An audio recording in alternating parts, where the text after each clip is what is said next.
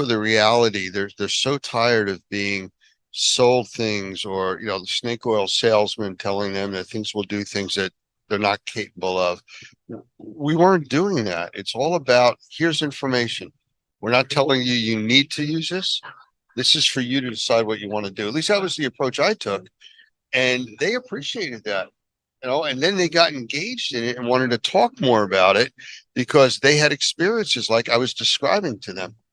Well, and then I think the other thing is that when they're going through some of that and you're trying to explain it to them, if they know that you're not financially tied to it, they can take it from a whole different perspective. They don't have to be quite so skeptical. In addition to that, when it's, the reason I'm sharing this with you is because I've seen it work, and I don't go much beyond that. I mean, unless there actually has been a study done that I've seen, or something, kind of a higher level in terms of information.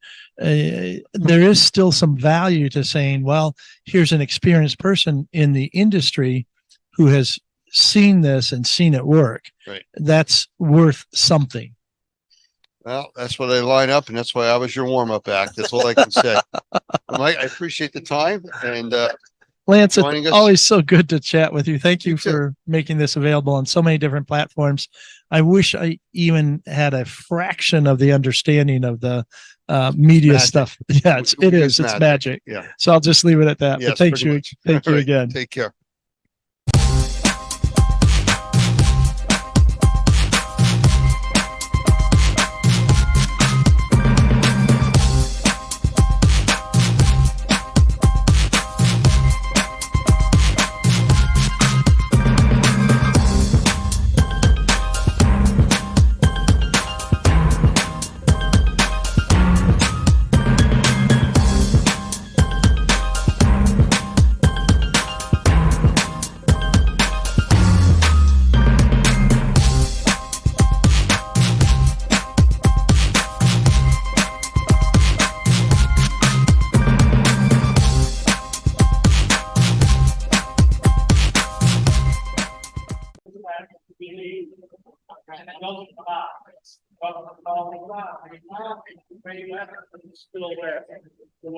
Everybody, we are back again in Chattanooga at the Experience Trade Show, and I have one of our Normie members with us, Barry Menken, and he's been around for quite some time, and he's always interesting to talk to, and he has some definite insights into this industry. So, Barry, welcome. Thank you so much. I'm really excited to be here. We try to get to these, a couple of times a year, and obviously other organizations as well, and just to stay connected to the industry so we can be on top of our game. Well, one of the things, and I do appreciate that, I want to mention is that you guys were late this morning and missed my presentation. and I was told to point that out. Yes. Well, my hope was that I would be able to get a copy of it later so that I could digest it properly and really get a deeper hold of it. This is a snooze you lose event, so sorry about that. So what brings you here? This is a ride for you guys, isn't it? A little bit of a ride, not too bad. We're actually out of Nashville, Tennessee.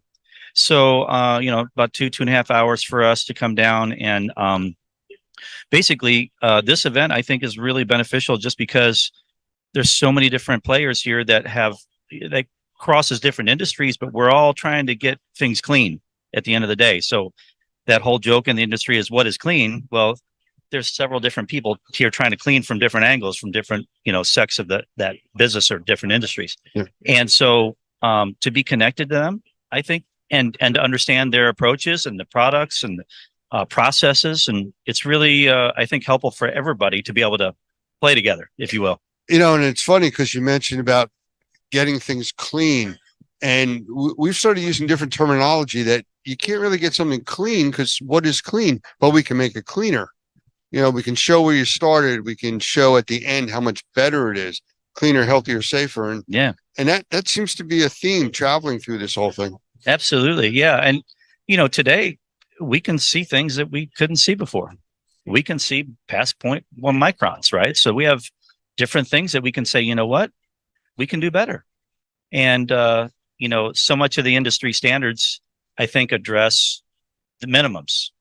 And, nobody should be bragging about getting a D-, like if you're just doing what code says. If you're in the building industry, it's like, well, it passes code. Well, that doesn't make a healthy house. And in our industry, it's like, let's not do the minimum. Let's find out how good we can be. And the technology now can help us do that. Yeah, it's funny. We use more or less a joke when we talk about things with people doing testing and stuff. And to your point, a doctor that graduates med school last in his class, lowest possible score, he's still called doctor. Right. But being proud of that, yes, you're a doctor. Congratulations. I'm glad you did it. But then again, look at the people that really scored way up top. They're really engaged in the industry. They're there for the right reasons. Yeah. And that's what this kind of show is about. Yeah, I would say when I come to these shows, the people that come here, especially not necessarily even the vendors, but the people that are coming, they're hungry. And if you care, you're going to show up. And those are the people that want to be excellent at what they do and learn from you guys, right? Yeah. So prime example.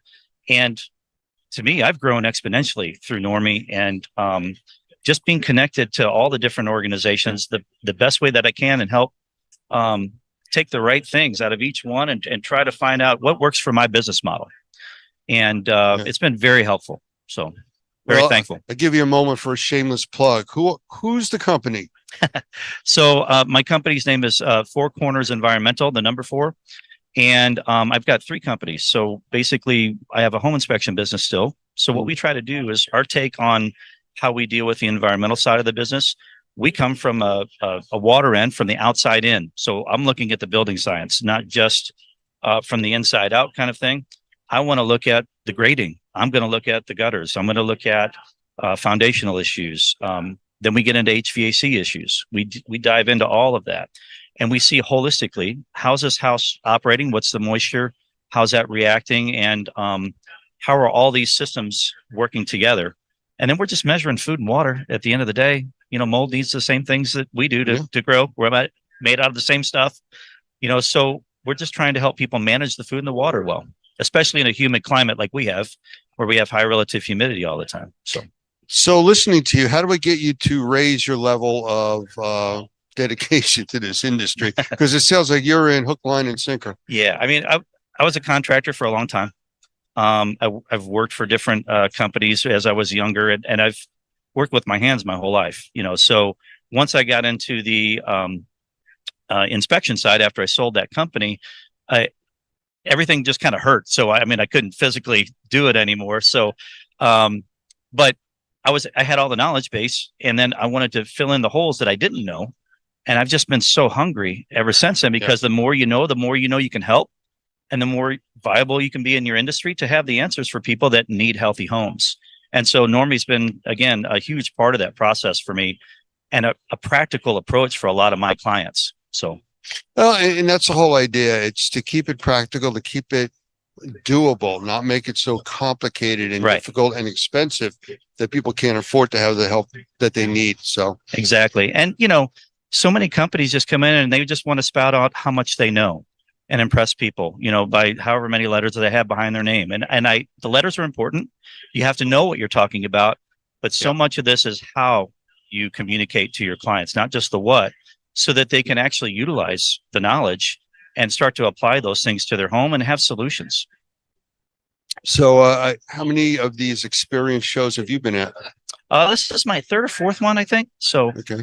Yeah, this particular show. Mm-hmm. Have you been to the Las Vegas version? Yeah, that's the one I was at last year. Or was it? Yeah, last year. Yeah. That is their bigger show of the year. This is kind of like their warm-up show they do in the spring. Right. And then in the fall, they do the big show in Vegas. So looking forward to that. Me too. Yeah. It's usually a good time out there, and exciting, big, too much walking now. Yeah, it's good for us because we usually eat a little bit too much while we're out here. So that is true. All the rich foods and everything. So, but the walking's good. So, all right. Well, I appreciate you stopping by. I know you're here with a few other people. You're wandering and looking at everything. So we're enjoy. I appreciate you coming by. Appreciate it. Thanks for having me. Thanks for stopping.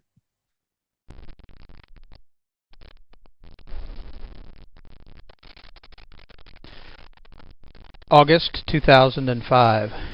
It'll be a memory etched into the minds of those of us who lived through and survived Hurricane Katrina and Rita. As devastating as the 150 miles per hour winds were, no one could imagine the inconceivable costs in terms of loss of human life and property that the failure of the levees caused when it flooded nearly 1/3 of the city of New Orleans.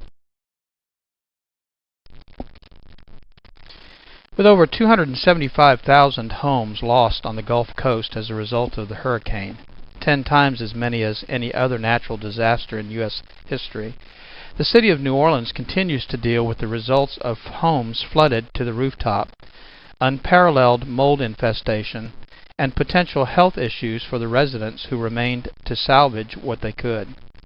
Information and misinformation has been mixed together, and vulnerable property owners have been faced with the daunting task of trying to sort out the truth. And so the lessons are clear. Prepare when you can for whatever flooding might occur, not only for the potential, but for the aftermath. And whether a natural disaster or the result of someone's mistake, anyone and everyone can suffer the devastating effects of flooding.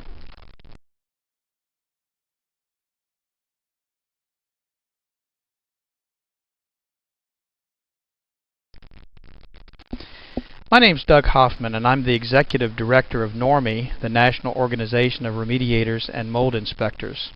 The information you're about to hear is designed to provide steps, guidance, and assistance for reacting to flood conditions in your structure.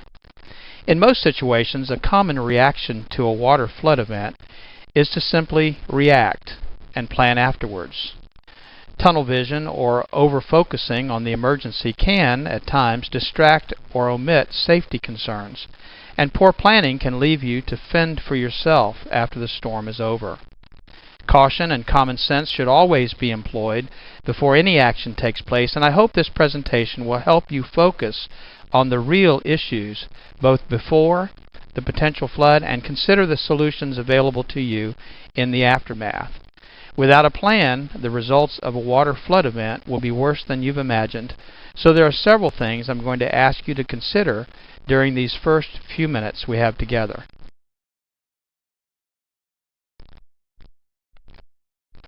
The integrity of the structural systems may have been compromised depending on the nature and degree of the event. In all cases, if you are unsure of how to proceed or to create a safe environment to work in, contact a professional to assist you. A major concern in flooding situations are the utility services. Wet or submerged electrical devices, outlets, and wires can energize the area you're working in. The risk of electrical shock, burns, or even death must be eliminated before proceeding. This may require the power company to deactivate your service. And of course, natural gas and propane sources should also be protected, secured, or deactivated. This would include pilot lights, heat sources, and gas storage tanks.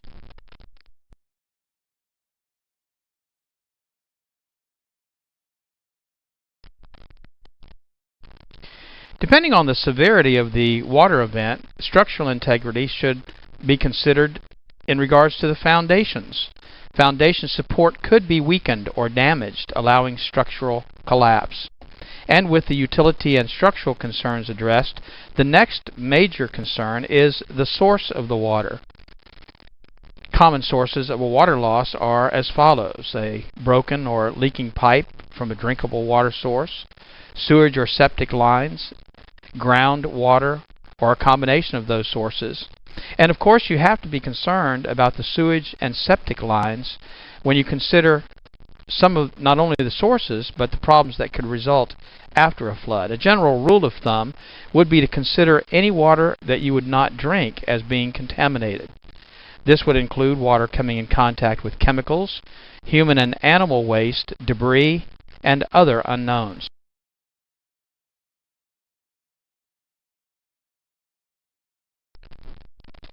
Protecting yourself is one of the important first steps post some water event.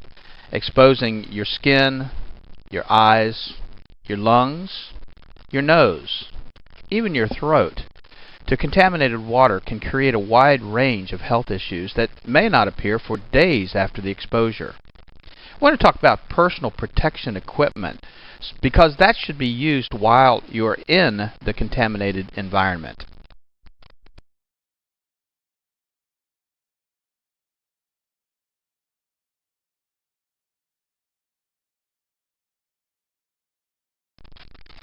Personal protection equipment can include a wide range of items, including boots, clothing, gloves, goggles, and even a mask.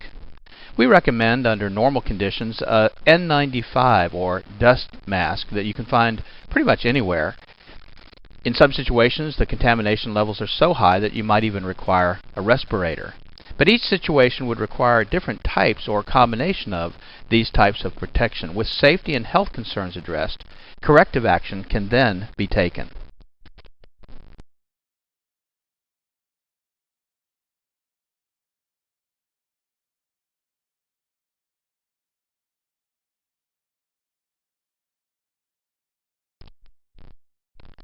One of the most important things to consider with respect to corrective action is time.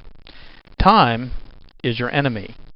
Once materials get wet or contaminated, damage and additional contamination growth is exponential. A clean water loss, if not corrected, can promote mold growth in as little as 24 to 48 hours. And contaminations due to sewage or unknown water sources will simply exacerbate the problem.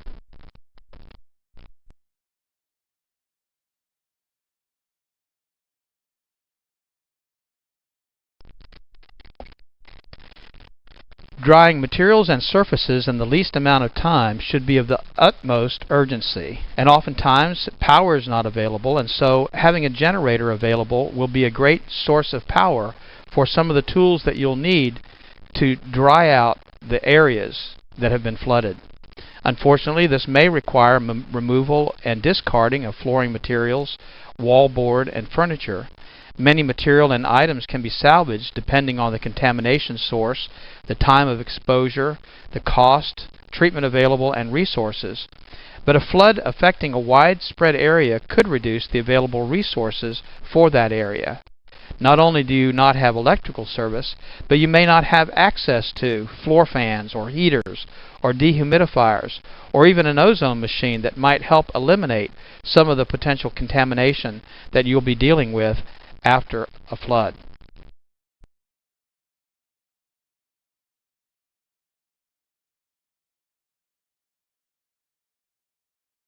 The following suggestions may not be appropriate in all situations. However, in all situations, safety must be the primary concern.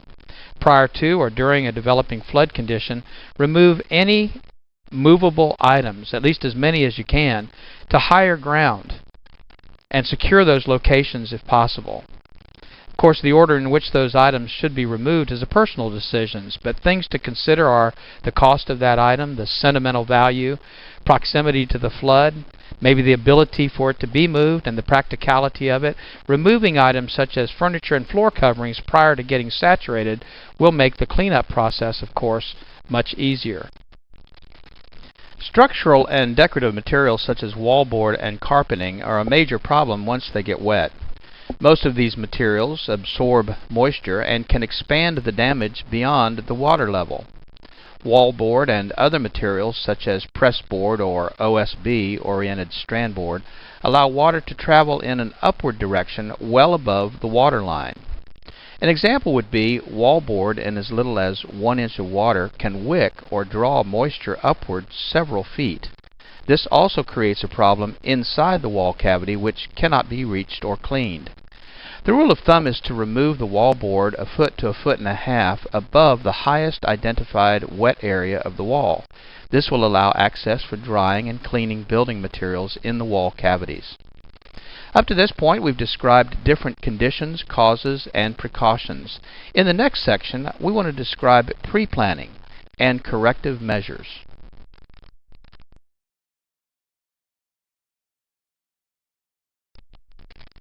The preparation checklist.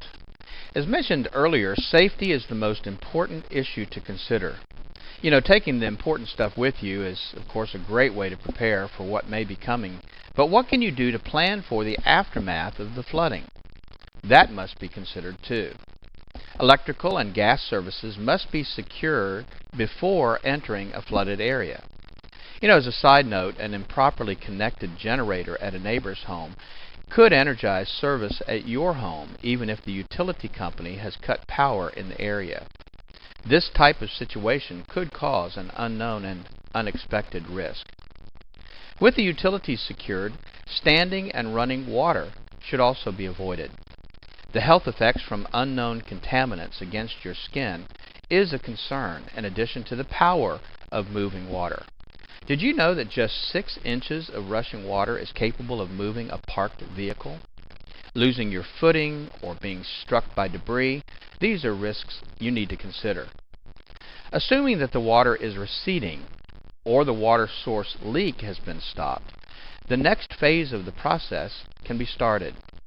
Drying is one of the most important things you can do to reduce your loss. Contacting a remediation or drying company should be your first option. Pre-planning and contacting a restoration company before an imminent flood may place you on a response list if a wide area has been affected. Other options could include contacting the local fire department to have your basement or lower levels pumped out, renting pump equipment and generators prior to the flood while they're still available, and arranging for alternate lodging in the event your building becomes uninhabitable. Remember, the larger the area that's affected by the flood, the less resources will be available to you or your contractor.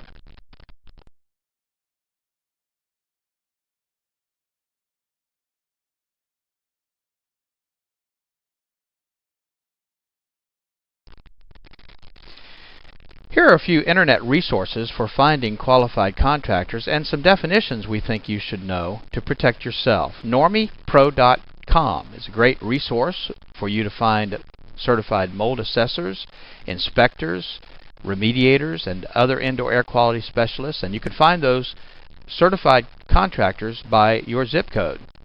ServiceMagic.com is another great resource for construction contractors throughout the United States, and you can find them by the type of work they do and by your zip code. And then, of course, EnvironmentalExpert.com. To avoid being taken advantage of by a contractor during a flood emergency, understanding the following construction terms will be helpful. Licensed. In many parts of the country, having a license to do certain types of work is not necessarily a measure of that contractor's competency. Sometimes it simply means that they have government approval to work for a fee.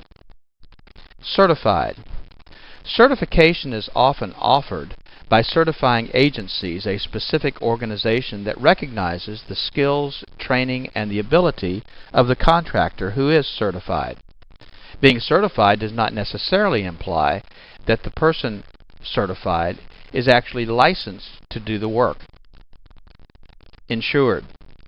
A contractor stating that they are insured is a pretty general term and could simply mean that they have auto insurance.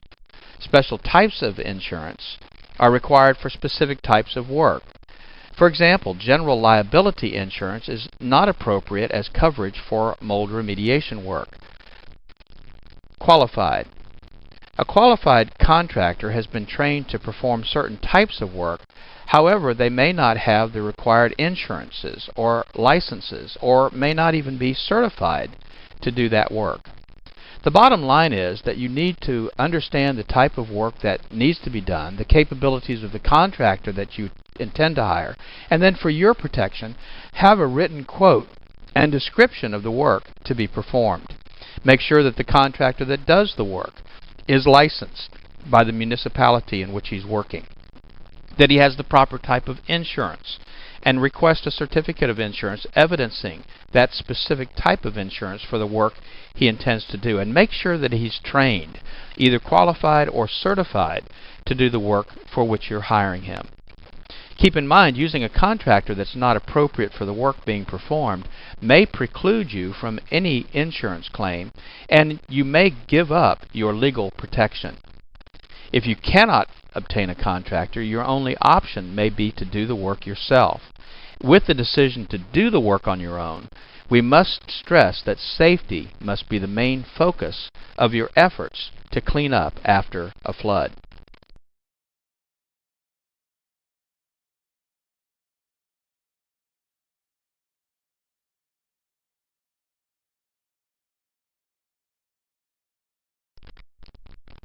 So let's talk about doing it yourself.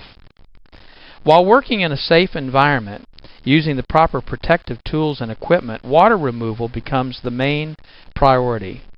Pumps for pooling water and wet dry vacs provide a good start to remove the majority of water. Rugs and carpeting and padding, if saturated or contaminated by an unknown water source, should be removed to allow drying of the subflooring. Sheetrock or wallboard materials and insulation that have been submerged should be removed 12 to 18 inches above the highest wet area. As a hint, removing 4 feet of wallboard is easier to replace with a 4 foot by 8 foot sheet of material. It's easier to do that than to try to cut and fit in smaller pieces. Once the bulk of wet materials have been removed, air movement and turning on your air conditioner if the power is available should be provided. And this would include running the HVAC, heat or forced air systems, using dehumidifiers and fans to increase air movement, and applying sanitizers like ozone machines to help prevent mold and bacteria growth. Sanitizers are extremely important when dealing with sewage and water from unknown sources. Heat drying systems can also be used by trained professionals to dry the environment. However, improper use could result in fire or permanent damage to materials by drying them too quickly. Remember that the drying process may take several days to more than a week, depending on the extent of the exposure. Secondary or collateral damage may start to occur in that time. Mold and other microbial growth may start to appear on surfaces exposed to moisture or elevated humidity levels. And if you have a situation where you start to have large areas of microbial growth, the drying process in most cases was not done adequately or fast enough. There is available at enviroscreening.com, for instance, do-it-yourself testing kits to find out if the mold that's been growing in your environment is the type of mold that might need to be removed or dealt with differently than common molds. In this case, it's recommended that you seek the assistance of a professional mold inspector, a qualified sampling technician, or a remediator. Health concerns become additionally critical as the environment conditions deteriorate.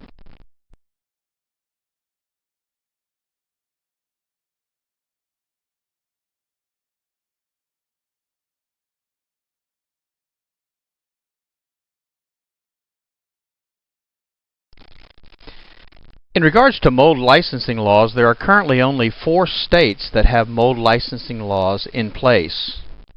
Texas and Louisiana, of course, have their mold licensing laws in place. Florida has their licensing law in place, but it doesn't go into effect until 2010. And then just this year, the state of Maryland put in place their mold licensing law. The important thing is that you check the qualification of the indoor air quality specialist or the mold inspector or the mold remediator or assessor in your state to make sure that they are licensed, certified, and insured before they begin any work.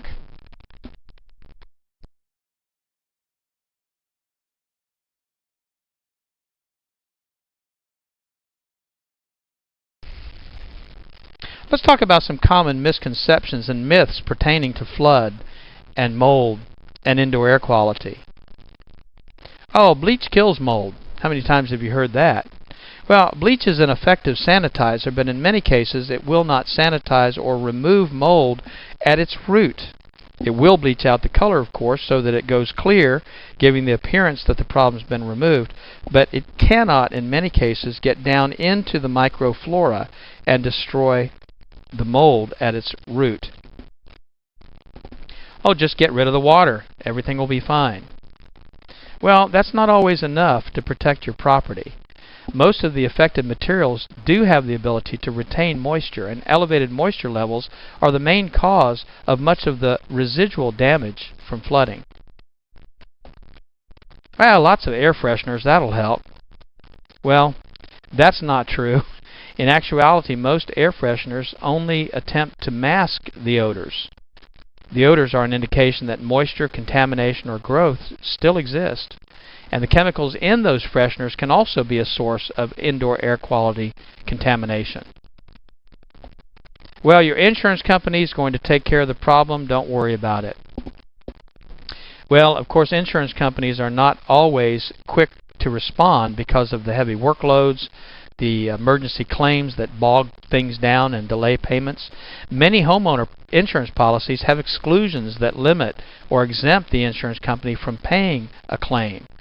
An example would be a claim to an insurance company for water damage from, say, groundwater intrusion. In most cases, the claim could not be covered unless you had flood insurance and the area that you're in was declared a disaster area by some government agency.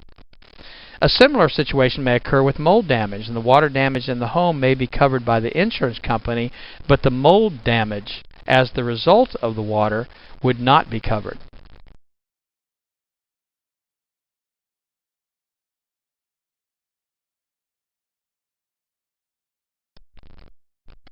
Here are several resources that may provide you with some additional assistance.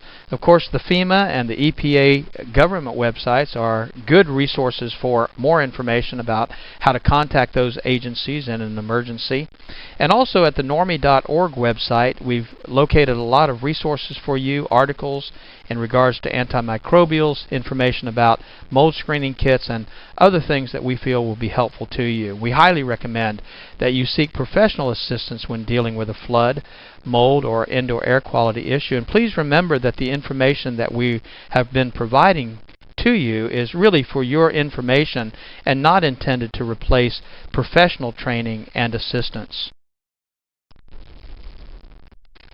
I want to personally thank you for taking the time to listen to this overview. I am hoping that you will benefit from the resources we've made available to you, but also from the training that we offer industry professionals to help you through the process of getting things back to normal. It's my hope that you will never be faced with the issues we've discussed, but if you are, you will now be better prepared. Thank you.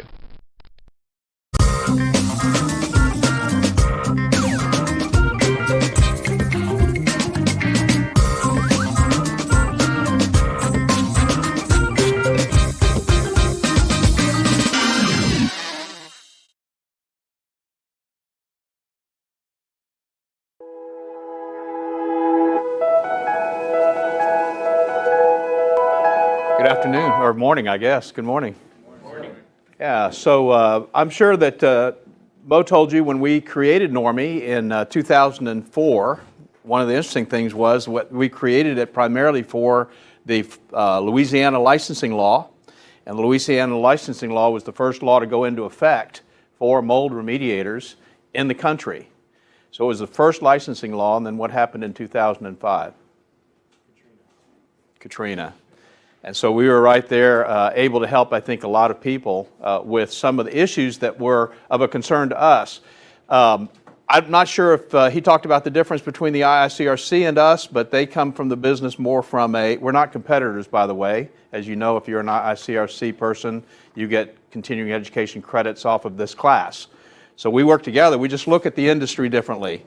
They come from the water restoration side of the business. We come from the building side of the business. And one of the reasons why we do that is not just my background with my licensing, but the main reason we do that is because we try to look at the house and the problem that they're experiencing in terms of a mold issue as a holistic kind of problem, not just fix this problem and everything is great, but think in terms of how we can actually improve their indoor air quality. So when I was moved to New Orleans in 2002, I was actually doing some of the things that you guys are doing now and some of the things that we would recommend that you do in terms of ongoing IAQ management, which is what we call our sanitization protocol.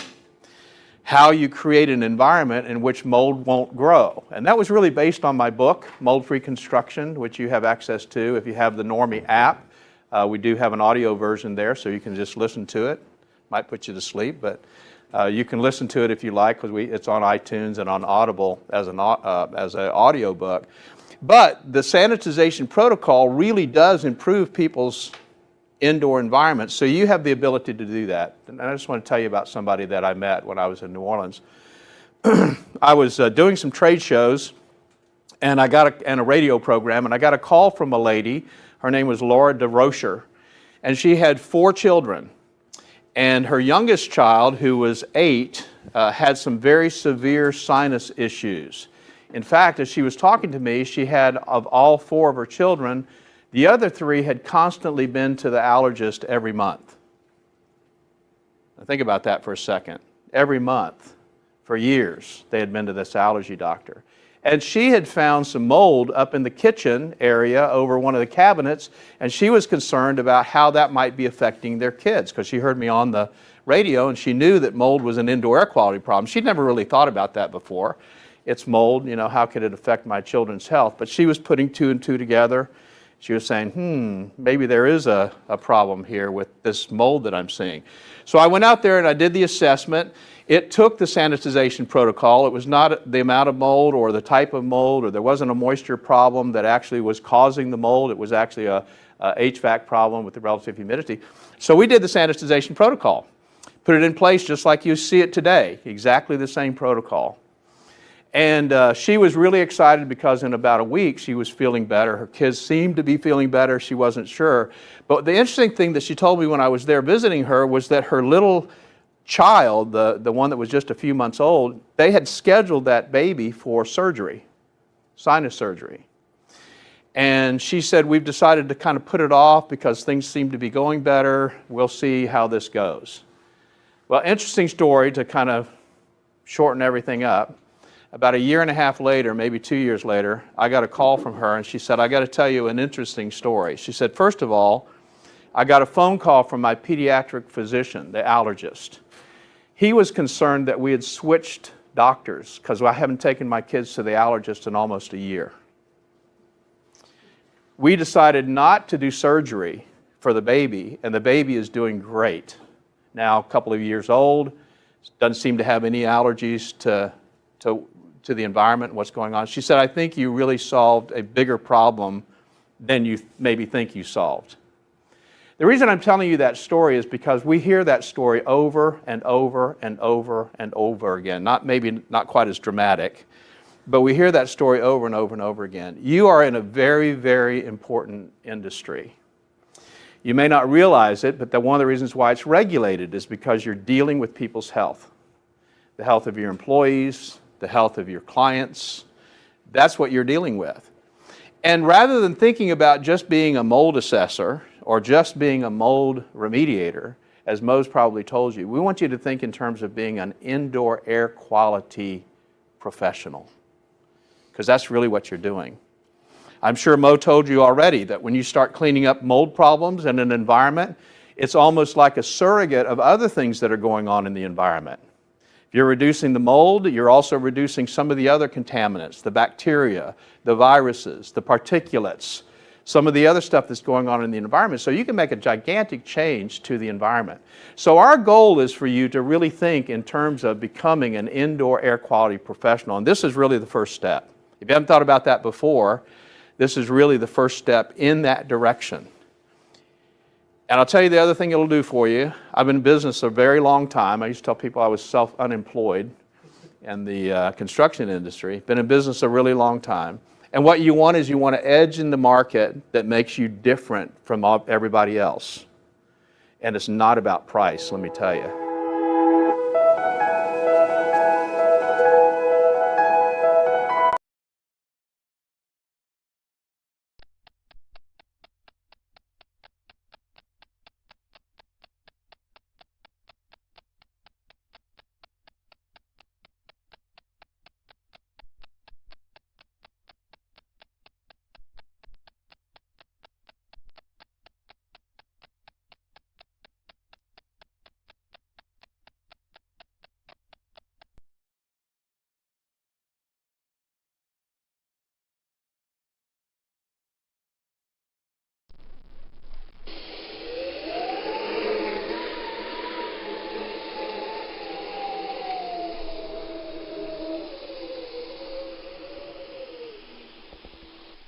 Hurricanes. If you didn't know any differently, they'd seem at the beginning like any other storm. And that's the deceptive part, the devastation, the flooding, the loss of life, the imprint of the loss of heartfelt memories, all occur after the storm has passed. The latest technology gives us the opportunity to be prepared way in advance of impending danger, and yet we wait. Or worse yet, we decide to stay. We risk so much when the effects of these devastating events could be so easily diminished if we had only listened.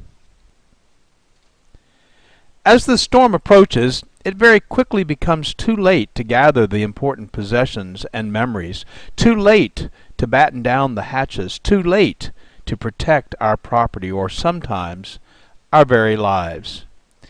With the aftermath of Katrina, I can assure you I have changed my game plan for the next Katrina, and I hope you have or will change yours. My name is Doug Hoffman, the Executive Director of NORMI, the National Organization of Remediators and Mold Inspectors.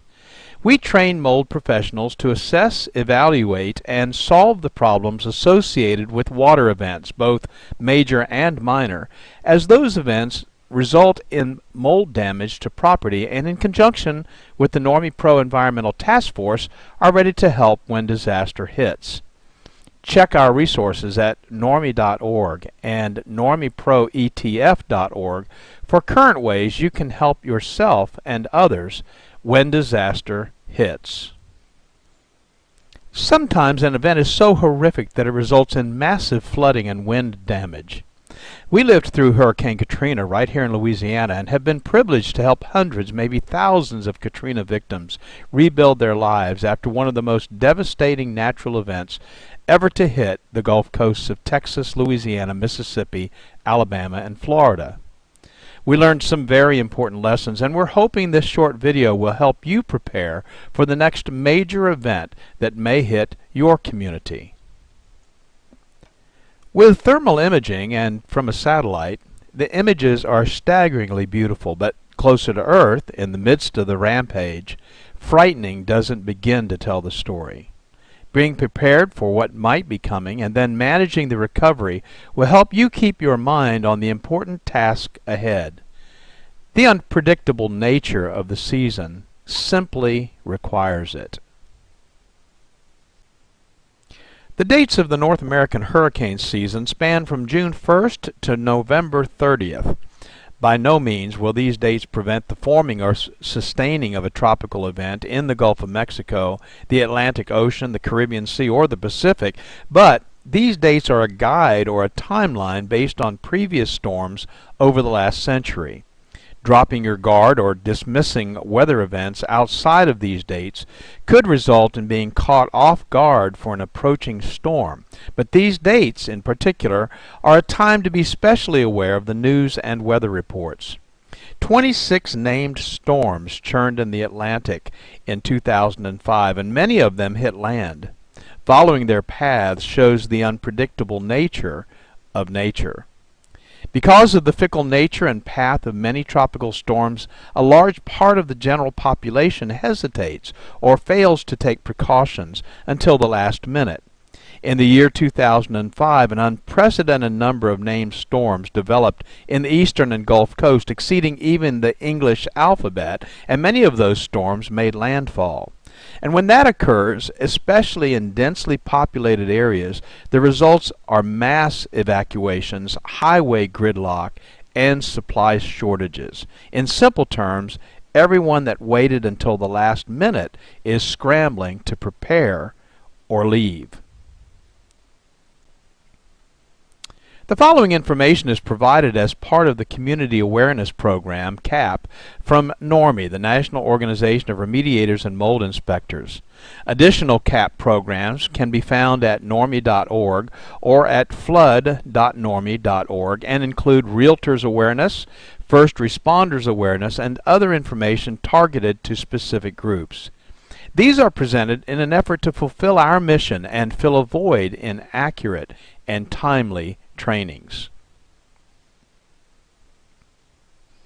How often have you seen news reports about the long lines at hardware stores where residents of areas prone to tropical events are waiting in lines for hours to purchase plywood or other needed supplies?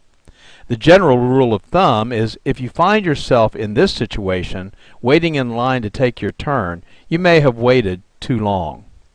Our goal at Normie is to provide you with general preparation and safety information for your time before, during, and after the event. Let's get started, and please feel free to take notes or revisit this video often. Sometimes a reminder can be very timely. So let's get started. Plan to be prepared before the event.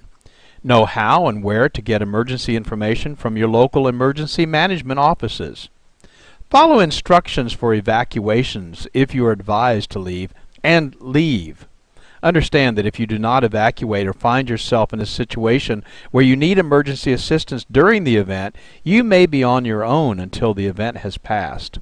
Emergency services will also be stretched beyond normal capacity, and assistance may be days or weeks away.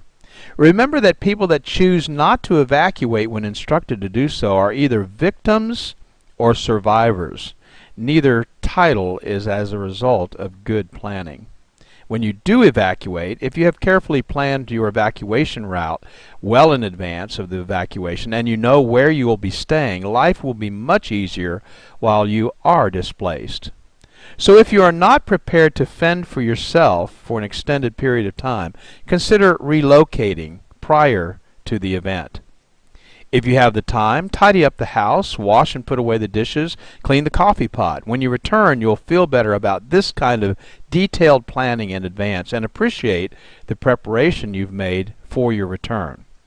And of course, traveling during the event is not advisable in most cases.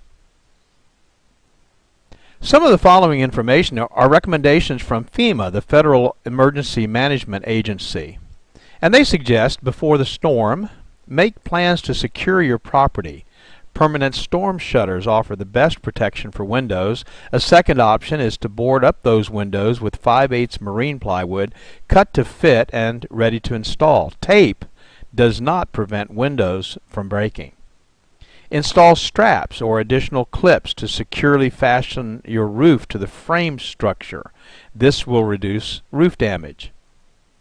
Be sure trees and shrubs around your home are well trimmed. Charge your cellular phone and refill your meds. Clear the gutters and downspouts of any extra debris that could become airborne. Secure your boat. Consider a safe room, a place where you will not be hurt by broken glass or structural damage. Take your outdoor furniture and put it indoors. Get evacuation information, which is readily available, and get a local shelters list. Where can you go if you need to? If you can't get out quickly enough or you get stranded because of traffic, where can you go? In regards to evacuation guidelines, there are really just two categories: what you should always do and what you could do if time permits. As my dad used to say, if you prepare for time to permit, it will. This list gives you these two priorities to consider. Always keep a full tank of gas in your car if an evacuation seems likely. Gas stations may be closed during emergencies and unable to pump gas during power outages. Plan to take one car per family to reduce congestion and delay. If time permits, gather disaster supplies and put them in a kit stored in your home. Always make transportation arrangements with friends or local government if you do not own a car.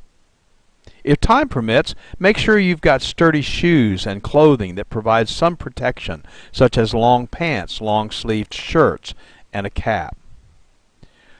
Always listen to battery-operated radio and follow local evacuation instructions. And if time permits, let others know where you're going. Always gather your family and go if you are instructed to evacuate immediately. Knowing your family is safe will give you a great peace of mind during the uncertainty of the events that might follow the storm. If time permits, secure your home. Close and lock the doors and windows, unplug electrical equipment such as radios and televisions and small appliances such as toasters. microwaves, leave freezers and refrigerators plugged in, or if time permits, empty them so that there'll be no risk of damage being done to those freezers or refrigerators. You should take some precautions on your way out. Leave early enough to avoid being trapped by severe weather. Plan to then follow recommended evacuation routes. Do not take shortcuts. They may be blocked. Be alert for washed out roads and bridges. Do not drive into flooded areas. And stay away from downed power lines. And of course the question always arises, when should we evacuate? Well, you should evacuate under the following conditions. First, if you are directed by local authorities to do so, be sure to follow their instructions. If you live in a mobile home or temporary structure, such shelters are particularly hazardous during hurricanes, no matter how well fastened they may be to the ground. A Cat 4 hurricane can remove the entire roof of a commercial structure, so what do you think it could do to something as light as a mobile home? And of course, you've always got the added concern of tornadoes. If you live in a high-rise building, you should evacuate. Hurricane winds are stronger at higher elevations, so your safety might be jeopardized if you decide to stay. If you live on the coast or on a floodplain near a river or on an inland waterway, flooding might be the biggest concern because a storm surge of some kind always precedes a hurricane. The Gulf Coast of Louisiana and Mississippi experienced anywhere from 15 to 40-foot surges, enough to totally wipe out the coastline for several miles back into the non-water frontland. If you feel you're in danger, you should leave. And if you have health issues that might need emergency or regular attention, you should go to a place where your concerns can be addressed readily. So what if you decide to stay? Well, you definitely want to listen to the radio or TV for information, so be sure to have plenty of batteries for both. Secure your home. Close the storm shutters, secure outdoor objects, and bring them indoors.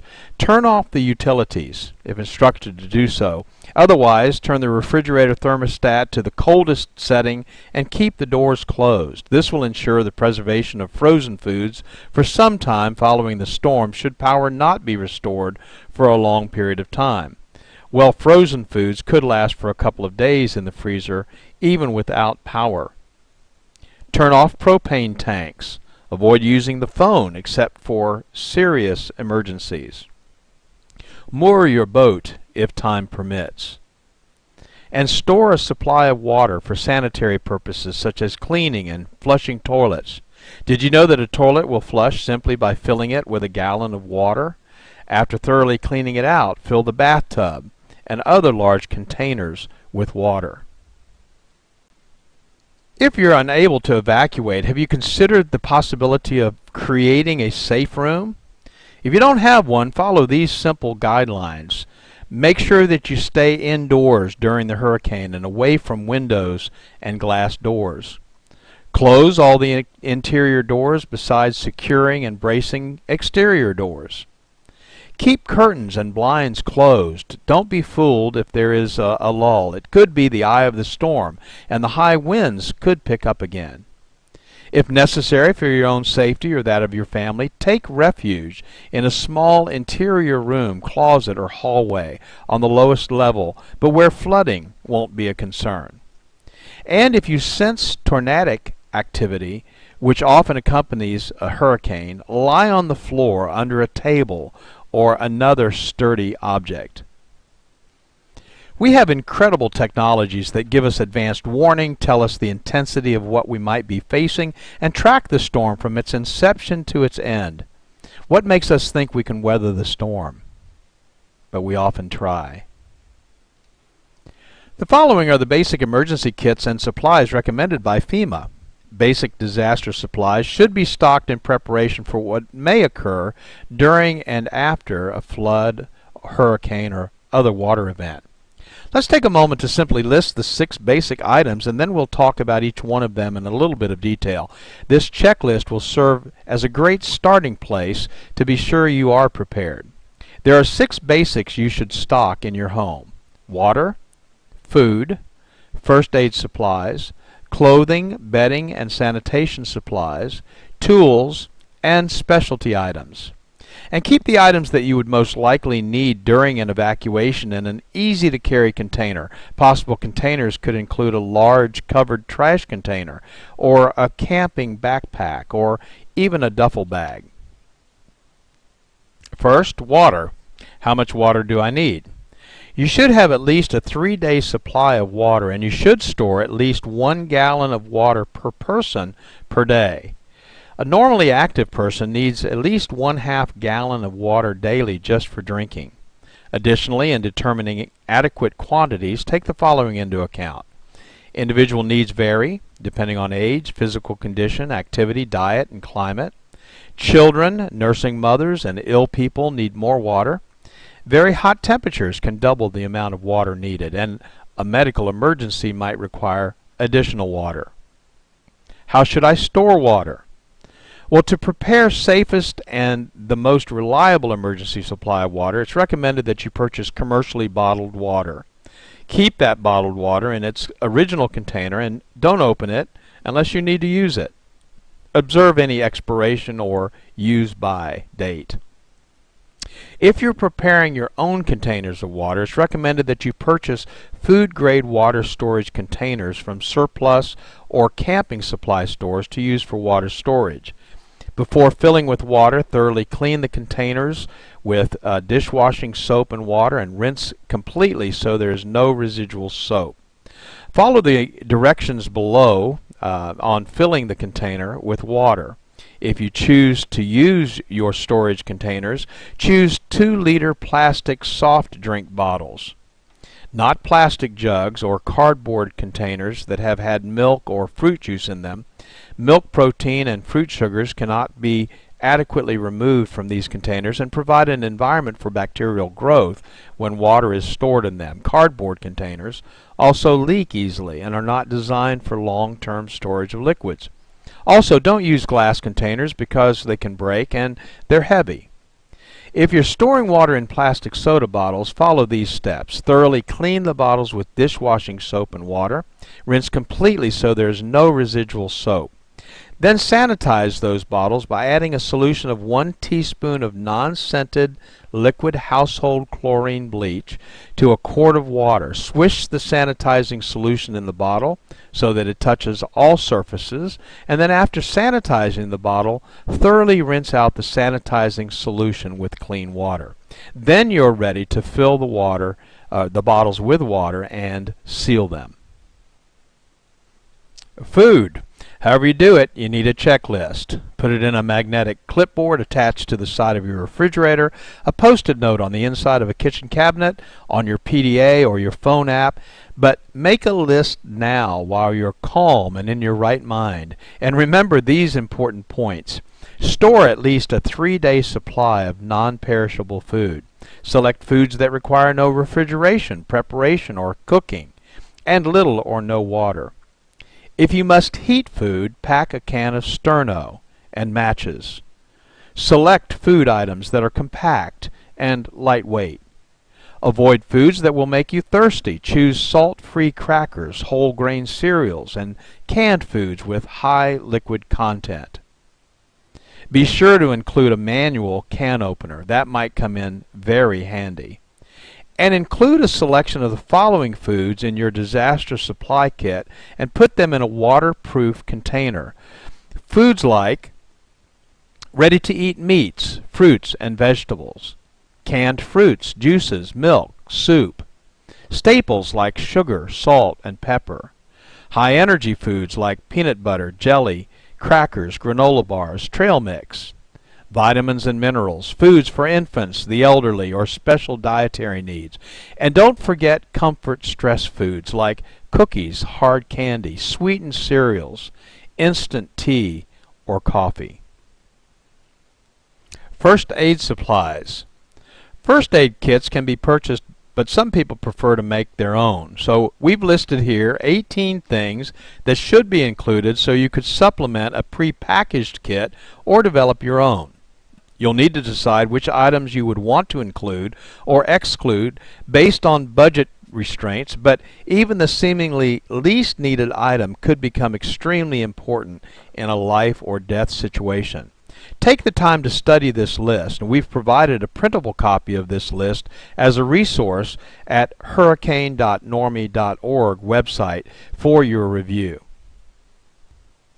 And a medical kit, again stored for safekeeping, could include the following items: aspirin or non-aspirin pain relievers, anti-diarrhea medication, an antacid for upset stomach, syrup of ipecac to induce vomiting if advised by the Poison Control Center, possibly a laxative, and maybe an activated charcoal, again for use if advised by the Poison Control Center. Emergency and safety items might also include these items, which would be safely stored but probably not in the same box with the first aid kit. Gas cans, ice chest or two, disposable cups, plates, eating utensils, and paper towels, black trash bags, vinyl gloves, maybe moistened cleaning towelettes.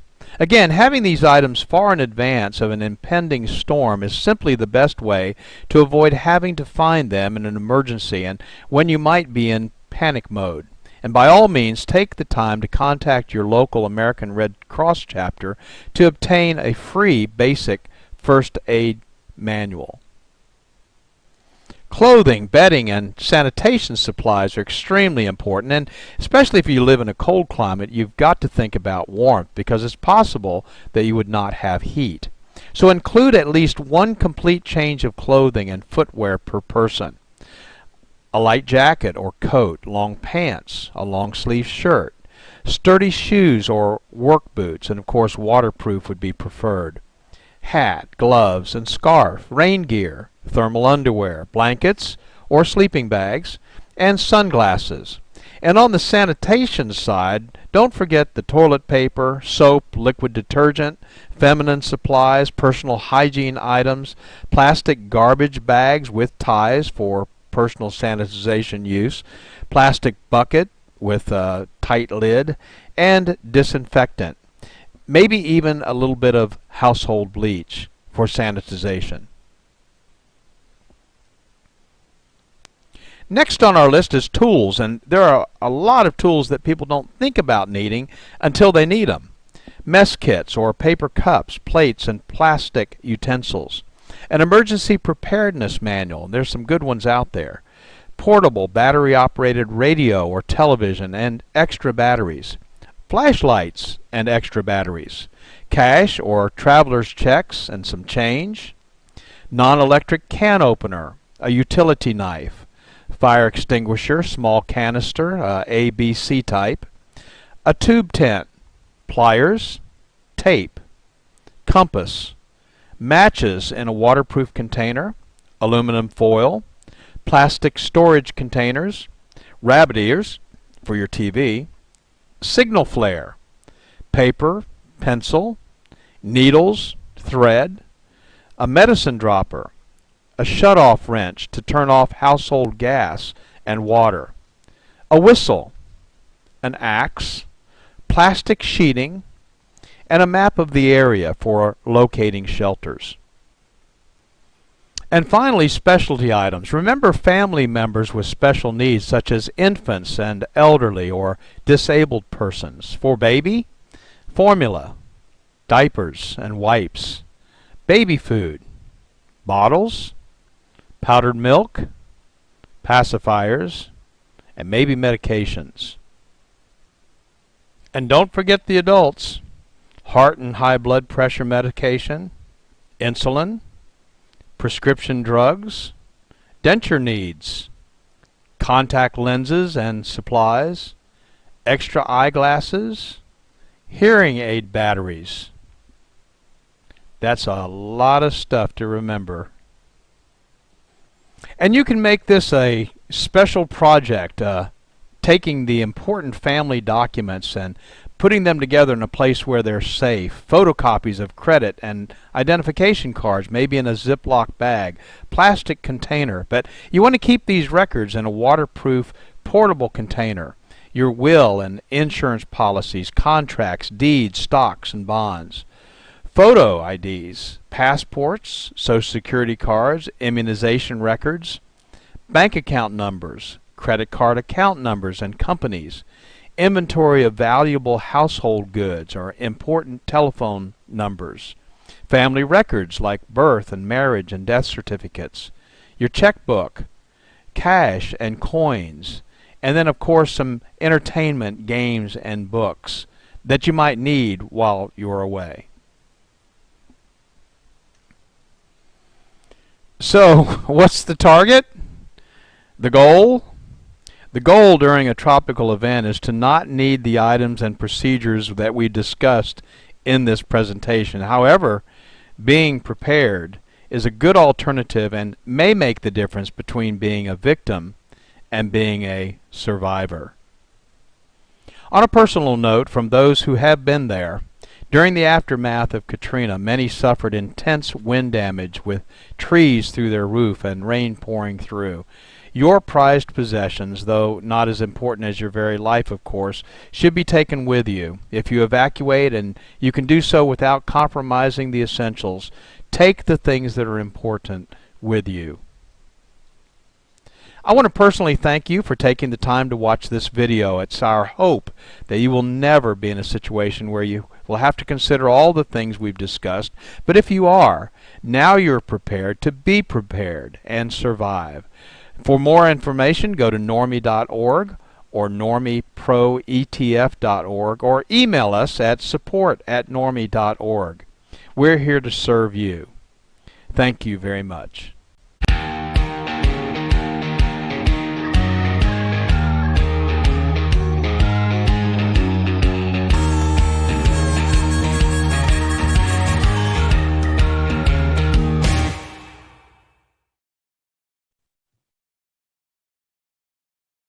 I want to welcome today's guests from Robert Pettyjohn Cleaning, Mr. Robert Pettyjohn and Katie Ruther. Guys, want to say a quick hello? Hello there, Lance. It's a joy to join you and the millions watching on their computer. Thank you, Robert. Hi, Katie. How you doing? Thank you. I'm good, Lance. How are you? Good, good. Well, let's get started here. And for those that don't know, Robert is one of our senior trainers.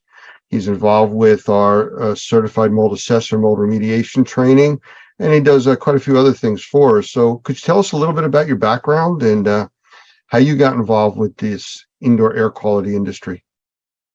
Well, Lance just started by cleaning carpets. My wife, Karen, and I were living in Kentucky at the time, and we were looking up at the light fixture on our ceiling and saying, we're going to be here the rest of our lives, or we're going to do something else. So we had an opportunity to go to Hawaii. So we sold everything we had and bought 2 one-way tickets to Kauai and sold jewelry on the beach for a couple of years. And then, like everybody should do, but then we had a little baby born over there. This little girl here to my right and to your left. Little Katie was born over there on Kauai, and we couldn't imagine raising her far away from my mom and daddy or Karen's mom and daddy, Mr. and Miss Chapman in Easley, South Carolina. So we came back to South Carolina, and I did a few odd jobs, and one thing led to another, and I felt the Lord lead me to come up here to Southeastern Seminary to get a PhD in world religions. But he obviously had other things in mind because we were stone cold broke when we got up here. I said, Lord, what are we going to do? I answered an ad in the newspaper that said, clean carpets, make $800 to $1,000 a week. I said, well, that'll pay a few bills. So I started doing it. It was a carpet cleaning company is what it was. So I started doing that, and then one thing led to another, and I realized that I didn't know everything I needed to know. So I went looking for some other resources, and fortunately I found them. But that's how we got started cleaning carpets in 1989 here in Wake Forest, North Carolina. You know, we've talked in the past about diverse backgrounds and, you know, where people are today and where they came from. So I just want to get this right. I'm visualizing it's the beach bum surfer becoming the doctor PhD, you know, in a short trip. Well, we didn't do, we did a little bit of windsurfing, but not that other stuff like they do in the pipeline in the North Shore of Oahu or any of these other big surfing venues. And I was accepted into the PhD program at Baylor University and also up here at Southeastern Seminary, but I never enrolled. We were just too broke, and I had to do something else. So I never became the doctor, but that's okay. Well, I'll tell you, Katie, I know you were dragged through this, probably kicking and screaming most of the way. And if you would like to tell us a little bit about your background, if you're comfortable with that. Oh gosh. So I grew up with the back seat of our minivan on the front porch to accommodate the carpet cleaning machine. Oh, that's right. Yeah. And that's okay. Fond memories.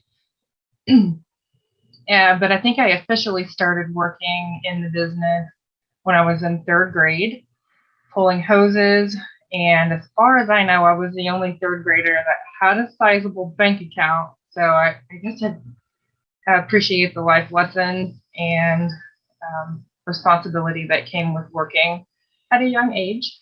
And I worked on and off, you know, went to college, tried to find a different career. And after college, I came back and worked in the office a little bit in the field. And I got married. We ran away for about 4.5 years to California and decided this is probably where we really need to be. So we came back and have been ears deep in textiles for the last, I keep saying 6 years, but time keeps ticking. So it might be closer to 8 years by now. Wow. Amazing. So here we are. Not at all what you plan for your life, but somehow, you know, you're doing what you're supposed to be doing. All right. Very cool. Well, you know, I like to know a little bit more about the backgrounds, and a lot of our viewers, you know, want to know who the people are that we're talking to. So thank you both for that. So let's get down to it.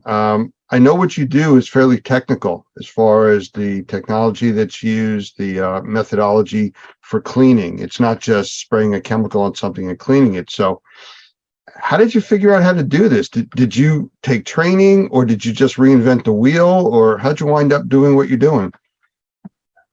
Well, we got started in our training because I had done some work. The guys at the shop figured I was the smartest one, so they sent me the worst, most difficult cases. And at this time, I went and bleached the guy's carpet and made a big mess. And that was $650 that Pettyjohns did not have. But we had to max out our credit cards in order for that to happen. So we did it. So I figured I better get some training.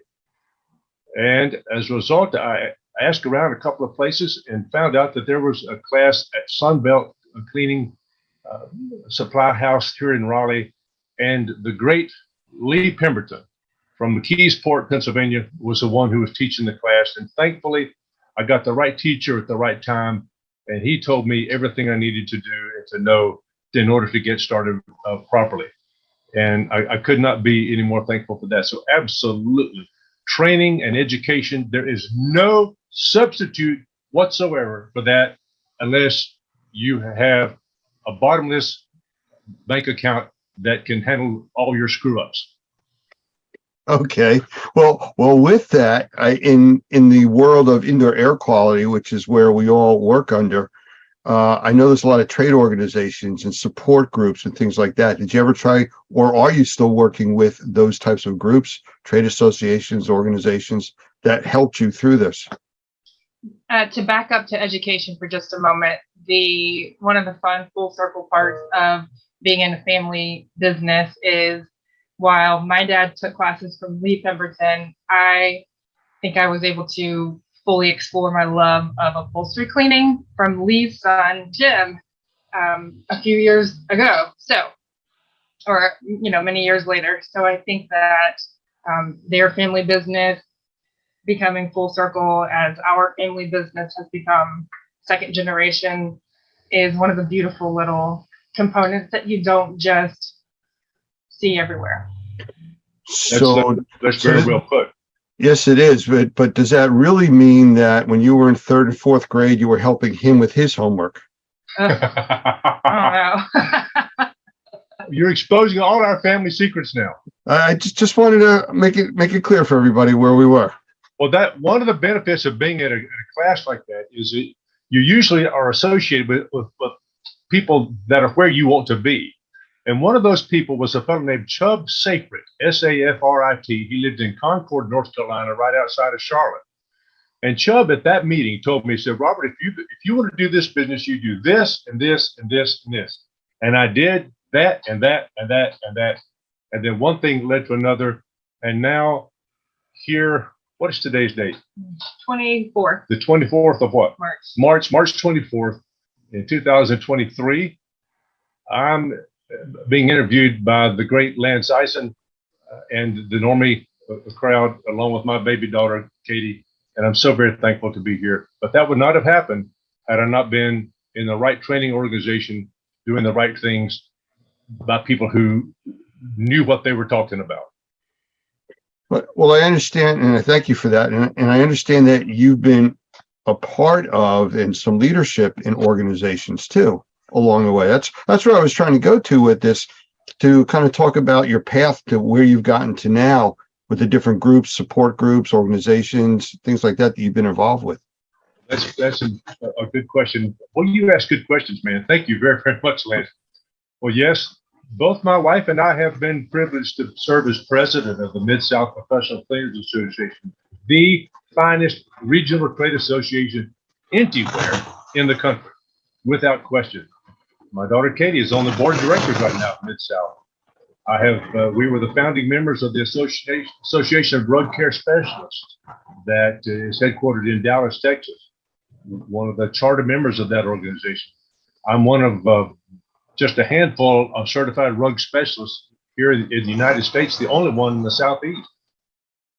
I'm also privileged to be a part of the Restoration Industry Association, where I'm one of about 125 certified water loss specialists in the whole country. And that's a real big deal. So you begin whenever, years ago, we used to go get gas and we had to get paid for it inside the convenience store. And when I came home, Karen said, "You went to the gas station, didn't you?" I said, "Yeah, how do you know?" "Because you smell like smoke." You remember that everybody smoked inside those gas stations. Well, that's the way it is now. You start to smell like the people you hang around. And fortunately, being a part of this national organization, Remediators and Microbial Inspectors, known as Normie, I'm beginning to smell like you, Lance, and I'm so thankful for that. I know there's a compliment in there someplace. I'm just not quite sure how far I have to dig for it. So I'm just going to kind of move on, and let's talk about indoor air quality. As long as you talked about, smells and things like that. Rug cleaners, carpet cleaners, I've seen these guys with their trucks and they go out and they spray some stuff on the floor and vacuum it back up and they're off to the next job. But why wouldn't they be more focused on how it's affecting the rest of the environment with indoor air quality? So, I mean, how do you view that component of what you do? Well, one of the benefits of being involved in an organization like Mid-South is that back in 1989, when we first started, we ran into a fellow.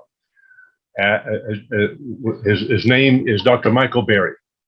He was in charge of the Research Triangle Institute, and at the time was a very, very close friend of the Mid-South Professional Cleaners Association. As a matter of fact, one of his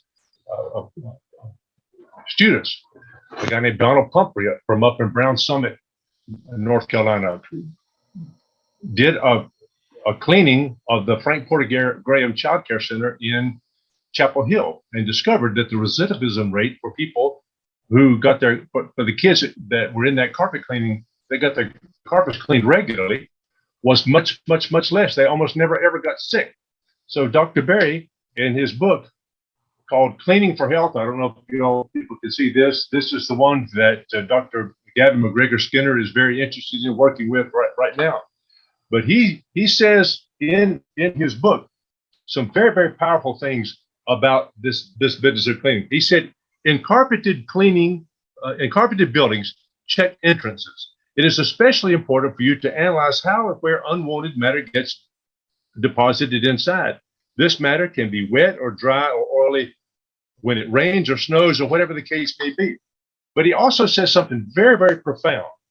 He said, with housekeeping, we manage and take advantage of the sink effect we find inside. Kitchens have a literal sink. If dirty dishes and garbage are allowed to build up in it, bacteria will proliferate, and someone is likely to get sick. Some surfaces are better sinks than others, Dr. Berry says. Carpets and fabrics are very effective sinks. Pollutants stick on or fall into their fabric surfaces due to gravity or electrostatic attraction. Such complex webs of fibers can trap and hold pollutants for a very, very long time. Housekeeping that makes the indoor environment biologically clean promotes long-lasting health.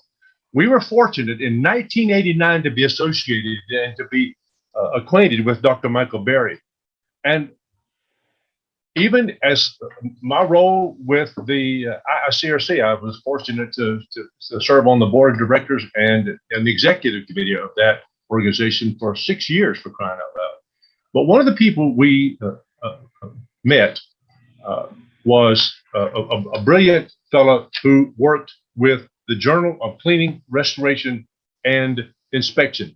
He wrote an article called The Influence of Flooring Type on Allergen Levels and Airborne Particles. This thing right here, an amazing, John Downey is his name, an amazingly brilliant fellow. But he says, and I'll just read one short sentence or two. In conclusion, the results outlined here do not support the common recommendations favoring hard flooring rather than carpet that are currently given to those with asthma and allergy concerns. Adds to the growing body of research that suggests no flooring type is definitely preferable over another. We hear so many people, Lance, as you well know, who say, rip the carpet out, take the carpet out. Well, no, the carpet is an effective sink. With every 1 square yard of carpet, there's 1.4 acres of surface area in that. That's a great sink, or a reservoir, as Dr. Gavin McGregor Skinner says. But that reservoir, that sink, needs to be emptied on a regular basis. Hence, what we're here for today is we are impacting people's indoor air quality in ways they will never have any indication. So, well, industry that does this, that allows us to do this, sir. Let me toss up a softball to you guys to take a swing at, using a baseball metaphor here. Here comes the pitch. In most structures, what is the largest filter in that facility or home? Katie? The carpet. There you go. Pretty much what you just said. I mean, it's a massive filtering system, and it's so important to address it the right way.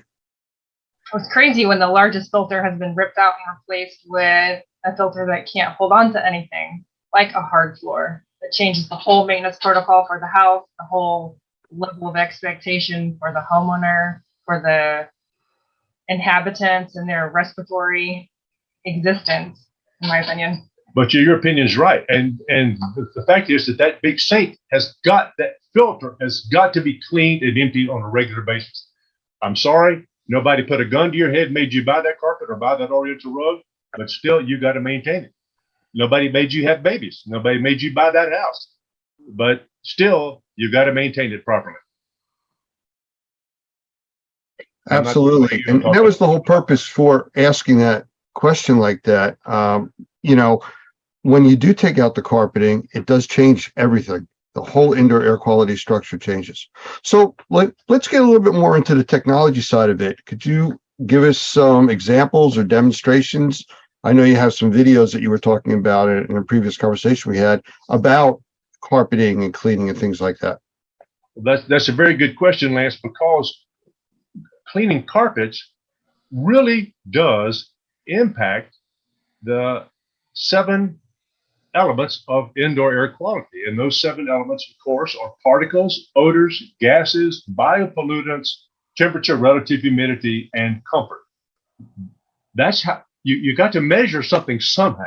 So let's measure it with these standards, these criteria, that Mr. Hoffman and Normie have established as extreme, and research over the decades as established as necessary elements of healthy indoor air quality. How does what we do impact healthy indoor air quality? Katie, how does all that happen? How would you show that? I would like to start with reel it back a little bit and talk about why before how. I think one of the questions that is often overlooked when it comes to how are you going to clean my rug? Can you clean my rug? What are you doing? Why should I choose you over someone else? Is come back to why are we even doing this in the first place? And the Sunday school answer is indoor air quality. But there are other answers to those questions. And those are going to be very simple. Why do you do what you do? Because it's important to your precious customers for one, but you've got to also understand what you're doing. Where does this rug come from? Where do these textiles come from? How did they come about even in the first place? And I think you may have we're going to show you a couple of videos, Lance, and your audience too. They're short videos. They're not going to last forever, but sometimes a picture says more, 1,000 words, 10,000, or whatever it is. Short videos, like an active picture, so you can just catch a little glimpse of interaction and not necessarily watch the whole movie. And you got some of those videos? I think I've got a few. Oh, that's great. Let's do it.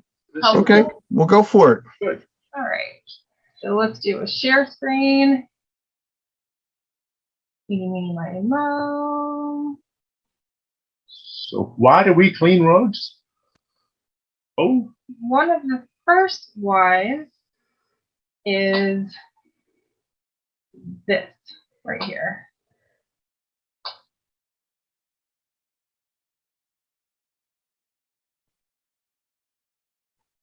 Can you see that, Lance? Yeah, absolutely. And being a grandparent, I mean, that speaks volumes to me. All right, that little bugger is my nephew. And clearly, there's my niece. And this is one of the primary reasons I clean things, is because I've got little kids and nieces and nephews that are crawling on my floor. And I've got a dog at home, and I know what the dog has done. I know what my kids have done to my floor. And while they're not this young anymore, literally eating the carpet as they pull themselves along, it's still shoes in my house. I know what's this close to their face. And it's important to keep the little people in my life safe. Plus, their respiratory systems are much less developed than the rest of us. And there's that bell curve of life that from the very beginning, you're more sensitive, and at the very end, you're more sensitive too. So not only for babies, but for seniors in their homes, for people who are having elective surgery, for people who are bringing children home from freshly been born. Oh gosh, there's all kinds of reasons. But this is why we do what we do, dadgummit, is because there's people lives that are dependent on what we're doing. We're cleaning for health, my friend. That's a big deal. Well, one thing that's a little different is most indoor air quality mold assessment work is measuring environments in that 4 to 6 foot breathable range. That's kind of the standard that most industrial hygienists look at, and testing is done at, because most people exist in that area breathing wise. The children that we're looking at, they don't fall into that range. They are way below it. They're down in the more humid area. They're down where the bigger particles are collecting because they're heavier. So they're exposed to more, and the carpeting. So I agree with you completely.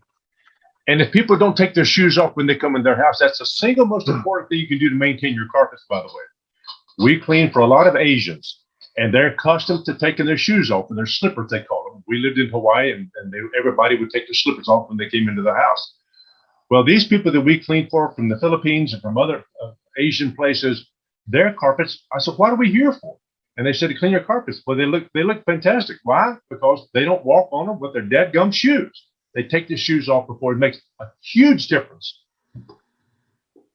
Okay, let's look at some more videos. Let's have some fun today. Okay, Kate? All right. So as a company, Petty John's, we do a lot of oriental rug washing, area rug cleaning, loose rugs, not to differentiate between install carpeting. And matter of fact, there's a rug on the back right behind us in the screenshot. That is an Afghan war rug with the tanks. Yep, the tanks and all that. That was made at a special time. We have a rug here on the wall from Tabriz in Iran. We got a bunch of rugs out there from Iran and from Turkey, Syria, from up in the Four Corners area of our country where the Navajo rugs are. Big deal. Let's show the video, see where they come from. so before you clean something, it's helpful to have an understanding of how it's made. And I like to differentiate between loose rugs and installed carpet because there's a lot of, can't you just clean my rug in my home? It's sitting on the floor just like my carpet is. Well, the construction difference between broadloom carpet that's installed in your home and a hand knotted oriental rug or even a machine made loose rug is wildly different.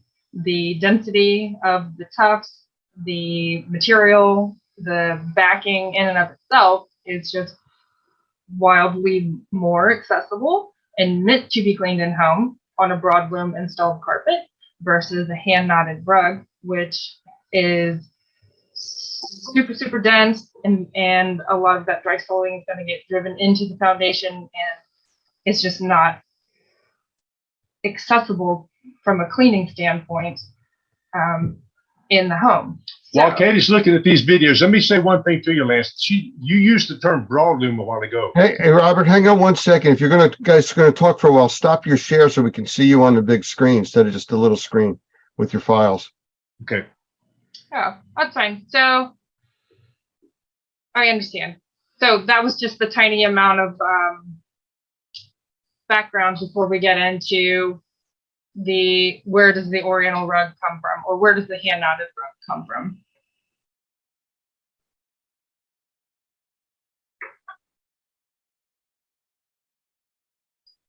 Oh my, this is taken in the Luri area of Iran. There are two major nomadic tribes there, the Luris and the Qashqai's. And you can see that this is a big deal in their lives. I mean, this was only taken just a few years ago when I had the privilege to go to Iran and see these sites firsthand. This is a something that you just don't see very much at all in our society, particularly in America, but gosh, almost anywhere. And then look who's bringing up the rear, being sure that the job's done right. Two women, by George. Isn't that fascinating? Wow. So we start the journey with the sheep walking on the dusty road, and we are going to go to the sheep have got to be shorn and the wool's cut off. It's got a very high lanolin content in it, so it's got to be washed first. Once it's washed, it can be put into a dye vat and dyed almost any color imaginable. And these guys that do this, these dye masters, using all kind of natural vegetal dyes, are some of the most incredibly brilliant people on earth. They are the most highly respected anywhere along this rug chain. It's those people who know how to match colors and to get them exactly what the customer's looking for. Those are really huge. And I've had the privilege of getting to know some of these folks and to watch how hard they work. Man, you just never see them taking breaks.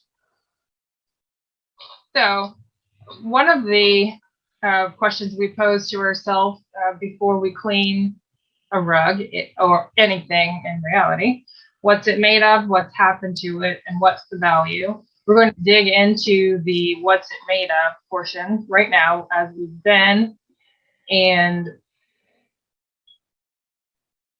so people may find this awful pedantic or something kind of, why you show me all these things like this? Well, there's got to be an entertainment value to what we're seeing. You're seeing some stuff that you've probably never ever seen before. We're lifting up the sheets, and now you can see what's going on in between. And it's a beautiful story of what all has been happening over the years, and to see that this. By the way, the oldest Oriental rug discovered was in the Pizric Mountains of Russia. It dates back to 5000 BC. It is constructed exactly the way that Persian or Iranian rugs are constructed today. Amazing, amazing. This here, you're seeing a lady in the Luri tribe. She is spinning the wool that's been cut off of the sheep, and it's all been cleaned up, and now they get big old skeins of this stuff, and it's got to be spun now into a yarn that can be used in a rug. But just look at all the times that this is being held by the human hand. Look, all the oils, look at the soil that's on the ground. I mean, these things, you'll see how this is taken care of down the road. This is just a beautiful process. And whether you're washing upholstery, whether you're cleaning dishes, whether you're cleaning up a television set or whatever, you got to know how things are constructed. And look at these incredible ladies there in the Kashka'i tribe that are actually weaving a rug on the ground.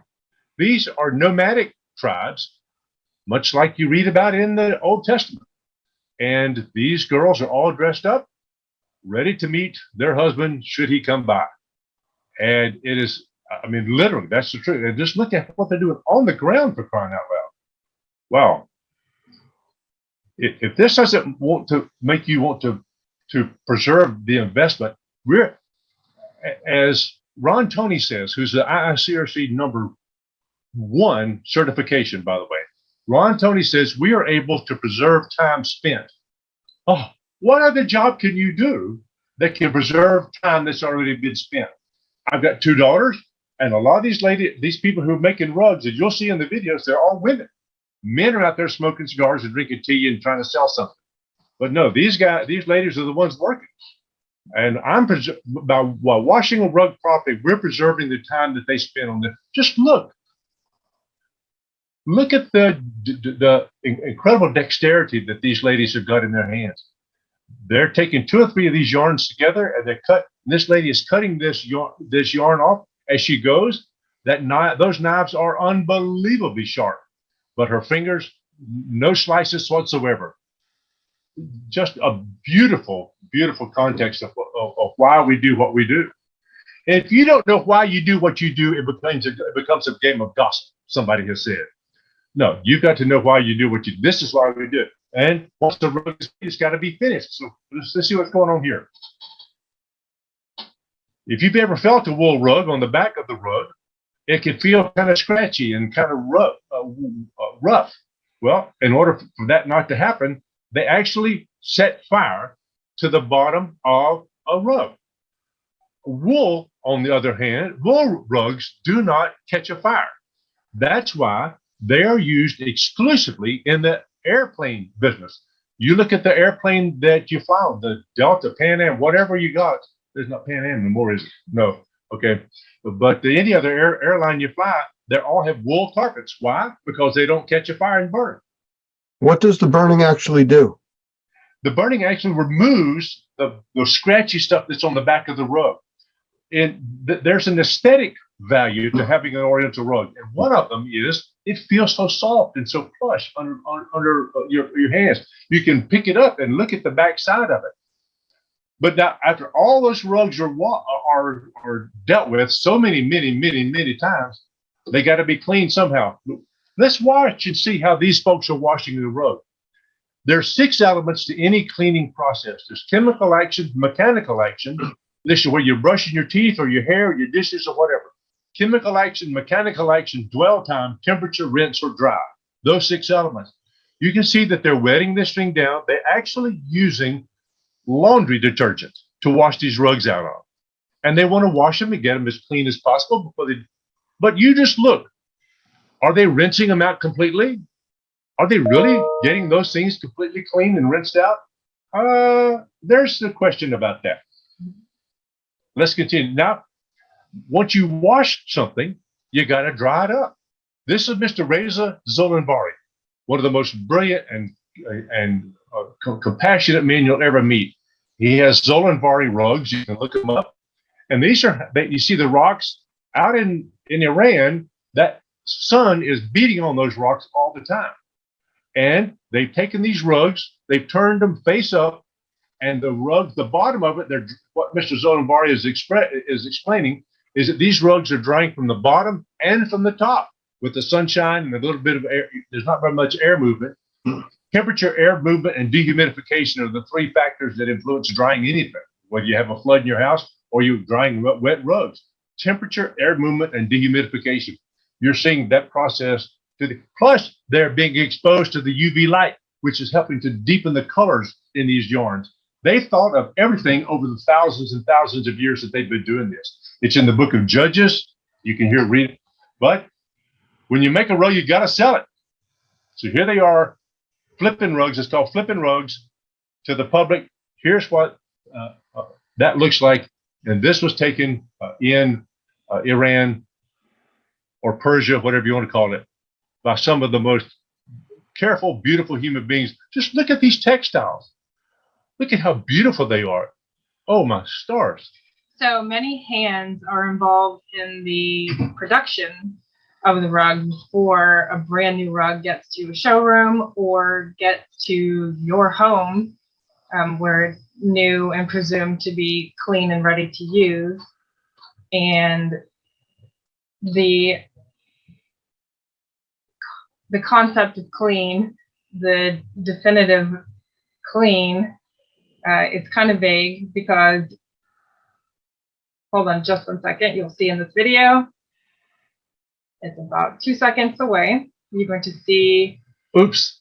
that has just potentially touched a brand new item that you're going to bring into your home and your child's going to crawl across, or you're going to drop a little crumb and you're going to pick it up and eat it because that was a really good blueberry muffin and you just bought the rug so it's clean. So this is actually the very first rug I ever bought. It's actually a grain bag. I bought this at the Grand Bazaar in Istanbul, Turkey. And to be able to, and what happened was that the folks used to put the grain in these bags and put the bags on top of, on the back of the horse and take them back and forth to wherever they needed to go. So this is now, fortunately, this has been cleaned, and that man that you saw in there has got a huge, huge heart, but he is unfortunately no longer with us. A dear, dear friend of our rug industry, and he's no longer with us. So, but this is understanding where these come from and how they get around and how they make it into people's houses. There's a story behind every one of these rugs. There may not be a story behind a carpet, but there's almost always a story behind an Oriental rug. We bought this rug in Ephesus on our honeymoon when we were on the Mediterranean Sea. We bought this, the very first purchase we bought, we went downtown and bought it at the rug shop. And now this is the first thing we ever bought as a married couple, somebody would say. Or I don't want to start crying or nothing, but my granddaddy taught me how to dance on this rug. Or this is when my brother and I used to play the Hot Wheels around the outside edges of the guard border on these rugs. All kind of stories behind them. And you just mentioned one about your mama a while ago. There's stories behind them all. And these are very, very real. A lady brought a rug into us the other day, about 6 or 8, 9 years ago, something like that.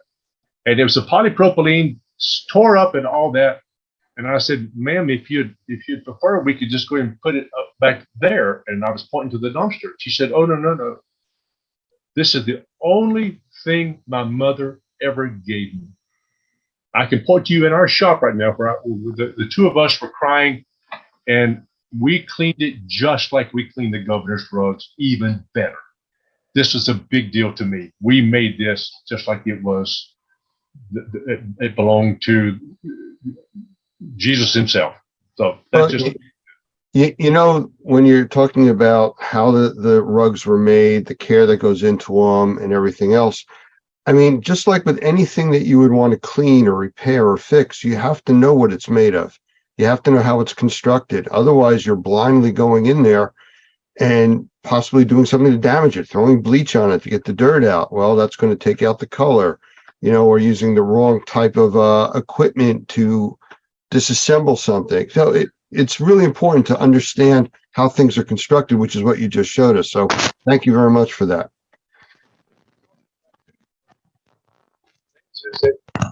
Whether it's a rug or whether it's your hardwood floors or anything, I know that you and I have had water damages in our home. As a matter of fact, today I'm getting all the CPVC plumbing removed from my deadgum house, so I don't want to come home to a flood.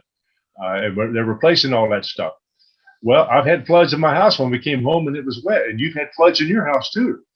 And to know for the restoration contractor or the remediation contractor to know what it's made of before he starts just sawing into something is just really huge. You made an excellent point, Lance. That's a beautiful point. Yes, sir. Yes, sir. Well, let me ask you a question. If you were able to talk to homeowners and business owners, what would you tell them to do to protect their rugs or floor coverings, whether it's carpet or a throw rug type of a thing, oriental rug? Oh, that is a great question. You should know the answer to some of that, Katie. How to protect your rug?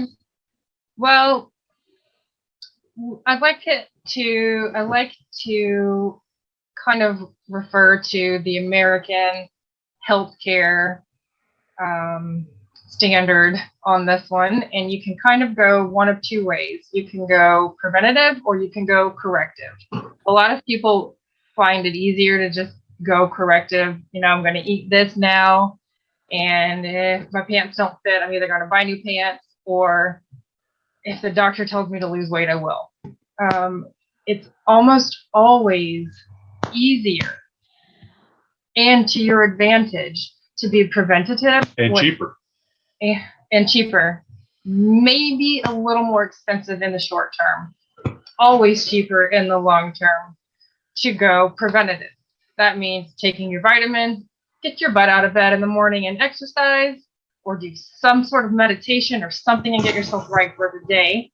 Also, preventative is imagining in the future what's going to happen. Somebody's going to spill something. Somebody's going to find something you said so funny that their soda spews out of their nose. They're laughing so hard. Then you've got to deal with cleaning up. That's happened. That's why I said that. Well, and you're exactly right. We have the ability to think and to project ourselves into the future is really, really huge. Well, one of the components here that's so important is by showing people the reality of how things are done, how things are made, and how things should be. And now talking about the preventative compared to reactionary, that is a major issue with most people today. Nobody, and I say nobody, the governments particularly don't want to spend money preventatively. They don't budget for prevention. They budget only for reactionary. Unfortunately, a lot of people are exposed to that too. A lot of people are short on funds, so they're not going to spend money to fix something that isn't a problem as yet. What you're demonstrating to us is the risk to that and how much more it costs down the road. I guess the easiest example for most people to understand would be driving your car for 10 years and never changing the oil. Well, it seems to be running fine. I'll leave it alone.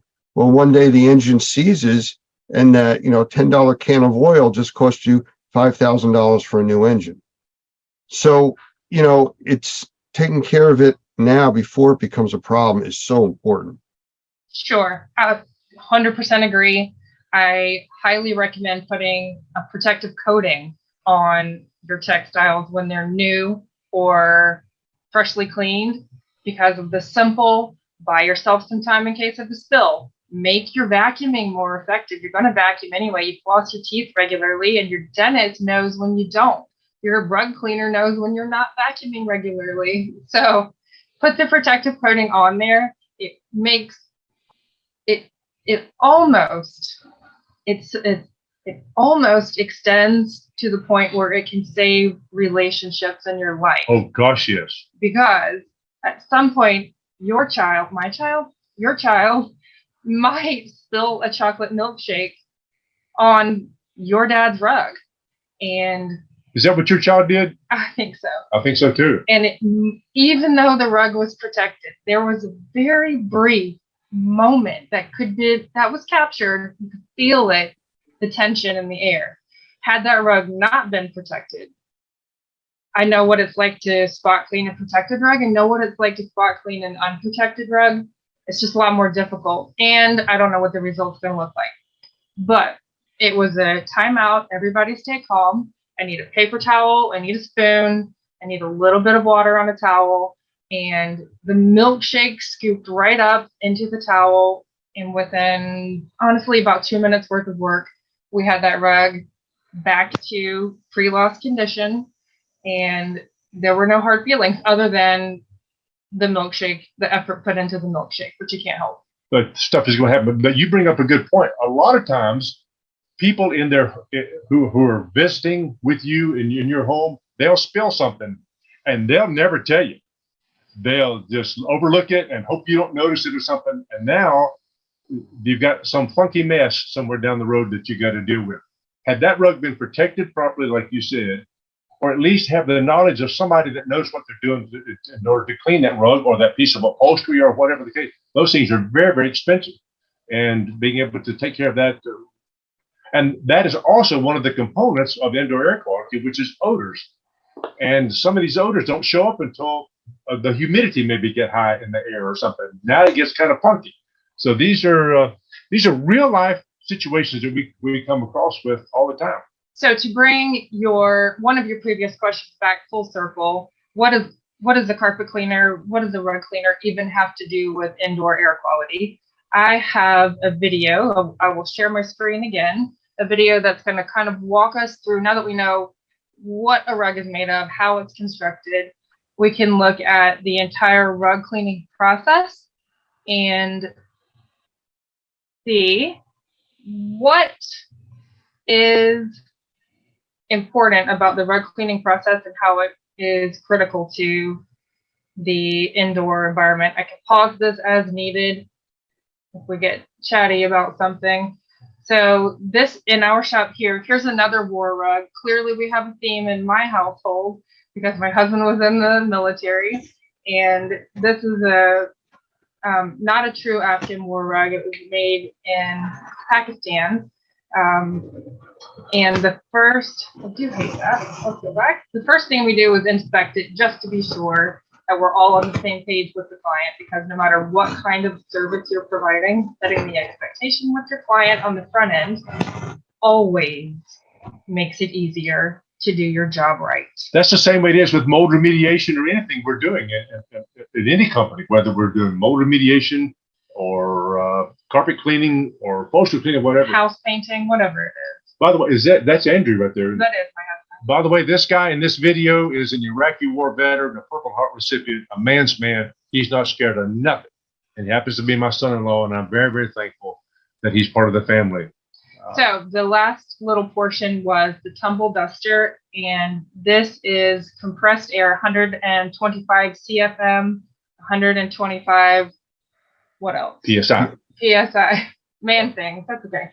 And this is the dry soil removal that is critical to the first step of the cleaning process. Because can you pause it just a second? Yep. Procter & Gamble back in the 70s did a study of what was in dirty carpets, and they did a dirty upholstery because they wanted to sell a product over the counter. And they discovered that about 78% of the soil that's in carpet is dry particle soil that can be vacuumed and taken away. The other 20% is a roughly 10% water solvent water soluble soil and solvent soluble soil, the other 10. So knowing that, we got a rug or your rug, your carpet care professional, whatever, gets 80% of it clean by simply vacuuming or dusting it correctly and properly. Amazing how much of that. And hence, what are we doing? We're improving indoor air quality. But if that's all we did to that rug right there, it goes back in as a much more healthy part of that customer's indoor air quality. But look at all that dry particle soil, and these are big chunks. We're not seeing the little stuff. So you see these little, the dusty, the skin cells, the things that come in off your shoes. And I think you've said in the past, if you were to only do this, you'd still get an 80 on the test, which I'd like to point out as a child was not acceptable. And, as a rug cleaner, I still don't think it's acceptable. So we'll continue on. I am slightly embarrassed that's how much came out of a rug from my house. That's okay. So here is 1,200 gallons of naturally softened rainwater that we harvest from our roof. And we will put a rug, depending on structural integrity, condition of the rug, and soiling, will go into the wash tub. A couple different factors will play a part into it. So swimming around with a little cleaning agent, the rug will release the water-soluble soils and things that can be addressed by the cleaning agent. And if there's urine in the rug, it'll spend a little more time there. This is one of the elements of the cleaning process. There's 6 elements to any cleaning process. Chemical action, like you saw some detergents inside that wash tub. Chemical action, mechanical action. This is mechanical action. You brush your teeth, for instance. This is brushing your rug's teeth. Chemical action, mechanical action, dwell time. You don't stick a rug into that wash tub and then pull it right back out. Give it 30, 45 minutes of dwell time. Chemical action, mechanical action, dwell time, temperature. That rug is at a certain temperature. Then rinse and dry. Those 6 elements. If you wash your hair, you rinse it. You don't just walk out of the shower. No, you rinse yourself off. The same thing happens in a rug. You rinse it off. And we put now, this goes into the wringer rinser to where it's rinsing a rug off. If you could stick yourself in there, it would be really good. That would hurt. No, it hurt, wouldn't Okay. it? So we have a little bit of warmth to the water, not hot water, a little bit of warmth because we know that does a little better job of rinsing out the cleaning agents. It's going to slowly creep through this process. And on the other side of those jets are those little rubber guys right there that kind of squeegee out a lot of the loose water. So That's just like Granny had it in her wash thing in the back on her back porch. yes. She kept all the National Enquirers in there though, instead of washing rugs in it. Oh my Didn't goodness. you? I don't know. Okay. And then the rest of the water is spun out in the centrifuge, which is going to spin at about 960 RPM. And it's a little faster than the Gravitron at the fair. It would literally liquefy you if you got into it. That's And 10,000 PSI is what it is. That's the RPM. yep. And then the final grooming, when you wash your hair, you comb it when you're done so that it doesn't dry out and knotted and tangly. And then you dry it. So then our rug is going to go into the dry room where we duct in hot, dry air and recirculate that heat, duct out the humidity, use air movement and temperature and dehumidification to get this rug dry. Most rugs are going to be dry in that 4 to 8 hour window because we're able to really seal it in and get it nice and warm and a very effective drying system. And then the next day we'll detail any little spots that maybe didn't come out because they're solvent soluble, detail the fringe if needed, roll it up, put it on the wall and say, come get me. So that is our rug cleaning process. And that is how you pull particulate out of a rug to make it a clean, healthy filter again. And we do the same thing with upholstery too. We blow it off to get the dry particles all out of there. By the way, we've had extremely good success, even with moldy upholstery, to be able to blow it off, to put a disinfectant on there first, blow it off completely with 125 psi, 125 CFM, and then wash it again thoroughly, and then blow it off again, and then test it and send it off to the lab, and it comes back food grade clean. We've taken rugs that we put 15 gallons of raw, untreated sewage, doo-doo, on those rugs, rolled them up for 4 days, and taken them off and cleaned them and got them washed and clean. Send them to the lab up in Grand Rapids, Michigan, where they test all the cereal boxes and all that, and it comes back food grade clean. That's a huge, huge deal for people that have mold in their homes, or they have any kind of an illness or something that's causing them to have bad indoor air quality. Well, we can now, my goodness, we can save the roads, and there's people all over across the country can do the same thing. One of the things that Katie was talking about is preventive maintenance. One of the preventive maintenance ways that you can do this is to research your area and find somebody who is a certified rug specialist with the Association of Rug Care Specialists, ARCS, or look up Normie, NORMI, and look for a Normie professional. That guy should have done his homework enough to know who the rug professionals are in his area, who the textile professionals are in his area, because none of us is good. Well, almost none of us is good at everything. Speak for yourself.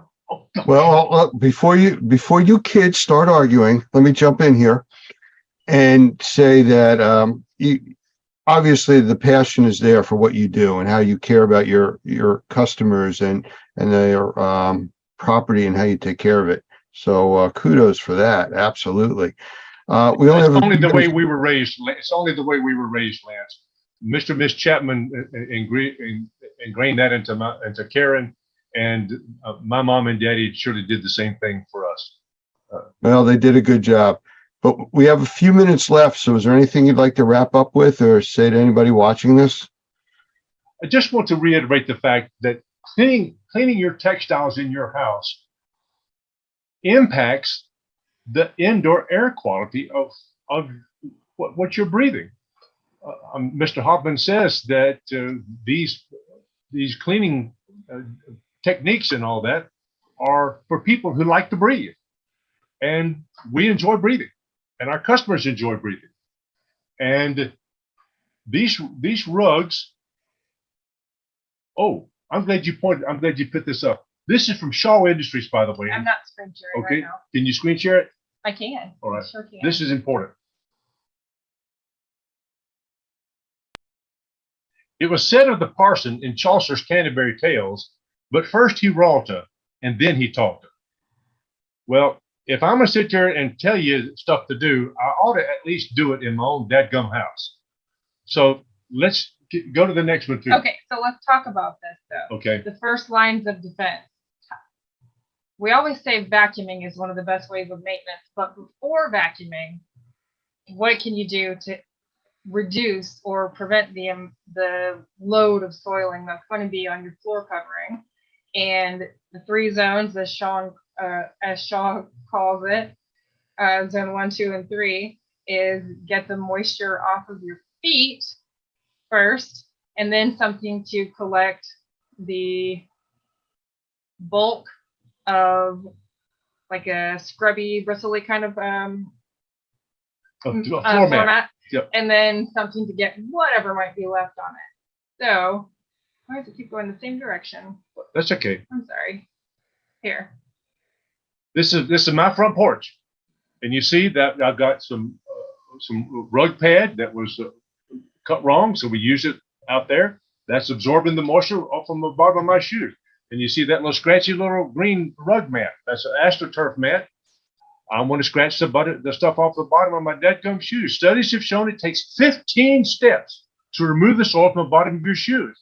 So let's accelerate that, please, and we can do that. And then another thing we do is we put a nylon walk-off mat there and put our shoes over to the side so that we're not traipsing that stuff all in our house. Why? Because my wife and I breathe about 3,000 gallons of air every day, just like you and Andrew and your babies don't drink quite that much, but everybody that's watching this video, you drink 3,000 gallons of air a day. And do you want to get it clean as possible for your healthy indoor environment? And fortunately, we're starting them off young at Petty John's. But she needs to put the phone up and not talk to her friends while she's doing some work, though. You know, Katie, you had spoken earlier about that whole child labor thing when you were growing up. And Oh, gosh, no, I see this isn't really skipping a generation. Yeah. Okay, just handcuff me now. You can go ahead. Friends and family. All of the little ones have been obsessed with vacuum cleaners, which is funny. Is it funny? I think it's in our DNA. But it goes back to these things here we're talking about here, Lance. These cleaning for health. Research has shown that if you can identify where the reservoirs or the sinks are in your house, or in your office, or in your car, or anywhere, then you can identify the pathways that that reservoir takes to get into your lungs or into your body, that a germ or a virus or a mold spore or something would get into there. Then you can interrupt that pathway and stop that from getting into your body. This is one of the beautiful things that Dr. Gavin McGregor Skinner is teaching people to become essential cleaning professionals. And by the way, during the corona, you remember we called some politician's office and told him that we cleaned the governor's rugs. And he said, okay, you're an essential cleaning professional. So we got that designation early on. And how many times have we taken a rug and taken the ATP meter and before and after and seen the reduction in organic load almost non-existent? We had fun playing with that during COVID when everyone was hyper aware of ATP meters and organic load. And we tested a random rug out in our shop. I think it had urine in it, so we knew it was going to have a decent organic load to begin with. And when we were done cleaning it, literally right out of the centrifuge, we groomed it, we put it on the poles like you saw in the video, did another ATP swab on it, and did one of those cartoon eye rub things, did another swipe with another test, and it said 0. We were like, did you do it right? Unbelievable. No. Well, I'll tell you what, I want to interrupt you here because I think you're giving away all the secrets to part 2 of Petty John Cleaning here. So we're just about out of time for this segment. So if we can wrap this up, maybe we'll do another segment in the near future and go into some more detail on that. Well, fortunately, this business is in our blood. My granny lived at 25 Liley Street in Somerville, Georgia, right across from the Bigelow Sanford rug mill. And she babysitted all the children for the executives of that place. My uncle was a dolpher there. Both of my aunts worked in that rug plant. And my daddy's PhD is in organic chemistry, for crying out loud. And he worked at DuPont for 35 years as a senior research chemist with them, and developed a lot of different textiles that we use today, as a matter of fact. And fortunately, it's in our blood, but also a respect for the people who made this rug is in our blood, and respect for our precious customers is in our blood too. We're not here. John Donne says, no man is an island unto himself. We're not here by ourselves. And we're part of the whole. And what we do impacts people's lives. And that's the beautiful thing about Normie, is that Mr. Hoffman and you, Lance, and Roger, and all those guys, and David, and all those guys out there are just are preaching this sermon over and over and over again. And it's taking. I think our society and our culture is really beginning to develop a huge appreciation for proper indoor air quality. And thank you, Lance, for what you've done and for allowing us to look under the sheets to see what's going on at Petty John's too. Well, Katie, Robert, I thank you very much for spending this time with us. Very educational. And maybe we'll do this again with the part 2. Well, that'd be fun. Thank you. Thank you so much, Lance. Thank you, Lance. Take care.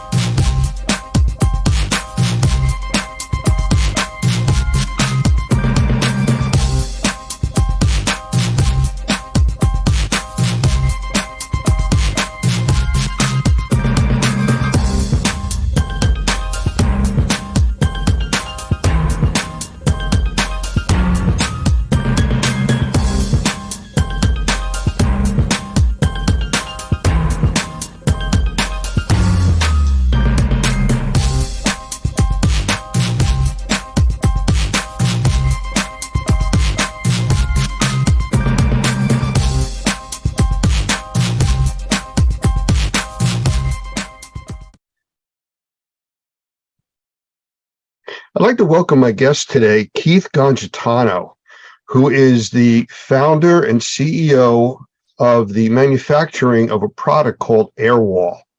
And I'm going to bring Keith in here in a second, but you'll see in the background one of the air walls, and that's what we're going to be talking about today. So, Keith, how about a quick hello? Hey there. How you doing, Lance? I'm glad to be here. And we're glad to have you. So I'm going to get right into this. And I got a few questions right off the bat, because when I see your email come to me, it says Zeppelin guys. And I'm kind of curious as to, we've always called you or associated you with the Airwall product, but the name of the company is Zeppelin. Is that correct? Yeah, it's Zeppelin. It's when we first founded the company, you got to find a name. And since it's inflatable, Zeppelin just kind of seemed like a cool name, and we went with it, and we designed a logo for it.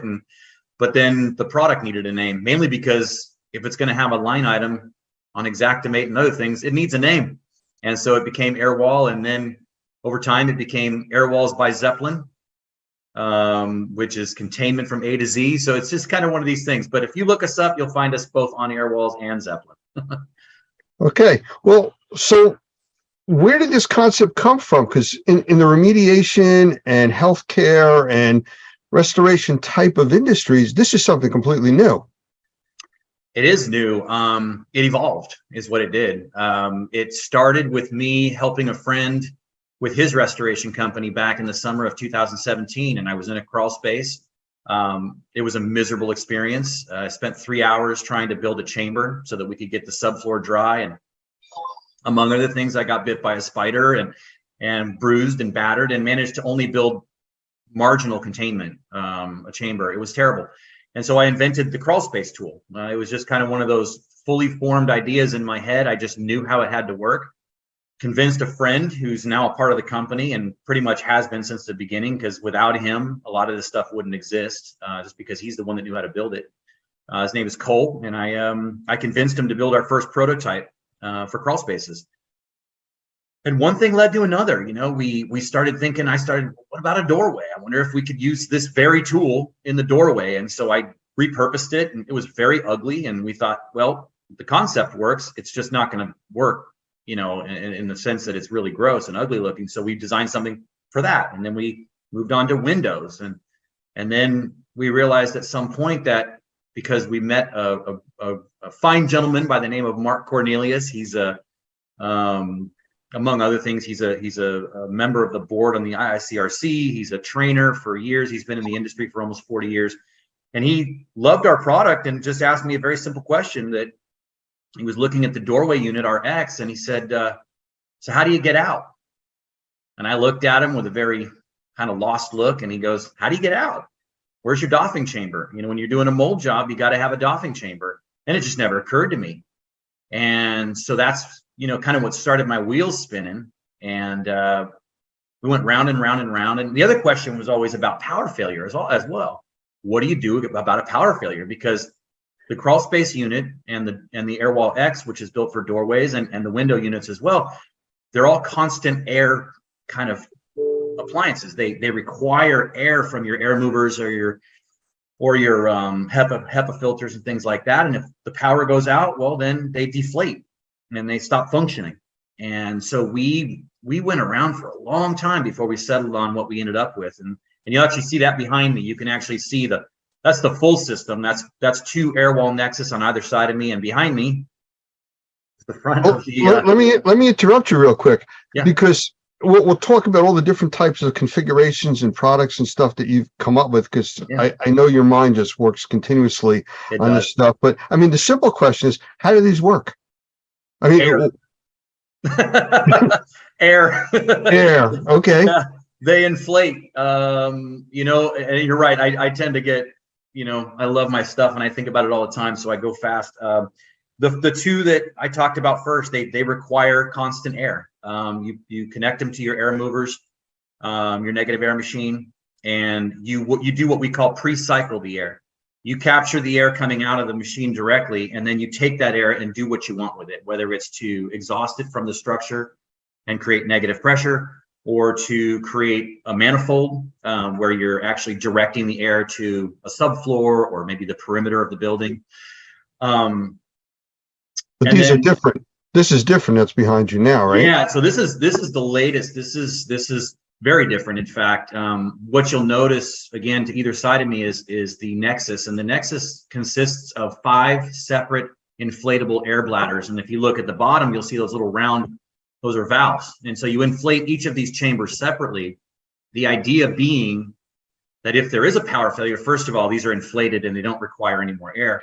But if there was any kind of damage done to one of those bladders, although we did a lot to design them so that they're very durable, but if something did happen, that even the loss of an entire or even 2 chambers would still maintain your containment. So that's the design we came up with, and yeah, they're very different, but they both work on air and they both work on pressure. The whole reason that they function as negative air containment and as a chamber is because they're pushing against the surfaces of the building, up and down and then sideways, so that they seal up. Okay, so now I did cut you short before. I just want to get back to, you were starting to talk about the different types of products. Yeah. I just wanted our viewers to understand at least how these things worked.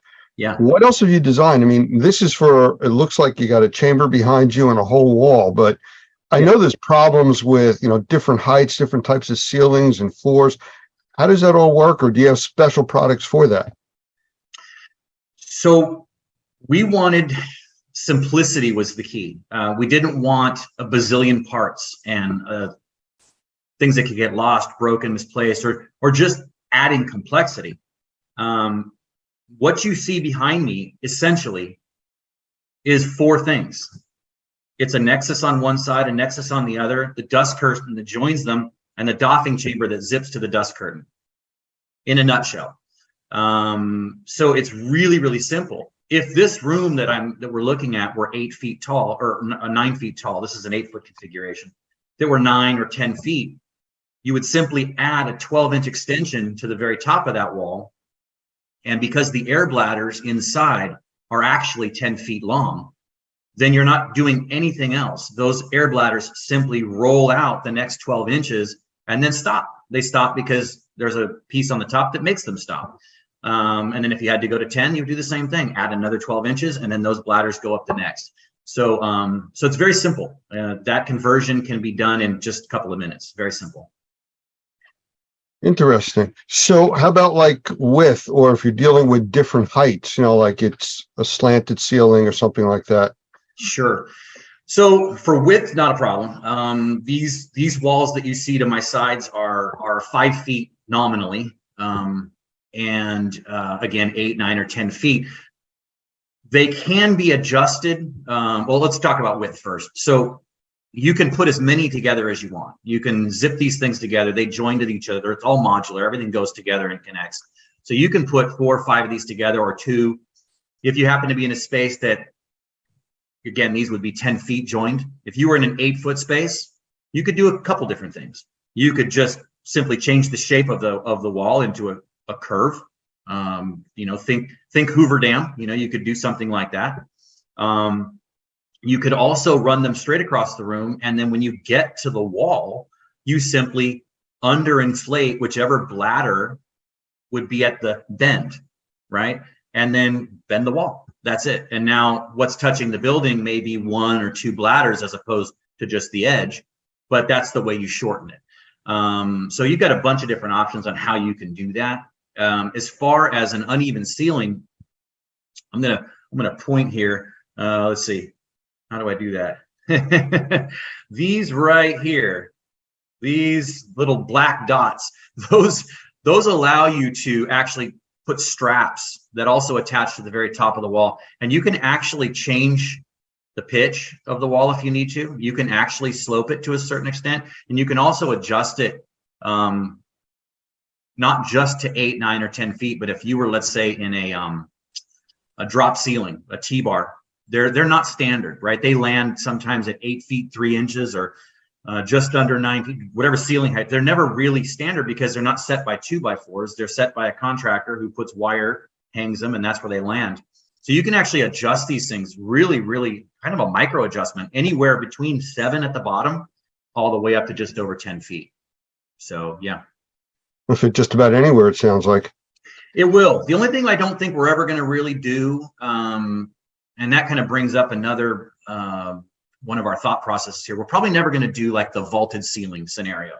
So in a vaulted ceiling, you're probably going to have to either commit to plastic fully, which, you know, it is our goal here to try to get as much plastic out of this industry and construction as we can, or you're going to do a hybrid. And to be clear, we really did always design this product to be, when it's necessary, hybridized, merged with the plastic that everybody's using now, because there are going to be certain environments where a vaulted ceiling or some weird cutout is going to prevent these walls from, you know, creating the appropriate seal. So you may use 90% air wall, and then that last little bit you may connect, you know, to plastic. And because these walls work well with tape, they don't come off, which is great, because you can't say that about tape and walls, right? When walls have, you know, water literally dripping down them, or years of cooking grease or whatever, they don't stick, right? That's why a lot of failure happens with traditional containment. But these walls are designed to work with tape and not leave residue. So you can tape plastic to it for as long as the job takes, and then peel it off, and you won't have to worry about it leaving stuff behind. And certainly, whenever possible, you want our walls to be, or the air walls to be, touching the surfaces of the building, because that's going to create the superior seal without the problems of you know, damage like peeling paint or whatever else that comes with using tape. Well, I know that with some of the normie training that we do, we've actually incorporated some of the air wall technology into some of the types of hands-on training that we do, especially like when we go to the experience trade shows, where people are able to touch and work through all the new different technologies and products. And they fit into structures that we basically build on site. So we're able to adjust them, you know, in real time to fit into these structures. And it works out very well for us, because we're able to put those up with plastic, show the differences, and, you know, how you can make changes and everything else. So it does work. And it's adjustable, like you were talking about, to whatever structure we build at the time. Right. And it brings me joy to hear that, Lance, because, you know, I had this awakening. It was kind of late in coming. I've been doing this for 5 years, but I had this awakening about 5 days ago, where I realized, when I made my first shipment to Australia, that these things exist without me, you know, in different time zones and on different continents, and people are interacting with them, and what I spent years thinking about and designing has to work, and I can't be there to help them. I can't, so, you know. So you sent your children off to school for the first time, basically. That's what it sounds like, right? Absolutely. Yeah. That's what it felt like. Put them on the bus to Australia. Exactly. So let's go a little bit further into this. As far as like vertical markets and stuff, I mean, I could see it in the remediation industry, restoration, asbestos. How about like medical, or all of the above? Yeah, absolutely. That's actually one of the most exciting things about what's behind me here, is that when this came, all of a sudden, exactly what you're talking about just changed totally. So medical, if you have someone who has who's a burn victim, or is receiving cancer treatments, or is in some other way significantly immunocompromised, positive pressure environments are how you deal with that. And a hospital environment can create that, but that's very expensive. This can do that very, very easily, very simply, and doesn't require any permanent modifications to a building. On the flip side, we're all very familiar with negative air pressure because of the pandemic that we're all emerging from now, and the need for negative airspace, which is the exact opposite of what I just described. Instead of pumping clean, fresh air into an environment with people who have no immune system, you're instead drawing air in so that the bad boogies can't get out. So that's medical. But even more so, there's really, really strict enforcement when you're in a hospital environment because of generally who's in a hospital. People are sick when they're in a hospital. So if any kind of building modifications have to take place in a hospital, they have to do things to prevent dust and everything else from getting to people who might be unwell. And so it's not even just the direct medical application, but medical facilities, and because maintenance has to happen and modifications must occur, this can actually be a very a significant improvement to what they're doing now, which is putting up plastic. It takes sometimes hours or even a day to set up the containment to move a machine from one room to another, simply because of the restrictions on a hospital and what can and can't be done without containment. So that's a big deal. And then just I've been told mining. In fact, the folks in Australia, because mining is a big part of Australia's economy, mining is one. High tech, both chip manufacturing and also in like server farms, things like that, where very sensitive equipment is can't be exposed to dust. So that's another big opportunity. All the construction trades could benefit from it, basically. And then there's also, of course, the potential need for first responders and militaries, around the world. What if there's some kind of an outbreak, some kind of maybe a terrorist attack, a biological terrorist attack, and first responders and military have to show up and contain it best they can. This stuff, I mean, this what you see behind me fits into basically 3 duffel bags. So that's the kind of thing that a military could really benefit from. So yeah. Well, while you were talking, I jotted down 3 quick questions, and you were just starting to touch on one. So let me ask it to you. But instead of 3 questions, I'll just do it as 1 question now. What I wrote down here was portable, durable, and cleanable. Yeah. Especially you started talking about mining, and then bacteria outbreaks and viruses and stuff like that.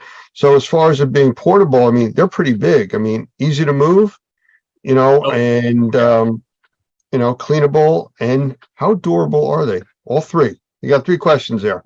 Okay, so let's start with portable. We already started on that. Basically, it's a gym bag. One of these walls fits in a gym bag. Of course, each one comes with said gym bag, and it's very, very easy to lift. I mean, the Nexus, fully loaded Nexus, is 25 pounds. That's it, right? So it's well below the lifting weight of any of the trades. I mean, most equipment is that or a lot more. So very, very portable, small, compact, lightweight, easy to use. It looks huge right now, but it fits into an itty bitty space, right? So that's really good. As far as cleanable goes, we were very intentional on that. And in fact, along the way, we had it pointed out. In fact, a well-known person in the restoration industry, Rachel Adams, had pointed out in 21 that she thought it needed to be a little more cleanable. And so I said, okay, let's do that. So we just simply reversed the fabric that we're using, so that what you see on the outside is actually a urethane. So it's much, much smoother and much easier to clean. The stuff before was also very cleanable, but it had texture. And so there was a concern that maybe some of the fibers and things like that might stick. But so we designed it to be smooth, easy to clean. They're all machine washable. They're all designed to be totally machine washable. If you really, let's say, are in a Cat 3 environment and you really want to make sure that it's clean, you can do that. All the biocides, no problem. Antimicrobials, no issues there whatsoever. You can spray away and it'll be just fine. So cleanable. And then durable. And I say durable for the end because durable, all this stuff is important, super important, but durable, because we're claiming to be better than plastic, we better deliver, right? Because this stuff isn't cheap, right? It takes 3 to 5 uses to pay off the investment in an air wall, which is really fast because they last for years. But, if I'm going to say I'm better and I cost more, then I better be better. And so durability was huge. We made sure that the outer shell, in the case of this one here, anything that's getting constant air, you could stab it with a knife and it wouldn't matter. I mean, we designed them with big open holes. So they're pumping out air all the time and they still work. Not so with this, right? If this gets a leak, there could be an issue. So the outer shell is very, very durable. It's resistant to snags and punctures and things like that, and cuts and all the rest. And then the inner bladders, we actually spent a lot of time finding the ideal material for those bladders. They had to be lightweight. They had to be inherently fire resistant because these are going into a built environment. They cannot burn. They had to be as puncture and tear and cut resistant as possible while maintaining lightweight and portability, right? I mean, you know, all those things are in direct conflict with each other, right? Lightweight usually means flimsy. So we were actually very blessed, I believe, in the discovery of this particular material that we've used, and it makes this product extremely resilient. And again, because we recognize that nothing is perfect. I mean, if you open fire on this thing, it would go down. You know, I mean, no question about it. There are things it cannot handle, but it's meant to be durable.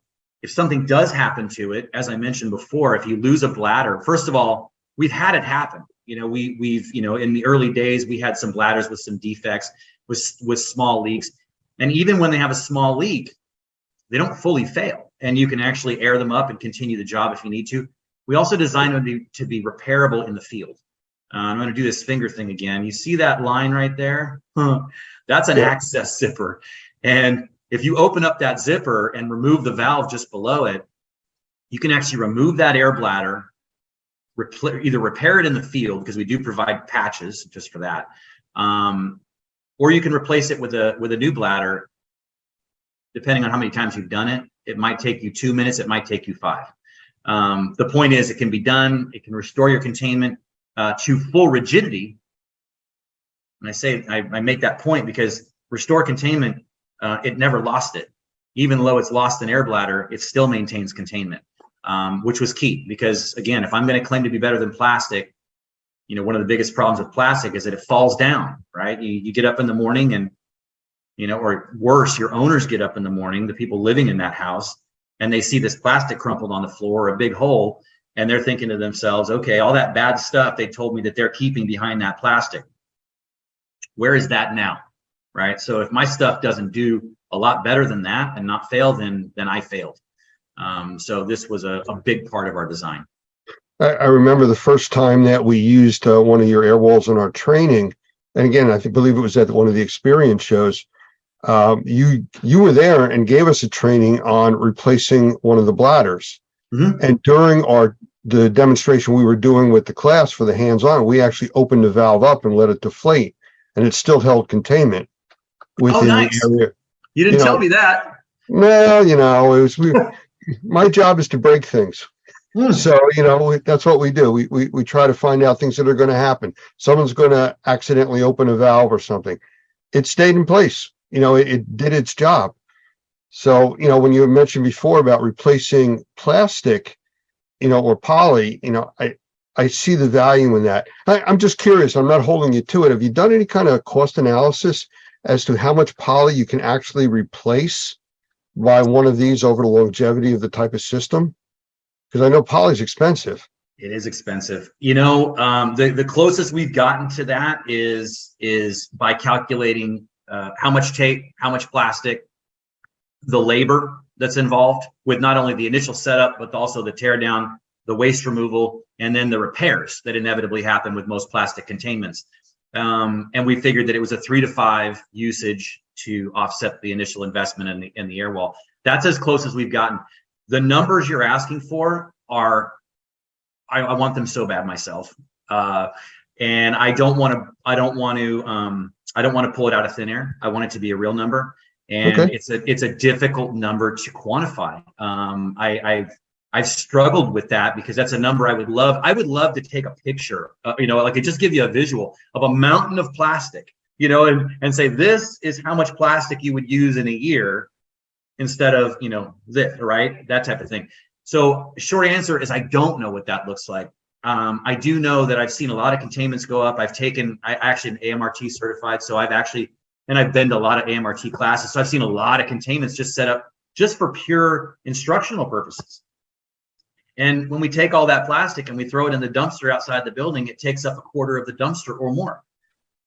Yeah. So I've seen it, and that's just one class, you know. So the amount of plastic and tape and everything else, I wish I had a solid number for you. And someday that the plastic industry that we hope to disrupt may come up with just that number for us, because we're going to upset them at some point. And I'm okay with that. Well, I'll make it easier then. Longevity on the product. How long do you predict or have data on showing these things lasting in use? Okay, so that's a question that I can only answer by extrapolating, and I do that because I'm looking at the materials we've used, not because of the product having existed long enough to go through a life cycle. We just haven't been around long enough for that to have happened. But that said, I'm going to bring up Cole again, our builder, our in-house engineer. He is, you know, this is his space. So when he sees a problem, he solves it with fabric. My history is more carpentry, so I solve my problems with wood and nails. And it's funny that, you know, we have this different perspective on things. But the point is that at one point he took some of our material and covered an outdoor sprinkler valve control or something like that in the back on the side of his house, and that was about 5 years ago. It's outside, it's been exposed, it started life black. It's now a funky kind of a rust color because it's just been bleached by the sun. However, color gone, 5 years of direct exposure, the fabric is completely sound. So that's what this outer shell is made of. So that's the first thing.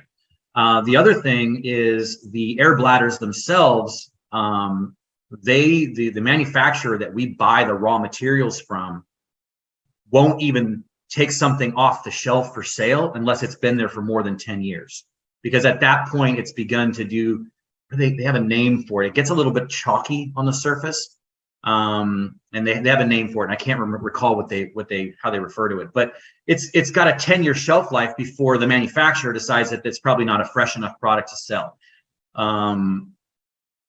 Again, I can't get more specific because we haven't been around long enough to say, but the materials that we use the highest quality zippers, the highest quality, everything we can find. We spend the most we can because I know that the users are going to be hard on it. The environments that they exist in are brutal. And my goal is to not build in obsolescence. One of my proudest moments would be if someday I've actually filled the industry and I have nothing left to sell because all my stuff doesn't break anymore. You know, and I just don't, and I'm going to put myself out of business. That would make me happy, you know. It's kind of like the battery industry. You know, they're made to break or run out of energy at a certain point, so you buy more. You're doing the opposite of that. I'm doing the opposite. Yeah. But you know what? I recently had a water loss in my house, so I personally was involved with some of the stuff here. But I understand there's something really interesting about yours. I've never been able to experience this, but I had 2 air scrubbers running at my house for, I think it was 16 days that they were working. Those things are loud. Yes. From what I understand, and I remember talking to you about this, these things have a sound blocking quality to them. That's one of the coolest things. And I really wish I could say that was my plan because it works so well. Well, I wish I would have had them for my 16 days, but. Oh, you totally do. You totally do. Yeah, I for as well as it works, and I can't claim it at all, it's annoying. But the fact that it does is phenomenal. It's crazy. We discovered it. It's actually funny, a little story there. We discovered it in 2021 when we met you and Doug and all your team at the experience in Vegas in September. We met you guys at that show, and that's where we realized what these things could do. And I'll tell you how we did it. So as far as we know, and no one's ever contradicted us, we were the first ones to ever run negative air pressure on a convention floor, right? We actually built a chamber out of our stuff and ran negative air on the convention, which was very cool. People were very like, nah, you know, so it was one of those moments, right? And we did that by just, I won't describe the structure because it's too much. But anyway, we built this chamber. People could walk into it and experience being inside of our decon chamber. And it was constructed of these Nexus walls. And when you went inside, I don't know if you've ever had your hearing tested, but when you go into that room and they close the door, you go, whoa, it's quiet in here. right? And a convention floor is never quiet. So to walk into this chamber and suddenly you have this intimate conversation space. In fact, I remember walking in with Michelle Blevins from CNR, and we walked inside, and she was asking me questions as the reporter, interviewer person that she is.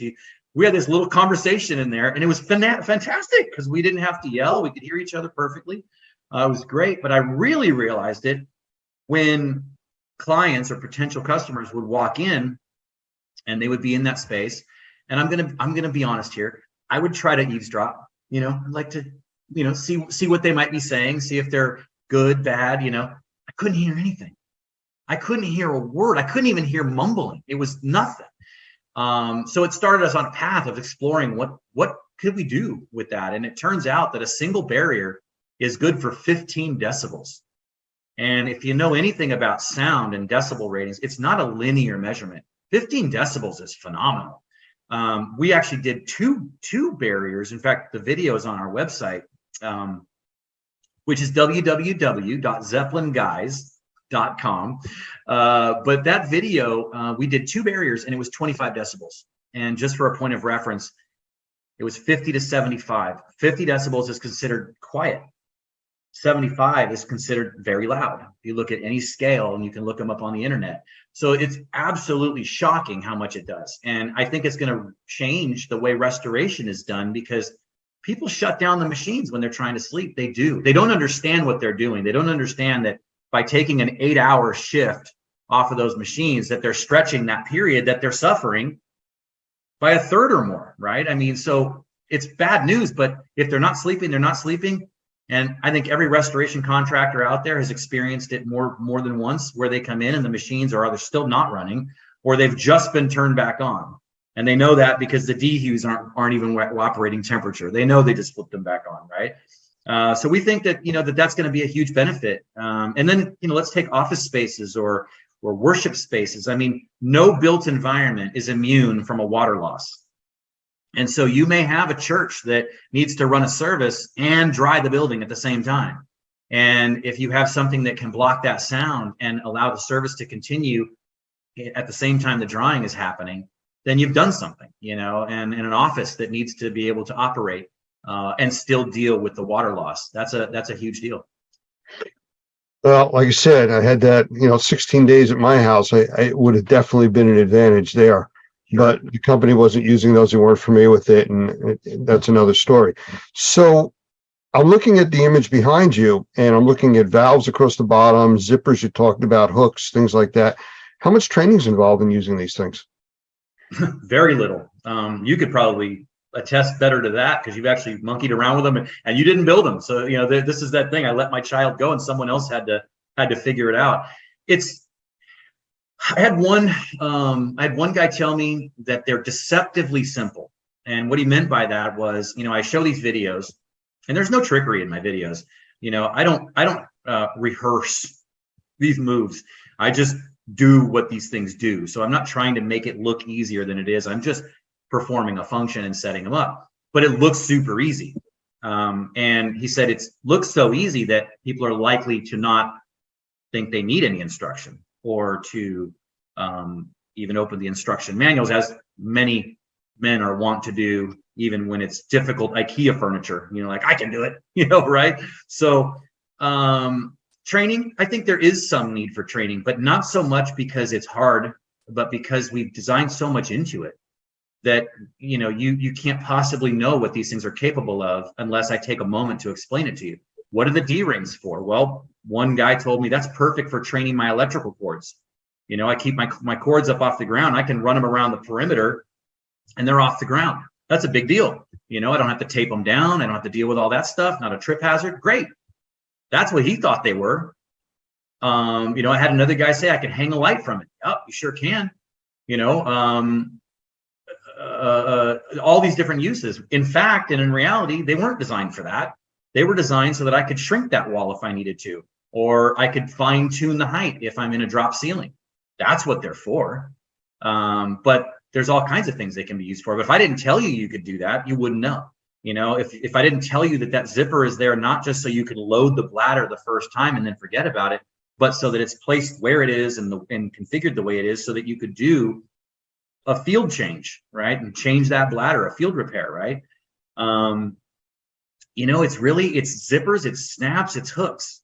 There's not a lot else going on there. But if I don't teach you these things, you'll be missing a lot of features. You might be able to get the basic function out of it, but you'll lose a lot of the really cool stuff that it's capable of doing. So with that being said, with the configuration behind you, what is that? 2 5-foot sections or 3? What is that exactly that's there? Yeah, that's exactly. This room is about 15, just under 15 feet across. So you're seeing 2 5-foot nexus, and then the dust curtain is also about 5 feet. And then the doffing chamber that you see behind me, it looks bigger because it's in the foreground. That actually has a square footage of just about 12 square feet. 14 square feet, because of the state that you live in, has this most stringent requirements. They require 12 square feet, enough for 2 men to stand, or 2 people to stand inside and be able to don and doff properly. So that's a 14 square foot space. So you being trained and very comfortable with this equipment, how long would it take you to set up a configuration like that to block off a 15-foot opening with a decon chamber? What you see behind me takes about 20 minutes, roughly. One person? Yeah, one person. Yep, one person. You need a little ladder a little step ladder to connect the dust curtain. But yeah, no, one person can set that up. If you're brand new to it, it'll take you 30. But yeah, 25. I've done it so many times, I'm down to about 20 minutes. And that's no damage to any of the walls, ceilings, floors. It's just held in place. And it doesn't move under positive or negative pressure, you said, right? That's right. Yeah, no, the surfaces, in fact, what you're seeing behind us has actually changed somewhat, very small stuff. Basically what we have now is that we have all the edges are black.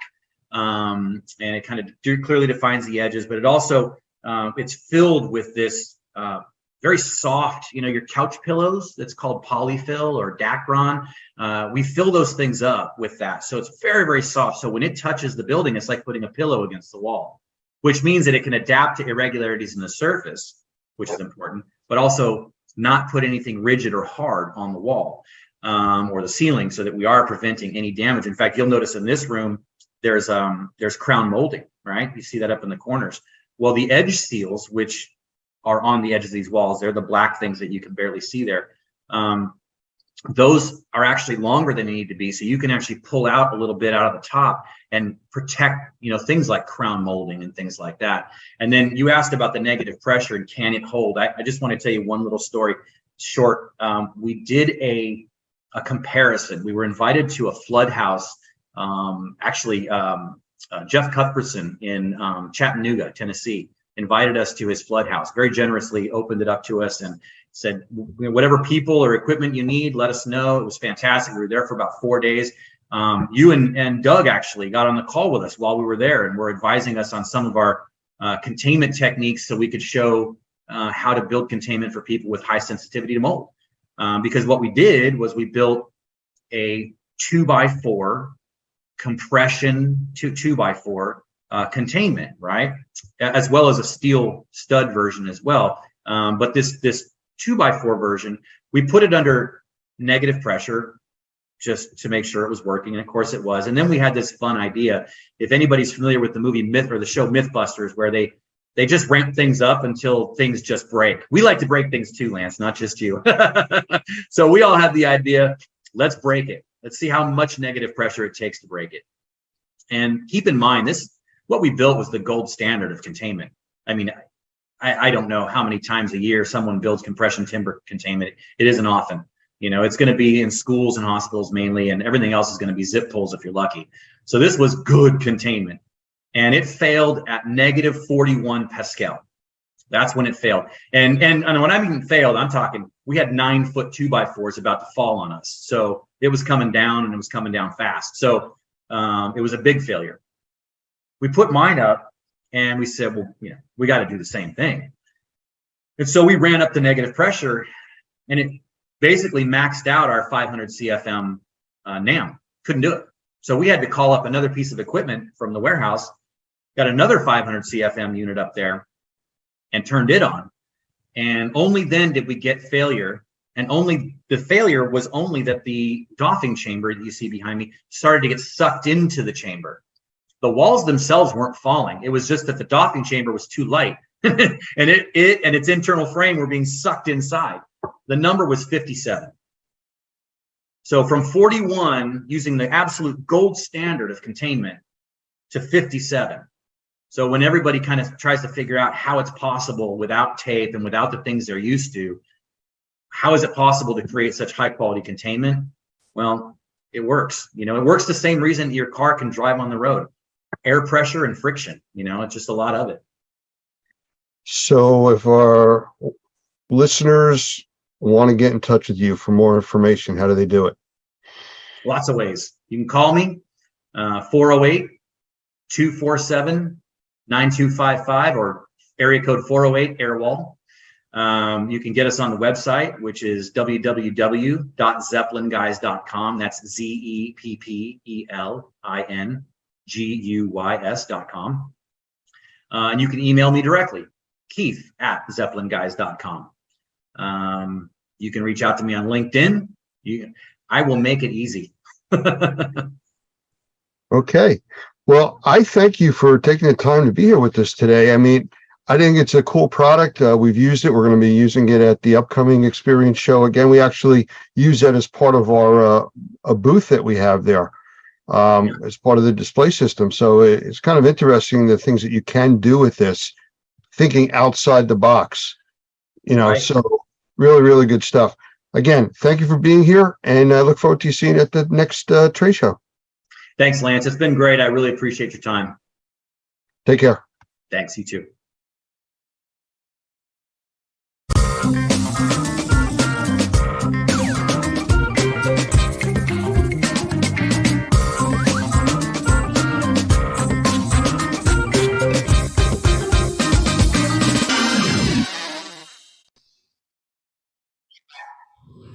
It's my privilege to be able to introduce Michael Pinto, who's the CEO of Wonder Makers. He's a very valued partner with us at Normie, and actually he's fun to work with. So I'm going to bring Michael in. And I also have Doug Hoffman here, who is also a good friend of Michael's, and this is going to make for a very interesting conversation tonight. That's the easiest way to do it. So Michael, you want to come in and say a quick hello to everybody? Well, thank you, Lance. I appreciate it very much. And yes, I was smiling because too much fun. When we deal with Normie, I know we get a lot of work done and everything, but it's just good people to work with, and certainly count you in that, as well as Doug. And just very pleased to be here talking about the NCMP. Thank you, Michael. Doug, I don't know, you consider him a team player with us? Actually, more than that. Michael not only is one of our senior trainers, but he also participates on our President's Council. I have a tremendous amount of respect for him and for his experience. And I think he brings something to us that we wouldn't have otherwise. So I'm grateful that he's become a good partner and a very good friend. So I'm glad to be here tonight, and I think this is going to be fun. Absolutely. Thank you, guys. You know, one of the things that I've seen Michael bring to the group is we've elevated the level of training that's available to our members. We have the basic training and the stuff that's very popular, but we now have these more advanced courses that really gets to or above the professional level, if you want to consider it that way. Now, knowing Normie and all of our initials that we use for our classes, I do want to talk to Michael about the NCMP, which is the Normie Certified Microbial Professional. So, Michael, I'm going to ask you, what is that? What is that all about? Well, quite honestly, this is a continuation of a certification that was originally offered by the Restoration Industry Association. And early on in the mold remediation industry and the arena, and I'm going all the way back to like 1999, 2000, 2001, thereabouts. It was our assessment at Wonder Makers that there had to be more for some people in the industry than just a technician level and a supervisor level, and not that those are bad places to go for training or anything like that. But we just felt that if the industry was really going to not just survive but prosper, there had to be a cadre of individuals that people could look at and say, you know what, those people are really professionals in their industry. Very similar to, a master carpenter or, an engineer or somebody who's got some real experience. And that's what we tried to do at Wonder Makers when we developed the originally it was certified mold professional, but now with Normie, it's the certified microbial professional course. And that's a good move too, because it broadens up what the students learn about, and it really helps to give us that bigger picture in terms of the students coming through the class. So the basic answer to the question is that the NCMP is, as you said, the Normie certified microbial professional. And what we're trying to do is elevate the knowledge of the individuals who come through that class so that they're more well-rounded and they're able to be the sort of person that if I have a question that just is really a tough one in the industry, that's the sort of people that you go to, the NCMPs. I've heard it described as upper level type of training. Would that be a fair evaluation to classify this as? Absolutely. And the reason that we would consider it to be upper level is that there's actually some prerequisites. And I know that can be dangerous, if you will, because it potentially limits the people that can come for that training. But to even, qualify for the training, a person has to go through either the Normie Certified Mold Remediator course or an equivalent. And depending on where that equivalency is, if it's from ACAC or IICRC, it may be that combination course, which is more of a technician and a supervisor course. It could be, somebody who gets into the CMA, CMR, where they're learning a little bit about the assessor side as well as the remediator.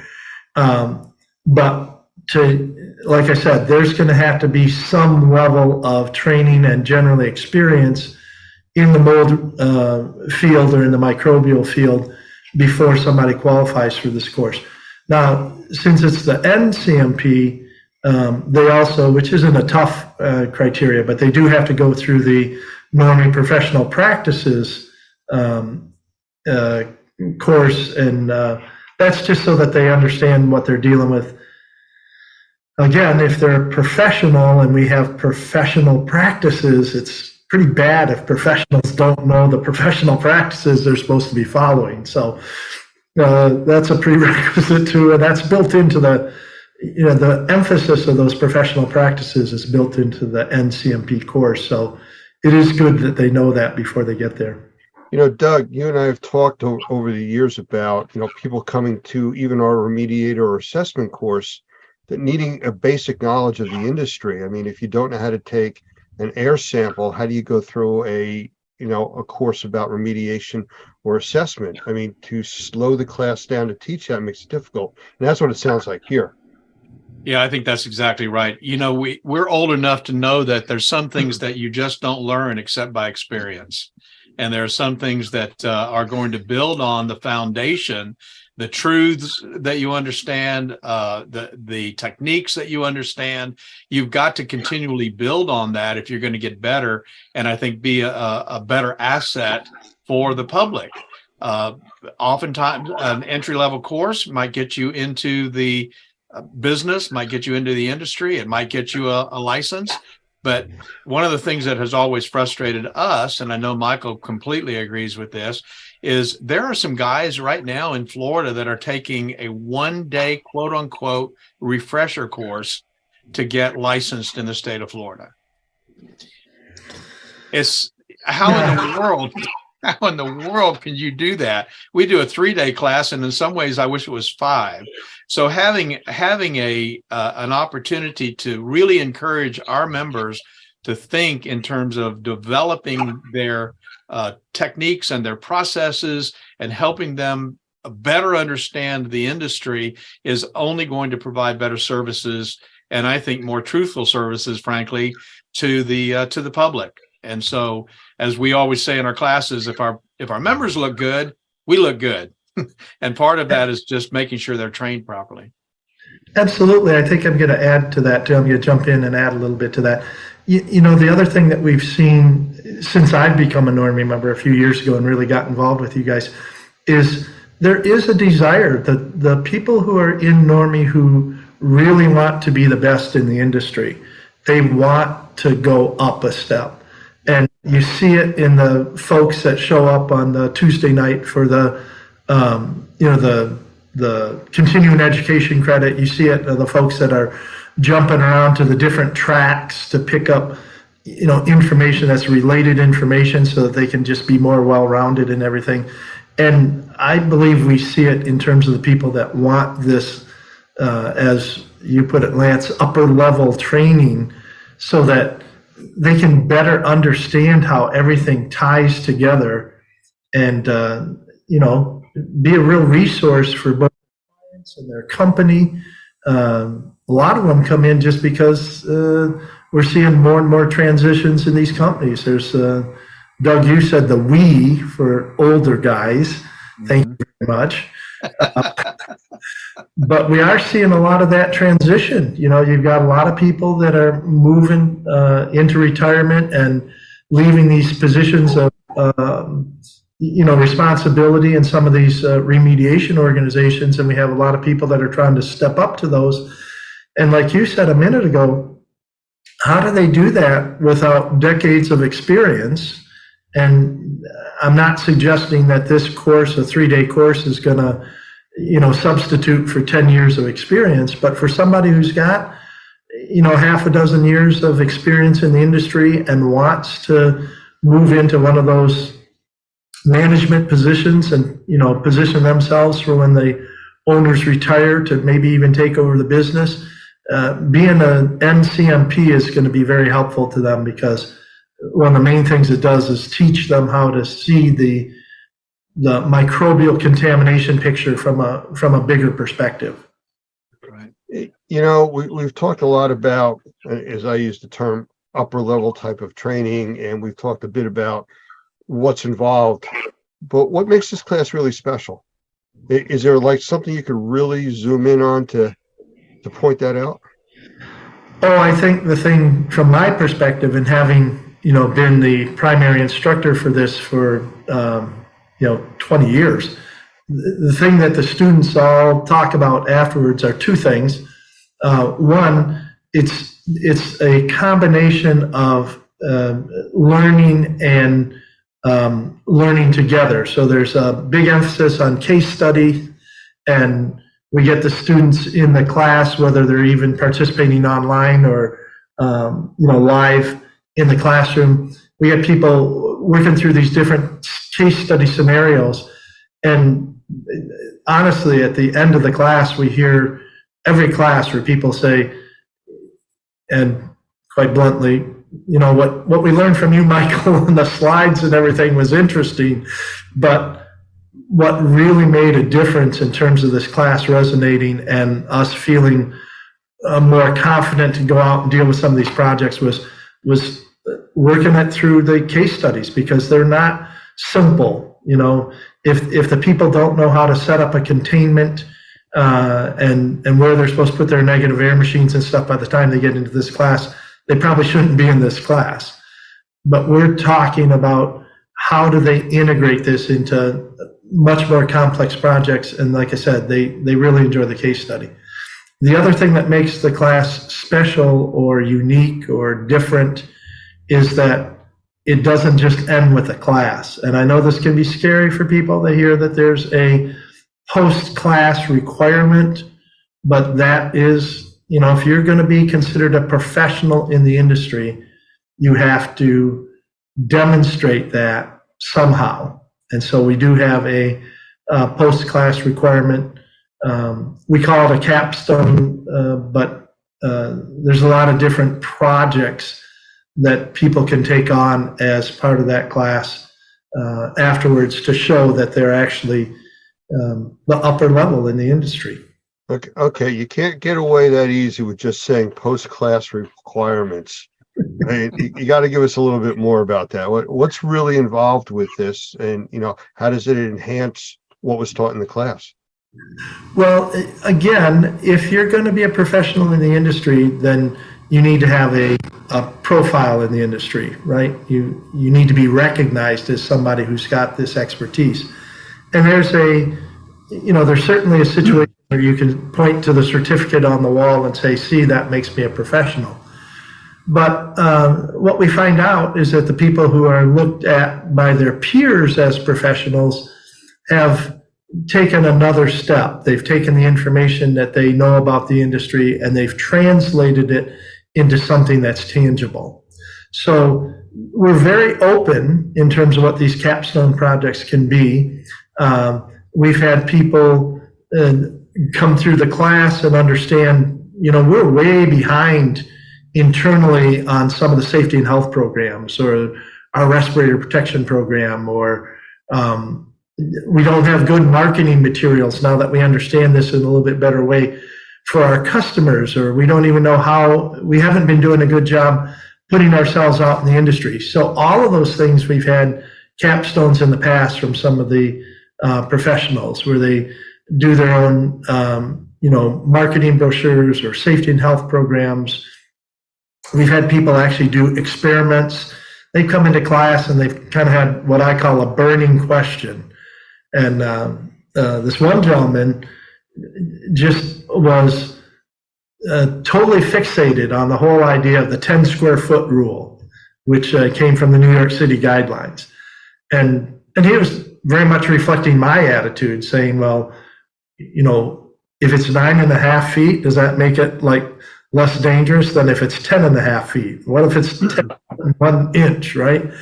And so he actually did an experiment. He set up a containment area and did removal of less than 10 square feet. It actually turned out to be about 6 square feet of mold contaminated material under controlled conditions, and then did a lot of sampling while he was doing that to show what the impact was. And if you don't use your standard remediation techniques like negative pressure and HEPA vacuums, and the New York City guidelines say that you can just take a piece of drywall and cut it out, right?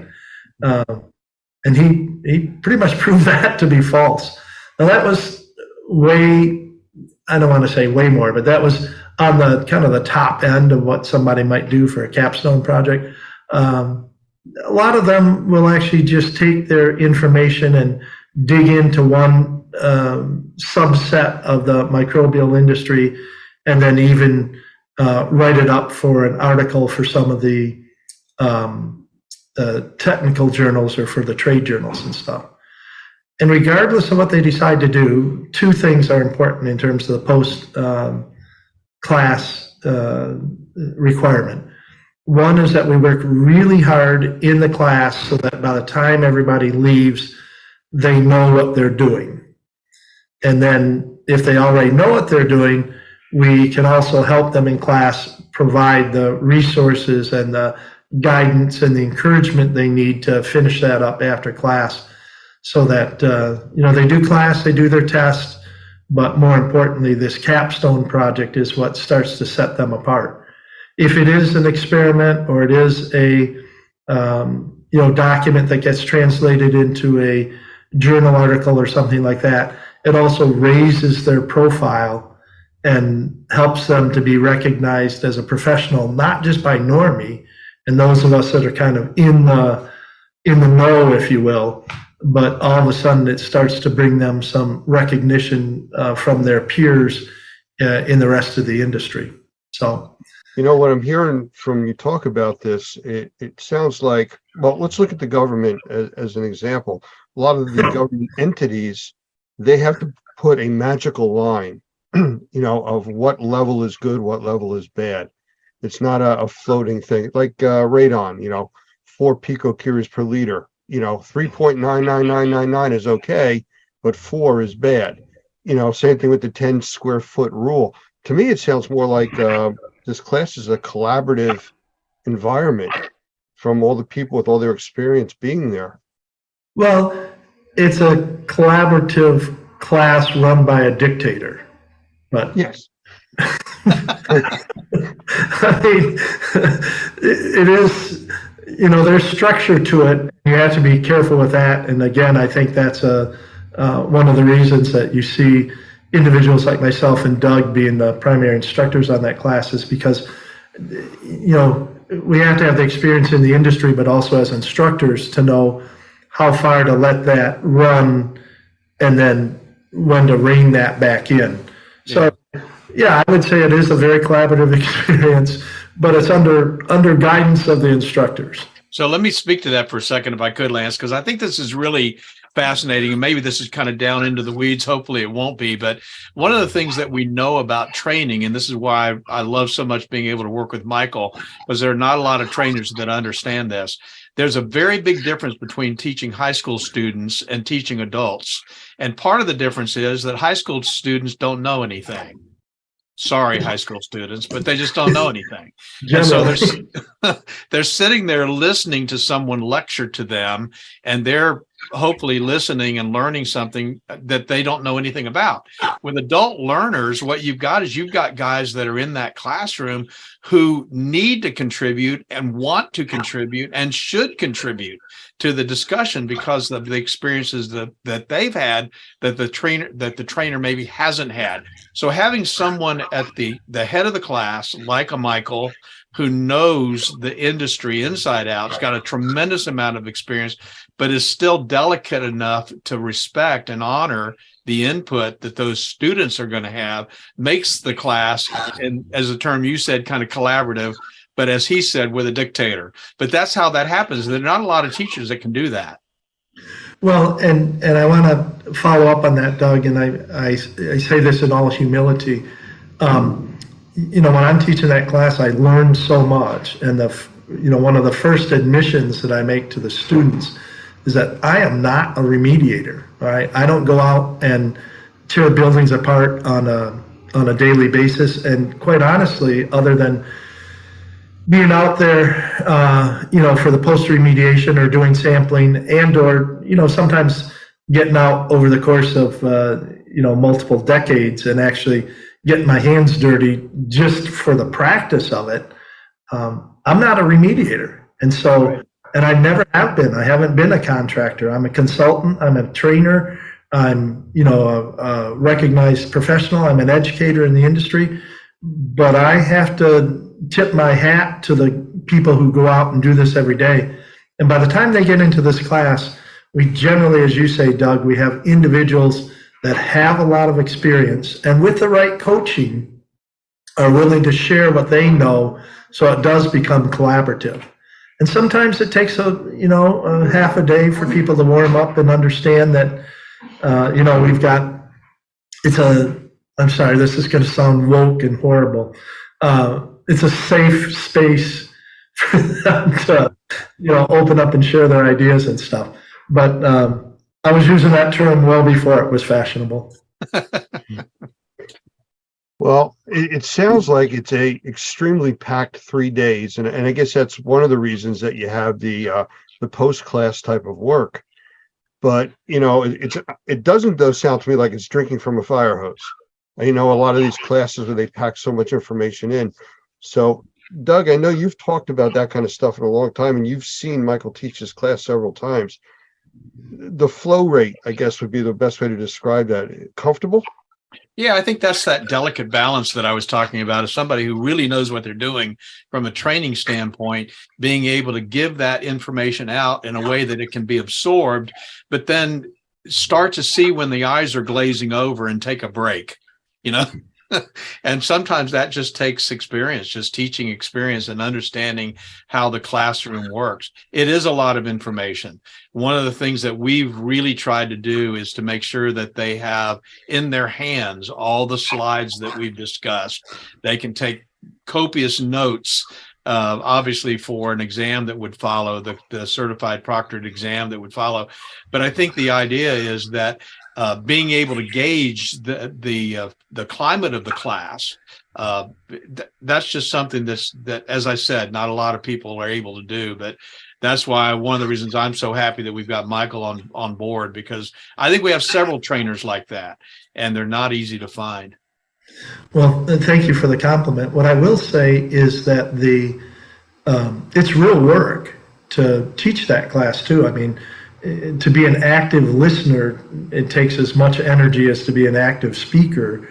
And each class is different, more so than the mold technician class or even the sensitized individual classes that I teach. The NCMP class is different because I have, as a lead instructor, I have a little bit more tendency to let some of that collaborative discussion run, and then have figured out how to bring it back, or how to, if I have to trim a little bit from some of the, subject matter that we're going to talk about. Like you said, they have all the slides there so that they're not necessarily losing any of the critical information, but we may, speed up going through some of that in class in order to give more time for the discussion, depending on where the discussion's going. Or sometimes, depending on who's in the class and the whole dynamics of it, or just toward the end of the class, a lot of times they're just tired. And so, a lot of times it reverts back toward the last afternoon of the class where I do a little bit more of the lecture style presentation than throughout the rest of it, just because if they've really been at it kind of hammer and tongs for 2.5 days, it can be wearing on the students as well. Doug, as executive director of Normie, how do you see the NPMC course really, or CMP, affecting the Normie structure? What does it actually bring to us? Well, I think this is a good time for me to talk about the Normie Pro designation, which I think is so significant. And that Normie Pro designation, which, oh, by the way, no one has yet, which not even Lance nor Doug nor Michael has this designation yet, was actually born. The Normie Pro designation was really born out of a need, as many good ideas are, to provide to the public a professional who could handle virtually any kind of issue, any kind of problem that they might face. And it was born out of this need when you and I, Lance, got a call from BP Oil, and they said, we need somebody to go offshore and do an assessment on one of our deep water oil rigs. And we both looked at each other and went, do we really have a Normie member who's qualified to do this? Somebody who has the safety training, someone who has the security clearances, there's somebody who has the experience in the background. Because when you get out on an oil rig, deep water oil rig, there's only one way out and one way back, and it's a helicopter. And there's not a lot of discussion or being able to, run to Lowe's and get something. So we decided, well, this is something that we should do. And so we did that. But out of that was born this idea of how do we get our guys to a master level? I think everybody's very familiar with what that terminology is. ICRC talks about that, and others. How do we get our guys to the level where they can handle even those kinds of jobs? And so our dream was, and our goal was, which is now coming to fruition, was to have enough advanced training where we could have the designation Normie Pro, and we could give that to individual in the Normie membership who had the training on sensitized individuals, regular CMA, CMR, understood how to deal with formaldehyde, understood building sciences enough to be able to deal with air infiltration issues, knows what a blower door test is, knows how to spell a manual J, has had the advanced microbial professional classes. How do we put all of that together and say, this guy, this lady, we're going to give this designation to Normie Pro? And then when we get those kinds of calls, that's the person that we can send on that kind of project. So the Normie Pro designation, which again, I say nobody has, we're still working on that. We're hoping that by the end of the year, with the help of the President's Council, we'll have some very specific criteria so that folks can get there and get that designation. And we have some now that I think we could get pretty close, may already be there to be able to have that designation. That's where Normie is headed. We're going to set the standard for the highest level of professional training that's in the market today. And I frankly just don't believe anybody else has been doing that like we intend to. And with Michael's help, with the President's Council help, I think we're going to create something that this industry has needed for a long time. And again, I just love jumping in on what Doug lays out as the foundation here. Truly, this NCMP class, one of the main ideas behind it is to help people see microbial contamination from a much broader perspective. And that was some of the stuff that you were talking about, Doug. You know, there's great pieces of equipment and there's good things that we can steal, if you will, from the radon industry, like Lance had referred to earlier. And there's things on the asbestos side, there's things in the safety arena, there's things from all these different industries, general indoor air quality.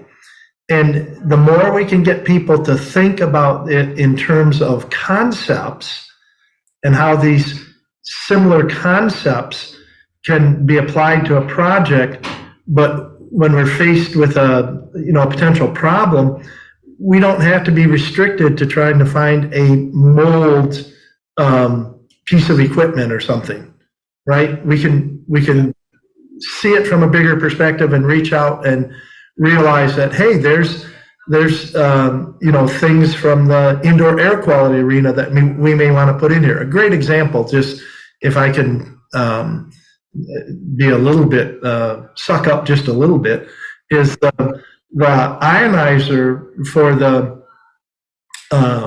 tail of the negative air machine that's available, the PRVK, right? That's not really a mold remediation piece of equipment, or that's not an idea that really came from the mold remediation arena.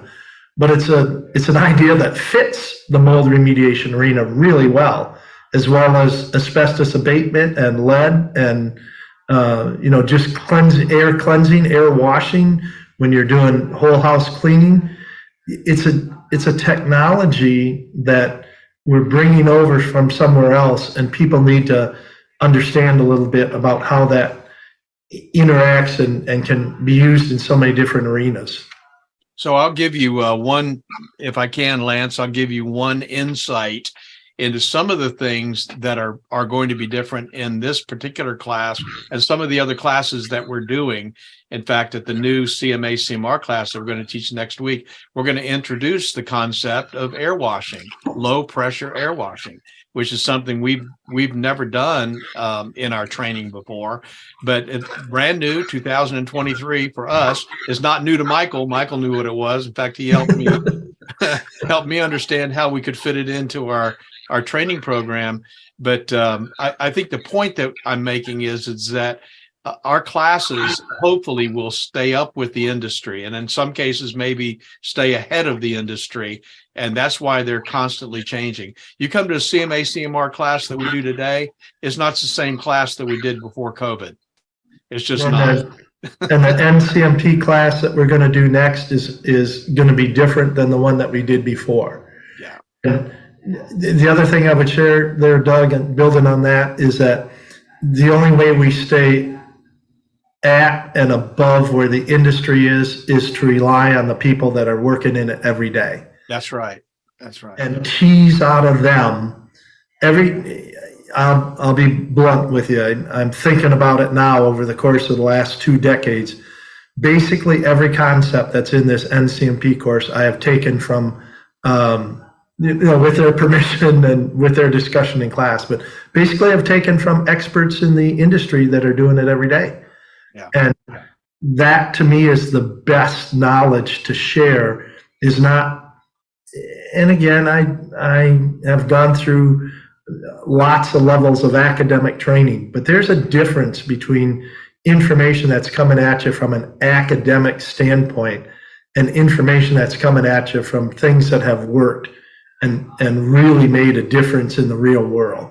So, You know, Michael, that's so important on so many levels. I mean, we teach in our classes about, for people that are becoming supervisors, to ask the people doing the work that have the working knowledge, how to improve their conditions, improve the technologies, give them what they need. And that's exactly what it sounds like you're talking about.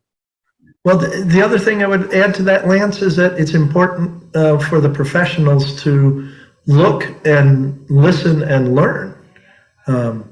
As I said, the more advanced I get and the more little buttons and designations and all the stuff I have, quite honestly, the humbler I'm getting, because I just am figuring out how much I don't know in all these different areas that I probably should know to pull together. And I'm honored, quite honestly, it truly is. I think about it, I'm honored to be an instructor in this class, because I'm sharing ideas. And, you may have heard the term, I'm sure a lot of people have heard this term, standing on the shoulders of giants. And the crazy thing about that is that a lot of the giants whose shoulders we're standing on for this class are peoples whose names are not necessarily household names or even really well known in the industry, quite honestly.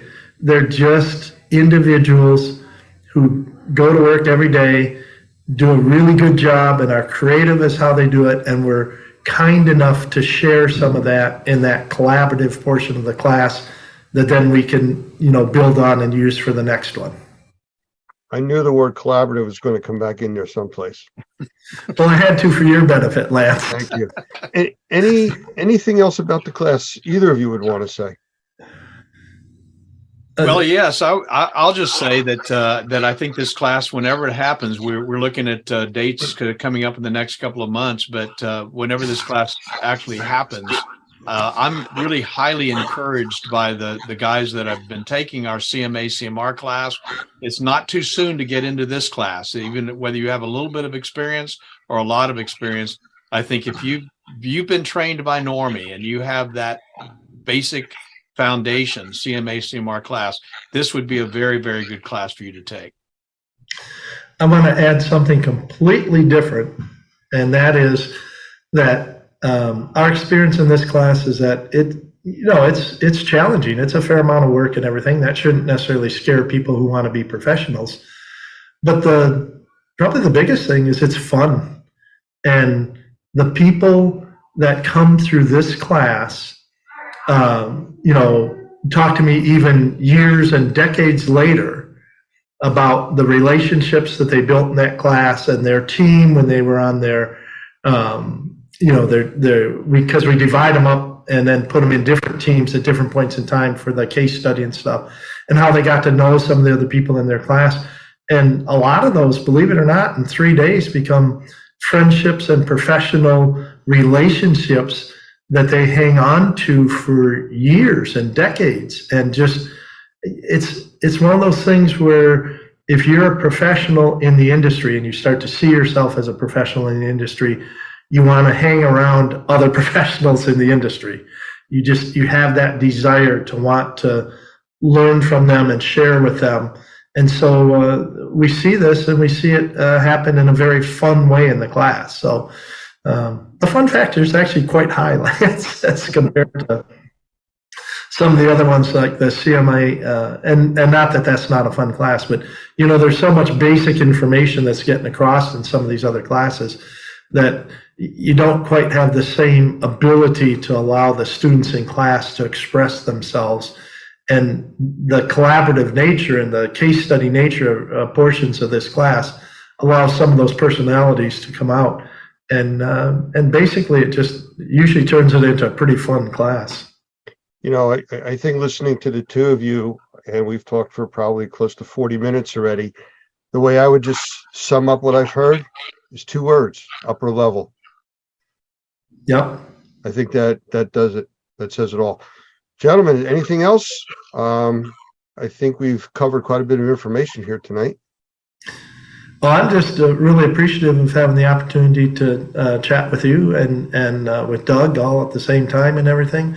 And I would encourage anybody who's even, remotely curious to dig into it. And they can certainly call Normie and talk to Doug about it. They can, get the referral. They can chat with me about it. I'll be happy to spend more time explaining it. But it's a great class. I'm looking forward to having the next crop of people come through it. And I'll just tell you that I'm excited to say that we've updated our website at training.normie.org to incorporate information about this class, the NCMP. Now, one of the things that's kind of unique about what we're doing these days is that this is going to be a trademarked designation, which means it's based on Normie training, and the NCMP cannot be used by anybody unless they've been trained by us. And so I think that's an additional level of credibility that you're going to get in the marketplace if you're in the industry that you'll not get anywhere else. And I'm just grateful in a very big way to Michael and what he's been able to bring to the team. And I think he's filled a void. And I'm excited about where we're headed with this whole advanced training program. So thank you, Michael, and thank you for being here, especially for this interview today. Oh, absolutely. Thank you, both of you guys, and have a blessed afternoon, evening. Michael Pinto, CEO of Wonder Makers, and Douglas Hoffman, the Chief Executive Officer from Normie. Thank you both for being here. Thank you. Yep.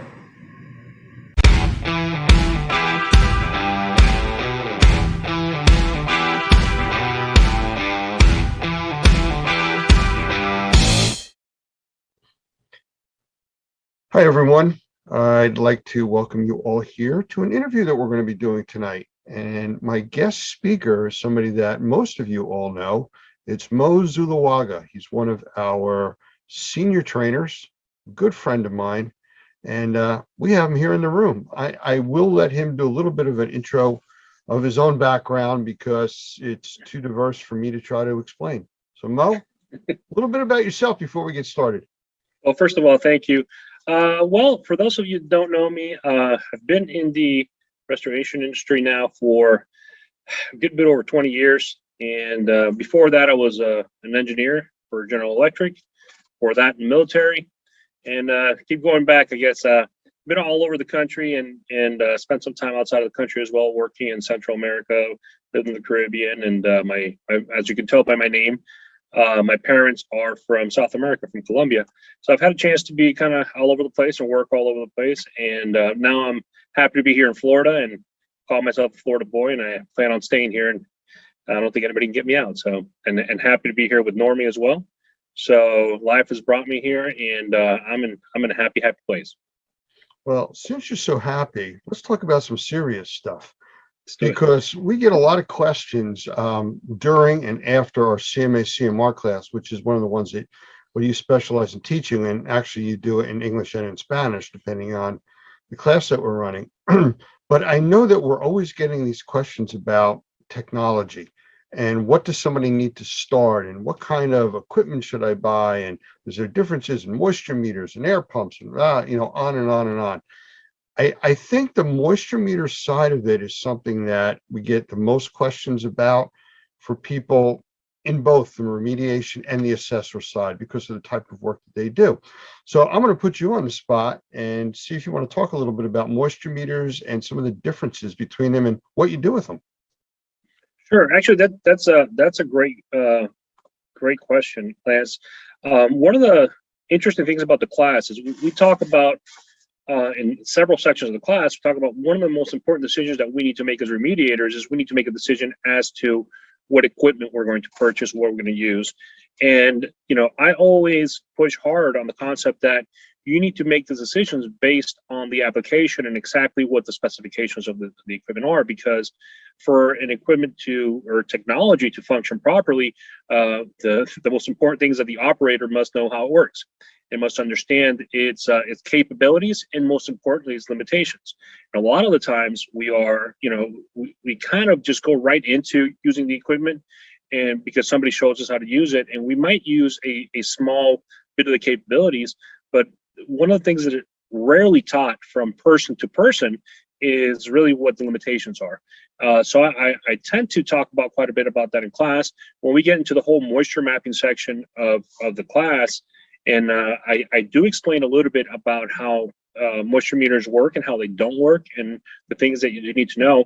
And that's one of the questions that I get repeatedly thrown at me time after time after class, where somebody will call me, listen, I know that you spoke about this in class, and it is it's a little complicated for me to just grasp in the 5 minutes that you were able to talk about it. Could you give me a little bit more? As a matter of fact, I've pulled I do have a file here that I can pull up with some pictures of moisture meters, and I'm going to open up here while I talk to you over the next minute, which has some pictures that I've done just to have this sort of conversation with some of the students. So as I pull this up, one of the things I am going to say is that when we go through the process of selecting equipment, it is incredibly important to know what exactly is it that we're trying to accomplish. What is the end goal of what we're going to do with that equipment? So in moisture meters, that is, we're going to measure moisture somehow, or at least that's the concept. And one of the things that the first question we need to ask is, where are we going to measure it? You know, what kind of material are we going to measure? How accurate do we need to be? How thick is that material? Those are all things that we need to take into consideration, because not all meters are made the same. And Mo, with that, there was a discussion that I was involved with recently where somebody was talking about moisture meters, and they all have different scales. And that was confusing to say, well, it's this percentage. Well, that's a different way of grading on this device compared to another device. So I don't know if you're prepared to talk about that, but if you get a chance as you go through them, you might want to toss some of that in. Absolutely, will do. All right, so I have this little file open. It's a Word document that I have with the images. So what I'm going to do is I'm going to go ahead and share it, if that's okay. Sure. So I can show some of these pictures and try to get the concepts across a little bit better. So let me go ahead and do that.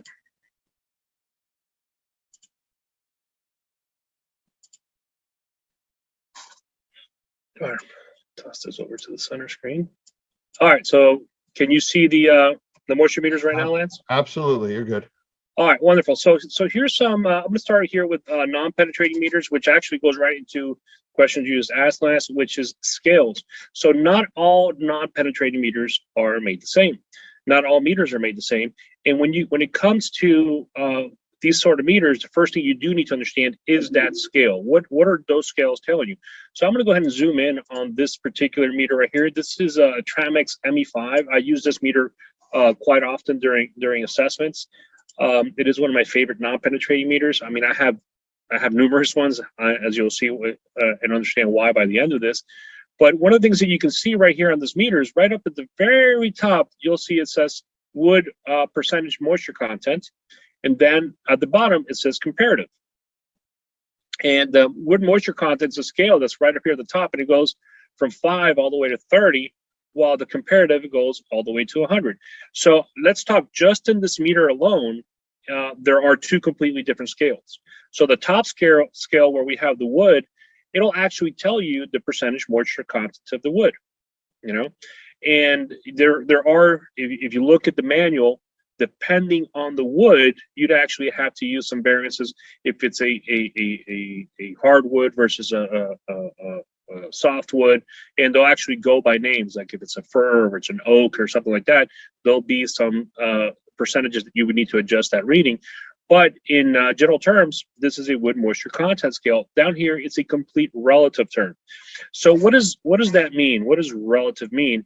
It means that for it to have any meaning whatsoever, it needs to be attached to some other value. And so what we learned in class is that before we can go take any readings where we believe the area to be wet, we need to go to a dry section of the home and take up a reading of the same material. So if it's wood, it's going to be of the same type of wood. If it's drywall, it'll be drywall, flooring, etc. So we can get what's called a baseline or a dry standard, and then that's what we're going to use to compare. That's the relative number we're going to use.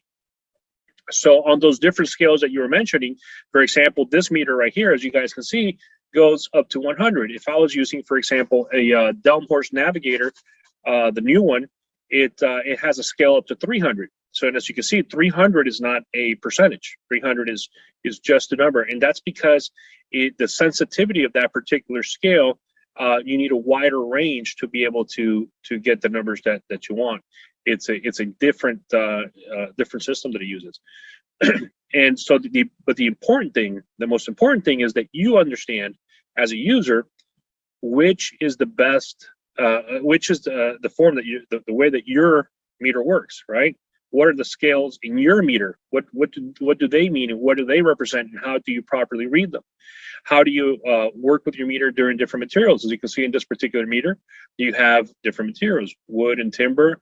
Do you have one that's a shallow depth? And that's because sometimes you have layered materials and you want to just grab the top layer, or you want to stay away from a metallic background, because that's one of the things we'll be talking about, some of the limitations of these meters. And a metallic background might cause a limitation. Drywall, plaster, masonry. So this particular meter definitely has different scales. The important thing to understand is, except for the wood meter, those are all relative scales. Okay, those are all something you have to compare to. As you can see, this meter will tell you over here just how deep it goes, and you'll see in the wood that it does show percentage moisture content. And that's what I would say. This is a great example of saying we need to grab the most simple tools that we have, which are wonderful technology, because a lot of the times we don't see these simple tools as technology because they've been around for a while, and we need to understand those. You know, one of the things that you just mentioned real quick was the manual. And so many people that I talk to don't even know there is a manual. Sometimes you have to go online to get it or download it. And that's one of the most important things you could have for these types of tools. You really need to understand it. I've gotten calls from numerous people that were either en route to a job or on a job site that have called me and said, how do I do this? How do I use this machine to do this? You got to know this stuff before you go out. I mean, use it in your own home, learn it, use the manual. Absolutely. Absolutely. Habits that we now have in the industry or the people that have gotten used to understanding these concepts is the having these manuals right on your phone, right? So we have them on cloud storage. So anytime, and I actually reference manuals all the time when I'm in the field, and there's a particular function of the meter that I might not have used in a long time, and I might know, but I might want to refresh her just to make sure that I don't miss anything, because as you'll see, there are definitely different types of meters, but having those manuals available to you at a moment's notice is incredibly important, and it's a good practice that everybody should actually take on in their business and their daily use. So I want to show you. So this is meter number one. Let me show you something else. So here's some of the things that I discuss with students when they call me with these questions. And one is that comparative range, as you mentioned. And that comparative range can change from meter to meters. So we need to understand it. Understanding how far those ranges go, right? So as you can see, the wood moisture content go up to 40%, and this particular meter up here went up to 30. You need to understand those because questions can come up. If you think about it, if somebody's analyzing a project that you're doing, and they're used to seeing one particular type of meter where their scale is considerably higher. So for example, on a non-penetrating meter, you can have wet be pretty high, pre 68, 98. Other meters might be lower. So if they're used to seeing their meter and they think that your number is too low and that does not mean that it's wet, then you need to be able to explain that and say, well, my meter works in this form, and here's the scale that it works, and here's what the numbers mean. And if you don't do that, if you don't understand that, it might be a difficult conversation to have with somebody else that also doesn't understand your meter because they've never used it before. As you can see, the same company can have another completely different meter. This is also by Tramix. This one is really designed for concrete. And this one will have concrete moisture content, okay, and also for drywall. So this is a very specific meter, and these meters are excellent meters to use for very specific times and different projects. So if you really want to know what's going on with certain type of materials, you might need a very specific meter to do that. So like I said, having a set of meters to be able to tackle different problems that come on is very important. Just like you can see for concrete as well, I might actually want to know the actual concrete slab, how much the relative humidity is in it, how much moisture content is in it. I might need to tap into it and use a different type of meter with a different type of plug that allows me to be able to determine this. Because, for example, once we remove floors in some of these projects, before we can reinstall the floors, we need to make sure that we've actually correctly dried that concrete slab. Because if we don't, then we're going to have issues with the new flooring when it's installed. So once again, understanding our meters, our limitations, our capabilities is important. And I think limitations is one of those things that we definitely need to focus with each one of our meters. Hey Mo, you mentioned a bunch of different types of meters, and I know over the years I've used combo meters. What I mean by that is a meter that will also do relative humidity, temperature, moisture on surface as a pinned or pinless. How do you feel about those? I've gotten mixed, opinions from people over the years. Well, actually, I have a picture of one of those here. I'll jump a couple of pictures just to show you. Whoop, here we go. So this one is by Protimeter. Everybody pronounces that a little bit different. That's how I pronounce it. So if I pronounce it differently, forgive me. So Protimeter is a multi-use meter. So it does have a thermal hygrometer. It has a pin moisture meter. It has a non-penetrating moisture meter included as well. And it's a really good meter. It really is. There are some drawbacks. There are some drawbacks to having a multi-use meter. One of them is obviously your meter is done and you've now lost all your meters. That's one. In the past, some of these meters that had all the functions did not have each function wasn't top notch. You'd have two of the functions that were top notch and the third one was okay. And I'm a big believer in having really good meters for certain type of projects for each one of those functions, whether it be a hygrometer. So you need to understand what application you're doing. But obviously times change, technology improves. Some of these meters are really good. This particular meter is really good. The kit comes with all kinds of accessories to measure different things, to be able to tap into wood, to be able to go past these little pins over here to go past the drywall and be able to measure and see if insulation is wet. You have multiple meters that do this, like that Dome Horse Navigator that I mentioned also is a good combo meter. My biggest drawback with combo meters for personally is that a lot of the times they have a lot more functions that I need on my projects. Number one, and number two is if I lose that meter, I've now lost all my meters, and it's not something that I really want to face on a project. Well, that was one of the things that I had seen over the years that you had just mentioned about the sensitivity of the meters, that you give up some sensitivity when you have all these different devices combined together. It's really good with one or two things, but a few of the other ones aren't as good. And of course, the other thing is if something happens, you drop the meter, you break it, you've lost everything, Absolutely. And the other one is they are pricey. They are pricey to have a combo meter. They're less pricey than buying really good meters of each one, mind you, but nonetheless, as to have one meter that can go bad or get dropped or now you're talking anywhere between $1,200 to $1,500 for top end meters, in the hands of a technician can be a problem. It's if it's your personal hands and you're very good with your equipment, you take care of it like I do, they'll probably last you for a lifetime. But we know that as it goes from hand to hand, that level of care might change. So that also comes into play. How rugged are your meters? And that's one of the things that I look for. I like rugged equipment. I like the equipment that I can take on a construction job, and it's going to make it to the end of the day. So that's important to me. Absolutely. One of the questions that comes up a lot is, what should I buy, a pinned or a pinless? And I always talk to them about, well, the pinless doesn't do any damage. You got to go to a different level of dealing with the consumer that you're working with about having pinholes all over the place. And depending on what you're doing, if you're testing carpeting, you're not going to see, like you're testing sheetrock, all these little pinholes all over the place, so you got to be prepared to build back. But, you have a favorite either way, pinned or pinless? Well, Well, my particular answer to that is always I have both. And because it also depends on application, right? You do a lot of assessments. You've done a lot of assessments in your time, and during an assessment, it is in an assessment, a lot of the times you're not really looking to poke holes into a drywall, because like you're saying, you're creating damage to the drywall. On another type of project, for example, a drying project, that becomes a little bit less important. You're in an emergency situation and you need documentation that's going to be easy to explain down the road, either to maybe it's an insurance claim to an adjuster, maybe you go to court, something like that.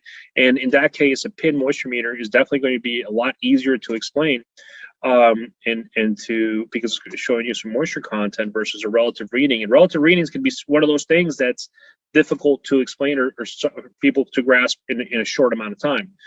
On the other hand, both are great. So one of the things that I tend to do is I start with non-penetrating, and then I'll document the edges, the far corners. So once I get to the far corners, I'll document them with a pin moisture meter.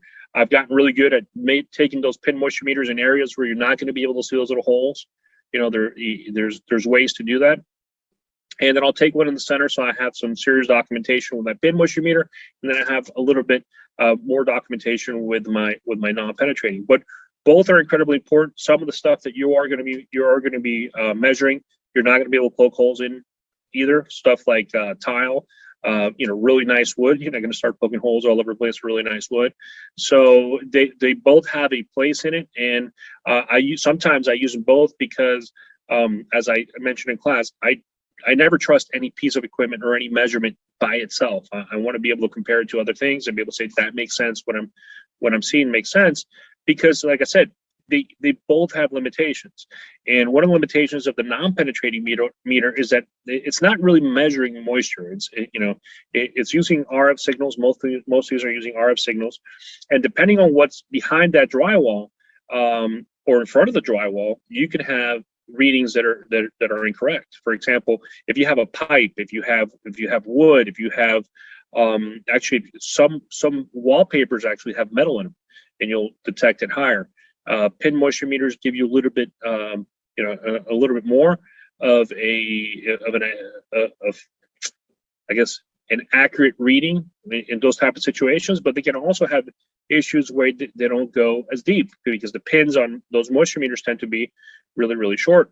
As a matter of fact, one of the tips that we talk about in class is if you have like a thick piece of wood, like a 4x4, the proper way to measure that is to drill 2 stainless steel screws right into the middle of the wood, 2 inches, and then you measure with your moisture meter to those screws. So now you have an accurate measurement into that wood because the pins are too small. So like I said, all this equipment has limitations and it has capabilities, and we just need to understand each one in each application that we use.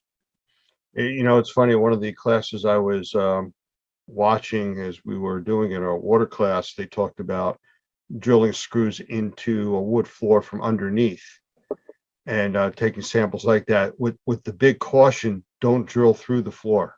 Yes. Come up on the other side. So a Absolutely. little too far there. Yeah, and by the way, we've all done that where we've gone a little too far. So it's just be very, very careful. So I would say from what you've described here and the types of technology that's used, I guess the next level to go to would be moisture mapping, and how that's done and how this equipment plays into moisture mapping an area, and different ways of doing it. Right, and there are different ways of doing it, and that's where once again selection of equipment depends on what you're doing. Depends on the level of equipment that you need. One of the meters that we see here is a very economical meter. This is one of the things that we'll find at Home Depot for $30, $40, $60. And we're putting it next to another meter that's $500, $600. For certain things like moisture mapping, they could be excellent tools. That your meter does not have to cost $1,200 for it to be functional for your operation. One thing is very different when you're doing an assessment and when you're actually doing a drying job. They both require a moisture map, but the level of accuracy in that reading is not the same for each project. That's not the same. During an assessment, we're really looking that it's hitting that threshold that it is wet. In drawing, we're going to want to measure every day the actual progress, and we want to be very exact with those numbers. And we want to have equipment that can read really fast readings in between each reading, so it can adjust quickly to its environment. So that's one of the things that is probably different from economic meters to others. Expensive meters tend to have electronics in there that react a lot quicker. So in moisture mapping, let me I guess I could use the same page here to talk a little bit about moisture map. I'll scroll down to the bottom, and then I'll get back to some of these little other tools if we get a chance to that we use in moisture mapping. So I'm going to explain the way that I like to do moisture mapping. This is the most common way that I'll do moisture mapping. And what I'll do is I'll use a little bit of drawing. So forgive me, I'm not an artist, and I'll just try to explain to you graphically exactly the way that I would do it. So if I had, for example,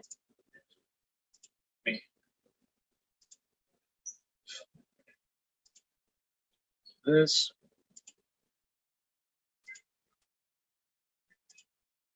So if I had a wall that kind of looked like this, and we'll call this wall right here wall A, wall B, and wall C, and I would actually label them.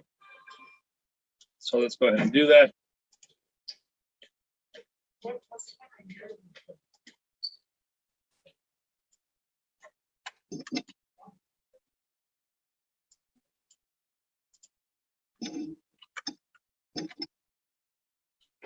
I'll do this really quick so it won't take too much time.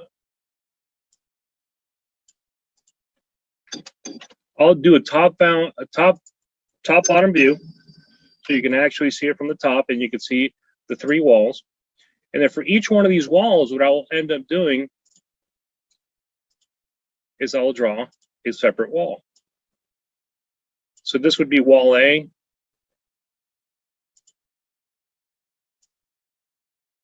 Wall B. Move the filter, please. Okay.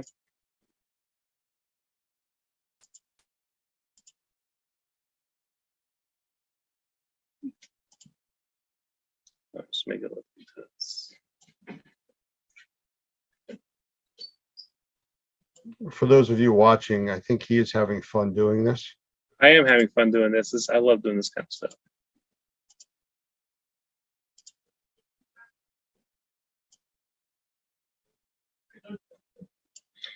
So this would be the areas that, for example, we would, in wall A, I'm a wall B, and if this continued all the way to wall C, I would do it, but I'm just doing it so we don't spend too much time drawing here.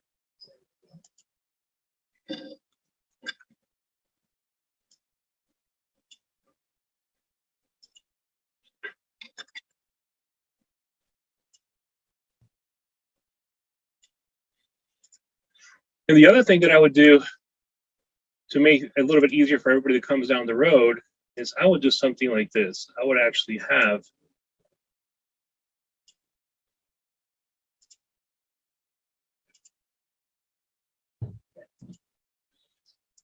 a piece of blue tape across that wall. And about every 16 inches, I would put a vertical line. And so that would be the first section would be A1, A2, A3 across that blue tape on that wall. So, and I hope I'm explaining myself correctly. If for some reason I lose you, please let me know. And below each one of those sections, every 16 to 20 inches, I would take a moisture measurement as to exactly moisture content on that wall or the reading, depending what type of meter I'm using, and the height that it went to, and I would document it around that blue tape. So on A1, I would put day 1, it would be the moisture content and the actual reading, and I would do the same thing on day 2.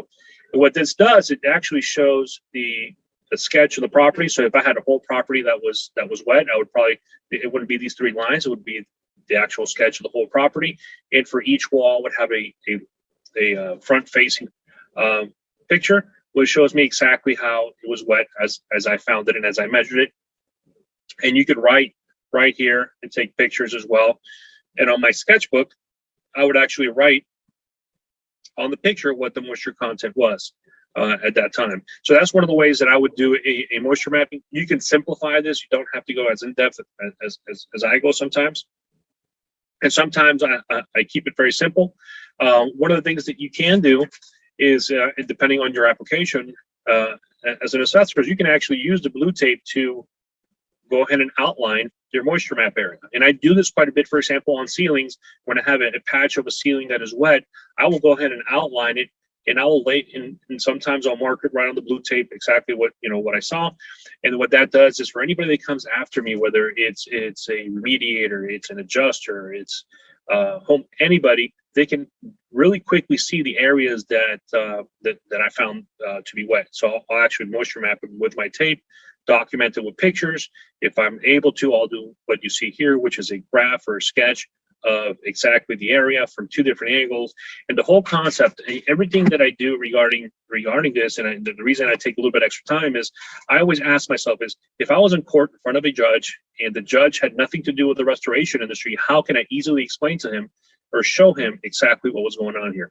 And that's always the basis that I take on my approach of either writing a report or doing a sketch or trying to explain something, because the reality is that we're not always going to be talking to people who completely understand restoration, who completely understand mold assessment, indoor air quality, any of these issues. And so it all ties together, from understanding how your equipment works, selecting that equipment, using it properly, being able to explain it, and then documenting the results into something like a moisture map. It all comes from basic thing is, we need to understand why we do the things that we do and how our equipment works. Very simple things. Looking at what you're doing here, I mean, to me, it makes a lot of sense, and hopefully everybody that's watching understands this too, but it also looks like a very labor intensive process. I know there's other devices out there. I mean, I've used thermal imaging and stuff like that work hand in hand with moisture meters.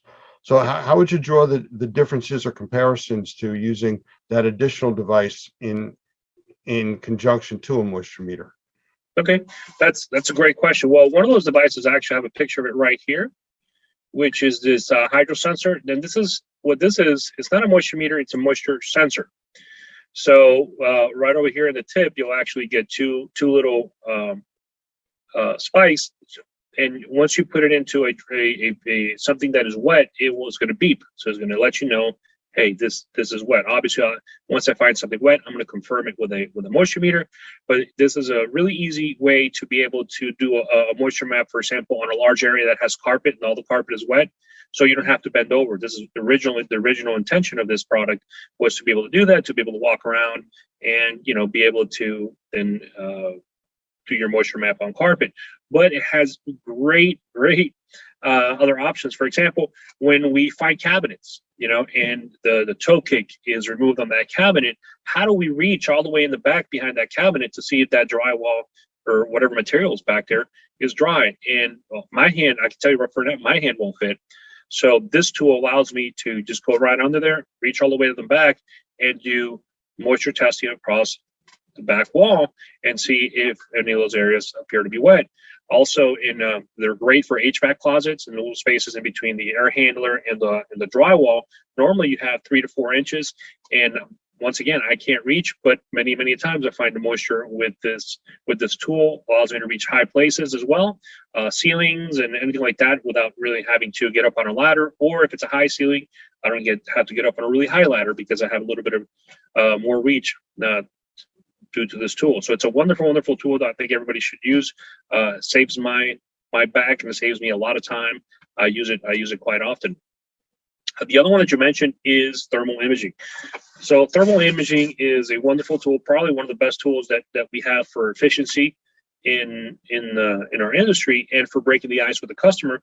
But once again, for you to be able to use it properly, you need to really understand how it works. So one of the first things I always say is get certified, understand what it does and what it doesn't do, and always question what it's showing you. So a thermal imaging camera, we all know, can give us false positives, and any dark area is going to be dark because it's cold, not necessarily because it's wet. It's definitely going to be colder than its surrounding areas, okay, but it does not mean that it's wet. But you can also get false negatives, and that's one of my biggest concerns all the time with infrared imaging.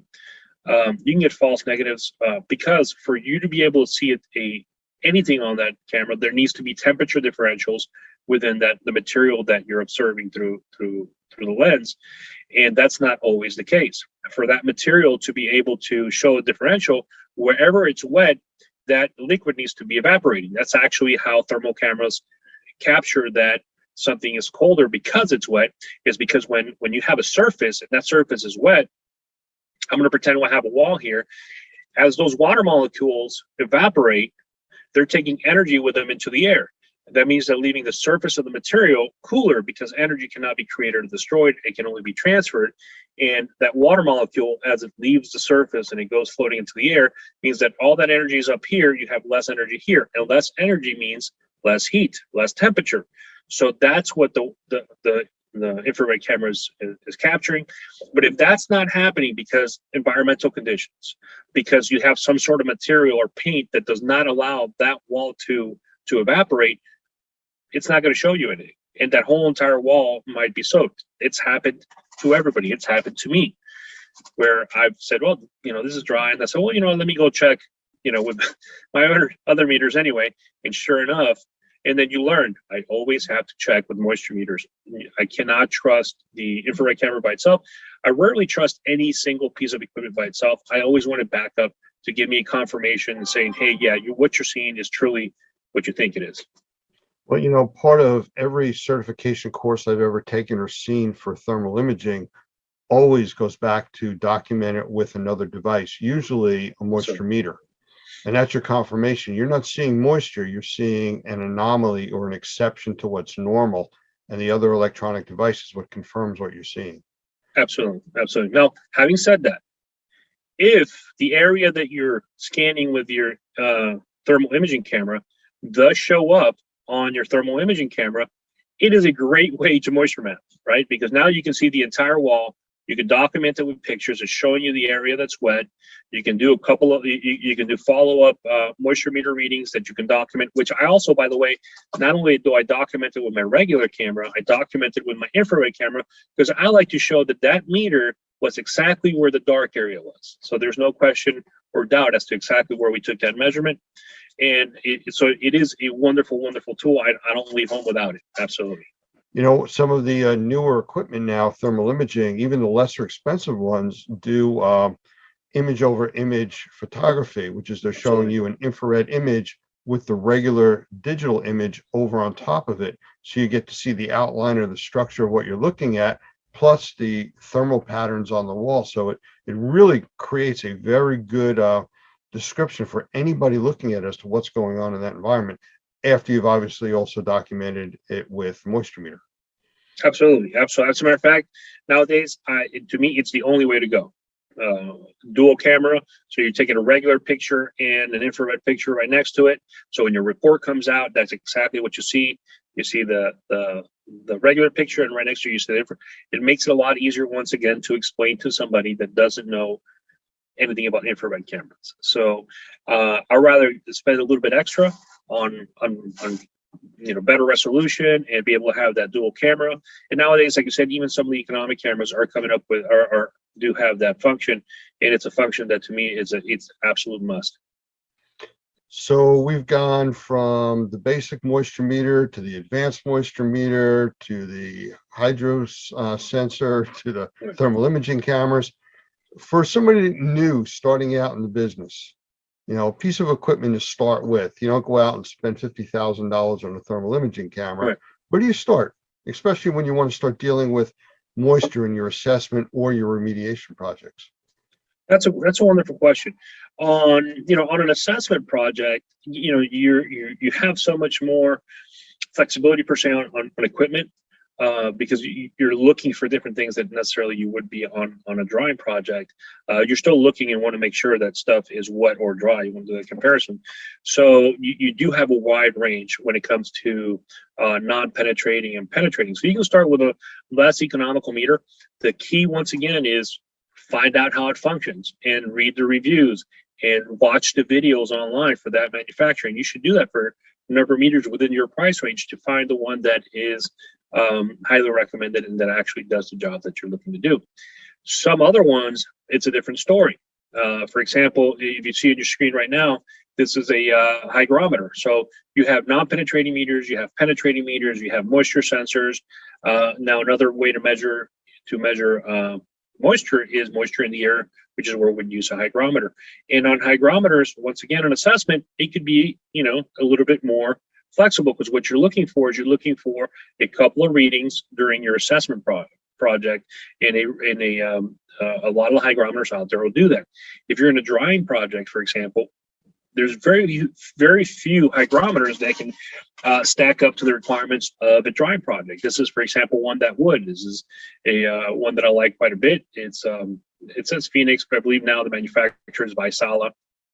And what the differences are, for example, this hygrometer I can put in front of a dehumidifier, which has extreme temperature and moisture readings and low moisture readings, and pull it away and get very accurate readings right away in another location.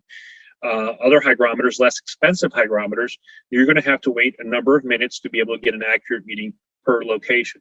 So the hygrometers tend to be one of those things that the better you get, the better it's going to be for you for efficiency, because you don't have to wait all that time for the sensor to be able to adjust. Better sensors also tend to last longer before they become uncalibrated. So those are things. The newer hygrometers that are high end, you can also change the sensors. You can buy just a new sensor and put it in. So depending on the piece of equipment that we're talking about is dependent more on my guidance. So as to penetrating and non-penetrating meters for assessment and an infrared camera, I might say, listen, here's some baseline products that I think were great. I highly recommend. For example, FLIR makes I think it's the MR40, which is a penetrating moisture meter. It's a pen. It looks like a pen. It has a little flashlight on the other side. And I think it's $60, $70, $80. It's really inexpensive. And I think it's a wonderful moisture meter for assessments. Wonderful moisture meter, especially because it is so light that I can stick it pretty much anywhere, on a wall, on a ceiling, and it will stick and keep my reading, which means that I can document the picture with pictures a lot easier. I don't have to have my hand up, especially if I'm on a ladder or anything like that. It becomes dangerous. I don't have to hold it sticking to the wall and taking the picture. I can just stick it to the ceiling or to the wall, take a step back, take a picture up close, take a picture from far away, and it does a wonderful job. With a hygrometer, I would say definitely do your homework, get a little higher end, make your life a lot easier. And on a thermal imaging camera, one of the economic ones now is the C4 or C5 from FLIR. Those do a wonderful job. They do have their limitations.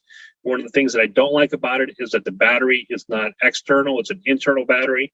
So once that battery starts degrading, basically your infrared camera starts degrading, because keeping it charged does become a headache. You have to have it connected all the time, but that happens over time. That doesn't happen immediately.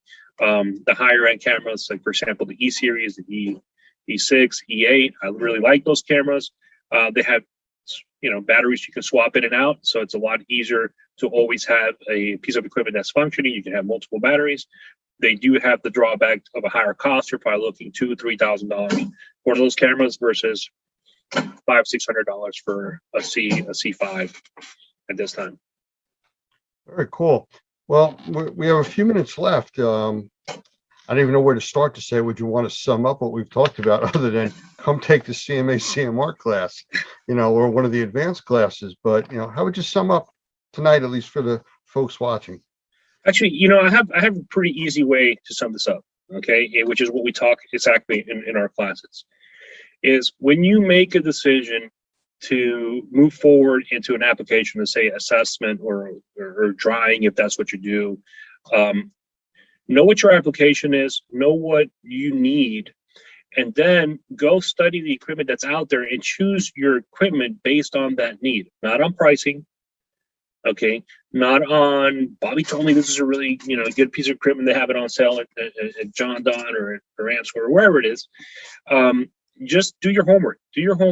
Read the manuals, understand what it is that you're doing, understand how your equipment works, and most importantly, understand why you're doing it.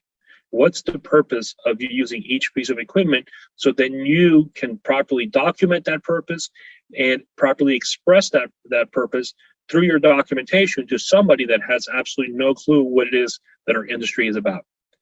That is if you take the whole entire idea, that is the basic idea of what we do. Take really complicated things and make it less complicated, make them simple, so somebody that doesn't know what we're talking about can learn it in a quick and efficient manner. And the way to do that is you need to understand every step of the way, and most importantly, understand how to properly use your equipment. Well, thank you, Mo. Actually, I'll ask you to stop sharing your screen for a moment so people can see who you really are. Absolutely. Go ahead and do that. All right, there he is. Well, I want to thank you for your time. I think we're going to have to do this again and maybe pick another type of equipment, maybe air pumps or Matterport or some other equipment that I know that you use and you're familiar with, and do some more segments on this. Absolutely. Sounds good. So thank you for your time, and we look forward to possibly another segment in the near future. Hey, thank you for having me. Have a wonderful night. You too.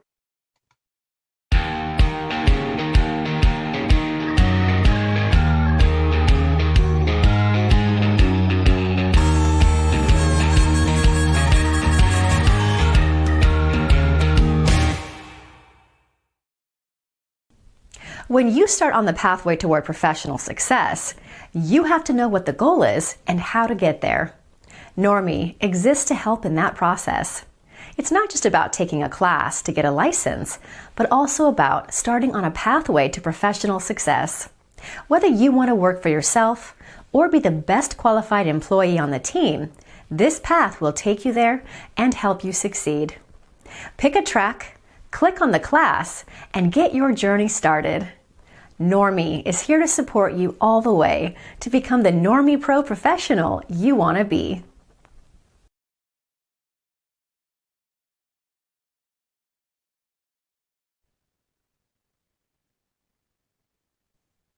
I want to have a quick conversation with one of the people that went through several of our classes and become a friend of mine, Skip Jankowski, if I pronounce that correctly. If not, please correct me, because we're good, Lance. We're talked good about this in the past. So, Skip, if you would, just tell everybody quickly who you are and about your company. Sure, Lance.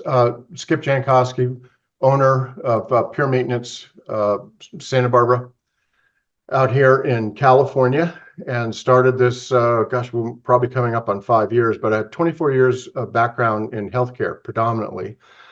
Therapeutics, medical diagnostics, medical implantables. And I wanted to get into this business because I looked at the industry and said, it needs to be enhanced. They're not looking at this from a organic microbial standpoint. And that's where I felt a lot of the capabilities could be enhanced. And we've been successfully performing these types of disinfecting protocols, decontamination, and also remediation for water damaged buildings. We actually do remove damaged components where appropriate. Well, recently, and one of the places where I had been in a class with you was you had taken the NCRSI class, the Normie Certified class for remediators for sensitized individuals. Yeah. And I saw your reaction to taking that class, and I know your background. We've spoken about it during the class and everything. You've had an established business model. Have you seen changes to your business model because of this class? Yes. First of all, let me say something about Normie. There are a lot of certifying entities, agencies, bodies out there, but I from my lifetime of work, I couldn't be any prouder of working under and being certified by Normie. Well, we appreciate that. Yeah, it is elevating, influencing, top-notch, comprehensive. The body of its membership is extraordinarily knowledgeable. There's a thirst for constant learning, and there's a dedication to the principles and standards of care to do things to the extent that you can, to the highest degree, And it's just a very proud aspect of my life. So answering your question directly, it supported a lot of what I felt was important years ago when I started this business, and then has added to it. And what I took from that class is being implemented today, because, look, you can't know everything, and every day knowledge comes our way, and we are incorporating some of the many aspects of what was presented in the normie remediation class for the sensitized individual. Well, let's talk about your business. As a whole, you've been doing this for many, many years. Have you dealt with sensitized individuals in the past? Good question. Yes. In fact, that's where the rubber met the road for us, because of how we set this up, because of how we presented ourselves, our storefront, so to speak, on our website, the types of information we put on there, a lot of research data, right? Science was really stoked to be in Florida and listen to Michael Pinto, a gentleman who is a noted authority on this, and his life's passion and work, talking about constantly the science. The science has evolved so much that the data today is irrefutable. And that was really, really confirmatory. And then, of course, learning more in that class will add to our resource page. But yes, the sensitized individual, very early on, we started coming in contact with folks that had traditional remediation and they were still sick. And we were able to, we received unsolicited testimonials from them, emails, text messages. I can't believe this. My whole family feels so much better. And it wasn't just that we were doing something different. We were doing something that was that really normie only talks about. And so, and that was long before I learned of normie. And then once I found out about normie, I went, yes, this is an entity that gets this. And I can't state enough that what we talk about, and I say we because I am normie, right? And so what we talk about is something that no one else talks about. And through my research here, the other well-known name brand franchise types or independents, they don't talk about the biocontamination, the toxicity of the fungal amplification or mold spore and its byproducts, whether it be allergen or toxicants that get into the environment. And normie talks about this. This is a advanced, leading edge, influencing body, because we now know that the data is irrefutable. When we do our CMA CMR class, which is usually the beginner class for people getting into this industry, we hear from people that have even been in the business 10, 15 plus years, that they've learned how much they need to learn. Yeah. You went through the NCRIS class. You've obviously been dealing with, sensitized individuals for years. Did you pick up anything that you really didn't know about, or something new or different view of it from the class? Oh, absolutely. It was one of these, how could I have missed that, right? Smack on the head, wake up, Skip. Gosh, you got to look at this. The big picture, right? That stood out to me, and that was at the forefront. We're going to be talking about a lot of things for the sensitized individual, but let's not overlook the occupants or building owners or homeowners, social, emotional, financial, legal. I mean, you can go through all of the various dynamics. And I was stunned that this was an aspect that we were starting this class over, right? And basing it on everything that we were going to learn about. Had everything to do with the totality. Let's look at this from 30,000 feet. And these are families that have gone through a lot, right? The financial, insurance denying this, the healthcare not paying for it. And so for us to have clarity on that person's personal situation, which is different for every client, and look at all the totality of everything they've had to deal with. Look, when you're dealing with the sensitized individual, they are in many cases, as has been the case with the folks that we've worked on with out here, they're kind of at the end of their rope.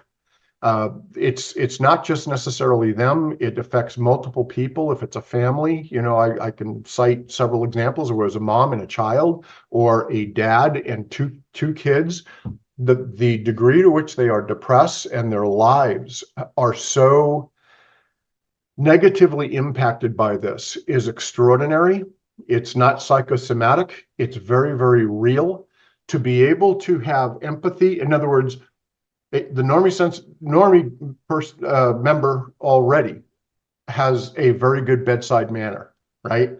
It's not cut and dry, but to have empathy and sympathy for what they're going through acknowledges that we understand that journey that they are on. And the other thing is the team approach, right? We're dealing with the doctor, we're dealing with their insurance agent, we're dealing with them, we're dealing with the nurse practitioner, we're dealing with the labs. It's a team approach. It's not just one, you know, I'm not going to solve that problem by myself.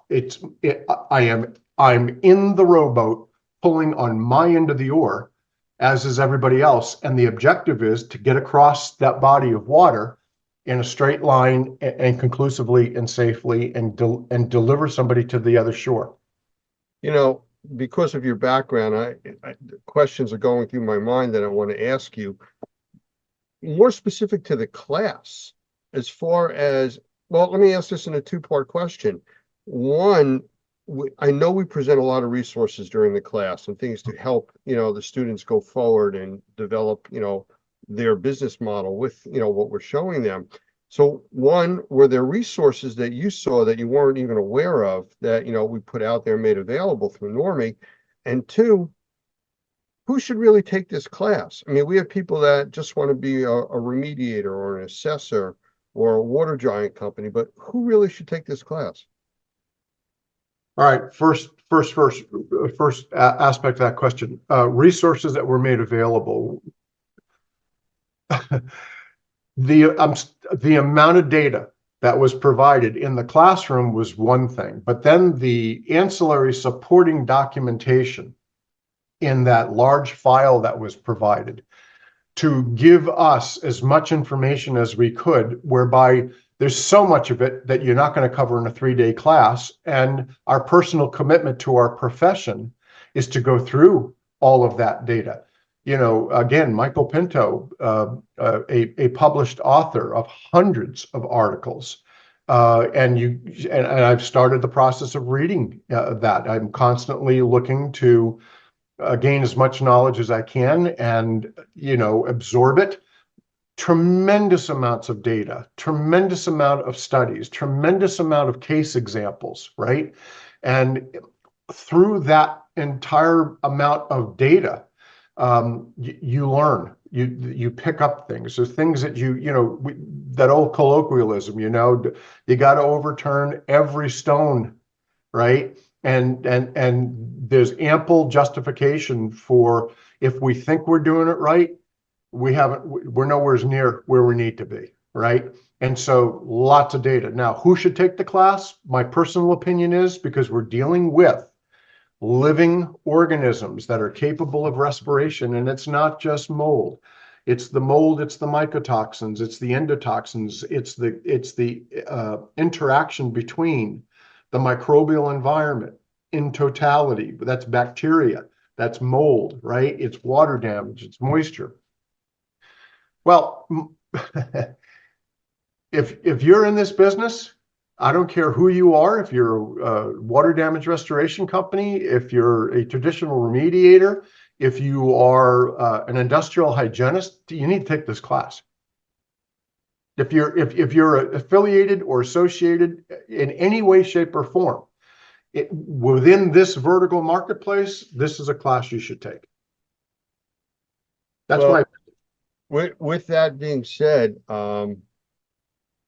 is there any other place out there that you've really found this kind of support, you know, that we're actually offering and presenting in the class? I mean, it sounds like you've been doing and looking for this for a long time. Long time. Long time. No, Normie is, look, I, in our own sidebar conversations, I have stated quite emphatically that I think Normie should own the penthouse suite within the IAQ category, because this is indoor air quality. There is no other certifying entity that talks about these. The sum of the parts is really what I'm getting at. There's a days to discuss mycotoxins. There's days to talk about endotoxins. There's days to talk about actinos. There's days to talk about all of this stuff. Normie's the only one who talks about it. Everything else, it's about how much water is it?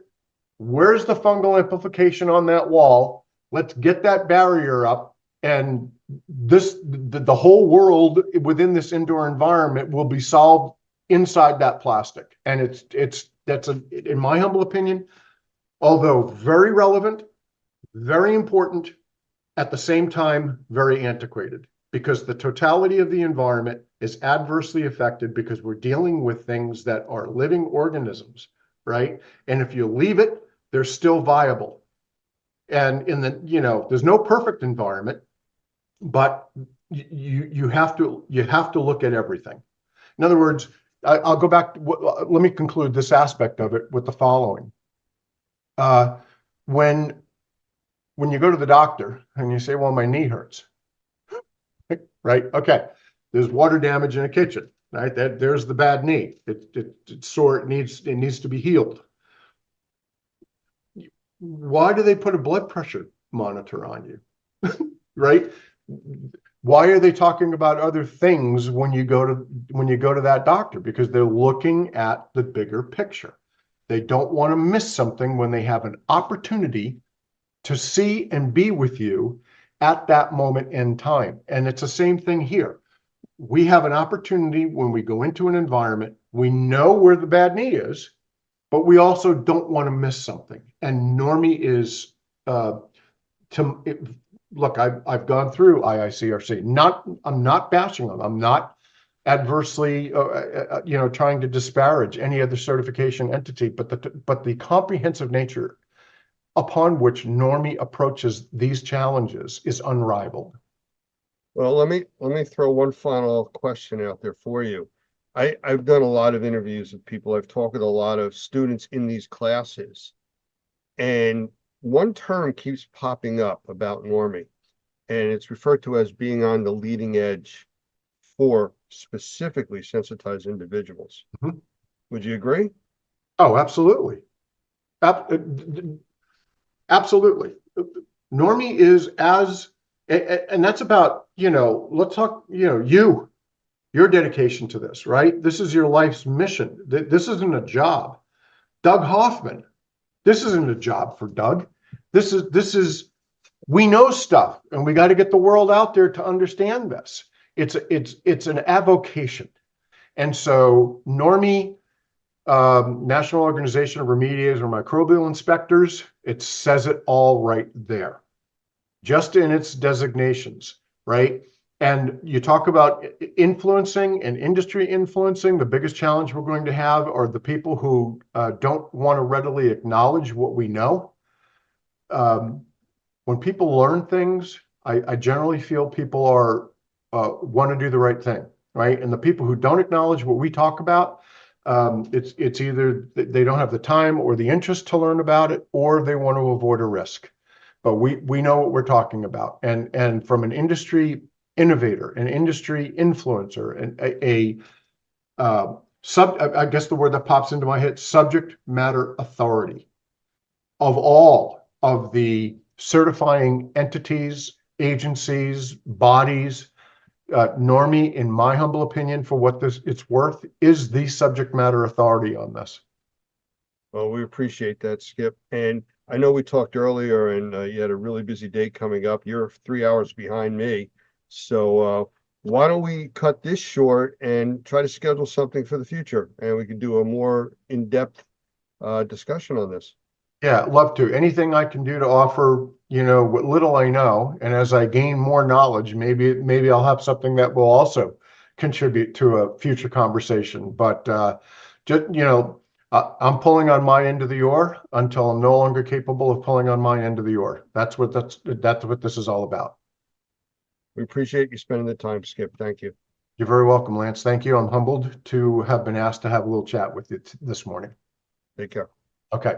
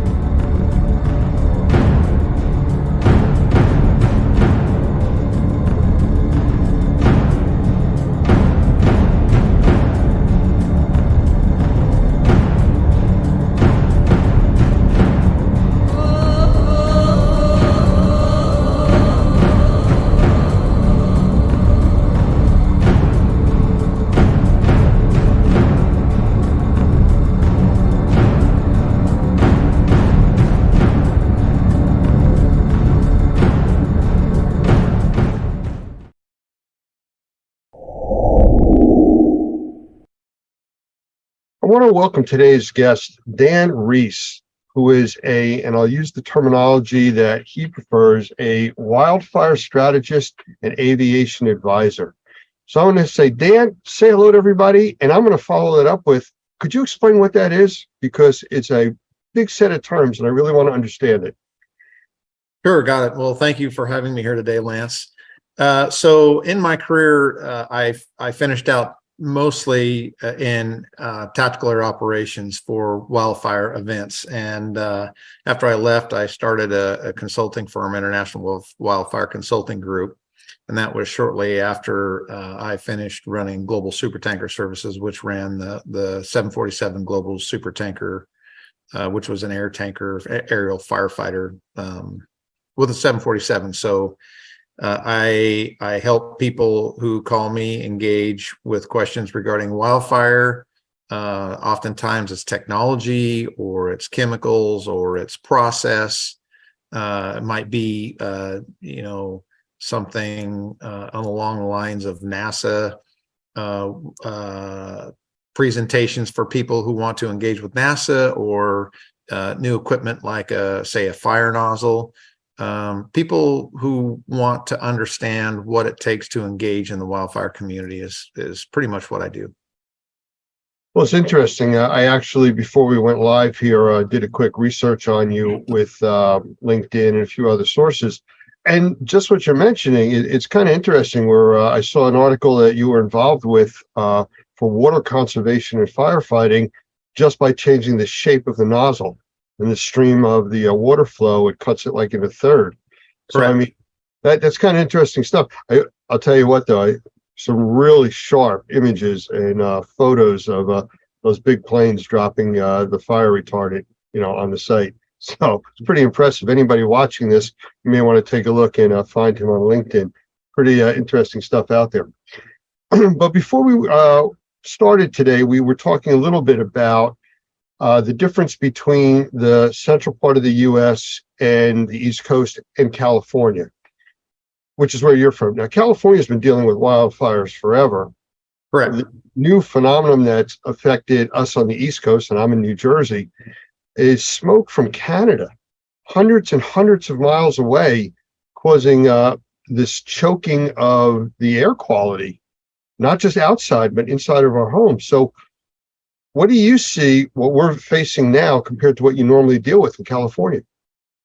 Well, it's clear and beautiful and a really moderate temperature here, this summer with the weather patterns, which is really nice. I think that El Nino probably has something to do with that. As I watch the news sources and the science research with the polar vortex, collapsing somewhat and changing the airflow and the cooler weather, it's really nice here in California. And we've not had the fires, this year that we've had in the last several years, and the air's been clear. So it's been really nice. A little agonizing to see what's happening on the East Coast and the Eastern Seaboard and in Canada, where we don't typically see that. And ironically, we see a lot of fire on the West Coast and it's highly publicized, but in the Southeast of the United States, there's a huge number of fires there that occur typically annually. Although I don't think in scope and size of what we see here with the integration of the population in what we call the wildland urban interface. But the smoke conditions definitely will get people's attention. And when we start seeing entire towns, being razed like Paradise and Greenville and the towns up in Oregon and now Canada, it definitely starts to get people's attention.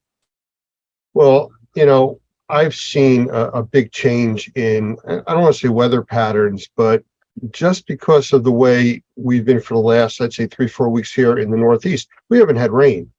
I mean, everything's extremely dry. Now, normally for us, June, we usually run that week or 2 or 3 of, we'll run those 85, 90 plus degree temperatures, and they start calling it the heat wave and everything else. We haven't had that, which I'm not complaining about. But the point I'm trying to get to is when these fires produced this smoke that came down on the New York, New Jersey area, we actually got a glimpse of almost the start of what a nuclear winter would look like. And yes, it sounds very dramatic to say that, but we were barely getting to 70 degrees when the normal temperatures are 80, 85 for us here in New Jersey this time of the year. And we were told by the Weather Channel and all the other officials that are talking about it, that there is so much smoke in the air, it's blocking the sun from its normal thermal heating during the day.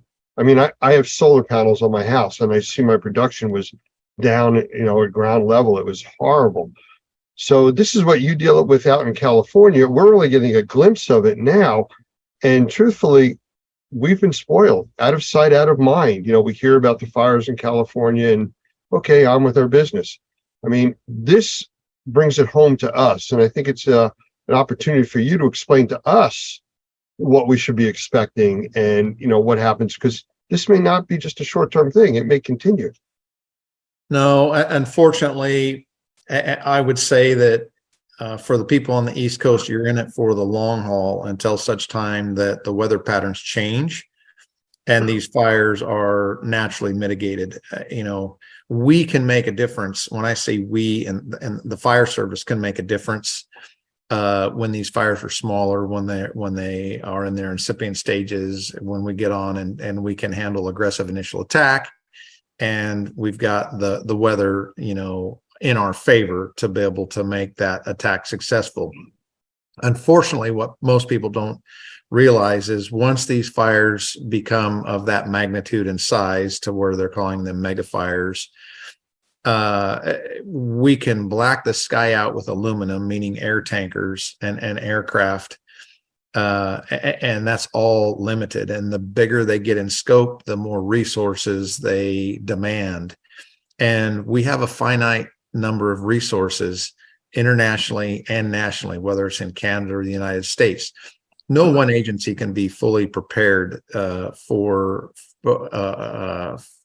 this type of event, right? We have agreements that are between local agencies. We have state agreements. We have federal agreements. We have international agreements where we have standardization that takes place for everybody to engage. But, when we lack the capacity to adequately attack these fires when we can, that will cost us, and trying to build capacity during the event is just impossible. And once these events get up and running, they become very, very expensive. So the catch really when they get this big is that we need the capacity to keep fires small when they first start. And when they get this big and they draw this many resources, we have in the fire service what we call drawdown, meaning we've drawn the resources so thin that now our ability to rapidly and successfully initial attack fires becomes compromised because we just don't have the resources there to do it. So for, my small part of life here on Earth and the fires that I've, had to deal with in these quote nuclear winters, and my first experience with that really was in 1987. And the scientists actually came out in the Happy Camp in the Klamath area of Northern California to study what a nuclear winter would be like, where we had these major fires going in August, and we have what are called inversions. So anybody that's been camping and seen a campfire burn, the smoke will rise and then it'll kind of flatten out and form a haze. And that's what you're seeing here, only on a massive scale. And it does get cold. Unfortunately, those fires burn, they continue to burn under those inversions. And then when the inversion gets hot enough, we have what we call an inversion break, where all of a sudden the air will escape up through the inversion and the fire takes off madly for several hours under the inversion. But once they get to that point, it makes it very difficult for aviation resources to be successful to even get in to help the people on the ground, because it's just so smoky. We can't safely operate those aircraft in those spaces. So unfortunately, I think right now it's going to be enduring, right? The population that's being impacted there on the East Coast and the central United States and Canada are at a point, unfortunately, where they're going to have to endure until Mother Nature changes her mind. What you're talking about resource-wise, is this what's caused some of the problems in Canada, not being able to get a handle on these fires? Well, I think it's important to put a couple of things in perspective. Fires traditionally need to burn. I mean, that's one way that Mother Nature, takes care of dead and dying material, beetle kill. There's a lot of reasons for fire to burn that's good. Managing fire during peak burning conditions is almost virtually impossible. It only takes a few degrees of relative humidity, meaning the moisture in the air, or a change in wind to really affect what a fire does. So when we talk about resources and capacity, it becomes part of a matter of perspective. It's kind of like insurance, right? Do we want to spend money to build capacity so that when these events happen, we can really go after them? Or do we bet on the come that it's not going to happen? And unfortunately, when we listen to climatologists and scientists around the world and we experience what we're experiencing, where we see years and years and years of dry weather, where we see reservoirs drying up, where we see millions of trees dying, that just all adds to the fuel, no pun intended, for these fires to really take hold and go. And there's two ways fires are put out. A, Mother Nature lets them die out naturally, or B, there are firefighters on the ground that actually go dig those fires out and around to make them go away. So capacity, I think in Canada right now, you're seeing probably firefighters from around the world responding. I know that aviation resources and hundreds of firefighters from the United States are battling those blazes. And I'm sure that there are people from Australia and probably many other countries engaging to help, Canada. And it's not just a regional North American problem right now. We're having this problem. We don't see it, in Siberia, in Asia, in Europe, where you see fires, burning in Germany, where they don't typically burn. And when that doesn't happen, people don't think that they need to get prepared because they don't think it's going to impact them. And unfortunately, for those on the eastern seaboard here in the United States, that they don't really realize the impact that they are contributing to, say, tax-wise, right? We have realized and unrealized costs of fire suppression in this country in the tune of tens of billions of dollars a year, which really affects the GDP of the United States. So wildfire is a big problem, whether you're experiencing that smoke or not. We're all going to pay for it. Yeah, you're absolutely right. And to bring it down to a level where people watching this will have something in common with, recently we had the heavy smoke conditions. And that's what I'm going to call the smoke conditions. And they were telling people, stay inside, avoid going outside. Now, we know from the indoor air quality side of our industry that the inside air is normally up to 10 times more polluted than the outside air. So we're already now telling people to stay in an environment that we know is more polluted than the normal outside air for them breathing. We have sensitized individuals. There's a whole class of people that suffer because of that.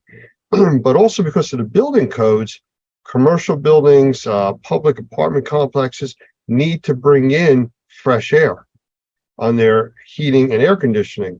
So now the systems that are ventilating the inside of their buildings are bringing in this air from outside, which is all smoke, VOC laden with chemistries.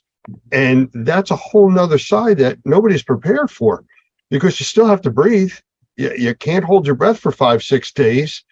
That doesn't happen. And we use an example in some of our teachings about the importance of breathing. And we say some people are able to go 20, 30, 40 days without eating, 3, 5, 7 days without water, 4 to 6 minutes without air. Correct. So it's not like you can avoid breathing. So you have to do things that are going to help. And that comes back to your point before about preparing ahead of time. We don't spend the money on the resources. I've been involved with the government world for many, many years from my background, and money was not usually spent on preparedness. It was always throw money at it when there was a problem. And to your point, if you don't stop these things when they're very small, they become unmanageable. Correct. Capacity it's a big deal, right? Being prepared both nationally and internationally is extremely important. My background really, I put myself through school fighting fire, and putting myself through school, I became a critical care nurse. And so I worked as a critical care nurse for several years prior to me becoming a firefighter. So it's concerning to me. I have 2 children, one 16 and one 19. And we were impacted, for instance, by the Camp Fire, which burned the town of Paradise down. And in that fire, I think there were upwards of 20,000 structures that were burned to the ground and 80 some odd lives lost. And that fire burned into my town. That's where it stopped. But my children were exposed to something that I chose to expose myself to as a professional firefighter. And that's unnerving, because it's not just the smoke that you burn, that one breathes in the minute. It's the side effects many years down the road that impact, firefighters. And firefighters are notoriously prone to all different kinds of cancers, and they're called assumptive conditions that the government pays for when we get it, and oftentimes our lives are cut short. So that's what goes through my mind. And personally, when we were inundated with that kind of smoke, I did limit my children going out because the air, like it or not, was worse outside.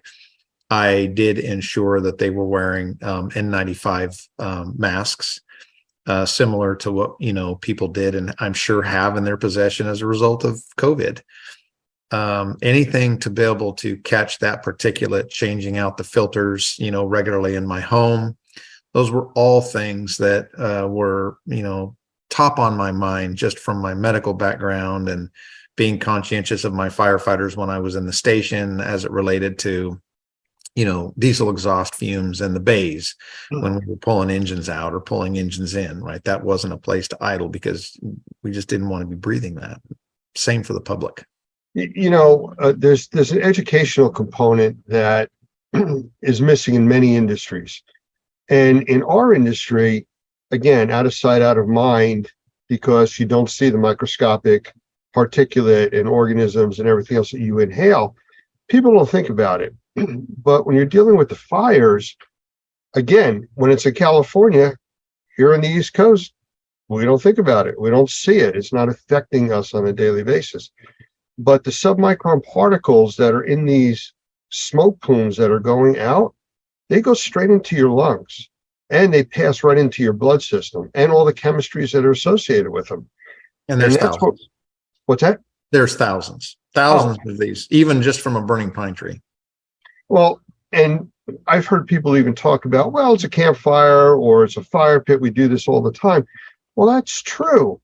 But the factory up the street that burned with ethyl methyl nasty stuff in it, that's now aerosolized in the flames, that's the stuff that's involved in what you're breathing because of the homes that burn, the factories that burn, and all the things that are inside of it, just the glues that are in the furniture, that you're sitting on, is all poisonous to inhale. And again, to me, it's an educational piece that people don't understand about emergency medical services, about law enforcement, about firefighting, that I look at this as an opportunity to provide awareness. Something as simple as a firefighter coming out of a burning building, the last thing you would want to do is cool him down by hosing off his turnout gear while he's wearing it. Or give him a hug. Or give him a hug. That jacket could be 300, 400, 500 degrees. As soon as you hose it down with water, you've created instant steam and you've scalded that individual. Well, the technology has changed drastically, from the time when I was a young firefighter. Nomex was just coming out, and that's the protective clothing that wildland firefighters wear. And my first several years of fighting fire, I did not wear Nomex.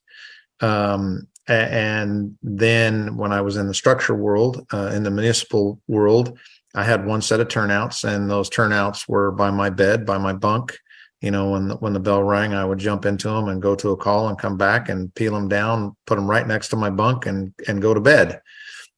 That's just not the case anymore with what science has shown us and the medical world. Now, firefighters typically have two sets of turnouts, and they rotate them through structure fires, and they go right to the extraction machine, and they have to go out and be professionally extracted if you're following an FPA every now and then. I used to go do school programs with the kids, and I'd have my turnouts and let them get in it. Turnouts are the gear, that we wear, and let them touch and feel and see. And now that's even been outlawed, where, nothing that's been in a fire like that can go into a school. It's new turnouts that have never been exposed to smoke.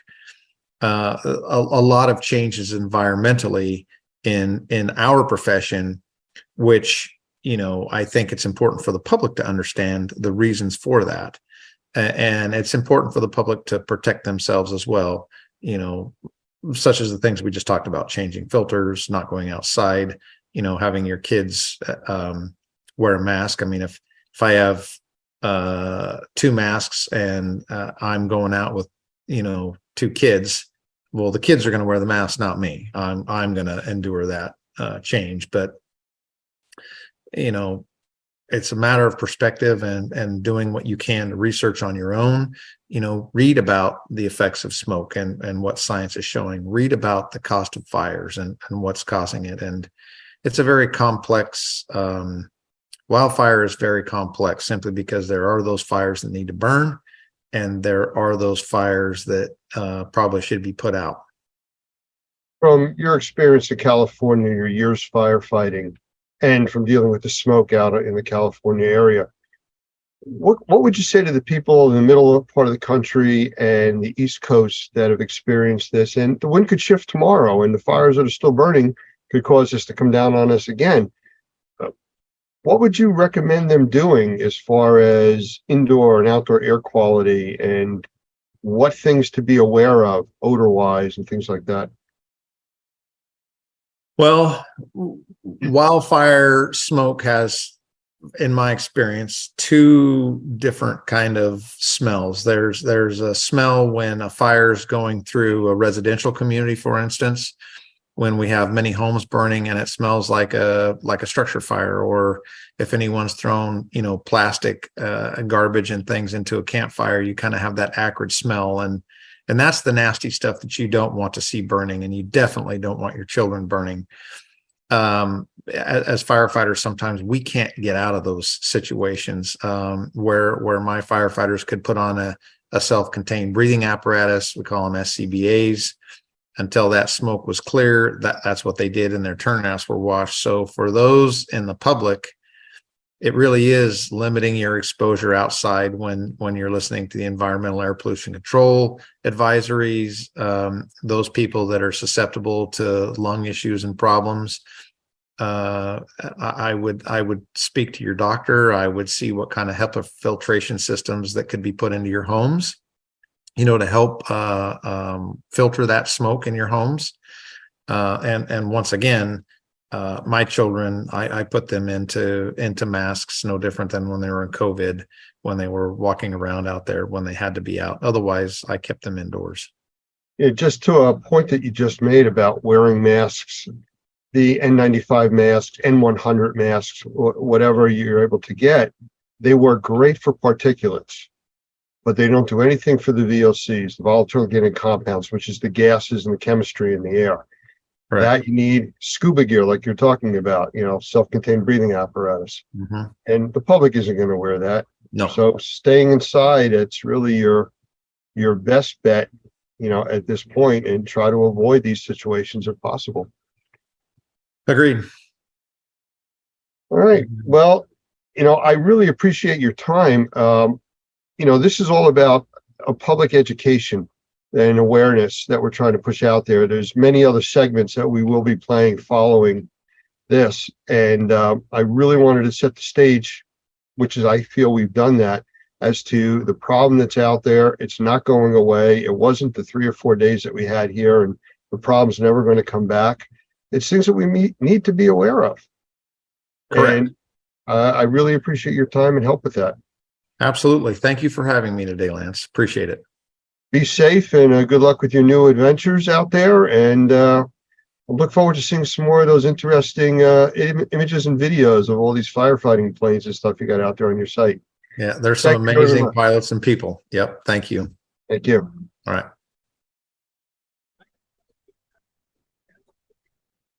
Okay, we are back with Jeff Jones. And Jeff, we were talking a few minutes ago, and our system dropped out, so we had to come back in here. And that's the good thing about doing this stuff live. So I'm going to ask you one more time just to describe what you do, so we can make sure everybody hears it, because I don't think they did before.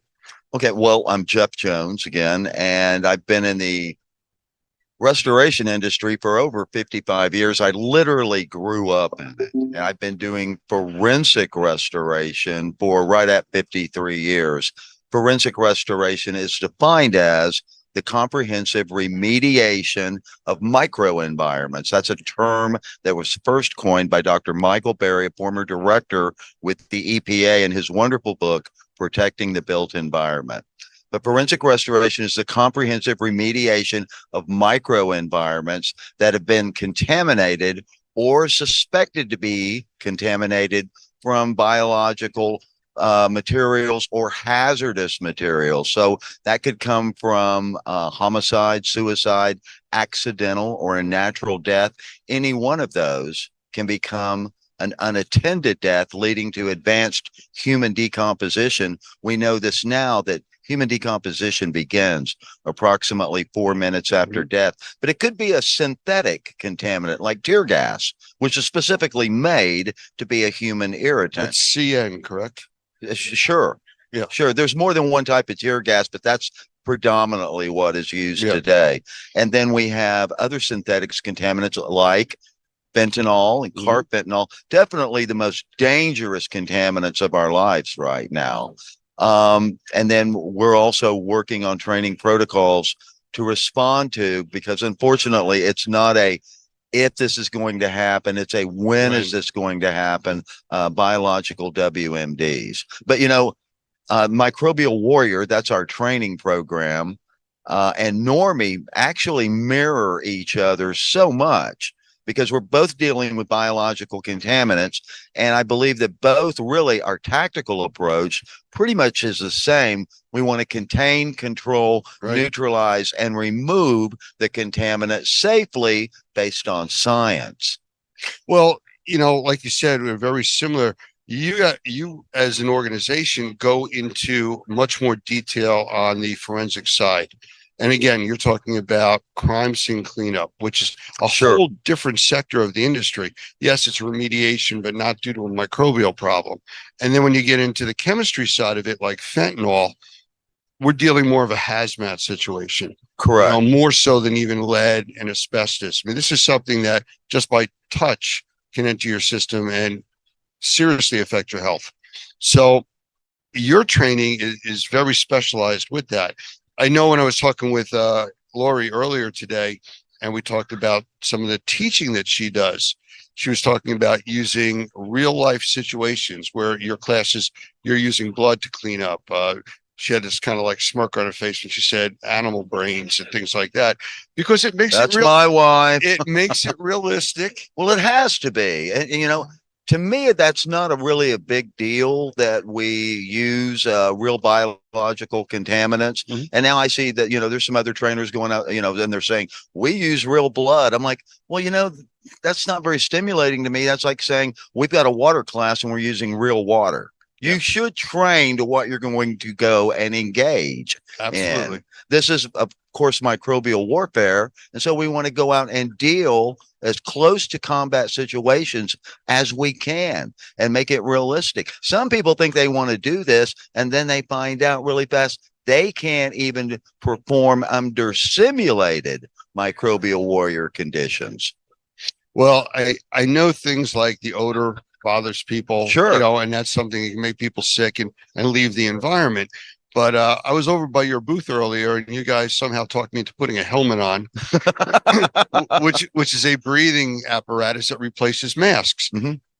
With the positive pressure in there, I think that's like eliminating the odor problem, isn't it? Sure. If you put an OV filter on that, and a lot of people use those. I don't. Okay. I grew up, you never forget the smell of death. No. Okay. But let me be honest. My clients are not going to be wearing one when they walk in at the end of a job. I need to know what this smells like. Oh, understood. And we do not use deodorizers in any fashion or form. We use no masking agents. If you have an odor, you have a source. What's the general rule? Remove the source, you'll remove the odor. Correct. And if you're using a masking agent, never mind hiding the odor itself, you're creating more of a VOC or chemical problem in the environment. Absolutely. So we need to think about, not only what are we cleaning and why? What's the source of contaminant? Is it mold? Is it biologicals? Is it blood? Is it human decomposition? What is the contaminant? But also, how are we leaving that? What type of chemicals are we using? And, we saw just insanity during COVID. People were going in and spraying everything under the sun with no forethought of how's that going to affect that surface in the long term. Correct. And again, if any of you aren't sure about the timeline, that's when the world ran out of toilet paper, I believe it was. Yeah. Yeah. And again, panicking, people not knowing what to do, and that's what happens. Well, you know what? I did an interview on COVID on January 3rd, 2020. And at that time, when I did the interview, there were 2.5 cases in the United States. And I had the numbers, it was like, there's 17 in Italy. And that's how low it was at that time. So there are 2.5 cases. 2 were in a nursing home in Washington State, and the 0.5 was in Chicago because they had not been declared positive yet. Right. So a couple weeks later, we got a call for a very large scale unattended death in a 2-story condo, and everything had to be emptied out. Everything had to be deconned. Everything had to be cleaned. Everything had to be disinfected. Everything had to be tested. And it took us 3.5 days to do that. There was a lot of contents, and it was really bad. At the end of it, because this was just inside of Texas, we drove back at the end of the day, and I walked into the kitchen. I said, I need to go get some creamer because I want some coffee in the morning. And I hadn't been to a store during the duration. I walked into the store, and I was like, what happened? Well, because I was focused on my job. Yeah. Like, all the toilet paper was gone. All the soup was gone. I was like, yeah, what happened? People just lost their minds. Yeah, well, I don't know if you ever saw it. It's a short video that they play online every once in a while about the got to get the bread and milk. Yes. Guy running around panicking because it's going to snow. Yeah, It's the same, yeah. gotta get the red milk, and just pure panic. And a lot of that was hyped with the media. Of We knew course. that was a problem. But COVID, like a lot of other things, was a serious situation. Have you ever dealt with things where you had to wear, I guess it's called a level 4 suit, where you're basically built into the suit? We are at level 3 when we're working Okay. on that. Okay. If I were to put on that level of protection, SCBAs and stuff, that means I'm working on a full blown, something like a fentanyl distribution center. Right. And so, we have 3 levels of contaminants when we're dealing with 3 threat levels when we're dealing with the remediation of fentanyl. Definitely the most dangerous contaminant of our lives. Oh, but don't worry, they'll come up with something new. Oh, absolutely. I mean, just the thought process of creating more things like that. Sure. If they could turn that into positive, imagine how far advanced we would be. Oh, yeah, absolutely. Absolutely. Unfortunately, and this is the real world. There are bad people that don't want us on this planet simply because this is where we I grew keep up. telling people that and they don't believe me. No, you're absolutely right. And the seriousness of it is we need to be trained to deal with this stuff. We need to be aware of it, because just throwing out garbage and touching stuff that had fentanyl on it is enough that could kill you. Absolutely. Absolutely. So it all comes down to, on a professional level, training, tactics, techniques, and tools. And notice I said it in that order: training, Right. tactics, techniques, and tools. Too many times people in the restoration industry get wrapped up in the newest sprayer, the newest this gadget and everything. And that's not where it's at. You've got to have a protocol. Yes. You want to be able to contain, control, neutralize, and remove that contaminant, and ask yourself, what are we cleaning and why? Why was the word I was going for? Because you can buy the tools. Why'd you buy that? Yeah. Well, I'm going to go take care of this. Are you trained to? Well, we'll figure it out. You can't figure this out. This is too dangerous. This is the one part of the industry, whether it's mold or whether it's some of the dangerous contaminants I work with. Here's the word you do not want to hear: oops. Yeah. Yeah, we joked about that when I was on the police department with the guys from the bomb squad, and they used to have sayings in the back of their shirts: "If you see me running, try to keep up." You don't want that. We talk about, training, tactics, techniques, and tools, and we talk about our end. But, I think one of the things that we always need to stay focused on: no one calls you, no one calls me because they're having a good day. Yeah. And so what we also need to keep in mind, but our prime directive of safety, but that client, that has potentially dangerous mold and contaminants in their house, or in my end, that client that may have lost a loved one. Okay. If we handle these people with care, compassion, and concern, and base all of this on science, and conduct ourselves with honor and integrity, there's no way you cannot succeed. Agreed. Have you ever come across any radioactive situations? No, I have not. It's a very strange feeling, because I've come across the scenes that would qualify as a crime scene cleanup and stuff like that from my previous life. And I came across one situation with radiation. Really? And there's a definite change in the way that you feel, because it's such an unknown to the general public. And I'm considering myself general public in this, because I am not trained in that level of a response. With the police department, we responded to a burglar alarm. As we went into the building, we hit a door that said, "Do not go beyond this point, radiation." The guys that I was with, they started backing out, had me there as a supervisor. Turned out it was a storage place for ground sensing equipment. Okay. And they use radiation to do that. Well, it was safe, very small chips, and they have to mark the building. But it was an extremely unsettling feeling being there and knowing what to do. We backed out. Right. Because we're not trained in that type of response. Right. And you know what? That's one thing that, like, especially new remediators, whether it is mold or whether it is on the forensic end and stuff, need to realize their limitations and they need to know when to pull back and call and ask for some expert consultation and help. That's that. something that actually needs to be taught, because people don't realize it. People are in general pleasers. They want to have the answer. If they don't have it, they try to make it up. And in our line of work, that can be very, very dangerous. Absolutely. Remember the Clint Eastwood movie, Magnum Force? Yes. The line he used in that, man's got to know his limitations. It's absolutely correct. Absolutely correct. And I've seen it from the emergency services side. You've seen it. You were in the military. People do things that, beer muscles, if you want to call it, here, hold my beer, I'm going in, that's where you get hurt. And if you're doing a job and you need to climb up and reach something, you don't have a ladder, you don't stack 4 chairs on top of each other and try to climb it. But people do. And then you laugh about it afterwards. Could you believe what this guy did? Could have seriously gotten hurt. The same problem with these microbes and chemistries and all the biohazards we come in contact with, not wearing the right equipment is the same thing as standing on 4 chairs piled high. Absolutely. Have people died cleaning up after fentanyl? Yes, they have. Yes. Okay. And so we need to be aware of that. Yeah.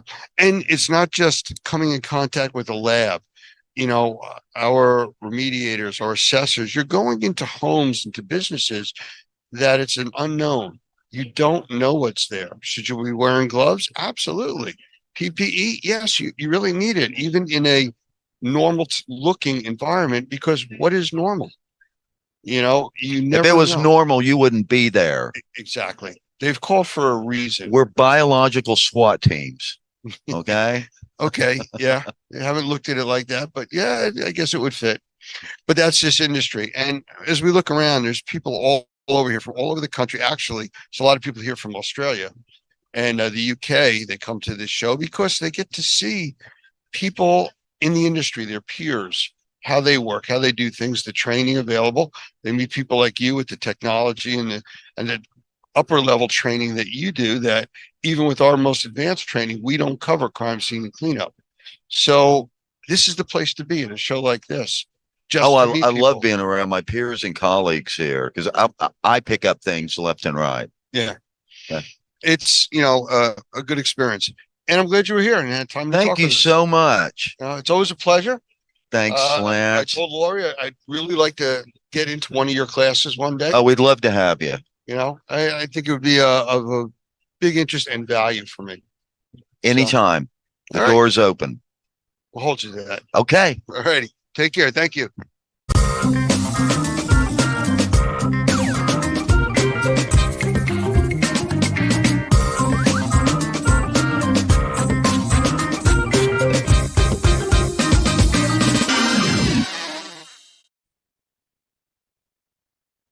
So I'm talking with Mark Quigley, who had recently taken our NCRSI class, and I wanted to get his feedback because he's been in this industry for a very long time, actually on several different continents, and definitely has the experience of this industry. So first of all, Mark, welcome. Let's start with that. Thank you, and if you could just mention everybody kind of a little bit about your background, because it's pretty diverse. Okay, so I actually come originally from the asbestos industry. So up until a year or so ago, I was a licensed asbestos assessor down in New Zealand and Australia. And I actually ran and owned the largest asbestos consultancy in New Zealand. But I also lived in Florida, South Florida. So it was a long commute. So I ended up closing the New Zealand business down and focusing on my business here in the US. And what I found is once you get over the equator, apparently your intelligence diminishes and you are not able to use the licenses that you hold in other countries. So I took a step sideways into biohazard and basically dealt in that industry. So my specialty, if it's anything, is dealing with non-viable pathogenic molecular structures like asbestos, like mycotoxins, those things that aren't alive that cause incredible illness. And so that's where I sort of focus my attention in my business in Florida. So my business in Florida is BioRisk. And while I am in the biohazard industry, I was doing a lot of sampling for mycotoxins. And so because mycotoxins are related to mold, I decided to become a mold assessor. I'm highly allergic to mold, and I don't really want to deal with mold if I can avoid it. And so I deal with a lot of mycotoxin type issues, but I never wanted to be in a position where people are questioning why I'm taking mold samples or mold related samples. So I got my assessing license through Normie and have just progressed and taken, gosh, I don't know how many certifications with them now, with the latest being for the sensitized individuals. And so while I said non-viable pathogenic molecular structures, that has now evolved into bacteria as well. So the likes of endotoxin and actinomyces. And so that's really mycotoxin, endotoxin, actinomyces is where my focus is. And so that's really a little bit of background about what I did. And so this course for that I took, gosh, 4 weeks ago, it dovetailed quite seamlessly with that. So, I mean, I think we could say that your business model has shifted a little since you got exposed to Normie. Yes, a little bit. So, and while Normie isn't necessarily involved in the biohazard per se, there are crossovers. So I certainly learn an awful lot from being involved with Normie and those professionals that I come in contact with. Have you dealt with sensitized individuals in the past? That's really all I deal with. So that's a very large piece of what you're doing then, I guess is what you're saying. Correct. Yep, definitely. Oh, okay. Well, I guess then the NCRSI class would have been the next logical step which you took to enhance that. As far as that goes, did you get anything from the class that you really didn't know before, or a different way or a different view of the industry with the NCRSI background?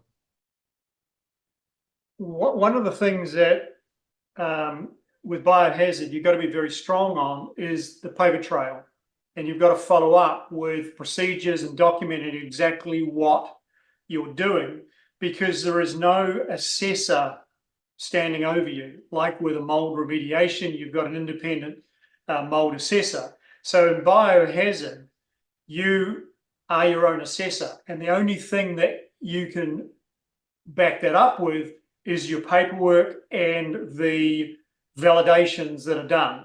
And so it's a little bit different how we approach it, but essentially it's the same. I know that's a bit of an oxymoron, but for example, we can do gross bio cleanup before we will do disinfectant and sanitization, because sometimes we're dealing with body fluids and those type of things. So it's a little different, but you know, it's not that far removed, because you're still removing the likes of mold from an environment. And so one of the things that I learned from Normie is the paper trail and making sure that the ID testing that is done is the same as the validation.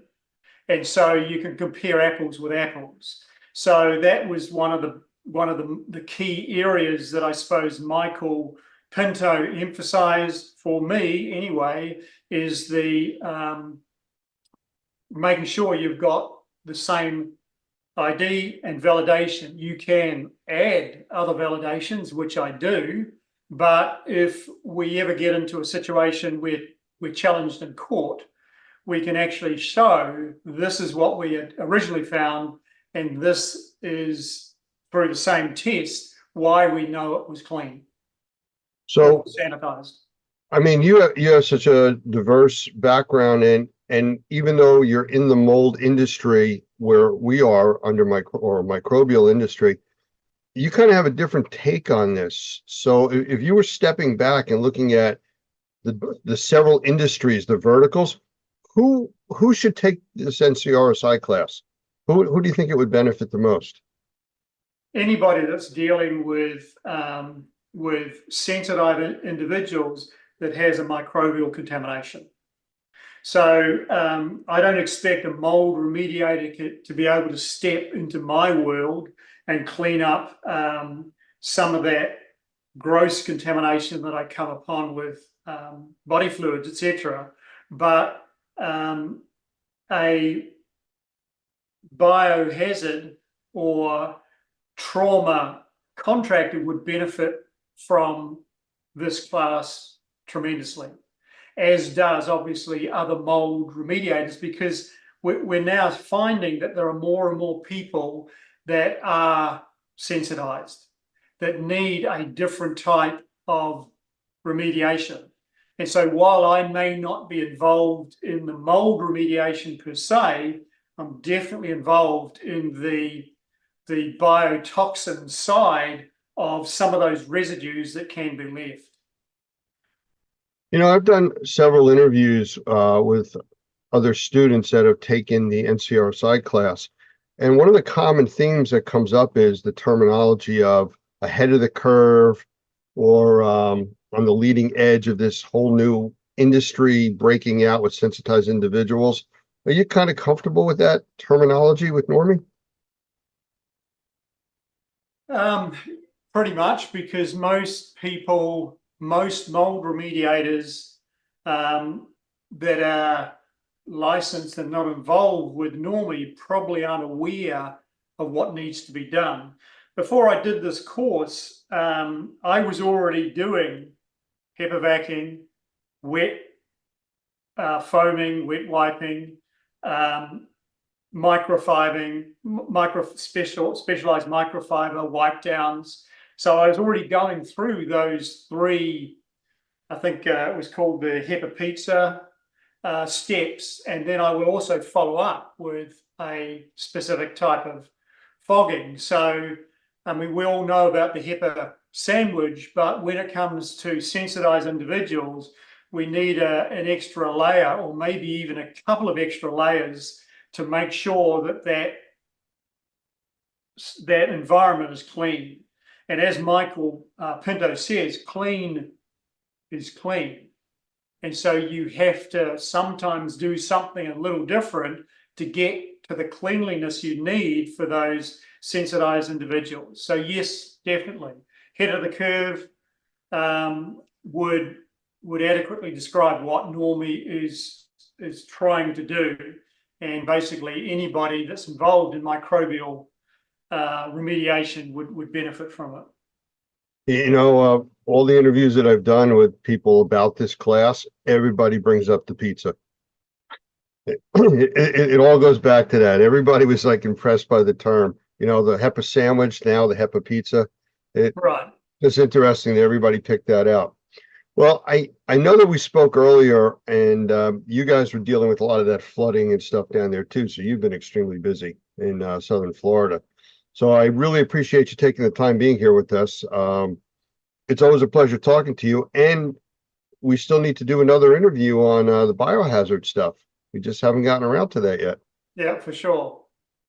All right. Well, thank you very much for the time. I appreciate it. And we'll talk again soon. No problem at all, Lance. I'm more than happy to always assist wherever I can. Thank you. Thanks very much.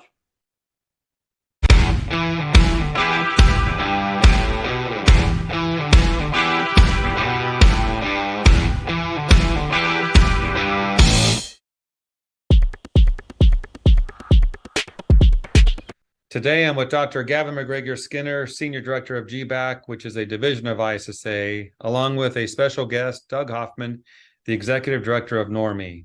Gavin and Doug, how are you both doing? We're in Florida, Jeff. What does that mean? Does that mean things are great? Yeah, it's just amazing, Jeff.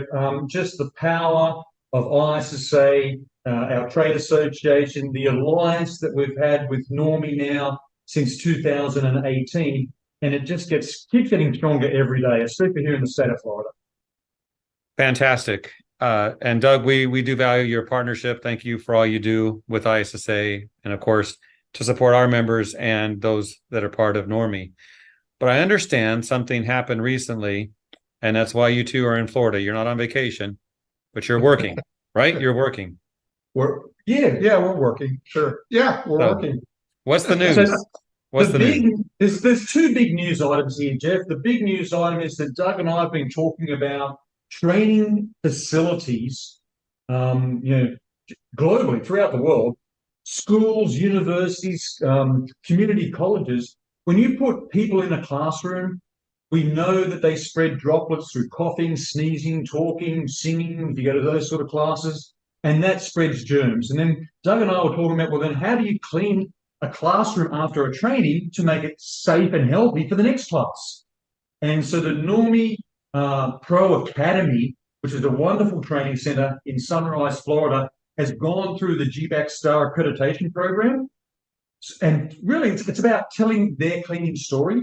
Is it based on best industry standards, science and evidence, which it is? I've now done the site visit, we've filled out the documentation. So the Normie Pro Academy in Sunrise, Florida is now a GBAC Star accredited facility, following our 20-element program, which really brings them into the family of being a certified ISSA training facility for all of the ISSA members. And I can't tell you how excited we are about this. I think bringing this to the table for remediators, especially mold remediators that we do so much training for, indoor air quality specialists, this is really just a perfect marriage in a lot of ways, because all of them do cleaning. They need to know how to do it correctly. And so bringing this side of the industry together, this merger, as it were, is pretty cool. Yes, I agree. Now, Doug, you've been doing training for a long time, and obviously working ISSA and Normie together is a smart move. Tell us about your training center that makes it special, and why will this be such a good thing for the industry? Well, the unique thing about our training center is we've been doing Zoom, of course, for a really long time, Zoom training. And so we took this classroom and created essentially a television studio. So when we do training at the Normie Pro Academy, we can do it on site, obviously, where we can do hands-on training and so forth. But Jeff, we have 4 cameras, 16 microphones, and we have 3 televisions there. And so what we can do is we can actually broadcast live online training while we're doing on-site training. We call it simulcast training, and that's been incredibly effective. Think about the last couple of classes we've had. We had someone fighting. We had several people from the UK. So being able to offer that kind of level of training and for them not to have to travel, that's pretty cool. I'm still looking for the workshop that the location that has a good popcorn maker. Do you have that, Doug? No, but I'll ask Gavin if he can provide one. Yeah, sorry, Jeff, not a big fan of popcorn, but I wanted to emphasize that what this journey has been. The Cleaning for Health curriculum based on Dr. Michael Berry's Cleaning for Health book. Really, it's a textbook that was written 30 years ago, 1993. We used that book from Dr. Michael Berry in a workshop in November 2022 at the Normie Academy to train 20 master trainers, but also to develop and update the curriculum. So we spent 10 days developing new curriculum that we then presented to the US Department of Labor at the federal government level. They went through and reviewed it and told us it was approved. Since then, this year alone, our partnership, the work we've done together, we've now just this morning completed our 40th workshop. That's over 720 people trained in just under 9 months. Yeah, that's amazing. And the feedback we're getting from the 720 people that we've trained in a face-to-face environment, like at the Normie Pro Academy in Sunrise, Florida, was that they haven't had any training in the last 5 years. 87% of everyone that's come to our workshop, that's a big number, have not had any training in the last 5 years. And as Doug said, what makes this training center special, it's all hands-on. But what that means for me, adults learn by doing. And if you learn, so this morning's workshop, we just finished a 3-hour Cleaning for Health workshop here in Lake Worth, Florida. And it wasn't about how to clean, it was about why to clean. The Cleaning for Health workshop, the introduction to our program, is why do we clean based on reservoirs of germs from people as well as reservoirs of germs in the environment. And that was brand new information to everyone who attended today.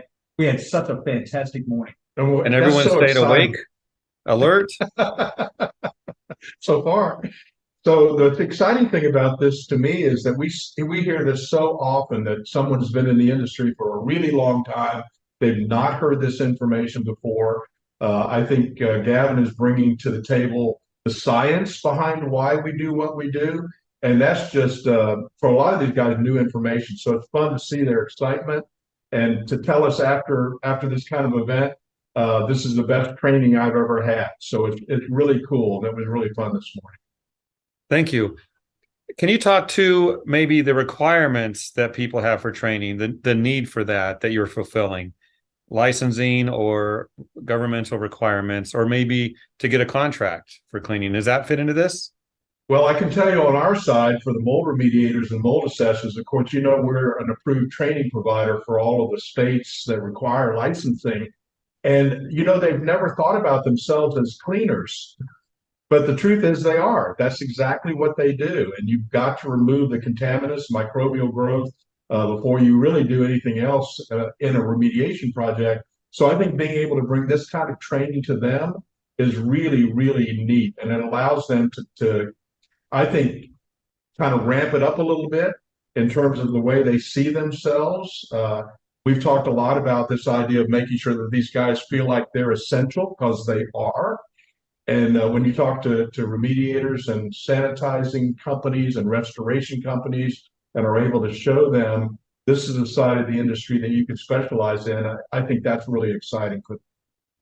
It is. And I found that interesting that restoration people don't realize that they're also cleaners, because isn't that what it is? It's you're cleaning. You may be doing some construction as well, but you're cleaning. So yeah, that's exactly right. During the COVID outbreak, one of the things that we pivoted toward was a certified sanitizing professional. And the purpose for that was that we wanted our guys to understand what we've always said.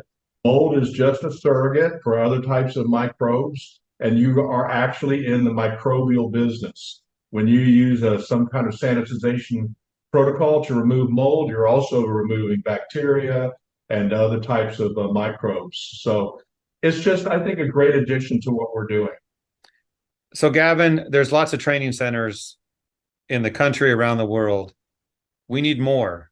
I think that's your angle. This is our second interview about a new training center. Why? Why do we need more? What's going on? Great question, Jeff. Really important. And we've used this term, essential cleaning profession. What makes anyone, electrician, a plumber, a builder, anyone that does a trade, and cleaning is a trade, be recognized by federal and state government, insurance companies, for example, and just facility managers across the country, around the world? It's training, it's education, it's workforce development. And it's so important that we look at, if you're going to clean for health, not just for appearance or smell. That was a long time ago. It's now clean for health. You use best industry practices, science and evidence that comes through training and education. But more importantly, Jeff, it's recognition. So the ISSA Cleaning for Health curriculum, the courses, has been reviewed and approved by the U.S. Department of Labor. What in our alliance, again, ISSA has an alliance partnership with NORMI. What Doug has done down here is worked with the state government. The Florida state government has now received both our workshop, our face-to-face workshop, as well as our online material, and they've peer reviewed it, and they've now said, we now approve the Cleaning for Health workshop curriculum for both face-to-face and online for workforce development in the state of Florida. Every state in the country has workforce development programs, but more importantly, they don't do it for the cleaning industry. And as we found this morning, everyone that attended the course today haven't had any training in the last 5 years. They would love to get training, but it's not here how to use a piece of microfiber or how to use a mop or how to use a vacuum cleaner. They want to know the why. Why is it so important to create indoor spaces, safe and healthy? Because you and I know, Jeff, everyone spends about 90% of their life indoor in an indoor space. And if you live to the age of 80, Jeff, that's 72 years indoors. Wouldn't you like that to be health and safe? I think so. I would agree with that. So Gavin, what's next on your agenda for more training centers? If someone says, hey, I've got a good classroom, I'd like to be part of this, what should they do? Well, within the GBAC Staff Facility Accreditation Program, it's a continuous improvement program, Jeff. It's no pass or fail. First of all, you've got to tell us how you clean. Your cleaning story. What tools, what equipment, what products, with what chemistry do you use on different services in different areas?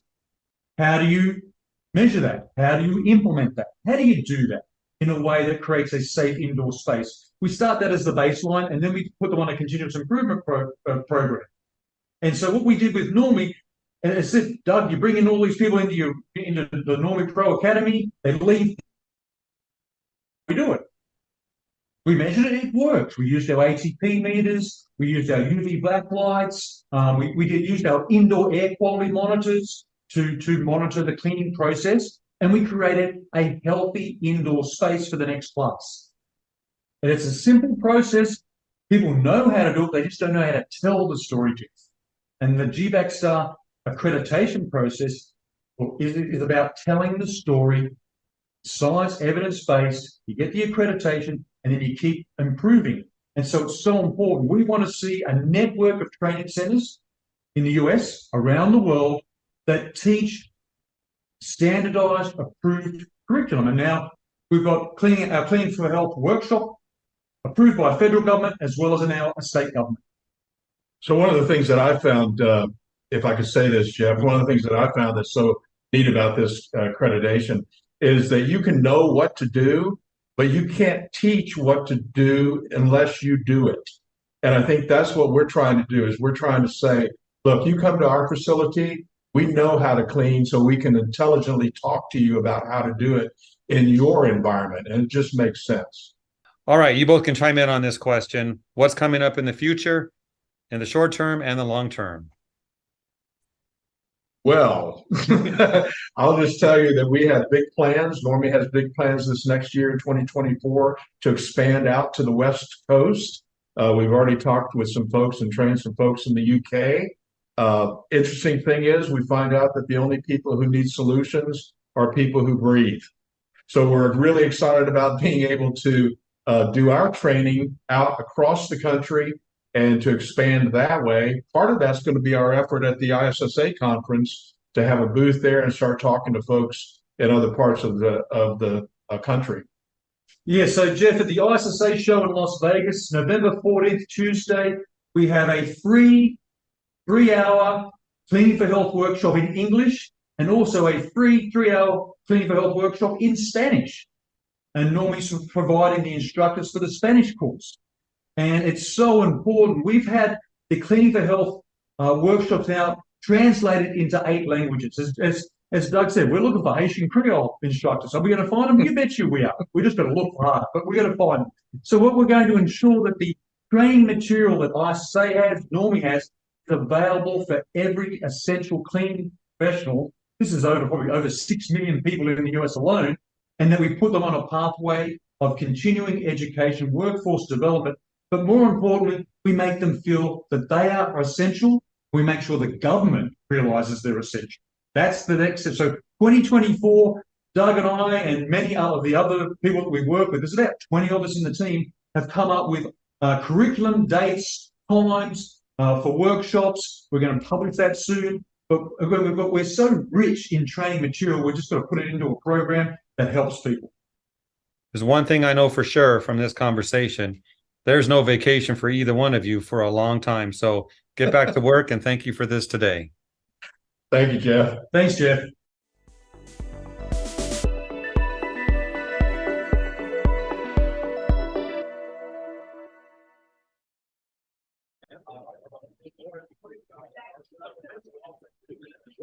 Okay, everybody, we are here with a special guest today at the Experience Trade Show, David DeGroff, and we've been dealing with, and I say dealing in a very calm way, with you for several years now. Actually, you've been a sponsor at some of our training classes, and we've dealt with you with other stuff down in Florida, so we really appreciate that. But you have a very special, I want to call it service, at Always On Call for this industry. Let's tell everybody about it. Basically, I have a restoration specific labor source. Contrary to everybody else out there who is a labor provider that saw opportunity in our industry, and they do roll call. There's plenty of negative names out there that exist for those types of companies, rent-a-bums, rent-a-drunks. And I saw an opportunity and able to provide something a little bit different for the industry. I've been in the industry since 2004. I ran a build back company. I ran a DR company to expansion and then into sale. And I actually only ended up doing labor and saw that it was a good opportunity and we capitalized on that. My labor guys, it's not a roll call to see who's the most sober in the morning and they get to go to work. They're my employees year round and they do restoration every day of the week. They weren't cleaning a Walmart parking lot yesterday. They were doing containments, right? They're doing micro cleans. And I speak David, so I can translate what he just said. Actually, you were a little bit low, so hopefully they heard you. Sorry. But I think it really comes down to you get somebody in the restoration industry that comes across a very large job, and they're not going to have 100, 200, people on their payroll. They need people that know what to do in the industry, and they call you. That's right. We can help increase the size of your company, allow you to take on any project, no matter the size. But we also offer an alternate option where if you're a smaller company and you just get a stack of jobs going on, we're able to help provide, relief for that type of situation as well. I mean, realistically, you don't need anybody on your staff that isn't a future part of your company. We're able to come in and fill the gaps in your schedule. If you had several mold jobs, you could stack them all up together and bring us in and we can help you knock them out. And then you don't have to worry about paying them guys 40 hours next week.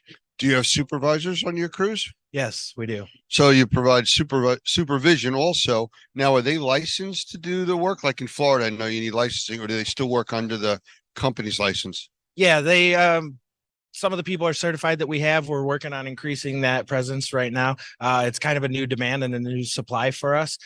Typically, we've always just done general labor and worked very hard to be able to clear that bar. I'm a under promise, over deliver type of guy. So now we've been looking at adding the new dimensions and being able to offer supervision as well. I know that's a much needed resource in the industry as well. Well, I know you're located in Florida, but you do cover other parts of the country, don't you? Well, we started the company in 2016 in Orlando, and then we've expanded from there. We're able to respond nationwide with as little as 4 people. And we also have local response out of 8 cities. It's Miami, Orlando, Atlanta, Charlotte, and the 4 major cities in Texas. So what do you do as far as you need to mobilize 100 people to head to Texas? Do you guys handle logistics of transport and accommodations, or how's that work?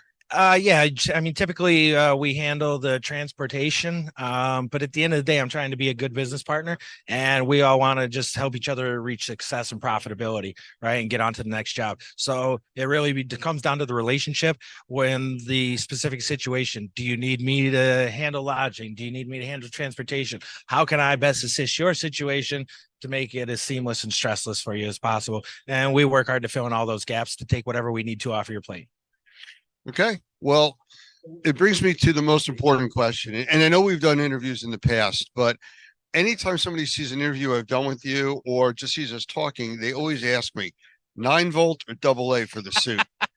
It's a lot larger battery than that, bud. What powers this thing? It's my energy, right? It's your energy. No caffeine. What's the deal with the orange? And now the glasses, that's a new one. Hey, you got to step it up. Everybody's expecting there's something more each time out. Very simply put, the company colors are orange and black, and I'm a little bit outside the box when it comes to marketing.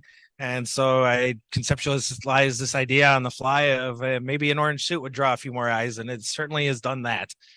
I heard rumors about a Lamborghini someplace out there. I don't know. They're unconfirmed at this point in time. Oh, okay. I don't know one. I can tell you that much. Yeah. But orange? an orange Lamborghini. Well, it'd have to be a marketing expense and it'd have to tie into the suit. So a little bit of work to go before we're able to roll out that idea, but we're going to see what we can do. Well, I'm waiting to see that one. Just to have you pull up at one of these shows, and something like that, I think that speaks volumes. What kind of volumes will it speak? I don't know. We're not fitting very much labor in the back of it. That's true. Are you going to be at the experience in the fall? Well, as everybody knows, that one is in the fall and it's the beginning of September. So that's kind of the hot zone for us for hurricane wise, assuming that there's not going to be any hurricane at that point in time, which is not a safe assumption. I will certainly be there to the best of my ability. So, but we'd all rather be working at that point in time too. But the experience is a great show and I love to be in there in Vegas and, turn out for these guys. Great people, great event. I also heard a rumor that you were thinking about our training coming up in Mexico in a week. Don't know if you were able to make that one work or not. I'm a little bit sad at this point in time. I found out about it too late, and due to the restricted time frame and so much to move, that I don't think I'm going to be able to make it. But I'm sad. I'm still going to put the effort into it, and if not, then you can certainly keep me on the agenda for next year. I've been to a lot of special Normie events, and I appreciate and love them all. I've always appreciated the way Normie's had not only my back, but definitely supports the industry across. It's a huge asset and a huge addition to everything that we all believe in. So it has nothing to do with the orange suit, or being on the no-fly list. No, if I wouldn't be able to be here if it were that case. Oh, okay. I don't know how it works internationally. Yeah. I have to, pop the fuse or something. Pinata if you're down in Mexico, Anyways, I appreciate you spending time. There's a lot of things going on here. We're coming up on a little over an hour to go and show you today. So enjoy. I appreciate Thank you very much for all your time, Lance. You take care. Thank you, Normie. Thank you, Experience. Have a good day, guys.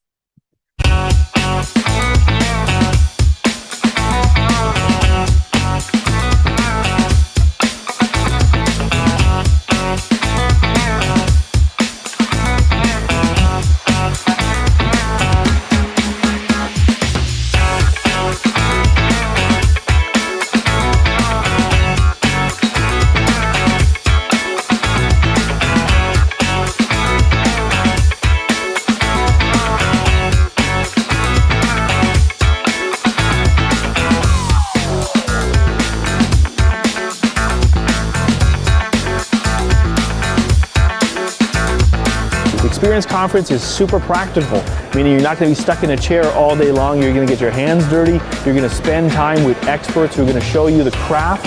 We have been attending the experience for probably the last 6 to 8 years.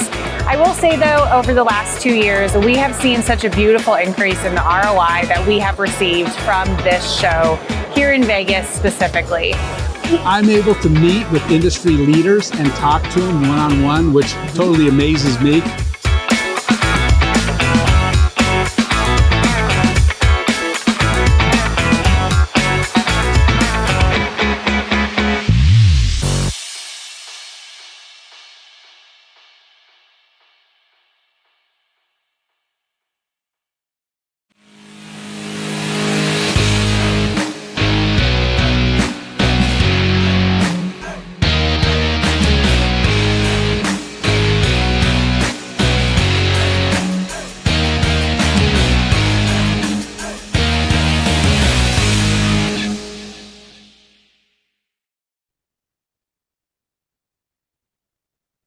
Good afternoon, everyone. I'd like to welcome you here to our webinar we have going this afternoon. And I want to welcome our guest speakers, Doug Hoffman, the Executive Director of Normie, and Gavin McGregor Skinner, who is the Senior Director from ISSA, I believe. I got your titles correct. If I didn't, I apologize. But I think I got it correctly. They're just titles, Lance. They're not that important. I know. Well, I want to thank everybody for joining us today. In recent events of the hurricane or hurricanes that have gone by, we've started to notice a lot of things happening within our industry and a lot of the verticals around us. And a lot of it's concerning, and we wanted to bring it to everybody's attention and offer some options. That's the easiest way for me to explain this. We're going to try to talk about staying healthy as workers through these events that have just happened with the 2 hurricanes. A lot of the risks that are involved with exposure to mold And there's a lot of myths out there that people hear and they try to run with without following the science. And I know these are terms that we use a lot in our industry, following the science especially, but people don't really do that. So I want to turn this over to Doug and let you just start off with an introduction as to what your feelings are with the response to Helene and Milton, the two hurricanes that just passed. And a lot of people are still reeling from both of them. Yeah. Well, I think some things have changed a lot since we first experienced Hurricane Katrina in 2005. I think there's a lot that's been changed for the better, but unfortunately, some things seem to remain the same. And I remember when we did Katrina in 2005, one of the things that we were invited to do, which was really helpful to us, and I think to the public, was to be able to hold seminars in the libraries and actually talk with folks about the things that they should be doing to not only know for sure that the work was being done correctly, but maybe more importantly was to how to protect themselves and make sure that they were protected from the health effects.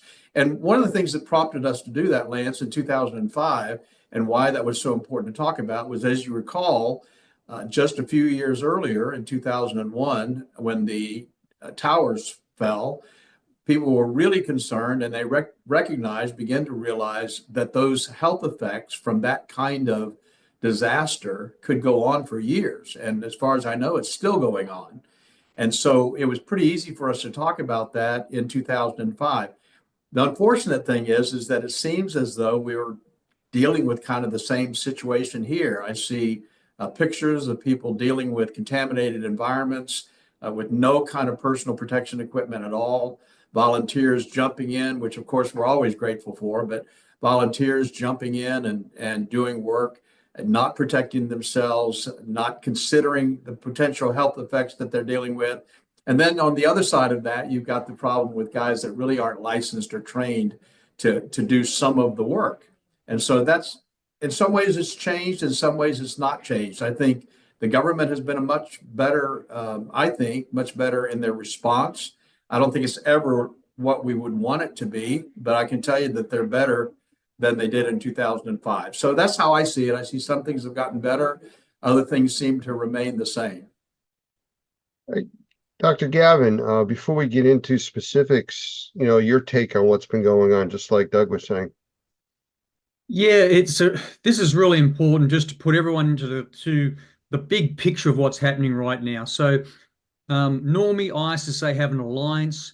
We're working together as Normie has promoted this initiative to create an environmental task force to actually respond to disasters and emergencies based on science and based on evidence. Now, for me this week, Tuesday night was not a good night. I had a whiskey tango foxtrot moment, and you should know what that means. And I went, I've got to ring Doug. And what happened throughout Normie Environmental Task Force, Lance, people on the ground in North Carolina, Tennessee, and Georgia, working really hard during the day, get a bit of downtime when it's dark at night to make phone calls, contact me and said, they're handing out bleach, sodium hypochlorite. And I said, to whom? Everyone. To do what? To prevent or clean the mold that's already there. We're actually seeing buildings right now in North Carolina, Tennessee, and Georgia with mold growth, visible mold growth. And I said, oh, okay, that's okay. Probably a few hundred, containers of, we're not going to fight that battle. No, it's thousands of containers they're seeing in those different states. And that's a big problem.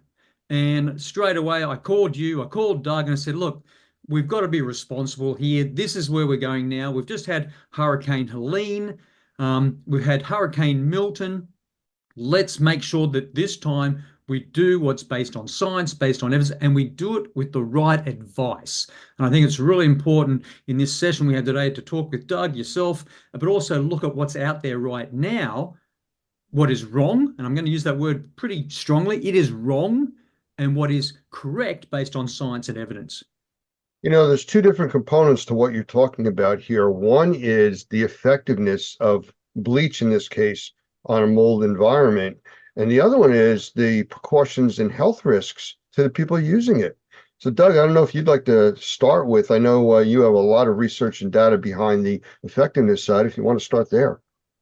Yes, I'd be happy to. It's interesting because we were talking yesterday about this. The article that I wrote actually in 1998 was about how bleach should not be used to deal with mold.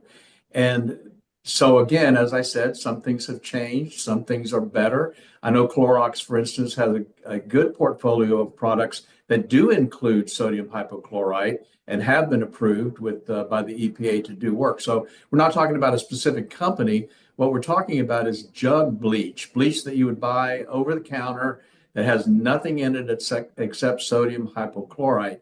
And I'm reckoning back again, Lance, to 2005 for Katrina. And I can remember one of the frustrating things was I'm at the library talking about don't use bleach, and it's being handed out by the gallon, and because it's inexpensive. But the problem that I knew then, and that we've continued to teach on, and I think the science is coming around, obviously, for people to realize that this is the case, is that unfortunately jug bleach will get rid of the staining, but it does not get down into the bioslime, as we call it, and actually destroy the mold that's there. And so oftentimes it'll come back. And of course, then you also have the health effects. We talked about a minute ago, PPE. What are they using? Are they using the right kind of mask, the right kind of gloves? If they're using bleach, are they mixing it with anything that's going to create a toxic environment? So that's our big concern, is how do they protect themselves? And then how do they utilize the right kind of chemistries that are not going to present problems for them, not only now, but later? You know, Gavin, following up on what Doug said, looking at it from more on the medical side of protecting yourself, I want you to address that. But there's one other thing that you had mentioned in a previous interview where you were working overseas dealing with Ebola. And I remember you mentioning pits being dug around the tents and filled with bleach. The bleach had a specific purpose there for the bacteria, but where do you stand on it with the mold issue? Yeah, good question, Lance. I'm going to just emphasize bleach, sodium hypochlorite, made from reacting chlorine with sodium hydroxide, is an excellent disinfectant and an antimicrobial agent. I'm going to make it really clear. In 1998, Doug Hoffman wrote, bleach doesn't kill mold. In 2024, I'm going to say again, bleach doesn't kill mold, but we're seeing it handed out. Now, in 2014, I had 3 trips to West Africa. We had the Ebola outbreaks. I was setting up Ebola hospitals and managing teams to run those hospitals. And our metric there was, Gavin, you're not safe. You don't smell strong enough. And what they were spraying me with was bleach.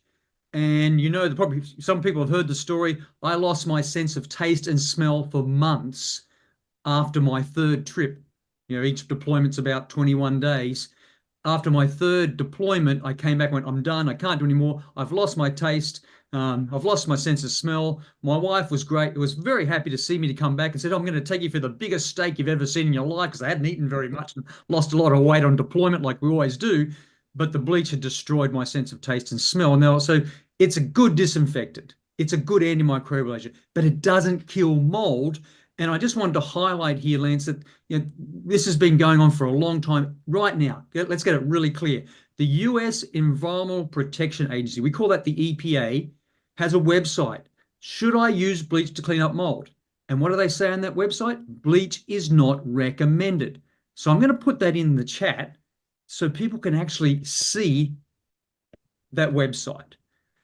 US Department of Labor, Occupational Safety and Health Administration, we call that OSHA, on their website, they have a brief guide to mold in the workplace.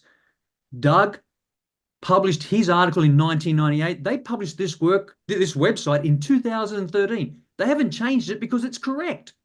It says, the use of a biocide, such as chlorine bleach, is not recommended. And I'm going to put that website in the chat. This is from the EPA and from OSHA. While you're typing that, I'm just going to give everybody a hint on finding these sites if they can't use the link. The first one would be just do a search on EPA and mold to clean or I'm sorry, and bleach to clean mold, and it'll come up with these sites, and you'll see exactly what it's talking about. And the same thing with OSHA. It would be OSHA and bleach as a biocide or bleach killing mold, and you will see this information that Gavin is talking about. And this is where it gets really, really critical and really important here, Lance. I used to work for the US Centers for Disease Control and Prevention. I was an Epidemic Intelligence Service Officer, an EISO. Loved that job, had a fantastic job, did fantastic things with Ebola and many other highly infectious diseases like avian influenza or bird flu, tuberculosis, malaria. Really had a great career. Really enjoyed working at CDC. But, and I'm going to be very critical, the CDC has a website. It's called Guidelines for Cleaning Safely After Disaster. So Guidelines for Cleaning Safely After Disaster is the CDC website. Now, American Red Cross, many other volunteer organizations, many other non-government organizations, even local government officials, state government officials, all reference that website, the CDC website. And on that CDC website, it says, clean up mold with a mix of bleach and water. And that website was just updated February 9th, 2024, and it still has it there. Clean up mold with a mix of bleach and water as a guideline for cleaning safely after a disaster. I'm going to put that in the chat as well, Lance, and that's our problem. Doug wrote the article in 1998. OSHA, Department of Labor, Occupational Safety and Health Administration, published a website that's still up today in 2013. Bleach is not recommended. EPA says bleach is not recommended. The US Center for Disease Control and Prevention, CDC, says use bleach. Who's right, who's wrong? CDC is wrong. One of the things that comes out of this is basic communications. When you say bleach, that means a lot of different things to a lot of different people. Bleach can be very watered down. It can be extremely, extremely strong. And I think the problem that we run into is people don't know the difference. Well, they said to use bleach. That's what I'm using. And it may not be effective. It's like when COVID came out and people were looking for alcohol that had to be over, I believe it was 90% isopropyl alcohol to have any real effect. People were just grabbing whatever they could find. So understanding the full meaning of what you're saying of using bleach, like the CDC was saying, is where you could create a toxic environment, dangerous to your health. I mean, you have to survive the cure, basically, in those situations with proper training, PPE and everything else. And unfortunately, Lance, I was a victim of overuse of bleach because our metric was when I came out of the Ebola hospital, which Ebola scares me. There's no doubt about it. It's a virus that I really get worried about when I'm treating patients or working in a hospital. But when I came out of the hospital, they went, Gavin, you don't smell strong enough. So they re-sprayed me with more bleach. We're in 2024 now, and we've got to go back to the science, go back to the evidence. So the picture, there's another side of this, Lance, that we haven't really talked a lot about, but I think it's interesting to note.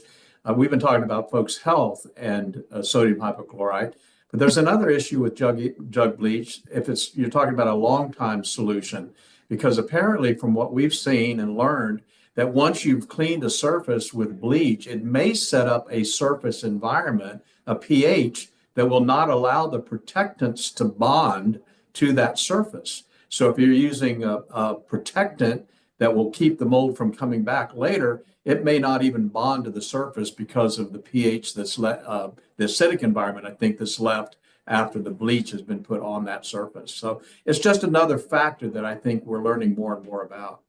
Well, isn't it also an issue where bleach is really made up a large component of water? Which, as they start to separate over time and leach in different directions, one could be feeding the mold growth while the other one is inactive because it doesn't have the water to drive it. It's a chemistry. I was just going to say, I don't know if I can speak to that specifically, but I do know that, yes, you're talking about a very small percentage of sodium hypochlorite compared to a huge percentage of water. And I don't think adding water to a potential mold issue is probably a good idea. And you're right, Lance. A lot of the guidelines out there are misleading. They're not, the lack of specificity. I often hear that, oh yeah, we took bleach concentrate, bleach, and we put 1 cup of bleach into a gallon of water. That 1 cup, 1 gallon, idea that you can clean everything, disinfect everything with 1 cup, 1 gallon. No, that's not how it is. And there actually requires, when you're doing dilution, more precision in the measurements. And so if I'm hearing from colleagues on the ground through the NORMI Environmental Task Force in North Carolina, Tennessee, and Georgia, that they're handing out sodium hypochlorite bleach, we don't have a lot of details on the products or how that's being handed out, but we know a lot that's been handed out. There are no use guidelines. So where are the use guidelines? And then, as you correctly said, Lance, before, where are the safety guidelines? And that's really critical. And then when you go to safety, they start talking about, and even on the CDC guidelines for cleaning safely after disaster, right at that very top of that page is get the right safety gear. They talk about eye protection. They just mention goggles, but they don't give any details on what goggles are. They talk about N95 masks, or as we call them, N95 respirators. Where are you going to get those from? Have you been fit tested from them? Do you know how to use an N95 respirator the way it was designed to be used?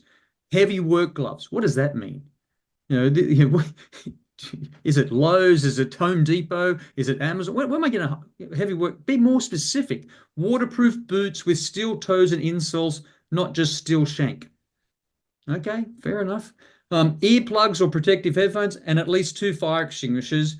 And then it says, is sewage involved? Now, we just saw the storm surge for Hurricane Milton. We know how toxic and dangerous that water is. We saw on TV, and you and I discussed this just yesterday, people in T-shirt and shorts walking through waist-deep water, celebrating that the storm surge wasn't so high they survived in toxic water.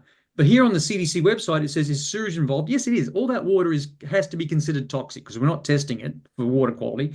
Make sure to wear rubber boots, rubber gloves, and goggles if sewage is involved, which I agree to, but be more specific, add some more details, help all these wonderful people, again, that we know of that have deployed, or even the building owners and the homeowners, be more specific in how they protect themselves safely. And that detail is lacking.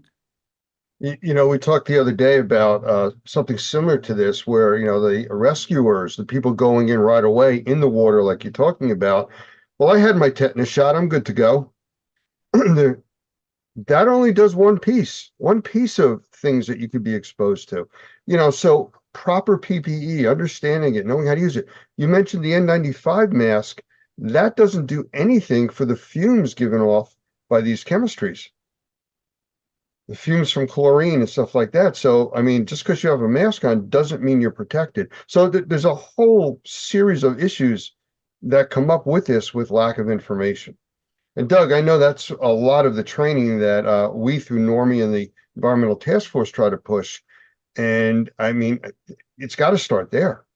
Yeah, well, I wish we had more and more opportunities. Maybe this will give us the chance to speak to the public, to be able to have those forums and the libraries or with the businesses, to be able to talk with them ahead of a storm. Hey, you've prepared for a nuclear war. How would you like to prepare for a nuclear microbial war? Let us tell you how that works. And I wish we had more and more opportunities to speak to the public and let the public know ahead of time before they get into this situation what it is that they need to do. And of course, that's one of the purposes of our videos that we have, flood.normie.org and hurricane.normie.org. That's one of the reasons why we have those, is for hopefully the public will see that before they get themselves into a jam.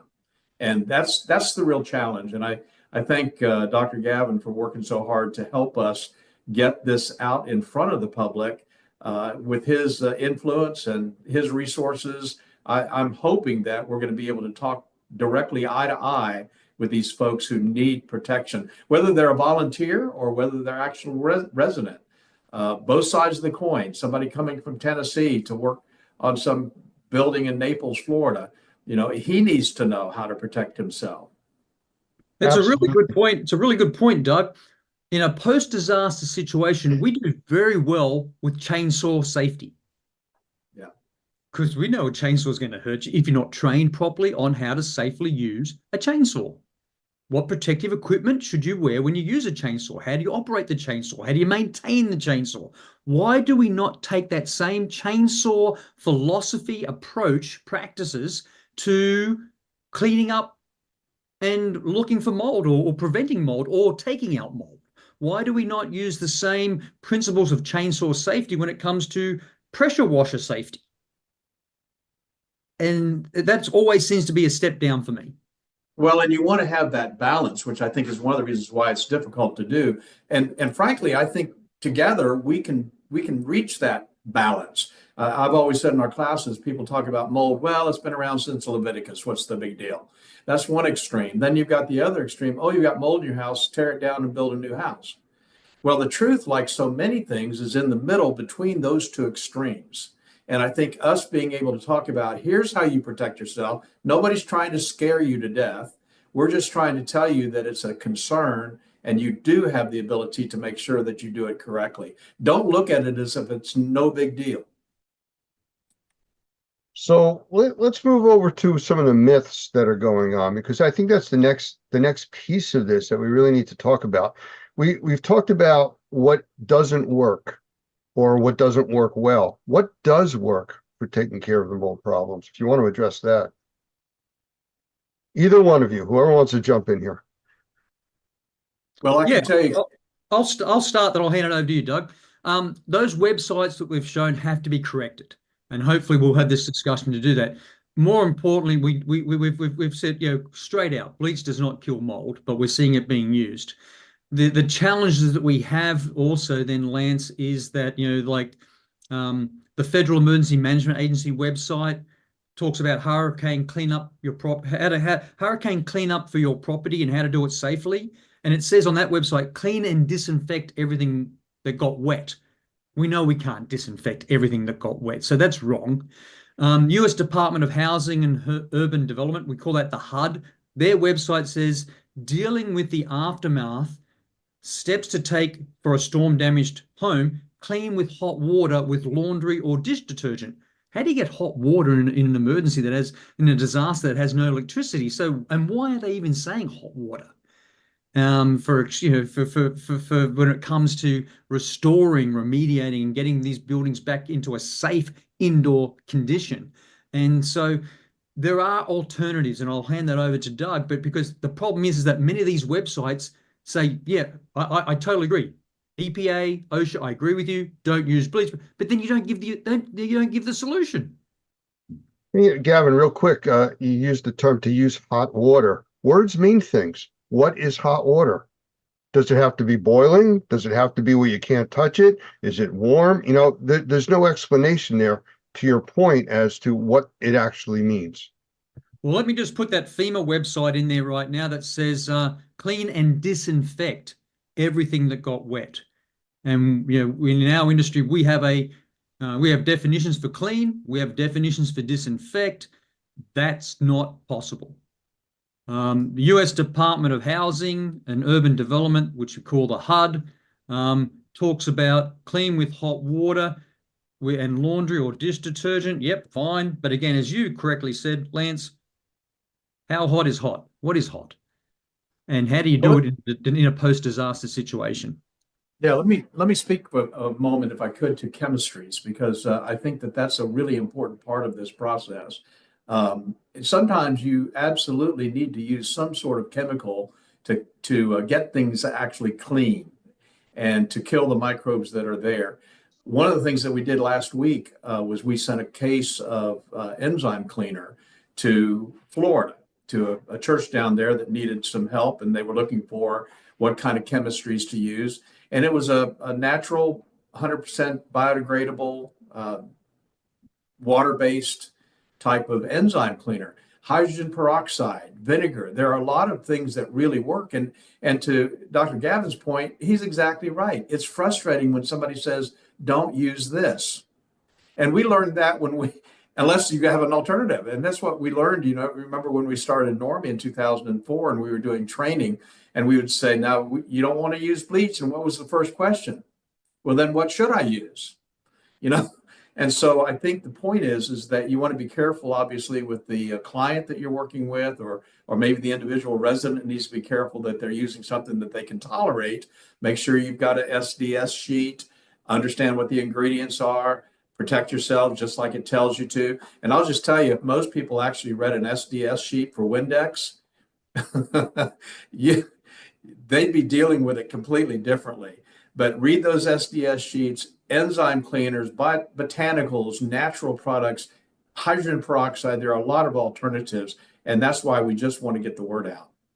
You know, it's important to understand what the product will take care of as well as what it won't take care of. And you can't do the substitution in your mind saying, well, if it kills this, it's going to kill that. Because we're dealing with completely different entities between molds, bacteria, viruses. They all have different strengths and weaknesses, and they're susceptible to different things. No, and you're right, Lance. And I just want to reiterate what we've been talking about this time that we've been on. Bleach, sodium hypochlorite, is an excellent disinfectant. It's an antimicrobial agent. It doesn't kill mold. As Doug has correctly said, white distilled vinegar, hydrogen peroxide. I'm going to throw a question out to you, Doug. I get a lot of calls in the last probably 48 hours. Sodium borate, borax. pH of 9 creates an alkaline environment. We know it kills mold. I see some use, but not a lot of use in a post-disaster situation. What do you think about sodium borate, borax? I love it. I just think it's hard to pronounce. No, it is. I think it's hard to find. But no, I agree 100%. And I think it's been proven over and over again that fungus will not grow in alkaline environments. And so having something like that, I think it's a great idea. And so here's a real... You probably know that one of the real effective cleaning processes to mechanically remove mold from rafters and from flooring and so forth is a soda blasting. And that's baking soda, you know. So it's a great option, I think.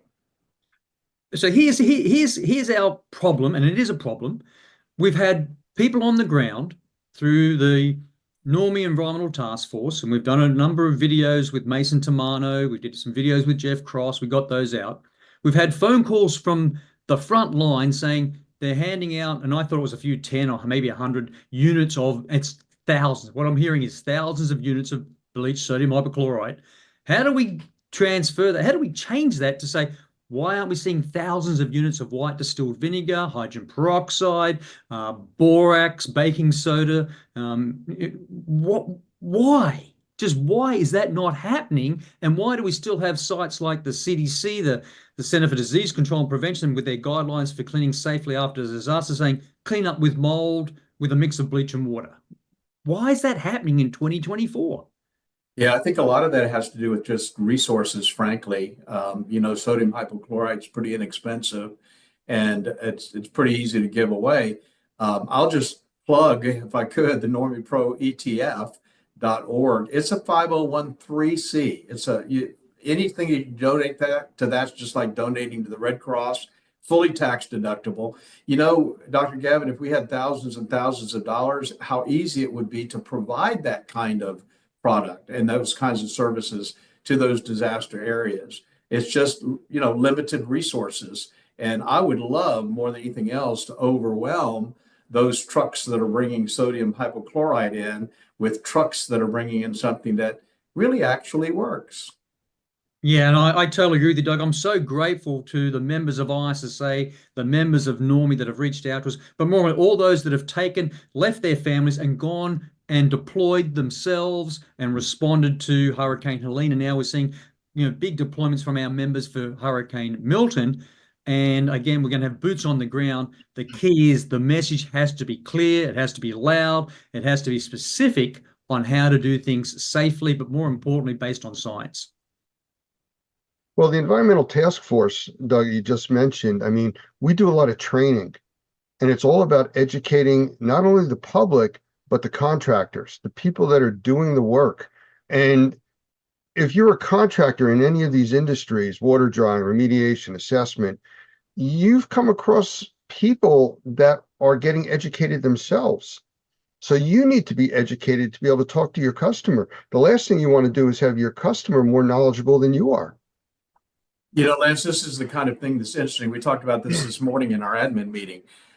We've got a class coming up here in Louisiana in the first week in November. We've got a class scheduled in Tampa the first week in December. Those are scheduled classes on our website.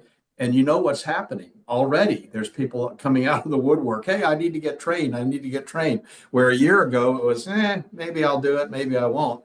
And so I know it's like everything else. When there's a fire, you want to put on your fire suit and put it out. And so hopefully people will find out about this, the classes that we've got available that will help them with licensing and certification in the states that require it and in the states that don't require it. And that's really important, Doug. There are just people have to be making decisions for what we're seeing on the ground. And it's so important that through our Normie members, our ISSA members, we get to those decision makers and go, I know you're trying to do your best. I know you're trying to make, decisions that will help create safe indoor spaces, will recover from this disaster.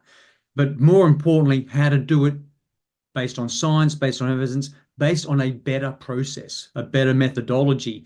So again, let's work as a team to do this. But it's so important that, again, if you're an ISSA member and or Normie member and you're on the ground and you see things, let us know, because Doug, Lance, myself will more than happy intervene and contact the mayor's office. We'll contact the local emergency management agency. I'm based here in Washington, D.C. If I have to go down and talk to a federal government agency, that's not a problem. And I'll stand up and say, that's wrong. This is better. This is right. And really get that change. That has to happen now. Yeah. Dr. Gavin, it's interesting. We've been talking the last several years about essential employees and what that meant during COVID. And we've said for years, and I think it's absolutely true, that our water mitigators, our wet restoration contractors, our remediators, our assessors, they really are the first responders to these kinds of events. They're not identified as first responders, but they absolutely are. They're some of the first ones in there to get things going. And so, if you anticipate a fire in your house, you have a fire extinguisher for a reason. And I think that's the whole idea of getting trained ahead of these kinds of events, because now you're ready. We've talked about FEMA training and all of those sorts of things. Now you're ready to actually be able to be value to those people who need you. Hey, Doug, that example you just gave about the fire extinguisher is so appropriate here, because having the fire extinguisher in your house is very important. But when the fire breaks out, you don't want to take out the instruction manual on how to use the fire extinguisher. You need to know ahead of time. You need to be familiar with the equipment, train, understand what it can do and what it can't do. You can use a fire extinguisher and create more of a problem. So there's a lot of things that go into training. And Gavin, we talk about tabletops all the time. That's the kind of concept that needs to be out here, and to have all of these valid and scientific facts brought into our training. Yeah, and what we're seeing, Lance, and it's, we've seen both with Katrina, Hurricane Katrina 2005, Hurricane Harvey, Hurricane Ian. I can name all these hurricanes off, Helene, recently with Hurricane Milton. These are water events. These are water damaging events. I had a phone call from some colleagues that are both doctors and nurses down in Florida who were in the hospital saying, look, the storm surge didn't reach what people predicted, but we got 2 foot of water through our house, and the house is now unlivable, and I'm going to have to stay in the hospital now before I can go home. What do I do, Gavin? What do we do with a house that had 2 feet of surge and is now unlivable? Okay, it didn't reach the 5, 10, or 15 that we all predicted or that we thought could have been the potential. 2 feet's enough to make a house unlivable. And everyone should be seeing those videos on TV right now from Hurricane Helene, as well as the flooding, as well as the surge from Hurricane Milton, going 1, 2 feet, that's enough to make a building unlivable, unusable. And that's the message that's not getting out there right now at the moment, Lance. So that's where this, again, the training that Normie does, but more importantly, the awareness of key decision makers is so critical. And as you're right, as we do these tabletop exercises, which I'm involved a lot through my affiliation with different organizations as we prepare for hurricane season, it's predictable. What I'm not seeing is that recovery is always a key part of the disaster. cycle. And those that are involved in recovery are our members. They don't make the exercises. They don't come to the tabletops, and that has to change because we've gone very quickly from response, search and rescue, water rescue, now to recovery. And our members are going down there right now, if not deployed for Helene, they're deploying for Milton, and they haven't been considered by both federal, state, local government, as well as non-government, as well as volunteer organizations, as a key part of the recovery effort. And they are. Drying a building is based on science. Responding to and preventing mold growth is based on science. And the point is that we have to do better at that. And that's something that Doug and you and I are all working towards. And our goal right now is, did we do well in 2024? Not well enough. Are we going to do better in 2020? Are we going to do better in 2025? Yes, we have to. I want to move back to the 3 points or topics that we originally started here. But just before I do that, I just want to put out there, if anybody's interested in getting more information on the Environmental Task Force from Normie, you can go to Normie Pro ETF, EchoTangoFrank.org. And that's got a lot of information on that page, including how to join the Environmental Task Force and Project Safe, which we've utilized to have our members all over the country check in with us, let us know that they're okay. We actually use the term I am okay, which is I'm okay. So, it's more information that you can get. With that being said, what our original topics were, you must stay safe and healthy, health risks for mold exposure, and the myths of this industry. I'm going to put it back out there if you guys want to sum up these points and I do have one thing I'd like to do, which I haven't really said yet, but I think we should ask this question. One of the things that we've learned is that Normie has grown because we have really good people, well-trained in the field, and because they look good, we look good. Can I just say that we see ourselves as being able to have an army of well-trained folks out there who can touch the lives of people we have not even met. And I say that to say this. I'm sure there's someone on this call who's listening who could get us in front of the people who make these kinds of decisions. And if you can do that, please reach out to us and let us know. If somebody's willing to talk or listen, we're willing to talk and to show them how important it is that they do things the right way. We love those kind of opportunities. So I just wanted to put that out there. Help us get this information out to people who need it. Help us help you is really the expression that I like to use. But Gavin? Yeah, and the other thing, Lance, get the right safety gear. Practice wearing and using that safety gear before you deploy. I work with highly infectious diseases or those diseases of high consequence. I practice in the dark because most of the time when I'm working, the lights go out. And if I can't put on my personal protective equipment and take it off in the dark, then I'm going to fail in the real world situation. So get the right personal protective gear. If you're deployed, pace yourself. I see so many people run in and it's hot, it's humid, it's an austere environment. There are dangers there. There are hazards there. Pace yourself, ensure you've got, a lot of these places now still don't have electricity, access to clean water, access to clean and safe drinking water. Stay hydrated. If you're going to take so much precautions and training when using a chainsaw, then apply those same principles to pressure washing, apply those same principles to cleaning up after the hurricane or the disaster, the flood event, to prevent mold. And the other thing is that I see often, and we saw this on TV. You and I talked about this yesterday, Lance. Don't underestimate the danger of floodwater. It's toxic. And it's toxic because it has sewage in it, it has agricultural products in it, it has contaminants in it, it has all sorts of things in floodwater. And I think people underestimate what floodwater, the health risk that floodwater can pose to you, and understand that if you get open cuts or sores, which you will, they're exposed to floodwater, you've got to clean them, you've got to wash them with soap, you've got to ensure that they don't get infected. I deploy a lot in disasters, and I see a lot of skin infections. And so it's really important that don't underestimate the hazards that are in that environment that you're going to help after a flood event, which we're seeing from these hurricanes right now. And I think that's the problem. I see people working right now in short sleeve t-shirts and shorts. Not on my team. Doesn't happen. Common sense is the term that comes to mind here. The unfortunate part about common sense is people think they all use it. And common sense isn't something you're born with. It's something you learn. You've learned how to do things, and then you make your decisions based on that.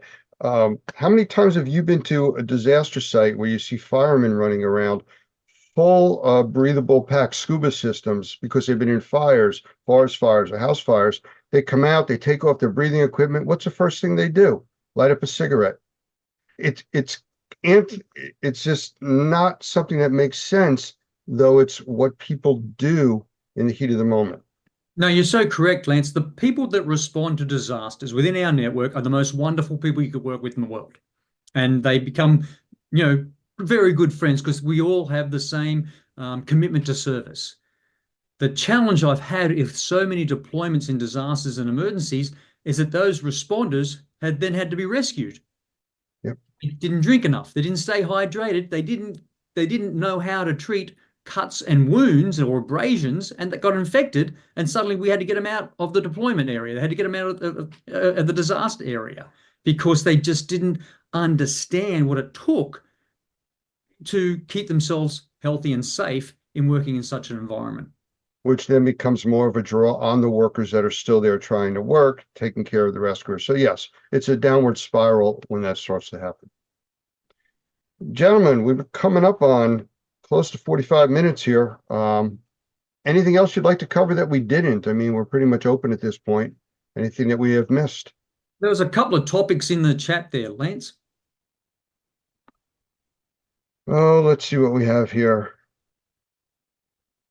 I appreciate the feedback, very helpful. As someone who's just returning home from a fire department after Milton's landfall, with extensive water damage throughout the structure. I'm just shortening up fairly long here where it was written. What are the solutions you all offer for public servants to boost the message out to the community? Suggestions on what they can do. Offer free training to your emergency services. We have a program called FRAP, First Responders Awareness Program, where we help you provide instructions to your emergency service organizations how to protect themselves. It's pretty standard stuff, but you have to hear it over and over and over. Anything else, guys? Well, I was just thinking about being bold enough to actually even address the issue. Sometimes people are kind of wary about promoting something that may look like they're trying to help themselves, but the truth of the matter is that when you are bold enough to be able to talk to folks who need to hear this, the decision makers, when you're bold enough to do that, think about how many hundreds and thousands of people that you are helping who are out there in the marketplace just trying to survive. I think, as Dr. Gavin said, we forget sometimes about those folks that had just a little bit of a problem, but it's their house. It's a big problem. And it's something that they need to be able to take care of in the right sort of way. The first responders also need to be able to take care of their families and themselves to be able to have the time to go and be first responders. So that's another part of the equation that we didn't address tonight, but it's one of the important pieces. With Katrina, they learned where they had hundreds and hundreds of buses, school buses, staged to evacuate people, but all the people that were driving the buses were evacuated. This is the kind of thing that common sense doesn't take care of, but you need to be trained and have a plan for it. Yeah, be respectful, Lance. If you're deploying down to a disaster, people are traumatized, they're upset, they've lost personal belongings, their businesses, the buildings, both home and commercial, have been damaged. Be respectful. Be a good listener. But more importantly, when you go back to the Emergency Operations Center, and they're telling you to go faster. That's not always possible. And there's times where I've been leading teams, I'm going, stop. That's going to make this whole situation, which is already unsafe, and it's going to increase the risk for injury and damage. We have to slow down. That's not safe to go in there. That building has been closed. The windows have been closed. The door has been closed. There's sandbags at the front. It got flooded. It's been a week to 10 days before anyone's opened that. And you want me to go in there and do what? And if they don't have the proper personal protective equipment, the gear, the safety gear, you can't rush into those buildings. And that's so important. Again, have good decision makers, good management, good leadership, and then you've used that word common sense. I try not to use that in a disaster situation. I try to focus on the hazards. I try to risk, and I say, what's the worst that can happen? And I start that with all my conversations, because people they rush. When they go fast, they get hurt. There's a very good comment here that I want to put out to both of you, and whoever wants to jump in on. There's a few things here. As a follow-up, community members are asking us directly, what do we do? What cleaners should we use? If not bleach, what? We're already getting those questions from our community members. So I think there's a couple of links, and he identifies this, that's Ryan. A couple of links I put into the chat area, one for volunteers and one for residents, and that's in our Normie Pro ETF. But we also have a great section of our normie.org webpage on the very bottom, resources for the do-it-yourselfer. And I think that's a really, really powerful little paragraph. It's got several links in there. I was just looking at it again. I know we have a resource library that will help them with getting information that they need, accurate information. There's information there about enzyme cleaners. I also have my book there, Mold-Free Construction. So I think there are a lot of resources at the bottom of normie.org that would really help give you the tools that you need. And I'll tell you, Ryan, if I were there, I'm in Louisiana right now, but if I were there, I would take those flyers and I would be printing a bunch of them out and probably handing them out to everybody I know, walking up and down the street. That you talk about how you could help. I think that would be phenomenal, is just getting that information out. Just try to pay attention to the addresses that we're giving you. The chat may not be available if you go back to watch this as a replay. It's normie.org is one of them. And the other one that we gave out a few times was normieproetf.org. And from there, you can access a lot of information. Gavin, I'm not sure if you had another site you wanted to give out. No, I totally agree with Doug. Let's again the challenge we have, and I think we've correctly and we've been good citizens on this webinar by showing the U.S. government, at the federal government level, which also then translates to what's at state government, local government, as well as those other wonderful organizations that respond. The information at the moment is misleading. In some situations, it's completely wrong. In some situations, there's not enough detail to be able to do a job that keep you safe. So really important. If we get too many mixed messages, as we're seeing right now, and we've talked about in this webinar, it leads to unsafe, or it leads to actions that aren't based on science and evidence, and that leads to mistakes. So it's really important that these events aren't going to go away, Lance. This is just, we've had 2 hurricanes, both made landfall, caused significant hardship, significant damage, significant problems, and we're seeing from our wonderful ISSA members and Normie members on the ground right now, real reports that things are not being done the best that they can do, and there are ways to do this better. Doug, any last comments here? I don't think so, except that I just want to really thank again Dr. Gavin for being here. A great asset. He's been a big help to us, and just thank you so much to him and ISSA.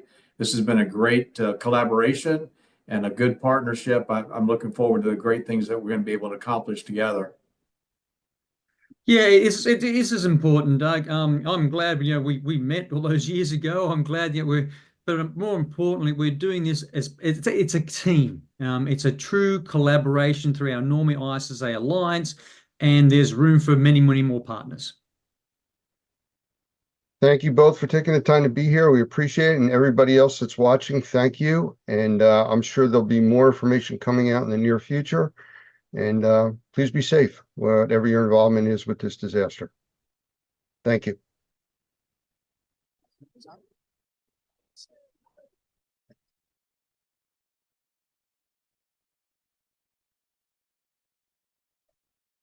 Okay, and we are back at the Experience Show here in Chattanooga, and we now have somebody special here. And yes, I'm giving you a bigger buildup because, you know, when you start going up the pyramid and you have different players that you're talking to, eventually you get to the top. And I think that's where we're at. This is Scott Walters from BNP Media, and I guess you're like the top of the pyramid for what's going on here and all the trade shows you do. Well, thank you for that elaborate introduction, Lance. I don't know how true it is, but I'm happy to support Normie, and we're glad Normie's part of the experience, and we love everything you guys are doing, and I'm happy to sit here and have a conversation with you. Absolutely. Well, that's appreciated. And truthfully, you know, the experience is just one of the shows that you do, you know, and you're involved with media production and everything else. What actually do you guys do at BNP? So BNP Media is a fourth generation family owned business. B2B media. We cover many different sectors. We're in obviously restoration, remediation, cleaning, but we're also in security, packaging. You might want to just keep the mic a little closer. There's a lot of background noise. There you go. We're also in security, manufacturing, architecture, construction, food, beverage, packaging. We cover a lot of different business sectors. I'm the chief events officer, so I oversee all of BNP's in-person and online events. And then I also have P&L responsibilities for all of our webinars, our video, and our podcast business. So we're a full service B2B media company, and the in-person event business is what I primarily oversee. Well, I mean, you touched on a lot of stuff that we do. Obviously, we do live streaming TV. We do live radio broadcasting. We're on 6 different radio platforms, streaming radio, and 13 podcast platforms. So I can't imagine what you're going through dealing with all the live shows all over the country, too. I know logistics of that. Yeah, we do. At BNP, we do over 50 in-person events a year. It's a huge, obviously, revenue generator for the company. We have a full service events division, marketing, operations, logistics, everything's in-house. So yeah, the events business is very important to BNP Media. And the Experience Show is new to you guys. That's right. Yep. You know, you're new owners of it. Yeah, we purchased the Experience events, the spring conference and trade show in the spring, and then the fall trade show in Las Vegas from Larry Cooper in 2022. We took ownership of the two events in 23. Larry and his team helped with us on that transition. So they were still very much a part of, you know, the transition period there. But this year in 2024 is the first year that we're Cooperless, for lack of a better term. And the way the community has rallied and all the participation and support we've been given has quite frankly been overwhelming. So yeah, we're excited to be the new owners. It fits nicely under our R&R brand magazine as a sub-product of that magazine. And, you know, we're happy to be here. So the training wheels are off. I don't see any skin knees or elbows. So this is all good. And, you know, we've been to both shows that you guys have been in control of, and we've been to a lot of the shows that Larry had over the years. And it's exciting. We're looking forward to the next show, which is in Vegas. That's your big show of the year. Yep. And, you know, I understand you're already selling booths and selling out all kinds of services for that already. And we're just now into this one. Yeah, the spring show is by design a smaller event. It's East Coast based. It rotates. Last year it was in Fort Lauderdale. The year before that it was in Cincinnati. It goes to these kind of tier 2 cities to be more relevant to a greater portion of the population in the community in the restoration remediation space. The Las Vegas show stays in Las Vegas. It's at Caesars Forum. It's the first week of September. I think this year the dates are the 5th through the 8th or something like that. It's that Tuesday through Friday after Labor Day each year. And that is the bigger of the two events. Yes, we've been selling booth space. We've got, I think, about 35% of the floor already pre-sold. We're selling booth space here at this event before the fall. And then obviously, you know, we're moving forward with selling space and sponsorships for Las Vegas. That's the big one. I'll make a suggestion for the Vegas show. You need a Segway rental division because the walking, it is so massive there, all the buildings. I mean, it's exciting to be able to go through that kind of an event. It's big. Yeah. The Forum is, as you know, across the street over a walkway in the Close Hotel in Vegas. Everything looks good on a map. Oh, it's right across the street. I'll get right to it. But nothing in Vegas is close. So yeah, there is definitely, maybe that's a side business we could work up. There you go. Kind of Segway rental. Segways are us. Sponsorships on top of that. Normie produced or provided. You guys might get some action on that. Well, we'll talk. We got some time. I like an idea guy. That's good. You know what? It's out of the box that the box comes in. That's the way to do it. Well, I know you're busy. You got a lot of stuff going on here, but I do appreciate you stopping by and saying hello to everybody. And again, the top of the pyramid. This is what I was looking for. Well, I like reaching the top of the pyramid too. I know you and Doug are co-partners in crime here. No pun intended, but it's a pleasure working with you guys. You're true professionals, and thank you. Thank you very much for your support. We really appreciate it. All righty. Thank you, sir. All right. Thank you. Thank you.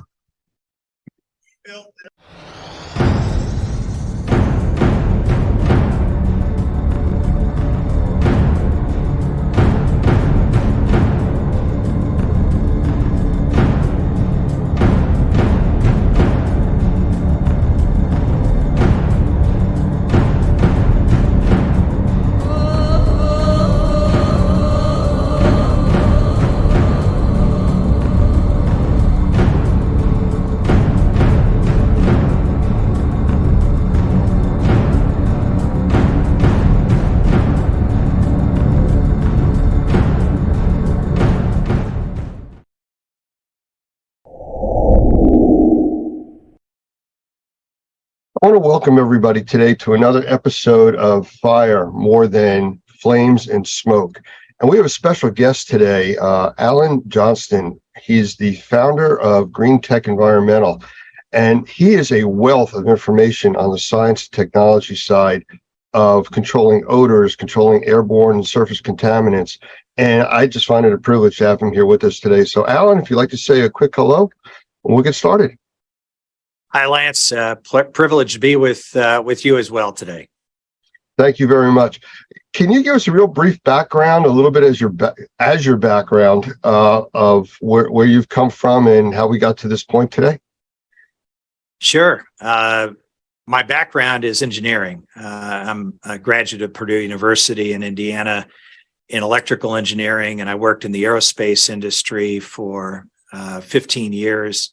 On some exciting programs involving NASA, the space shuttle, and a lot of different missile systems that protect our country. I had the opportunity to enter the air purification industry in 1997, now over 25 years ago, and it was really a combination of factors, but one that really drove my interest was the loss of my mother, who ultimately passed away from mold exposure in a school that she taught in. And as an aerospace engineer, I had a hard time understanding how something like that could happen in the world that we live in with such great technologies available to us. And so I've dedicated the rest of my professional career to finding technologies that solve the problem of indoor air quality and do it in a way that really mimics the way that the nature cleans the air outside. Well, I don't know if you really know how many lives you've actually reached, but just from the technologies that you've worked on and put out into the market, it's countless. So I want to thank you for that. I know how it's affected my family, my friends that use these similar types of technologies. So again, thank you for all that. But speaking of the technologies, why don't we get into some of them? I mean, the central and eastern part of the United States over the last week or so has really been impacted by fires coming out of Canada. And, out of sight, out of mind, we think of Canada hundreds, thousands of miles away, depending on where you're located, but it's having a direct influence on us. And the technologies that you've worked on and are familiar with are really the lifeline for many people that have breathing issues, or just regular people that are reacting to the smoke. So I don't know if you want to just start talking about some of them, or if you want me to request. Why don't we go with what you're comfortable with? Well, the technologies are obviously something that I am passionate about. I'm the founder of Green Tech Environmental and started that company almost 15 years ago now.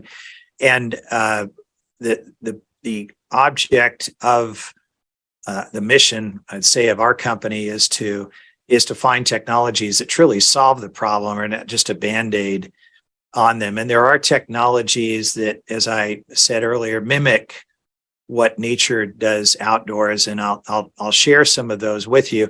This issue that we're having recently with wildfire smoke is certainly a significant, and it's a problem that pops up periodically, certainly every month of every year, somewhere around the world, and the United States had a chance to experience it, affecting as many as 100 million people here just in the last few weeks. It is toxic. Can I interrupt you for 1 second? Because what you just mentioned, affecting 100 million people in the United States, this is a part of the country that's not normally affected.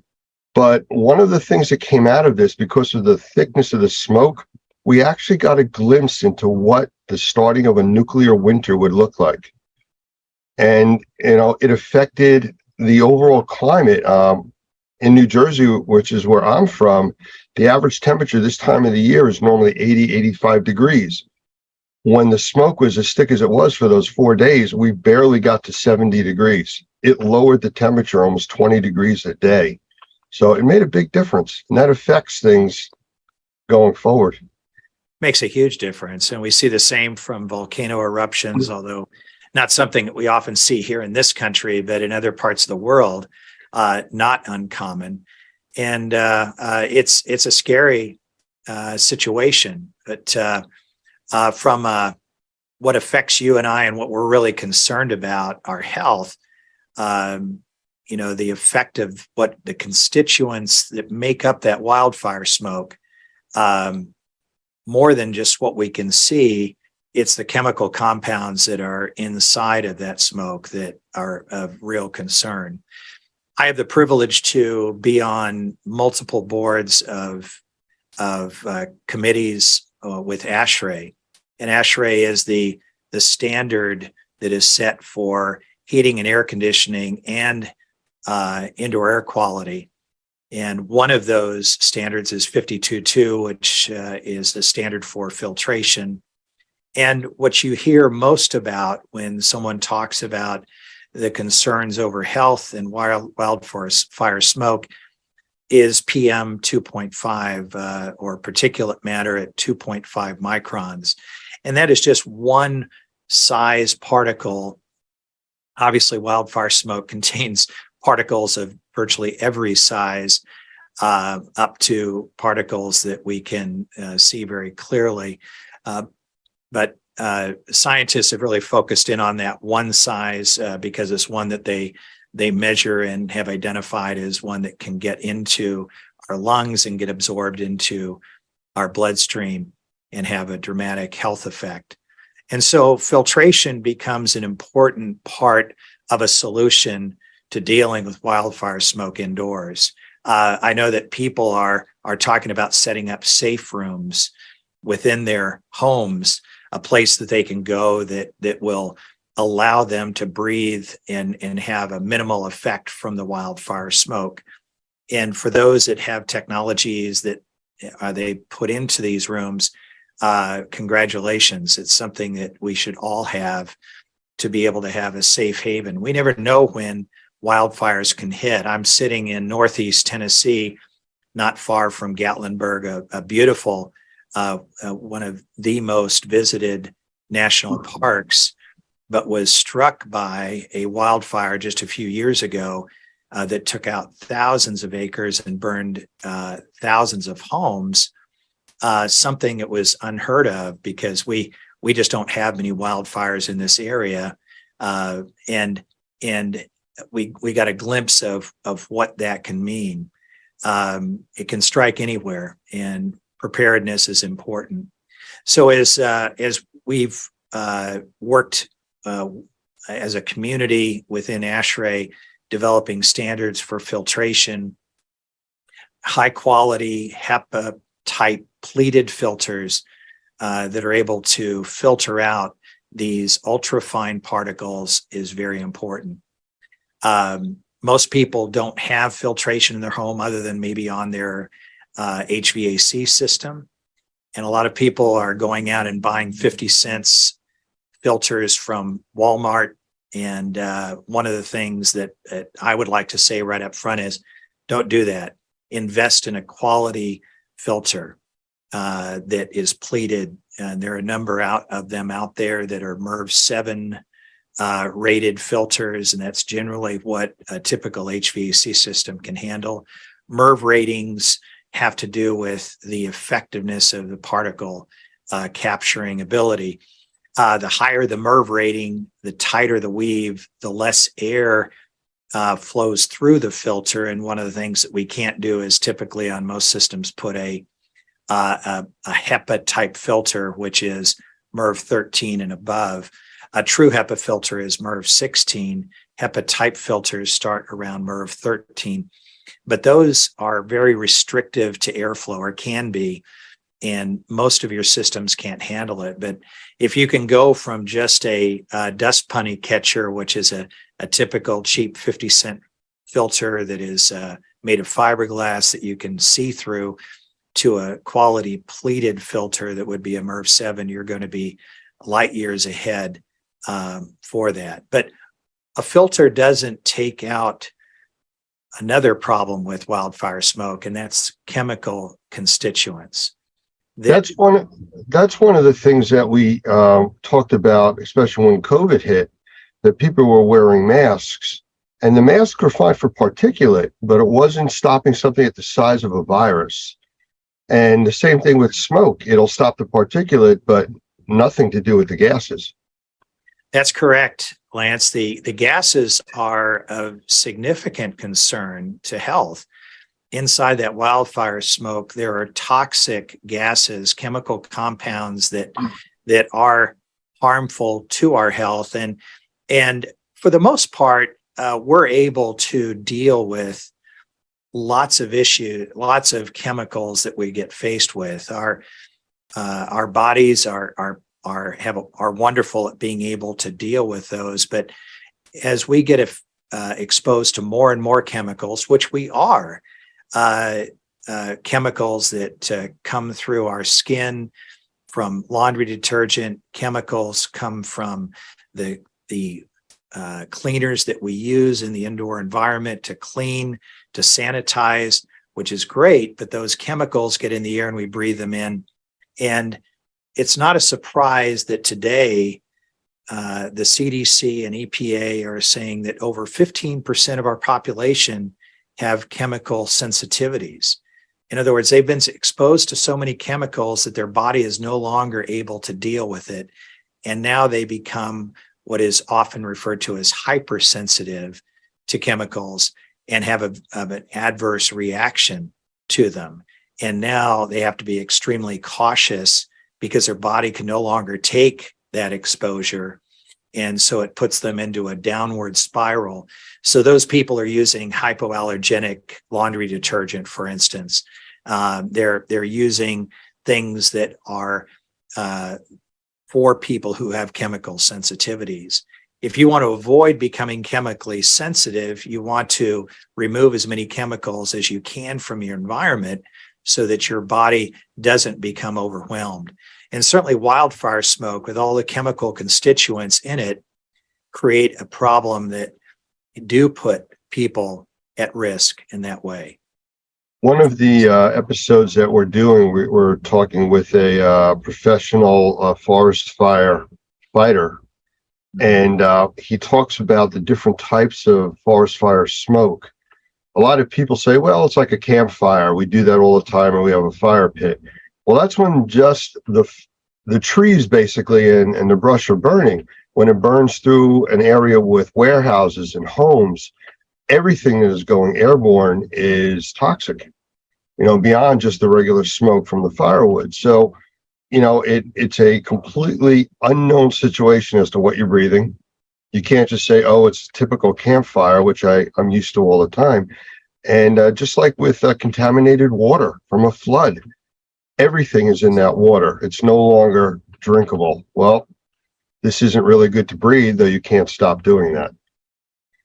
That's true. But there are technologies that exist which are able to deal with those chemical constituents, and whether it's from wildfire smoke or just cleaning compounds that we use, there are technologies there, and ones that I have been focused on in my career in indoor air quality for over 25 years. There are. Could you tell us about a few of them? I'd love to.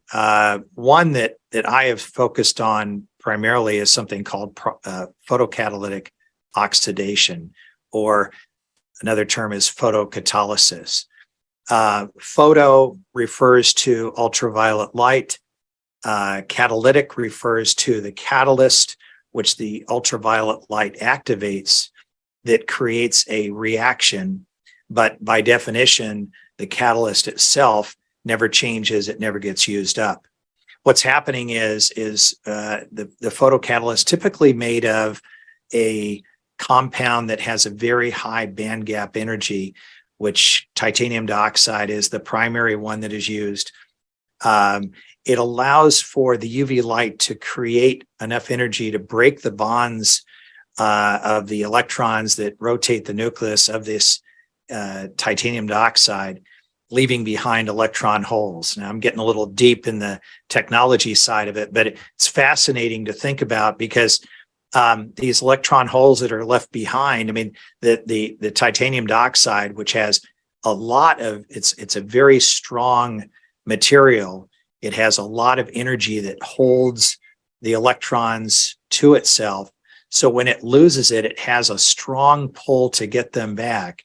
Well, as molecules come into contact with the surface of this photocatalyst, those electrons do get pulled away, and now it breaks down. Something called molecular dissociation breaks down these chemicals, and the chemical that existed prior to reaching the surface of the photocatalyst is no longer. It's broken down into its subcomponents, and it literally no longer exists.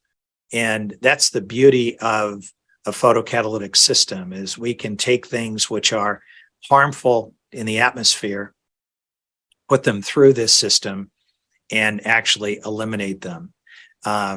People do things like spray chemicals in the air to make the air smell better, because they don't like the smell of the wildfire smoke or other odors that may occur in the home. But that's just adding more chemicals on top of the chemicals that are already there. Photocatalysis is able to break those down. In addition to that, it also creates oxygen and hydrogen-based compounds like hydroxyls, HO, hydrogen peroxide, in a vapor form of H2O2, other types of compounds, hydroperoxides, HO2.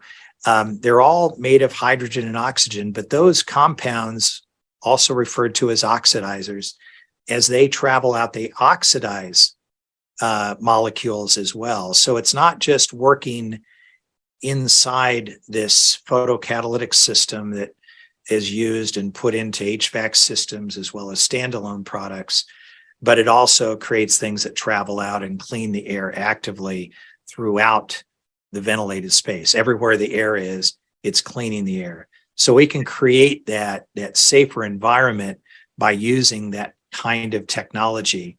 There are some other technologies in addition to photocatalytic oxidation, or also referred to as PCO, such as bipolar ionization. Now that can be used with needlepoint ionization, where you have both a positive and negative electrical charge, and it puts these electrical charges in the air that can come into contact with water vapor and break those down and create oxidizers, in the same way that photocatalysis does.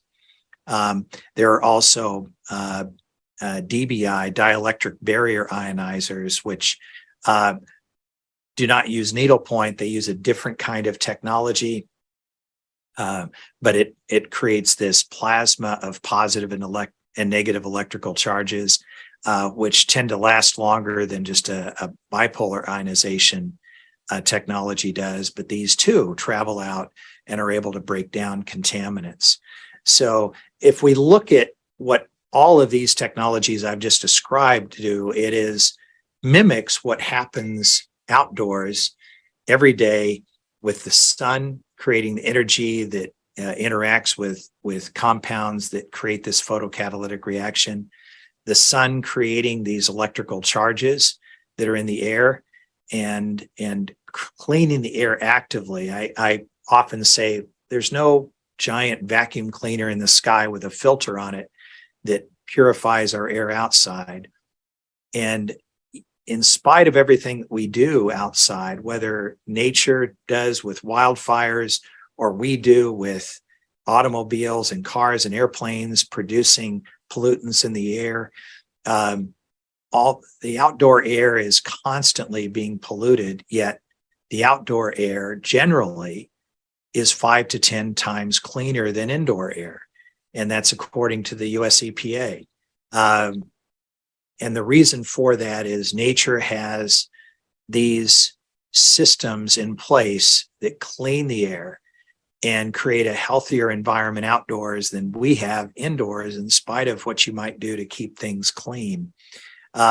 So our goal is to bring those technologies indoors. Alan, I got to interrupt you for a second. I mean, Sure.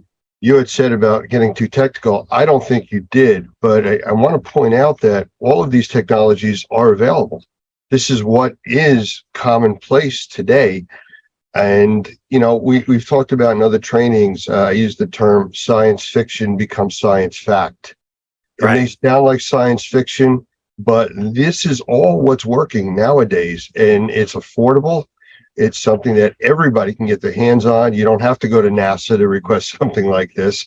You know, it's there. You just have to know what you're looking for and asking for. We get a lot of people that say, oh yeah, I have an air purifier. Well, what do you have? And they tell you, and it's a inexpensive filter. Mm-hmm. And, you know, we know with filters, filters only filter what makes it to the filter. Correct. The proactive technologies you're talking about go out and find the problems and take care of it wherever it's at. So that's a big difference. And I applaud people for wanting to do something, but they really need to get the information to know what they're getting. Just like the people that wore masks when COVID hit. I mean, how many people did you see wearing masks made out of paper towels? I'm wearing a mask. Well, yes, you are. However, you know, whether it works or not. So where do you see this industry going with, like, the technologies that are there right now? They're not brand new. They've been enhanced. They've been combined together. But moving forward, especially with the changes in our environment, smoke conditions, temperature, relative humidity problems, where do you see we going, or us going with that? Well, the technologies are slowly being accepted. One of the reasons that I became heavily involved with ASHRAE and on a number of committees was there has been an overall resistance to electronic air purification, the technologies that I just described. And some of the testing that has been done on them, the way the tests have been set up, the results have not been positive.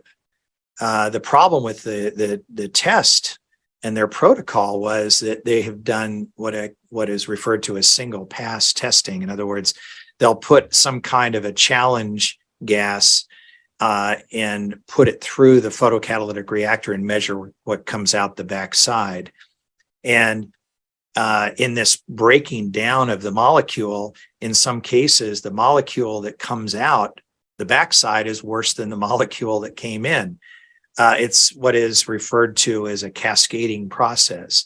So you start with one molecule, it breaks to another, breaks to another. But if all you do is measure it after one pass, well, that's not really a good indication, because we don't we don't put systems in our homes or businesses or factories that just go through once. We are constantly circulating the air through the room, through our devices. It's working continuously.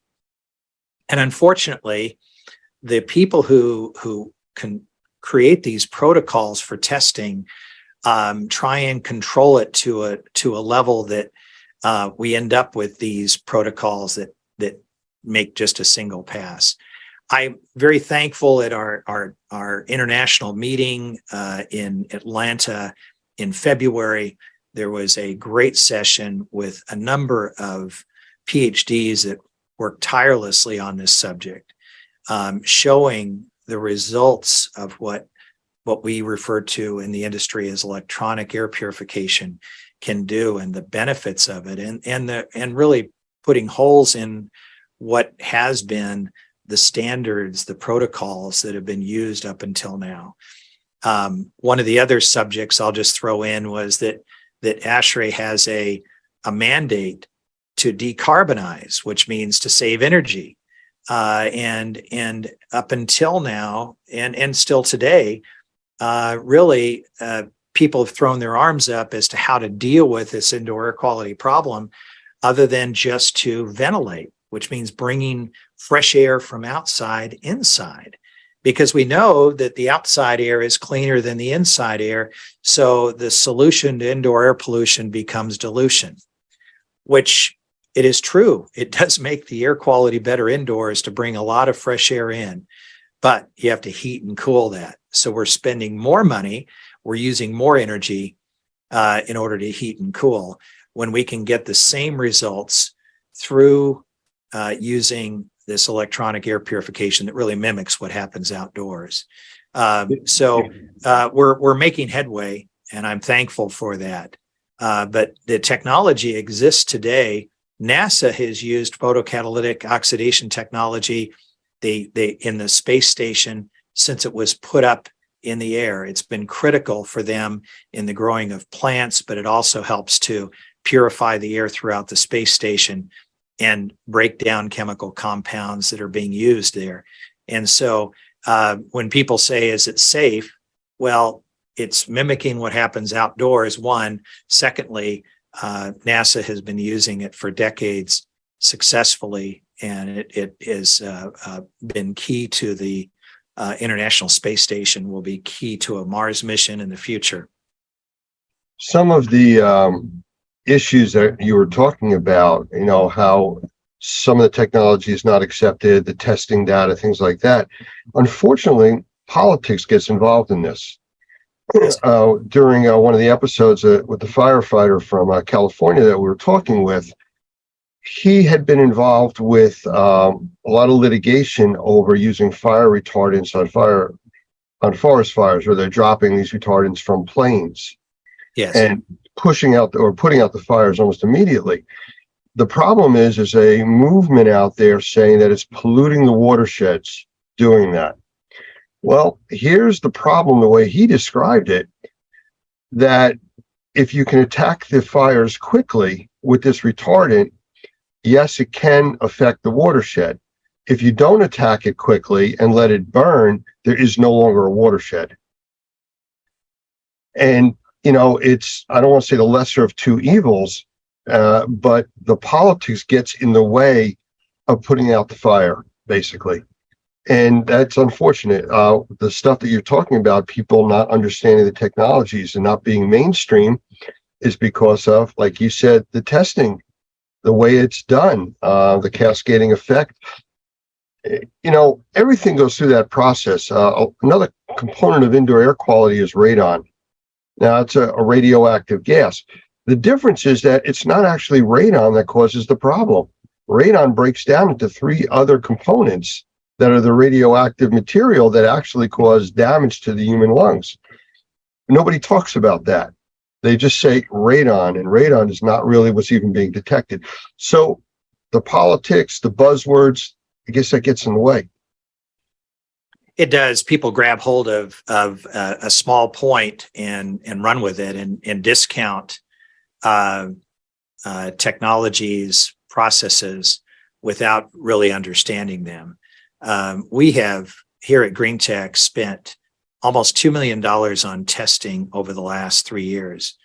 Some of that was on COVID, the SARS-CoV-2 virus, which was important, obviously, during the pandemic, but testing on mold, bacteria, on VOCs, looking at monitoring formaldehyde and toluene and some of these other chemicals that are harmful to human health, yet are found frequently in the indoor environment, and been able to show through the use of our photocatalytic technology, the use of dielectric barrier ionizers, bipolar ionization, unipolar ionization, that we're able to reduce the chemical load in the environment over a matter of hours and days, that even when we inoculate the space with compounds that, when they get broken down, create things like formaldehyde,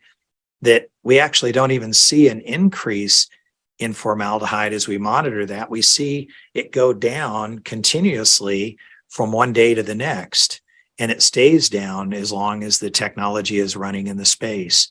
So it's, we don't have the luxury of that in a laboratory environment. And that's the reason that the data is not able to show the true results, because typically tests are run for 30 minutes or an hour or 2 hours, but not longer than that. And that's not the way that our products operate. We're running continuously, and they're constantly breaking down and getting down to a level where the contaminants in the space, whether they're chemical, whether they're particles, whether they're biological, that we have reduced them down to a level that allows our bodies to deal with the remnants that always exist. You never get 100% of anything out of the air, but if we can get them down to where our natural immune system can deal with them, that's the key. And that's why people that have COPD, that have asthma, respiratory issues, get such relief from the use of this electronic air purification technology that I've described today. How about odor control? Because that's another big component of the wildfires that are affecting people now. Again, they see it, so they're reacting to it, but they also usually smell it before they see it. That is so true. I did here in New Jersey. It was like all of the morning was fine. The afternoon was like, I smell a fire. And by that evening, it looked like sunset at 4 o'clock in the afternoon. It was just so dark. So what's available out there for odor? Well, and some of the odor gets dealt with through the use of the technologies I've described, photocatalysis, dielectric barrier ionization, bipolar, unipolar ionization. But not 100%, and especially because wildfire smoke, the smell from it is so overwhelming. I am really excited about a technology that I learned about that was developed by a tiny company up in Kentucky. And my company was able to get the exclusive worldwide rights for applying this technology to a filter. It's the trade name is called OdorGuard, and by the name, it is something that deals with odors, but it goes way beyond that. But it's used in different areas where odors are a big problem, like inside of trash bags today. Glad has an odor reducing trash bag that uses the same technology applied inside the bag. Adult diapers that obviously we understand the issues with odor there. It is so fast working and so complete at being able to break down lots of different odors. And what's even, to me, even more exciting, because the odors are something that are offensive, but it's what's causing the odors, the chemicals behind it, that concern me. Its ability to break down VOCs as well is important. It's a totally non-toxic chemical. It is very safe. It has no odor in itself. It's applied to a filter surface, And we have put it into a number of different products, including just regular HVAC filters. So I started talking today about the importance of having a quality filter for your return air of your HVAC. We do apply these to pleated filters, MERV 7 pleated filters. And so that not only can the filter trap those particles that are so important to be trapped, but they can also, the coating on the filter can break down the VOCs that are important to be broken down, as well as breaking down the odor. And so we've used Odor Guard in assisted living facilities where we all know what the smells can be in those kind of facilities. We've used them in dormitories where the smell, body odors can be a little bit strong. It is effective in so many different applications where odor is a problem. And what's exciting is it's not dealing just with the odors, but also chemicals. Can I just change the path here a little bit? I mean, all of that sounds like there is hope. And for the next forest fire or next airborne contaminant, I mean, there are technologies that will absolutely protect us and help us breathe easier, if you want to call it that. But we also have fire situations out in California. And I mentioned before about the politics of, like you said, the testing and things like that. Can you touch on quickly why California, that has such a large air pollution problem between smog and fires and everything else, is so aggressively against air purification? I don't understand that. And I think our listeners would want to understand that a little bit too. Well, I have a lot of experience with California and air purification. In 2007, I was the representative of all manufacturing of electronic air purifiers in front of the California Air Resource Board, also referred to as CARB.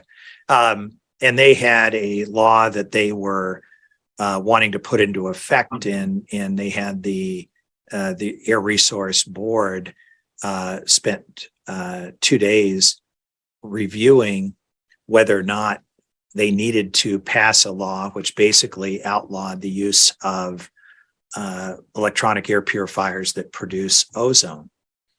And I think there was a misunderstanding because California has had a big issue with air pollution. I spent the first year of my college education at a school in California before moving to Purdue to finish my college career. And I remember so well just being 4 miles from the mountains north of Los Angeles and not even seeing them for the first 2 months that I was at the school. And all of a sudden one day they appeared on the skyline. Pollution used to be and this was in the 70s, much worse than it is today.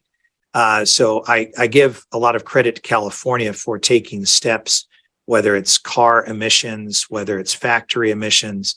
They have done everything that they possibly can. But there was the misconception was that pollution oftentimes is measured by measuring ozone because it's an easy gas to measure. The nitrogen oxides that are created through automobile smoke, much, much harder to measure. And what's interesting is that other pollutants, as they rise, ozone rises with them. It's I call it the fireman that fights the fire. Ozone is created naturally in nature as pollution rises because the ozone helps to break down the pollution. So it's by wanting to get rid of ozone, it's kind of like saying we want to get rid of firefighters because every time we see a fire, there's a fireman there. So obviously, if we got rid of the fireman, we wouldn't see any more fires. But the comment that was made to me by a number of the Air Resource Board members, these are also government officials in the different areas of California from San Diego to north of Sacramento. And I sat down with every single one of them in their offices to talk about this. one of them mentioned to me, I said, I don't understand why we would want to generate ozone when we've been working so hard to get ozone out of our state. And I had to correct him to say, you've been working to get pollution out of your state. Ozone is not the pollution. Elevated levels of ozone aren't good, but the elevated levels of ozone are there because of the pollution that you have. They ultimately decided to pass the law against air purifiers that generate ozone. And therefore, that is one low-level ozone. We're talking about levels that the EPA said are safe and natural, that are found outdoors in very pristine parts of the world every day. There's no place around the world that doesn't have a low level of ozone except indoors, that they would not allow ozone to be generated in air purifiers.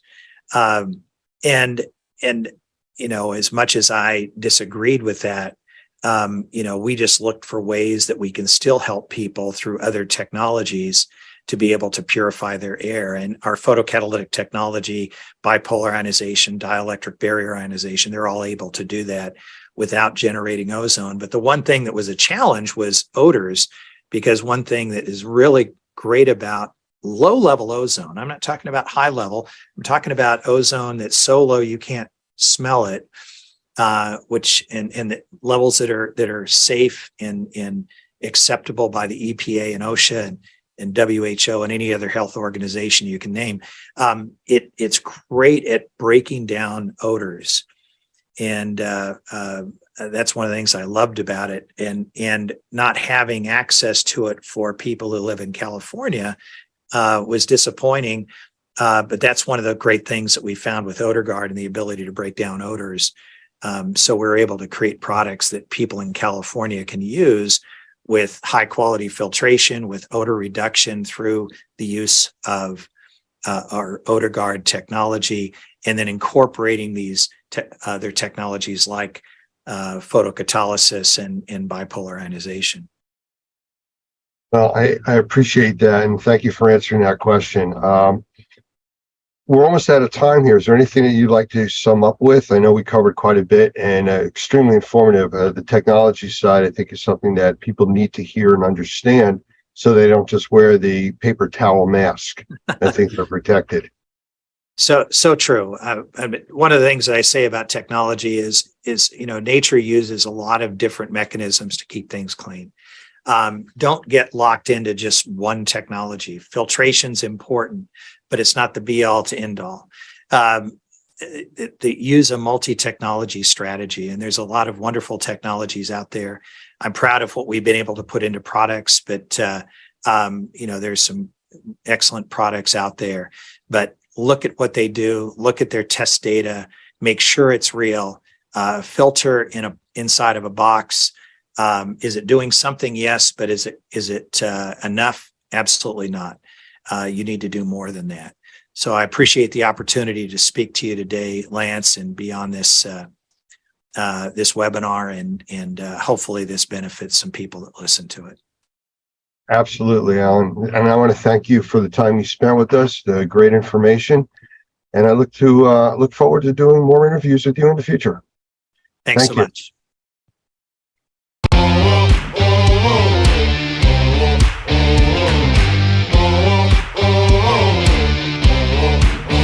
Hi, everybody. I'm Mike Balzano, group publisher at BMP Media with R&R and the Experience Events, and welcome to episode 2 of Trade Talks, Unlocking the Experience, our weekly venture into the great event that we're running right now, and we're so proud to be here. Joining me is my partner in crime, the editor-in-chief of R&R, the lovely Mildred Ingram, as always. And I'm so proud. Our guest today, he's an educator, a business owner, a speaker, a leader, a husband, a father. He's a microbial warrior. He is a gymnast, I just found out. What? And a Let's writer. get started. Hold on. He's a 50-year industry veteran. He's been to more experiences than I ever will, and he's just a good guy. Please welcome Barry Costa. All right. Hey! I know. Well, gymnast, that's in my a long time ago. Now rounds in official shape, not found on a Wheaties box, and that's me now. Hey, once you have it in you, you can still do it. Oh yeah, that's the joke, right? What do you mean? I am in shape. I'm round, right? Yeah, there you go. There we go. And Mildred, you will visit me in the hospital if I try to do it again. Oh no. Barry, thanks for being here. We appreciate it. You know what? I want to. We're gonna get to talk about the experience in depth. I promise. But I was looking back at your career. For the three people who don't know, it's amazing. You've really done so much. When did you get started with the Costa Group?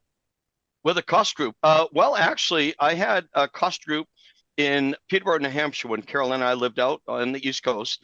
And then about 11 years ago, we moved to Arizona. And so it's been in existence for quite a few years. Prior to that, I had the Carpet and Cleaning Craftsman, carpet cleaning, restoration, carpet installation company that I was doing right along as well. And prior to that, it was my dad's company, Costa Group. Let's see, no, Costa Carpet Company Incorporated. You got to have your C's in order, right? And learn how to walk, keep back on my knees again. And that's how it all started when I was 12 years old. That's amazing. Then you were a public school teacher as well for 10 years. Yeah. 10 years. I taught at the elementary school in Peterborough, New Hampshire, and very proud to say I was a Teacher of the Year with the New Hampshire Physical Education Association. So it's kind of nice. I really enjoyed it. The kids were great, and the parents were awesome. That's wonderful. And then eventually you joined like you said, your dad's company. Yeah. And here we are. It's 2023, just like that, right? It seems it was amazing. We smashed the atoms together. I was a school teacher, but I had been doing this my whole life. And in fact, I talked to my sister this past week. She came to Thanksgiving with us here in Arizona. And she said, Mom was so upset. We spent all that money to put you through Springfield College to be a school teacher. Then you started a carpet cleaning company again. I said, but look what I did to it. I smashed the atoms together. Now I'm teaching in the industry that I love. And absolutely, it's not even work, it's play, as Nick Palella used to say. So we've talked to a couple people on this interview. Yeah, indeed. We've talked to a few people on this interview and off the interview for sure. And they always seem to have the same. I said, well, gosh, you had a different background. What led you to restoration and all this? And they said, it's just the industry. We're helping people and we love doing it. And you can just see from your facial expression how passionate. Well, yeah, helping people, that's what it's all about. I look at society today and I'm going, this is not the society I want for my son. Why aren't people really coming together and helping? Even Lincoln said a house divided will fall. And look at how much further we could be if everybody just helped a little bit and supported each other rather than step on each other. But so I'm not going to be a victim. I want to try to lead and hopefully get a lot of people along with me and others that are already doing it and make a difference. That's what, I'm not surprised to hear that. It's wonderful. And that's the kind of guy. I've known you for a year. And honestly, you're one of the best people I know already. Then you don't know very many people, do you, Michael? I mean, I feel lucky. You're in the top 5 for sure. No, very great. Now, how many experience events have you been to? All of them except the very first, which was the Luxor, way back in 1999. And that was actually when it was Connections, and 4 associations came together to create that first meeting of connecting people together. And but every experience I've been to. That's amazing. And your role it's probably changed quite a bit throughout the years, I would think. Oh gosh, it really has. And working with Larry Cooper all those years, Larry and I have been best friends for so long, and I'm really happy to see him move now in another direction. He's going to build some new things. He wants the baby that they grew, obviously, to grow, and it's in great hands with you guys. That's why I said when you asked, hey Barry, would you mind helping us? Absolutely. I mean, it's all about the event. And part of that event was being with your friends and doing things with your friends. But I've been involved in every one of them, the experiences, and each one is its own unique energy. It's hard to describe. And it's so funny how themes begin to grow out of them with each one. Almost naturally. And I've only been to 2, like absolutely. They do naturally grow. Yeah. It's the people. It's the people. It really is, and it's the energy that develops within the event all in itself.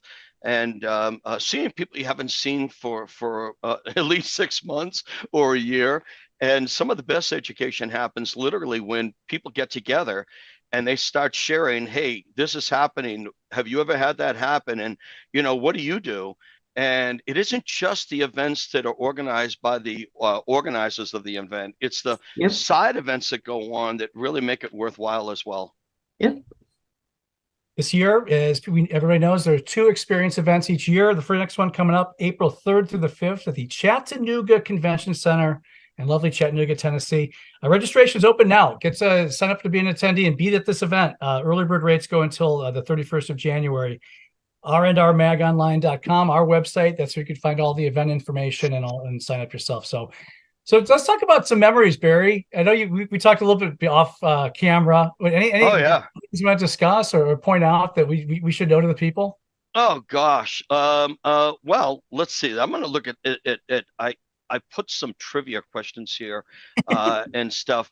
In fact, like I said, in 1999, the first show that happened was, well, let's step back even further than that.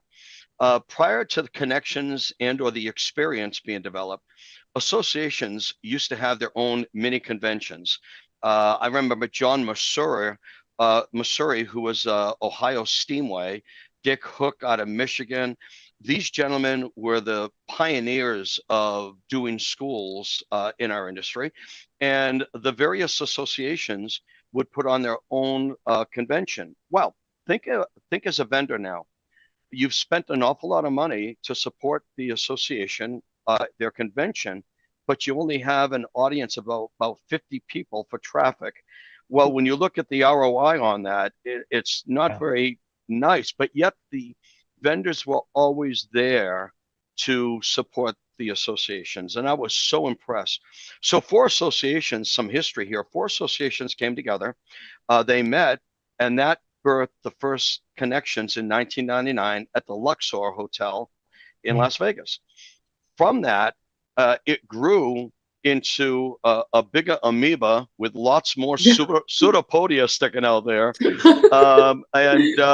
And then there was a change in guard. Larry Cooper came in. He was managing the Connections events, but then they switched and it became the Experience with Meetings and Events running it.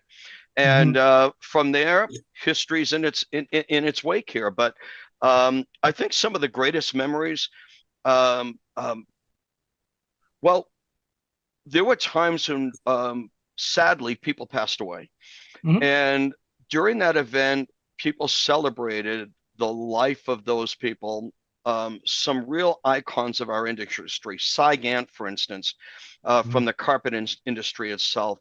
He was on the board of the IICRC as well. And Tom Hill once told me, when Cy speaks, be quiet and listen. This is a man of great knowledge. We also had celebrations of Bill Yaden and Colleen's anniversary at one of them. But then we also had retirements when Jeff Bishop retired, Tom Hill, his wife Carol Lee, Lindsay Barlow, they all retired. We also had a celebration during the event for these people. So if you didn't know the people in the background that actually ran our industry, you had a chance to meet them up front, personal. And some of the events, oh my God, the first Flood House, and we always made it a show. We had this one time. A set of stairs. We had a toilet up at the top and 2 55-gallon buckets of water waiting that nobody could see behind the curtain. You know, it's like the Wizard of Oz here. And we hired a person who went up the stairs in a bathrobe and he's singing. He was all mic'd up. He's singing. This is how we allowed people into the trade show. They walk over, they're watching this guy just hamming it up like crazy. He sat down on the toilet broke. He fell down the stairs because he was a professional.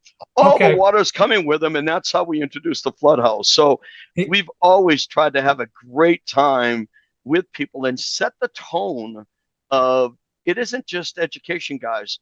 You know, we work our tails off. Let's get together. Let's have a great time. Let's have a party. And yeah, let's learn too while we're at it. When was that? When was the first Flood House? Where was the first flood house? You would ask me that. I think it was. I think it was at the Hilton. Okay, because we in the order we went from the Luxor to the Riviera. The Riviera was always known as being smoky. We didn't really like that. It's place. a lot. We were there once. Then the Hilton, Las Vegas Hilton. Then we went to the Mirage, Paris, and now we're at Caesars Forum, as we will be in September. I think it's what are the dates, Mike, for September? September 4th to the 6th, the day after 4th to Labor 6th, Day. yeah. And it's going to be at the same location as we were last year. But there's been a flood house at every one of those events in Vegas, starting with the Hilton, at least. And we've had it ever since. And then even the pavilions have increased in size. We've had vendors like Phoenix and Normie building their things. Clean Right in the center field of the trade show would do some hands-on. So, everyone wants hands-on. Come to the show. Yeah. You're going to get plenty. That's the experience. That's the experience. Well, you know what? I'm going to step back. I hope you don't mind me dominating here for a second. No, you asked about a memorable time. It all of a sudden clicked. It was really interesting.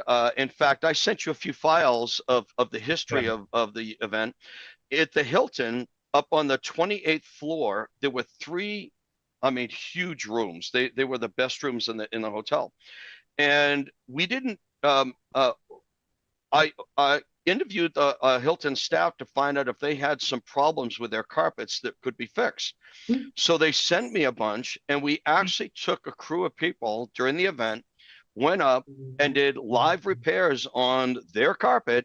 And I had people who have never touched the tools before doing these repairs, sweating bullets, but I told them, no matter what you do, I can undo it and fix it. So I'm not worried about that.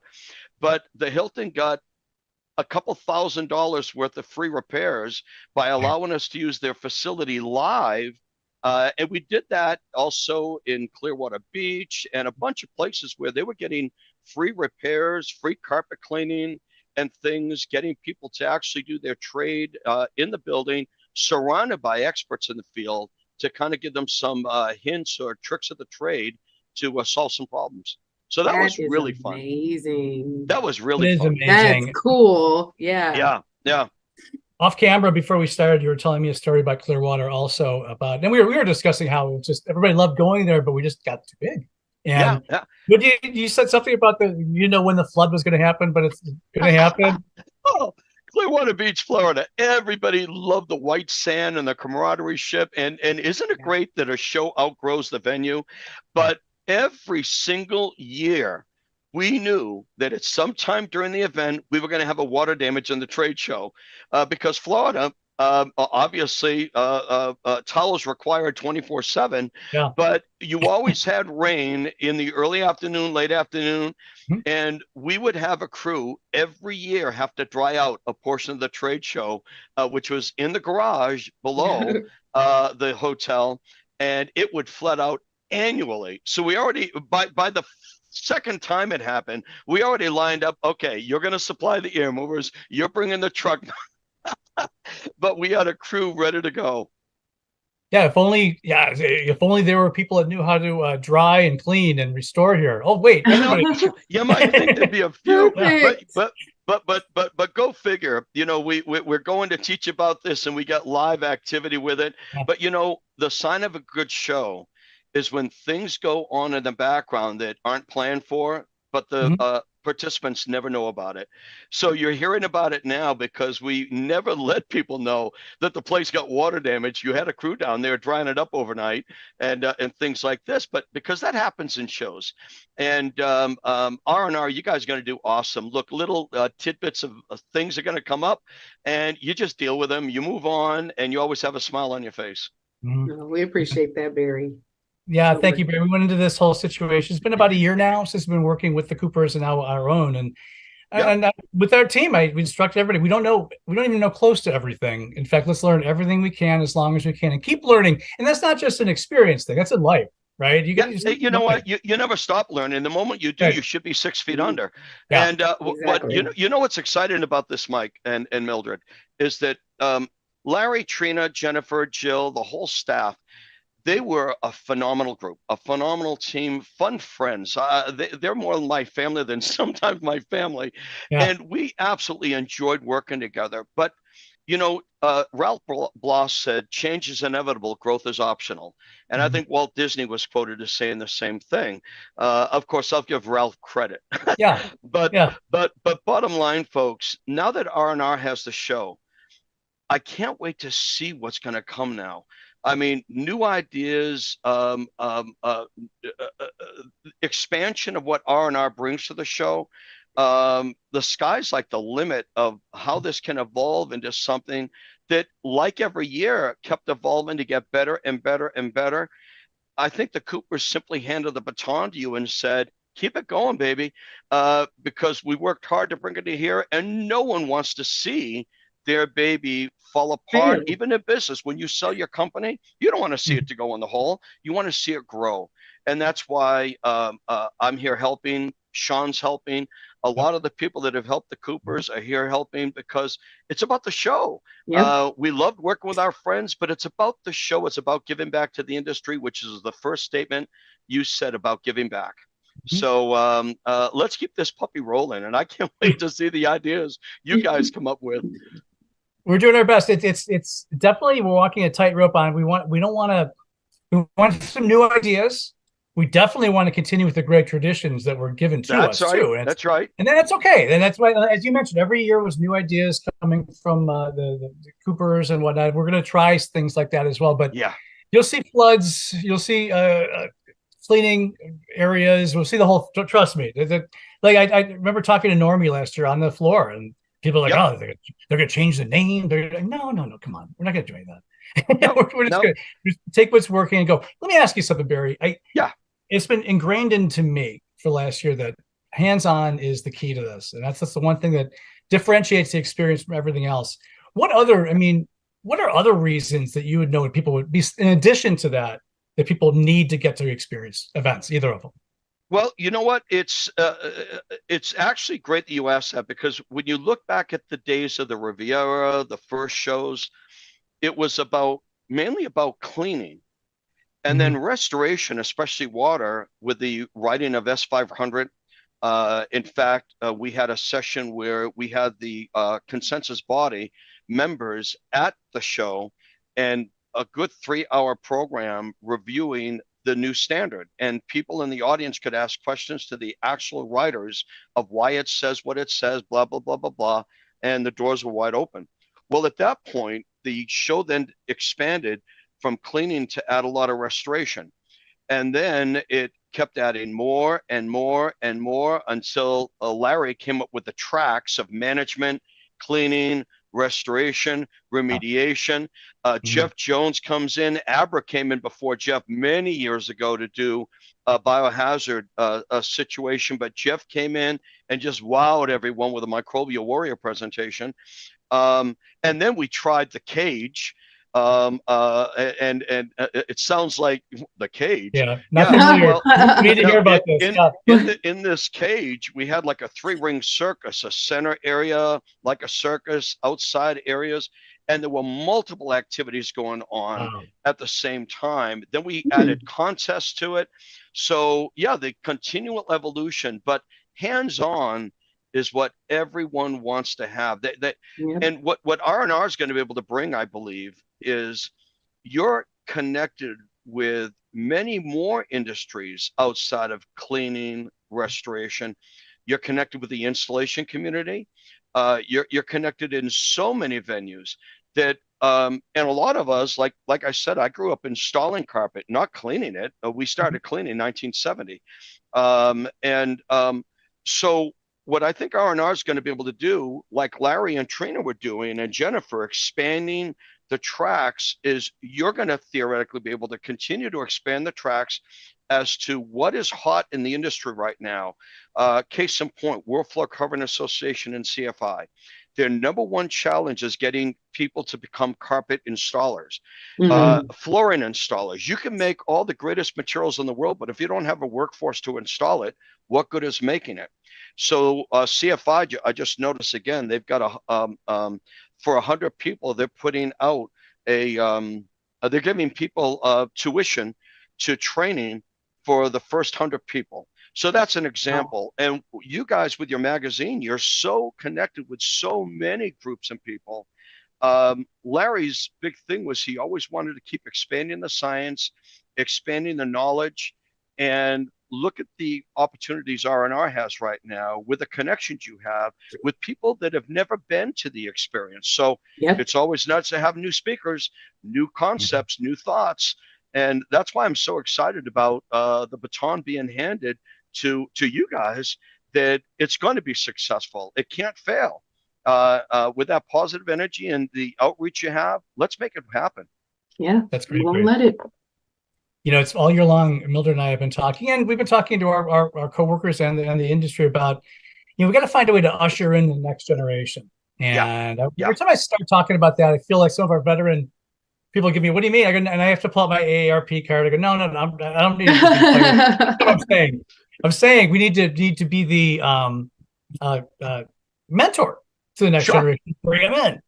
And I talked to Jeff Jones and some other people who speak almost every time about our experiences, and said maybe we'll wait till Las Vegas. Let's get a couple new people, and there's new ideas and new things in here, and I want to make sure they're not offended, and they get it completely. We need them around, like you and me and Jeff and all those people. Well, like you said, the constant expansion. Normie brought in a Spanish track for those that Espanol is their primary language. And you're absolutely correct, Michael. We have new people come in that aren't seasoned veterans in the industry. This show to them is one huge, I'm lost. It's kind of like surface. I'm lost. There's so many things going on. So some guidance for them to say, hey, welcome into the industry. We recommend you do this. If you've never done this work, we've got from the basics to the most seasoned veterans activities going on. And where do you fit? And maybe a mentor program where you have people that'll tag along with these people to get them introduced to other people out there. I mean, it goes with the name, connections initially, and what an experience. And we want that to always be a positive, formidable experience for people. That's wonderful. Mildred, any questions? No, definitely not. On the spot?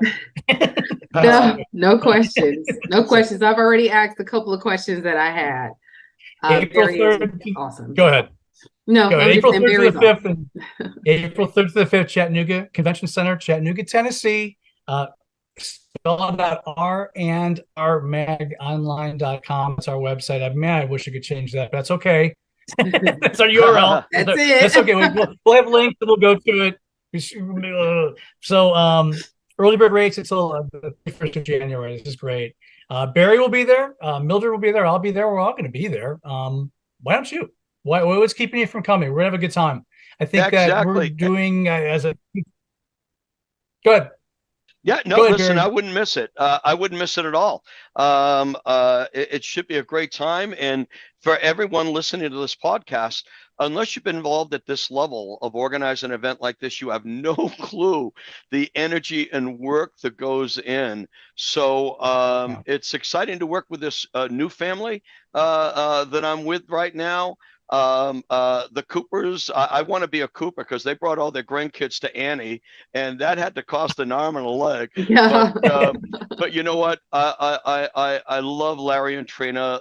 Larry's like my brother, and it's so nice because look, we're not getting younger, we're getting older. His focus right now is on his kids, his grandkids, where it should be. And they're still active. They've got a new venture they're opening up with wellness and health. And it's only going to succeed for them as well, just like this baton is going to succeed with R&R. So thanks for allowing me to play with you guys in the event. Hopefully I bring a little seasoning of experience that I can, hey, that's a great idea. No, we already did that. Let me tell you what happened. Yeah, we need you this time. I've told you 100 times, we need your brain, Barry, badly. It's like a scarecrow occasionally over here. But I got a trick question I'll leave you with. This is a hard one for somebody of your stature, but do you have a favorite moment, experience moment that you can think of? What, that was my funny or whatever. I'll never forget that. Wow. I know I should have warned you about that. Well, you one. know what? I have to be selfish for once in my life, okay? Because Clean Facts did an article and asked 4 questions, and it was all about giving. But I'm going to take the moment to receive at this moment. I think the biggest moment for me, we had just lost our daughter to cancer, Kim, back in the year 2000. And in the background, there was so much activity going on with not only the staff, but the convention itself, the vendors, friends, colleagues. We raised $28,000 for the Leukemia Lymphoma Society during that event. And my heart was so touched. And I put together a PowerPoint presentation for my daughter's funeral. And they allowed me to actually present it at the experience. And I started crying. I just told everybody, you're my family. You're my family. And so with Chattanooga and Vegas, hey, I want to see my family because none of us know when it's going to be our turn next. So wouldn't it be a shame that we missed that opportunity to be together again and tell people I love you, tell people let's support each other. Let's make a difference in the world. And as my daughter would say, her 5th life lesson, touch as many lives as you can. And when she said those words, she was staring at her dad. So she basically told me what my purpose of being on the earth is. And I appreciate you allowing me to share this because this is how open I try to be with everyone. And if it's positive, I hope it rubs off. If it's negative, then I'm so sorry because it is what it is. I am who I am. I'm Popeye the Sailor Man. And but I really, really want things to go so positive for everybody. And together we have so much more power. So I'll see you all in Tennessee and Vegas. Let's party hard and let's work hard. Yeah, you have my word. That's what we're going to do. And thank you for sharing that with all of us, Barry. Really, just being around you, you exude positivity and optimism, and so I'm glad you took the time to join us today and be a part of the show, being part of the events in general. It's just a huge, really, really thank you. Well, thank you. I think that's it. I think that's episode 2 is in the can, as they say in the industry. Trade Talks, Unlocking the Experience. I'm Mike Balzano, Mildred Ingram, and our guest, Barry Costa. We'll see you next week. Thanks, everybody. Take care.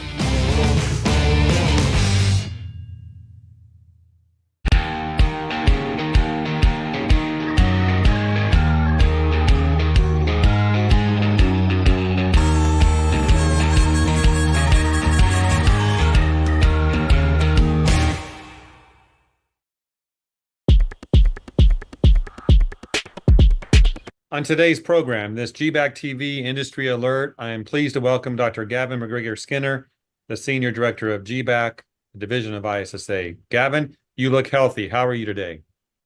Oh, Jeff, couldn't be better. It's spring and we're doing great.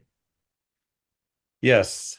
Now, Gavin, I wonder if you're so healthy because you know how to use cleaning products appropriately. Well, Jeff, what if I told you that I knew that 90% of the cleaning workers that we trained through our Cleaning for Health workshops last year could not recall one cleaning ingredient that was in the cleaning product they used? I would say that's not too surprising, but here's the thing, Gavin. I think our cleaning professionals, they do their work, they know what they're doing. They might not think about those products, they trust the manufacturer, or they know the products work and they want simple. Tell us, I know you have an article coming up in a publication ISSA produces about this topic. Why is this important? Because I think, Jeff, in the industry, the cleaning industry, when we learn something, when we have real data, real information, we just can't ignore it. We've got to act on it. And, you know, Doug Hoffman, Dave Mora, Jim Manus, and myself, we ran 54 in-person Cleaning for Health workshops in 2023. We trained 893 essential cleaning professionals, and 90% or 804 workers could tell us the cleaning product they use. That's where that's really important. But they could not tell us, Jeff, the ingredients, the chemicals in those products. And that's a real big health and safety issue, but also an efficacy issue. What products and due to their ingredients work on what surfaces. I agree with that. I'm looking at your article now that people will be soon reading. You talk about surfactants, solvents, builders, enzymes, biological additives. Sounds like a science class to me. So tell us what the cleaner should know about the products they're using and where to get that information. That's a great question, Jeff, because, you know, the use of cleaning products, not just by the industry, the cleaning professionals, but by everyone, it's ubiquitous. It's everywhere. Cleaning products work because they contain certain chemical ingredients. And the challenge we have is that we need to formalize our training, our programs, our education programs to at least ensure, and this is where we really want cleaning professionals to really understand why that we're calling them professionals, is because they know how the products work, they know what the ingredients do, and it's not just by looking at the label, the safety data sheet, it's by understanding that little, you're right, it's a little bit of chemistry, Jeff, but understanding how a solvent works, a surfactant, a builder, an enzyme, a chelate, or a preservative, why are they in the products that we use, why they're important, and how to use them safely and, again, clean for health. So thinking about that, what actions do you want our viewers to take moving forward? What should they do? Wrap it up for us. Well, really important, Jeff. We went through in our Clean for Health workshops, the 54 that we ran. We talked to people about the labels. We talked about the safety data sheets. We said, if I said to you, Jeff, this chemical is considered hazardous, what do? This product causes burns to eyes, skin, and mucous membranes. This product has to be used, and you need to ensure adequate ventilation. Or you need to use personal protective equipment, and it always says as required. Or maybe, for example, it's very toxic to aquatic life with long-lasting effects. All that needs to be understood. What are the actions we take when we know a little bit more knowledge than what we've got now on the cleaning ingredients we have in cleaning products?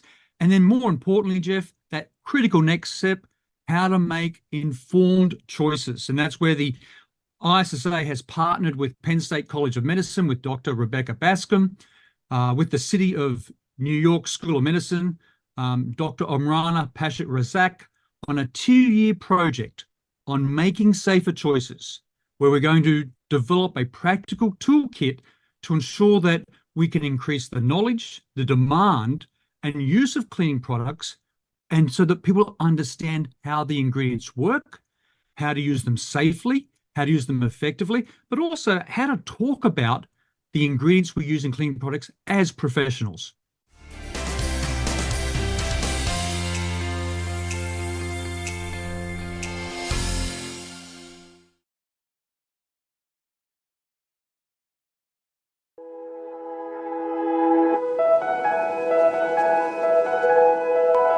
Good afternoon, or morning, I guess. Good morning. Yeah, so I'm sure that Mo told you when we created Normie in 2004, one of the interesting things was what we created it primarily for the Louisiana licensing law. And the Louisiana licensing law was the first law to go into effect for mold remediators in the country. So it was the first licensing law, and then what happened in 2005? Katrina. And so we were right there able to help, I think, a lot of people with some of the issues that were of a concern to us. I'm not sure if he talked about the difference between the IICRC and us, but they come from the business more from we're not competitors, by the way. As you know, if you're an IICRC person, you get continuing education credits off of this class. So we work together. We just look at the industry differently. They come from the water restoration side of the business. We come from the building side of the business. And one of the reasons why we do that is not just my background with my licensing, but the main reason we do that is because we try to look at the house and the problem that they're experiencing in terms of a mold issue as a holistic kind of problem, not just fix this problem and everything is great, but think in terms of how we can actually improve their indoor air quality. So when I was moved to New Orleans in 2002, I was actually doing some of the things that you guys are doing now and some of the things that we would recommend that you do in terms of ongoing IAQ management, which is what we call our sanitization protocol. How you create an environment in which mold won't grow. And that was really based on my book, Mold-Free Construction, which you have access to if you have the Normie app. We do have an audio version there, so you can just listen to it. Might put you to sleep, but you can listen to it if you like, because it's on iTunes and on Audible as an audio book. But the sanitization protocol really does improve people's indoor environments, so you have the ability to do that. And I just want to tell you about somebody that I met when I was in New Orleans. I was doing some trade shows, and and a radio program, and I got a call from a lady. Her name was Laura DeRocher, and she had 4 children. And her youngest child, who was 8, had some very severe sinus issues. In fact, as she was talking to me, she had, of all 4 of her children, the other 3 had constantly been to the allergist every month. Now think about that for a second. Every month, for years, they had been to this allergy doctor. And she had found some mold up in the kitchen area over one of the cabinets, and she was concerned about how that might be affecting their kids, because she heard me on the radio and she knew that mold was an indoor air quality problem. She'd never really thought about that before. It's mold, how could it affect my children's health? But she was putting 2 and 2 together. She was saying, maybe there is a problem here with this mold that I'm seeing. So I went out there and I did the assessment. It took the sanitization protocol. It was not the amount of mold or the type of mold, or there wasn't a moisture problem that actually was causing the mold. It was actually a HVAC problem with the relative humidity. So we did the sanitization protocol, put it in place just like you see it today, exactly the same protocol. And she was really excited because in about a week she was feeling better. Her kids seemed to be feeling better. She wasn't sure. But the interesting thing that she told me when I was there visiting her was that her little child, the one that was just a few months old, they had scheduled that baby for surgery, sinus surgery. And she said, we've decided to kind of put it off because things seem to be going better. We'll see how this goes. Well, interesting story to kind of shorten everything up. About 1.5 years later, maybe 2 years later, I got a call from her and she said, I got to tell you an interesting story. She said, first of all, I got a phone call from my pediatric physician, the allergist. He was concerned that we had switched doctors because I haven't taken my kids to the allergist in almost a year. We decided not to do surgery for the baby, and the baby is doing great.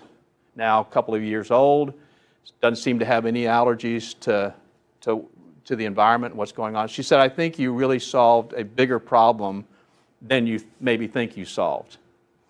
The reason I'm telling you that story is because we hear that story over and over and over and over again. Maybe not quite as dramatic, but we hear that story over and over and over again. You are in a very, very important industry. You may not realize it, but one of the reasons why it's regulated is because you're dealing with people's health. The health of your employees, the health of your clients. That's what you're dealing with. And rather than thinking about just being a mold assessor or just being a mold remediator, as Mo's probably told you, we want you to think in terms of being an indoor air quality professional, because that's really what you're doing. I'm sure Mo told you already that when you start cleaning up mold problems in an environment, it's almost like a surrogate of other things that are going on in the environment. If you're reducing the mold, you're also reducing some of the other contaminants, the bacteria, the viruses, the particulates, some of the other stuff that's going on in the environment. So you can make a gigantic change to the environment. So our goal is for you to really think in terms of becoming an indoor air quality professional. And this is really the first step. If you haven't thought about that before, this is really the first step in that direction. And I'll tell you the other thing it'll do for you. I've been in business a very long time. I used to tell people I was unemployed in the construction industry. Been in business a really long time. And what you want is you want an edge in the market that makes you different from everybody else. And it's not about price, let me tell you.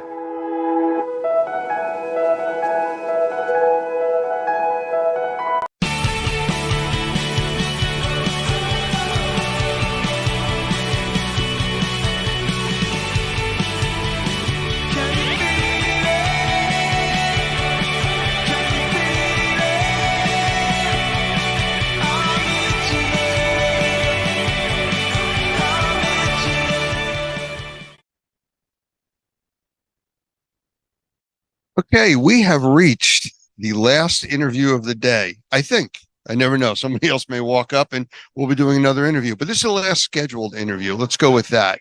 So I want to introduce Vlad, and I'm going to let you completely introduce and tell everybody about yourself because you have kind of a unique business model. So go for it. Thank you, Lance. Yeah, my company is called Restoration Inbound.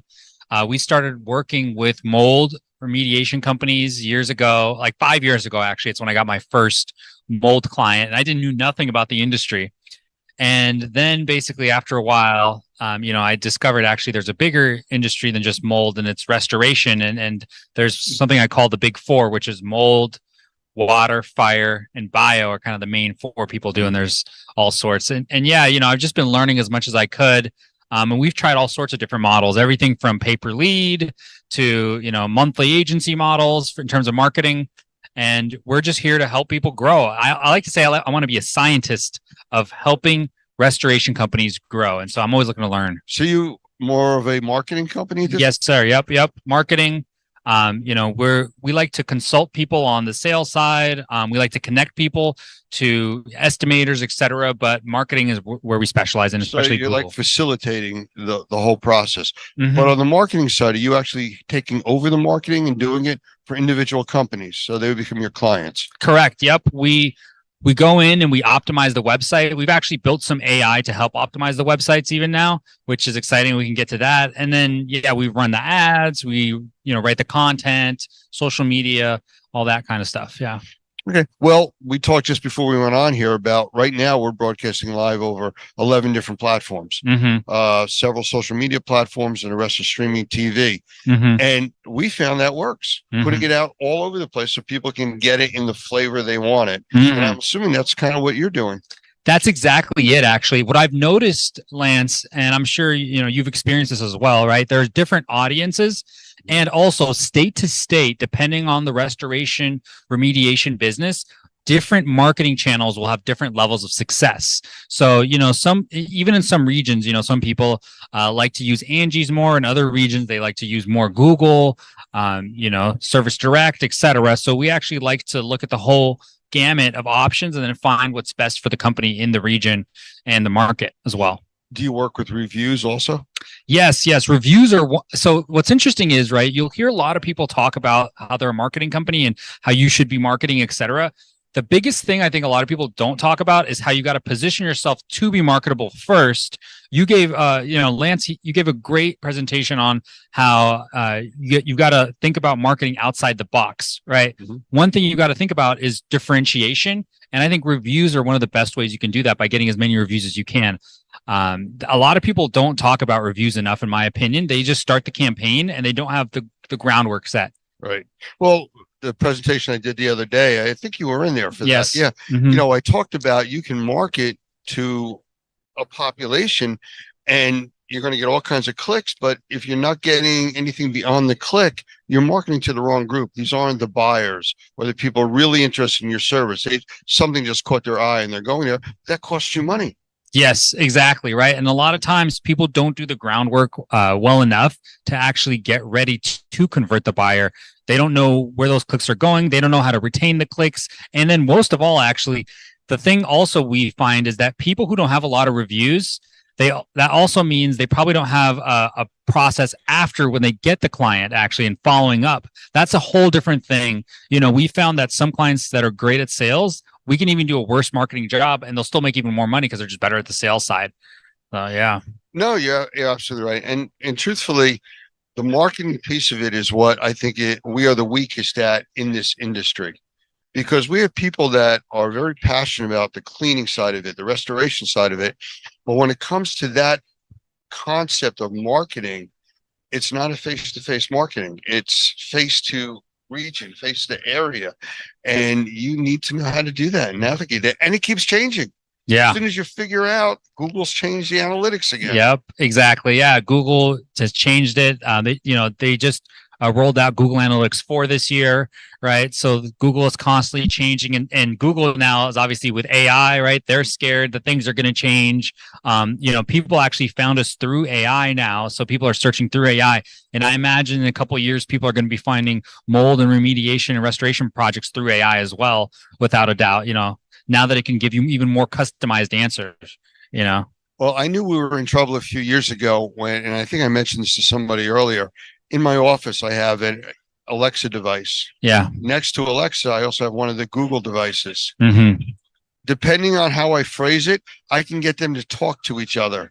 Oh, yeah. Google, say hello to Alexa. Hello, Yeah. Alexa. How are you? I'm fine. Yeah. And they start conversing. I'm like, I got two robots talking in my office. I'm out of here. Yeah. But that's AI, and it's becoming more and more entwined in everything that we do now. Yeah, one of my favorite sayings about AI is, if the internet was about information, AI is about action. And that's the one thing AI is going to get better and better at every year, is making everything more actionable when it comes to writing content, when it comes to people searching in a much more specified way, right? And it's scary for people like me who know Google so well and have mastered, getting, 10x, 20x returns on Google, because, the CEO, Sam Altman of OpenAI, he says, who wants to look at 10 blue links with advertising everywhere, right? People would rather have much more personalized searches. But that's part of the industry. It's part of the game. And it's actually what makes it exciting for me, believe it or not, is that things are changing and you can always get a more competitive advantage. So as far as the software and computer side, where do you see yourself? Are you like a front end guy? Are you a developer? Where are you in there? Yeah, when it comes to marketing, we're definitely more back end, right? So we're definitely more lead generation. We're definitely more building things out, right? So we actually use some of these AI softwares and we integrated it. In fact, I can show you after this podcast what we're working on. Pretty cool stuff. We're actually starting to use AI vision right now to go through a website and actually tell you, simple updates that you should be making, such as the phone number, is too small. There's no clear call to action. Maybe the copyright is out of date. Maybe that there's bad texts, right? So like I said, AI is getting better and better at spotting areas of improvement, right? Eventually it's going to make, improvements for us. And eventually it's probably going to do everything for everybody, which is, the latest thing now in NVIDIA, Yeah. the leading AI chip manufacturers out there, or cards, they're now talking about having AI. I'm trying to think of the wording that they use. I just saw a special on this where the AI itself is going to be enhancing itself. Up until recently, ChatGPT that was out there was only brought up to date of, I think it was 2022. That's where they stopped the educational process of it. Well, now it's going beyond that. The new chips are going to allow the cell phones and smart devices to run without the internet. Yeah. That's the scary part, to have that much information localized on your device. Yeah, they're going to be self-learning. And so, we just went from ChatGPT 3.5 to ChatGPT 4. Once we get to 5, so it's not official yet, but from some of the interviews I've watched, one thing that the CEO hinted at was actually having it memorize your previous prompts to customize it even further to what you're doing. So it's going to be self-learning both from everybody else, was what it's doing today, and then also on your past history. And it's going to be even more powerful. So it's these are exciting times, and also a little scary. It's exciting. I can see telling my phone to call my daughter, and it says, "No, I'm not going to do that now. She was angry with you at your last call." I said, "No, I really want to tell you. No, I think you should wait. I don't want to argue with my phone because AI is telling me things I should and shouldn't do." And we're not quite there yet, but that may not be such a leap from here. No, 100%. You can, even today, you can use ChatGPT to talk to it, and it will talk back to you. You can use it for all sorts of advice, right? And that's just 4.0. And if you guys haven't checked out 4.0 and paid for it, I recommend you check it out. It's only $20 a month. I'm not paid to say that, right? So, but it's a great version, and 3.5 is free. I'm using 4.0, so it's phenomenal. And then, so your listeners should check it out as well. And you can talk to it, and you can even start, you can give it a prompts, right? So you can give it a prompt of, hey, I'm thinking about X, right? Keep responding until I say that I think we've covered the topic well. So you can say something like, I'm thinking about giving a speech at, the Experience conference. I'm thinking about giving a speech on water remediation, right? What do you think the topic should be about? And then you just go back and forth with it. So there's all sorts of great stuff today where you can work with it.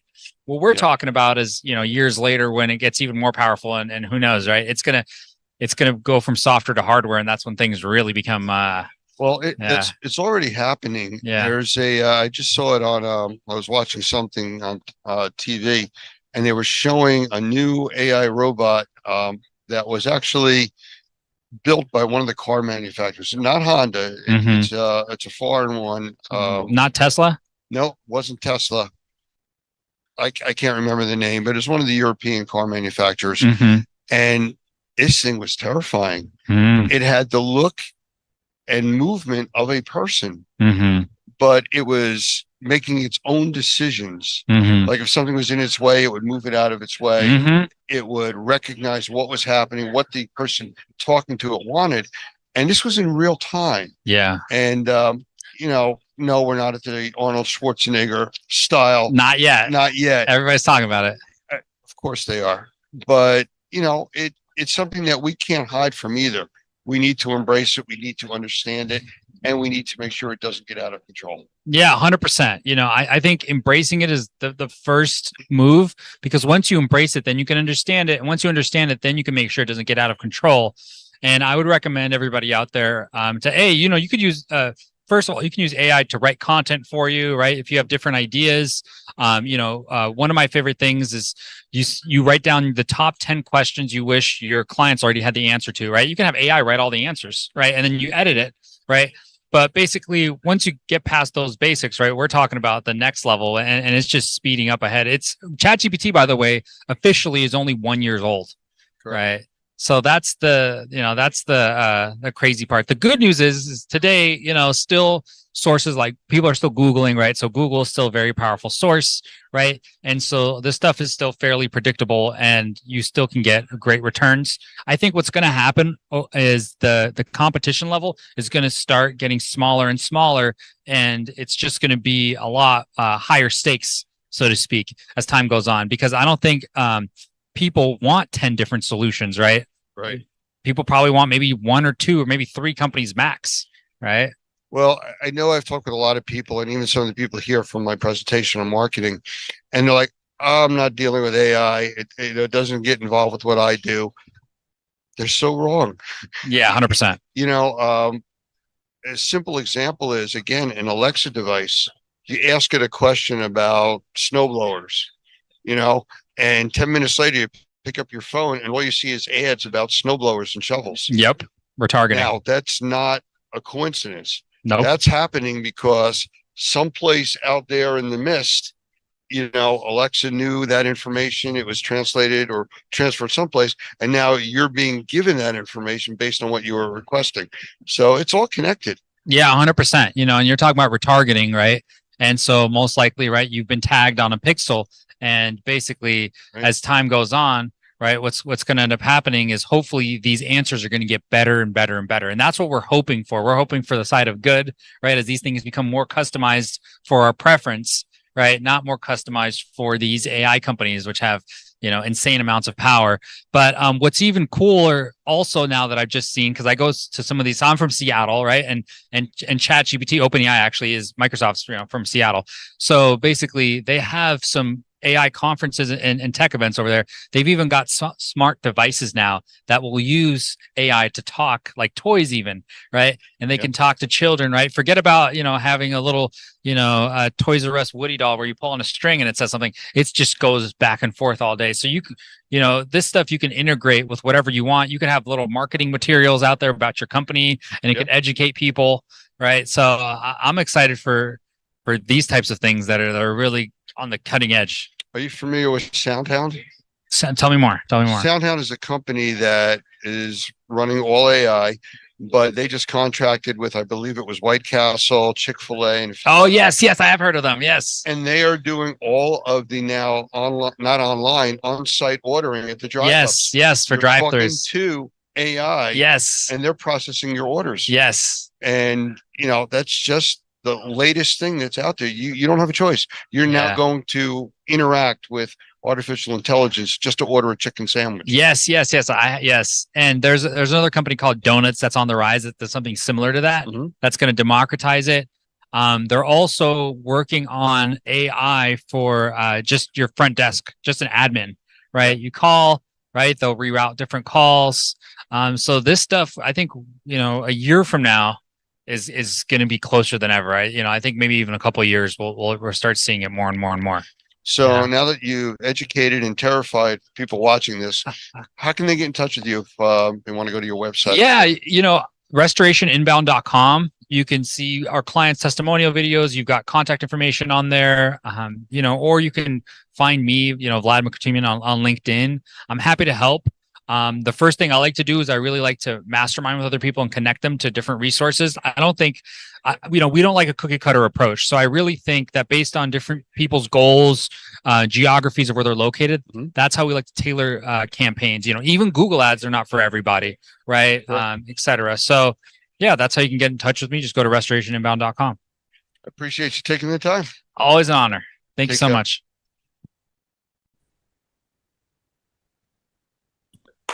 All right, good evening, everyone. Welcome to Normie Recertification Training. Today is October 8th, 2024.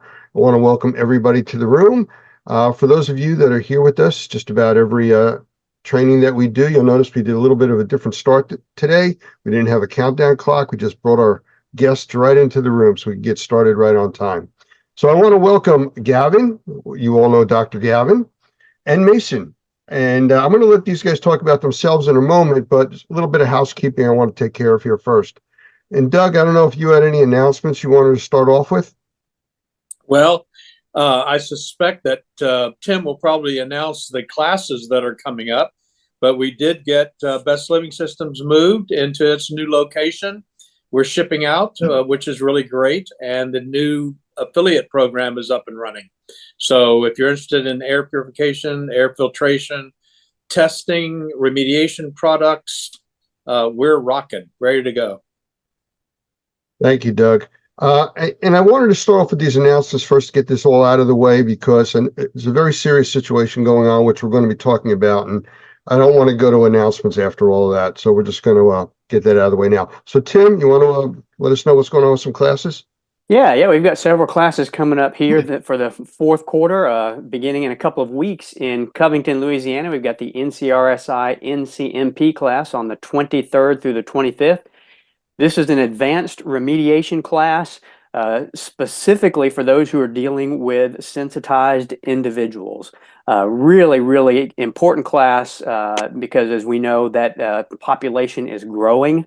And somebody who's probably sensitized. So if you're looking to expand your business, looking to be able to help those who have difficulty finding help, this is the class for you. Also, if you are looking to become a Normie Pro, if you want the Normie Pro designation, this is a class you want to take. The 23rd through the 25th in Covington, Louisiana. We've got a couple of CMA, CMR classes coming up here in the near future, the 6th through the 8th of November in Covington, Louisiana, CMA, CMR basic certification class and basic licensing class for the state of Florida, state of Louisiana, Washington, D.C., covers most of the states except New York and Texas, and certainly a nationwide certification for those states that don't offer licensing. That's in Covington, the 6th through the 8th of November, and then we have one in Florida in the Tampa area. We were going to have it at the Bilmar Beach Resort, but of course, because of Hurricane Helene, they are experiencing some pretty incredible difficulties. I haven't heard back from them yet as to whether they plan on being ready by then. But if not, we will have another location announced when that is up. And that is in December the 10th through the 12th, December 10th through 12th. So look for those classes on your calendar, training.normie.org or besttrainingschool.com. Lance, could I make a comment about that if you don't mind? Absolutely. Yeah, I think one of the things that people have always asked is about these hurricanes. The state of Florida does not and has not traditionally suspended their licensing law, which means those guys that are in the field that are doing assessments and remediation projects, water mitigation projects, need to be licensed by the state. And that's one of the reasons why we're having this class here at Covington, and then another one in Florida the first week in December. So if you guys have any interest at all in working in the state of Florida, disaster recovery, in terms of dealing with mold remediation or water mitigation, you need to be licensed. We can show you how to do that in 3 days. And one of the cool things about this is that once you make application to the state, you're considered licensed.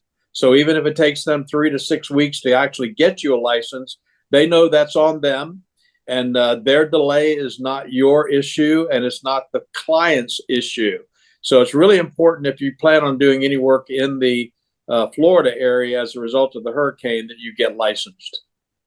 Doug, so when you run a course December 10th and 12th, that must include a Normie mandatory Christmas party. Is that correct? It does. How did you get? I might come to that training. And someplace great to eat. Maybe even char-grilled oysters there.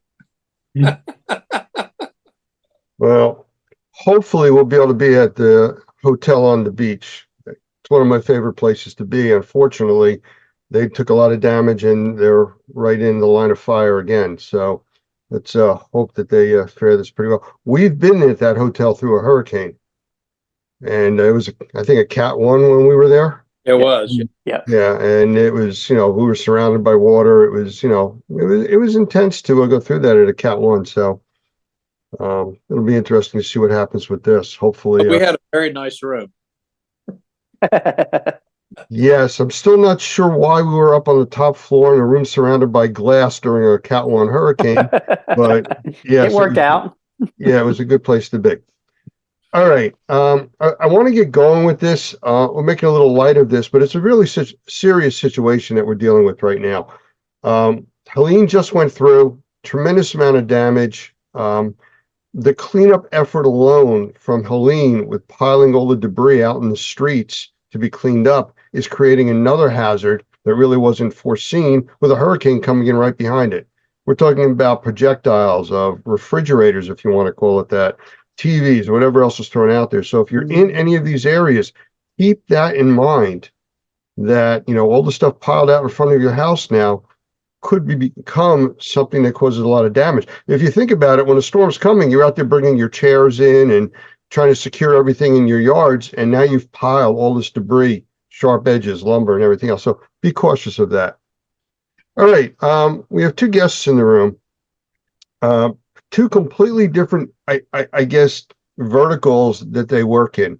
And Mason, I want to start with you, because I've met you at the experience. I've talked with your daughter quite a bit. We actually taught some classes together, but I've never really talked a lot in detail with you. So could you tell us a little bit about you, who you are, what you do? Because the way that Becky was describing it to me is very interesting, the model that you follow. Yeah, it is pretty cool. So I've been in the business a long time. Barry Costa was my first instructor in '94. It was March. So I've been in the industry a long time. My IICOC number is 22,000 or something. So you kind of go back with that. But long story short, I'm excited to be here today. And what you brought up a second ago with all the debris in the street and all that happening, that also brings another one for us first responders to go in there and extract and do work. It's going to be really ugly. I just got back from the Carolinas, and I had 2 nails in my tires and everything, and I'm leaving tonight to go to Tampa. So I totally get what you're talking about, and I agree with you. I'm glad you brought that up. My background's kind of interesting. I was known. I was a very successful carpet cleaning business that I got into restoration. I worked at a church, and guy came to do a flood, and he made more money than I did in 2 weeks. So I'm like, hey, I'm going to start restoration. And we had El Nino that year. And during that year, I was sucking up a rescue boat in the house and the rescue boat. And I was on Channel 7 ABC News, and I'm waving. And my wife called me on my brick cell phone, say, hey, don't be so happy. But there is different sides. It's really sad. Those storm drains weren't ready in California. They weren't ready, and the debris was there. So a lot of streets and houses flooded. So what I kind of went into is, after I started doing the carpet cleaning and the restoration, I got into a Ramsco and John Don, and I ended up being their #1 truck mount salesman, selling hundreds of truck mounts every year. And I built a network called Mason's Network, and now there's 9,000 members, and it's so big that I found a way to get everyone work. So when anyone, the Normie Pro members, need 20, 40 truck mounts out there, I can be there. We've had up to 87 truck mounts. I just did in Dallas.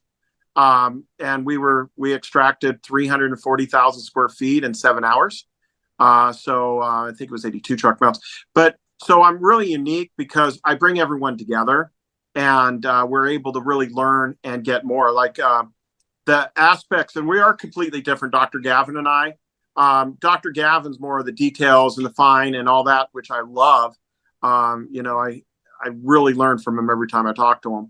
But my side's more of the boots on the ground. Let's get the water out. Dr. Gavin's the long term. What are the microbials and you know, the mold and all that? What can we do? Because that's a big problem. People think, hey, the water's out, the problem's gone, which it's not. But we're the first ones on the ground to clean out stuff and do stuff like that. You know, in the past, I've done interviews with David DeGroff, who I understand that you know. And from my understanding of what you've described to what you do, you're kind of like the next level above that technology-wise, where he provides manpower as just manpower. You're bringing in manpower, I guess, including him too, and the technology side. Yeah, I'm more on the technology side because he's actually one of the labor companies we use. So I'm more on the techno. I do more. I have a map, and I can tell where everyone is and how much equipment there is. And you know, in Alaska, I was at a restoration job after a tsunami came up there in 20 minutes. So I could cover I've covered everywhere but Hawaii so far. But I get a pretty good span because there's just a huge network of good guys, and they're able to do better and start learning about how to get certified and stuff. You know, like I just was watching your show last night, and I'm excited about you guys open up that education center in California, Anaheim, right? Yeah, Yes. I can't wait. I want to be one of the first students. So unless you've already had students, so I'll be the third. But anyway, so yes, so I'm more on the technical. So we've gone to QVC, Amazon, all these big buildings, and we could be there. We've done 1.1 million square feet extraction, and there were 72 truck mounts there. And I think it was like 54 different companies. Well, you know, when I talked to Becky, your daughter, earlier, I kind of got a vision in my head because I had an idea what you do, but I wanted to hear you explain it. And we were talking about the Environmental Task Force. And we work with David DeGrom and his manpower also. If we need to pull manpower any place in the country, he can do that. It sounds like you would be the next piece that would be a perfect fit to work with us. And that's what we need to talk about after this. But I just wanted to put that out there so it's in both of our minds. Yeah. I want to get to Gavin in a minute, but I do want to hear a little bit about what you've seen working on the ground because of the previous hurricane that just went through. Yeah, so I'm really unique. I'm normally on the ground. Like right now, I'm heading out right after this call, and my laundry's done. I just got back. I drove 17 hours from Asheville and North Carolina, Boone, North Carolina, Augusta. No one's talking about Augusta, but Augusta got hit really bad. They're going to lose power until the 12th. Half the city has power now. But so what I've seen boots on the ground, this is what I've seen when I go out there. Of course, you have roads you can't get there. There's people stranded. There's so many cars on the side of the road because all the debris and the nails. Then you also see cities and cities without lights. So that means those cities don't have pumps. If they do have pumps, you have to pay cash. There's just a whole different world that we live in that wasn't the same, right? Like I'm a door knocking fool. Well, you don't door knock anymore. Now you have pay-per-clicks, internet, you know, Google, Zoom meetings. I remember when they came out with a fax machine, I was like, that's amazing, you know? I guess that's also assuming you have internet and power, which you don't. You nailed it. So I went up to Asheville, and for 3-hour drive in, I had no internet, no power. Even my map on my phone did not work. Then when I came back 3 hours later, my phone started going nuts, like when you get off a plane. Ding, ding, ding, ding, ding, ding. You bring up a great one. That's where Starlink would help. I had tried to buy a Starlink and couldn't even get one right now. Local stores, you could probably get it on Amazon, but where was I going to be? Another issue is hotels. All the hotels are taken. So you have to drive 2.5, 3 hours to get a hotel. And if you're lucky, it's not $1,000 a night, you know? It goes on, and people don't think about the basics. Here, people are stranded in the hills without food and water. I tell you, Asheville is a great example. We boarded up some buildings. The only looting that I saw was a Dollar General store, and they looted for food. They didn't loot for TV. They didn't loot for anything else. They were stranded in the hill. No one could get in or out. And your heart breaks for those people, you know? I mean, materialistic means nothing to me. I mean, I've been married for 34 years. I have 3 wonderful kids. I have chickens and ducks and the goat. I've been very blessed there, but there's no value on them. I can rebuild. I want them.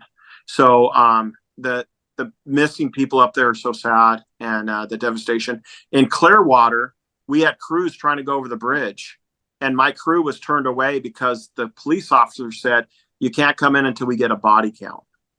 So we couldn't even get over the bridge to start extracting the hotels and all that and I couldn't believe the police officer said those words.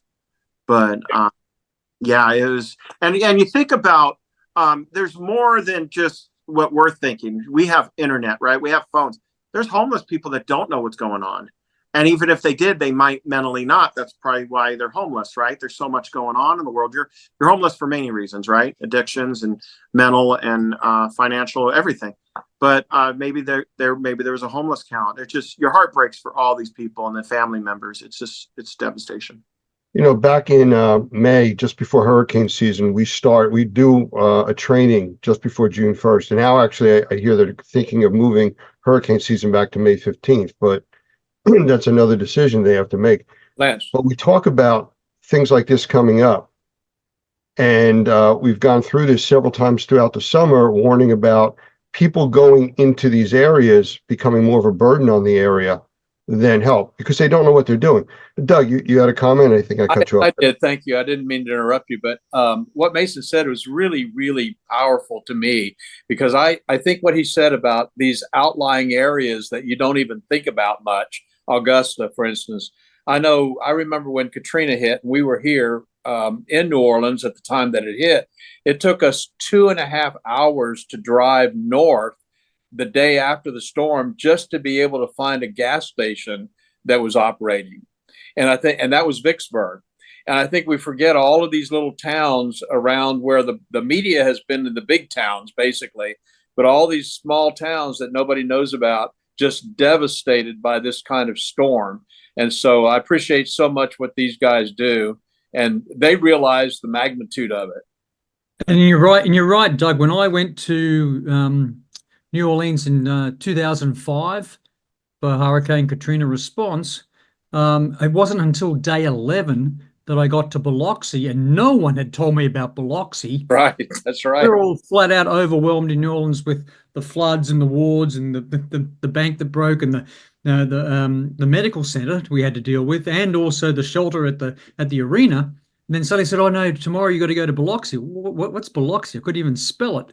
We got down to Biloxi, and I had no idea the destruction down there and the isolation of the people. And as Mason correctly said, right now, when we start to see these storms, these big events, connectivity is an issue. If we can't connect, we don't have the skills to get out a paper map and read a paper map anymore. We don't have the skills to communicate without connection. And as Mason said, I'm in an area where I had nothing, had to go back to first principles. And then when I left the area, my phone went crazy. And that's what we're going to find in Florida within about 36 hours. Well, and truthfully, a map is very difficult if you don't have GPS. I know when we left here, if it had not been for the locals using their chainsaws, I'm not sure we could have found the roads. Yeah, Doug, when you came up here after Hurricane Sandy came through and we toured the coast, I mean, it was just devastation all over the place. We hit certain areas where they had state police cordoning off the areas that if you didn't have a local address, you weren't going beyond that point. Right. So any contractors coming in, they just couldn't do any work. But the point I was trying to get to before was we keep telling our people, we know you want to go do work. We know you want to help. But if you're not invited in, don't go. The resources in those areas cannot support more people coming in just to be there. If you're there, you need to be there working. I was talking to someone just yesterday about going. They were heading from California on their way to Florida. And I said, "Where are you going to stay?" And he said, "I don't know, probably in my car." I said, "Probably if you're lucky." So, well, yeah, this for 10 plus years. We bring a generator and get an Airbnb and power it up. But you're right. I think you said don't come and not invited. That's like looky-loos. Guys, if you come for a mission, a purpose, like a business plan, I mean, there's so much more in everything. But they're coming down just looking, taking up the gas stations, the food, the hotels, the hard workers. In Lake Charles, it was 3 years ago, I believe. In Lake Charles, a hurricane hit the same town 3 times. We had to drive 2.5 hours each time to hotels because all the hotels were torn apart. The first hurricane, I believe, was a Category 4, and it did damage to roofs, but no rain followed. Then right after that, the rainstorm came and no one covered up the roofs in time. So, and we flat tires. I can't tell you how many. I just got, like I told you, 2 nails in my tire right now, driving over branches. Javier was driving in the Carolinas and power lines were down and they were trying to get around power lines. So there is a lot more chainsaws like you're talking about. Don't just come on that.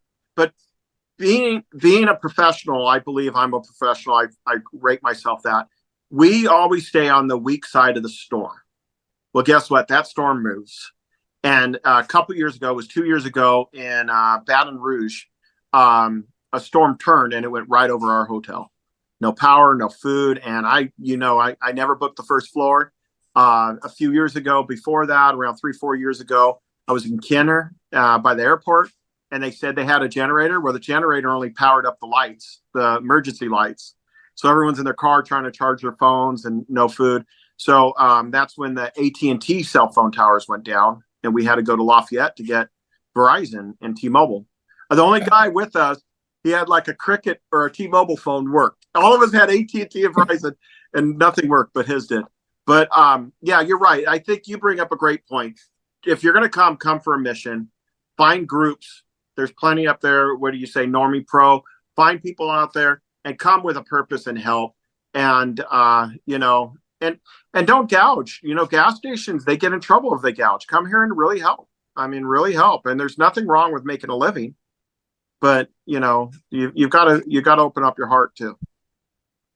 Gavin talks about that a lot with getting paid and stuff, working on these disaster sites, and that comes afterwards. And there's a way to do that, and you have to do it the right way. However, that shouldn't be the focus up front. And you don't want to go into those areas, and I use the term uninvited, and maybe that's not correct, but without the proper training, equipment, and everything else, because then you fall into 2 categories, a victim or a survivor. And they don't need any more of those in those areas. They need helpers. Not more to the problem. So, Gavin, what do you got on this as far as some of the stuff that happens from the exposure as we go forward a day or 2 or 6 out? Well, I think you and I have had a couple of phone calls already today, Lance. I had a bad day in the office. And I had probably 3 meetings here in Washington, D.C. with different government agencies and entities trying to promote our profession as professionals. And I went downtown today, my first meeting over at Homeland Security with the IRCRC standards all in my little backpack, ready to go. And I showed them at the first meeting and they went, "What's that?" And I said, "These are the standards that the people I represent, they cling to. They cling to a standard. They know their work. They're so professional. They can tell you exactly what they do based on science, based on measurements." And Homeland Security went, "Who's IRCRC? Never heard of them. And what's those documents you got? Standards? You guys have standards?" "Yes, we have standards, and we professionally train these people to those standards."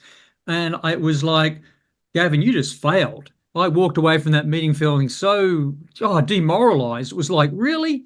I couldn't get through to the government. So they went to my next meeting talking about the same thing, because we were talking about the response in the effect of Hurricane Helene, how long that's going to take. It's going to be not months, but years.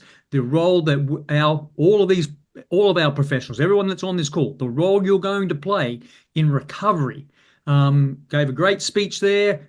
Didn't end too well. Again, who are you again, and what do you represent? And then the last meeting was exactly the same. So going back to what Doug said, okay, Florida has licensing in place for what we do. We have to be better at explaining what licensing means, and the fact that the way that we protect, and I'm talking buildings here, and the talk that I gave today, Lance, was about critical infrastructure protection, CIP. those buildings in a community that are essential for everyday, life in those communities. So we're talking about the banks, we're talking about the schools, we're talking about the airports, we're talking about the government offices, we're talking about the hotels, all that stuff that falls under critical infrastructure protection. We're not even talking yet about people's homes and private residences. We're talking about when you get a storm surge or an event like this where there's a lot of flooding, a lot of water damage, how do you then protect and then recover critical infrastructure? And that's where I thought I thought that was going to be the big golden ticket for us to get a better seat at the table going, yep, we need you guys here. And they're going, wow, you got standards, you do training. What's all this about? Licensing? What's that about? So it means I've got to come back now and talk to Doug, Lance, and Mason, go, guys, I need the elevator pitch. I need another way to get out there and promote what we do. Because if you look at historically, Lance, we've all, I teach at Penn State. I teach 3 graduate courses in emergency management and disaster response. And I've been doing that for about 14 years. We've gone to many big events, big disasters. And it's so important that we now use this event to focus on developing that network, like Mason said, that network of connections to actually say, I know where Mason is today. I know where someone else is today. I know where else, and I know that they're working and they're going to need resupply of critical supplies pretty soon. They're going to run out of PPE. Oh, I wonder, did they get any water and food last night? How far are they driving to the nearest shelter? Are they part of the disaster recovery team? That's where we want to go with this. And I think, what we've been talking amongst you and Doug and many others now is how do we form that collaboration? But more importantly, how do we get that network going to say, we are professional. We're the guys that know how to do this. We're the people that know how to do this because we're trained to do that. And those standards are meaningful. Because at the moment, I walked away today and went, those IRCRC standards had no meaning, no value whatsoever in the meeting I was at right now on October the 8th. And I think that's something we've got to fix. That's a very valuable point, Gavin. I think we forget sometimes how much we know compared to what even the first responders know. I remember when the Baton Rouge flood happened here, and I went to Baton Rouge. I was doing a free seminar, and I talked about Cat 3 water. And I remember the FEMA rep coming up to me and saying, "You said Cat 3, what is that?" And I said, "Well, we're not concerned about mold because the water came and the water left. What I'm concerned about is the microbials, and that's Cat 3 water." And he said, "Really, what is that?" And I said, "Well, remember those caskets floating down Main Street and Denham Springs? Yeah, that's Cat 3. We're talking about microbials. That's what we're talking about." And I think it's just amazing that we forget sometimes how much we know about this, and we need the opportunity to be able to share it. Gavin, that's actually the piece that's missing. You have the government entity that has the power for decision-making, spending, things like that. And then you have the people that actually know the industry, but the communications between them doesn't exist. Whether it's political reasons, monetary, whatever it is, that's the barrier we need to break through. And truthfully, reason is really the only way that we can approach that. I was curious though, the meetings that you were at, were they the main players or were they like the typical, well, the main players were busy, so they sent somebody else to sit in the chair and they wouldn't have any idea? Because I've experienced that numerous times. It's not often, Lance, I get to rub shoulders with a couple of generals I've never met and a couple of congressmen and senators that are there probably when they should be off campaigning for the election. They are all back in town. Yeah, the first meeting was a high-level meeting, which, again, I appreciate the opportunity to, again, represent our industry, talk about the skills, the knowledge, the skills, the abilities, and the professionalism, and even just talking about the science of drying. That's what I was really talking about, and the need to do that in critical infrastructure. I was really focused on critical infrastructure. So I got my piece in, but then from the questions I received, and then the coffee break, and of course you have the discussion after. I went, oh, I'm not there, am I? I haven't got you convinced. And I can understand, I know, Doug, probably one of the kindest guys I've ever met. We do this because we love what we do, but it's still a business. And in the end, I've got to feed my family as well as Mason's got to feed his, and Doug's got to support all those grandkids that he's got. But it's important that we want to, in an ideal world, if I could go and do what I do for, without worrying about the money, I'd do that, but I can't. And when I use consumables, when I move people, when I use gas in the cars, when I have to pay for hotels, when I've got a team in the field that I've got to look after their health and safety, that costs money. And that's where we have to then justify that we do have a seat at the table. We are part of recovery, and we do it the right way. And the discussion I had with Doug just recently was, what would be our response if a certain state said, we aren't going to require licensing? And that made my blood boil. And I thought, hang on, wait a minute, I've got to come back with a better response than that. What would be the professional way to say you're doing it the wrong way? Well, again, somebody has to, quote, be in charge. Unfortunately, the people that are in charge aren't the ones that are educated in what needs to be done. So that's where we have to team up with them. I want to go back to a quick point that Mason said earlier, though, about not having cell phones and having to use regular maps. If you can find a map, there's not many places that you can actually get maps any longer. But we actually activated something today that you're going back old school. Ham radio. I was running and monitoring a ham channel down in Naples for about 5 hours today. Now Naples still had internet service. They're outside of where the problem was, but their reach wirelessly is big into these disaster areas. There is communications that is possible. So thinking outside the box, there's other things that we can do. And I think that's what we have to do outside the box, to talk to these officials and say, hey, let's do it, but do it the right way. Well, and I think what Dr. Gavin was saying about, there are very few of us that are literally following the science.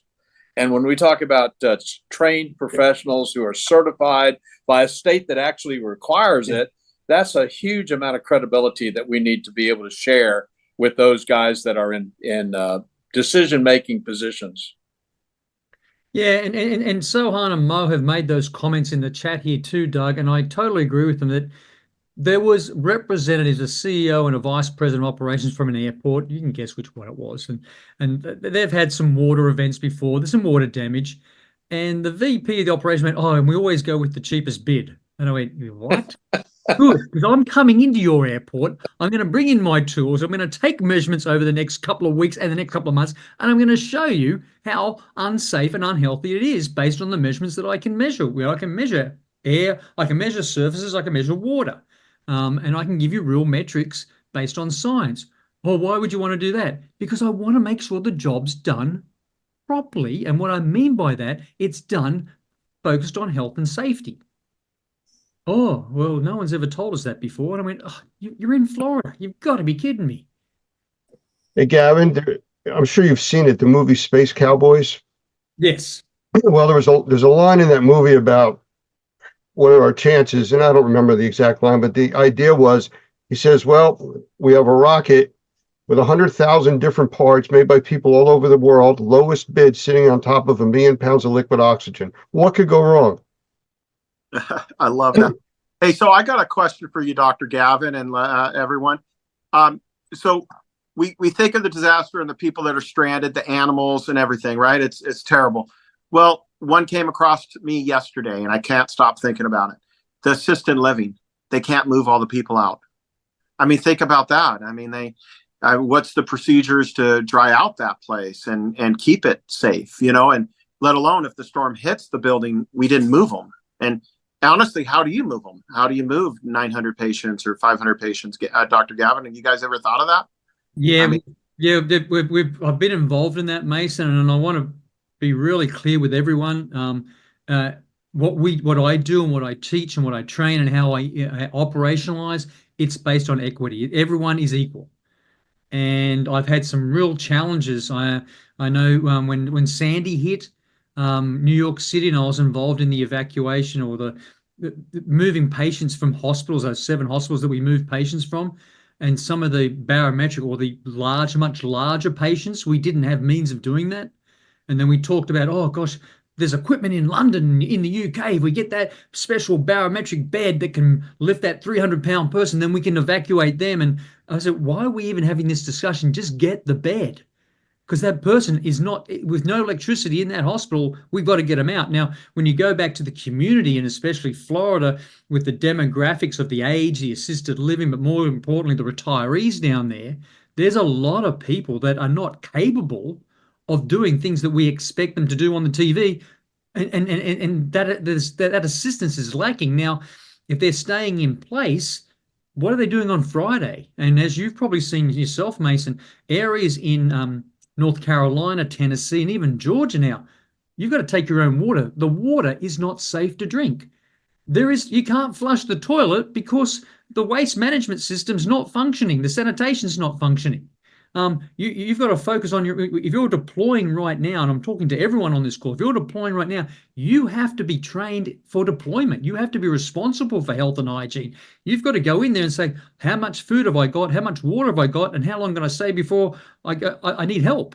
Because I've been involved, Mason, in a number of disasters where we've all deployed and then suddenly the responders, I've had to go rescue them. Yeah.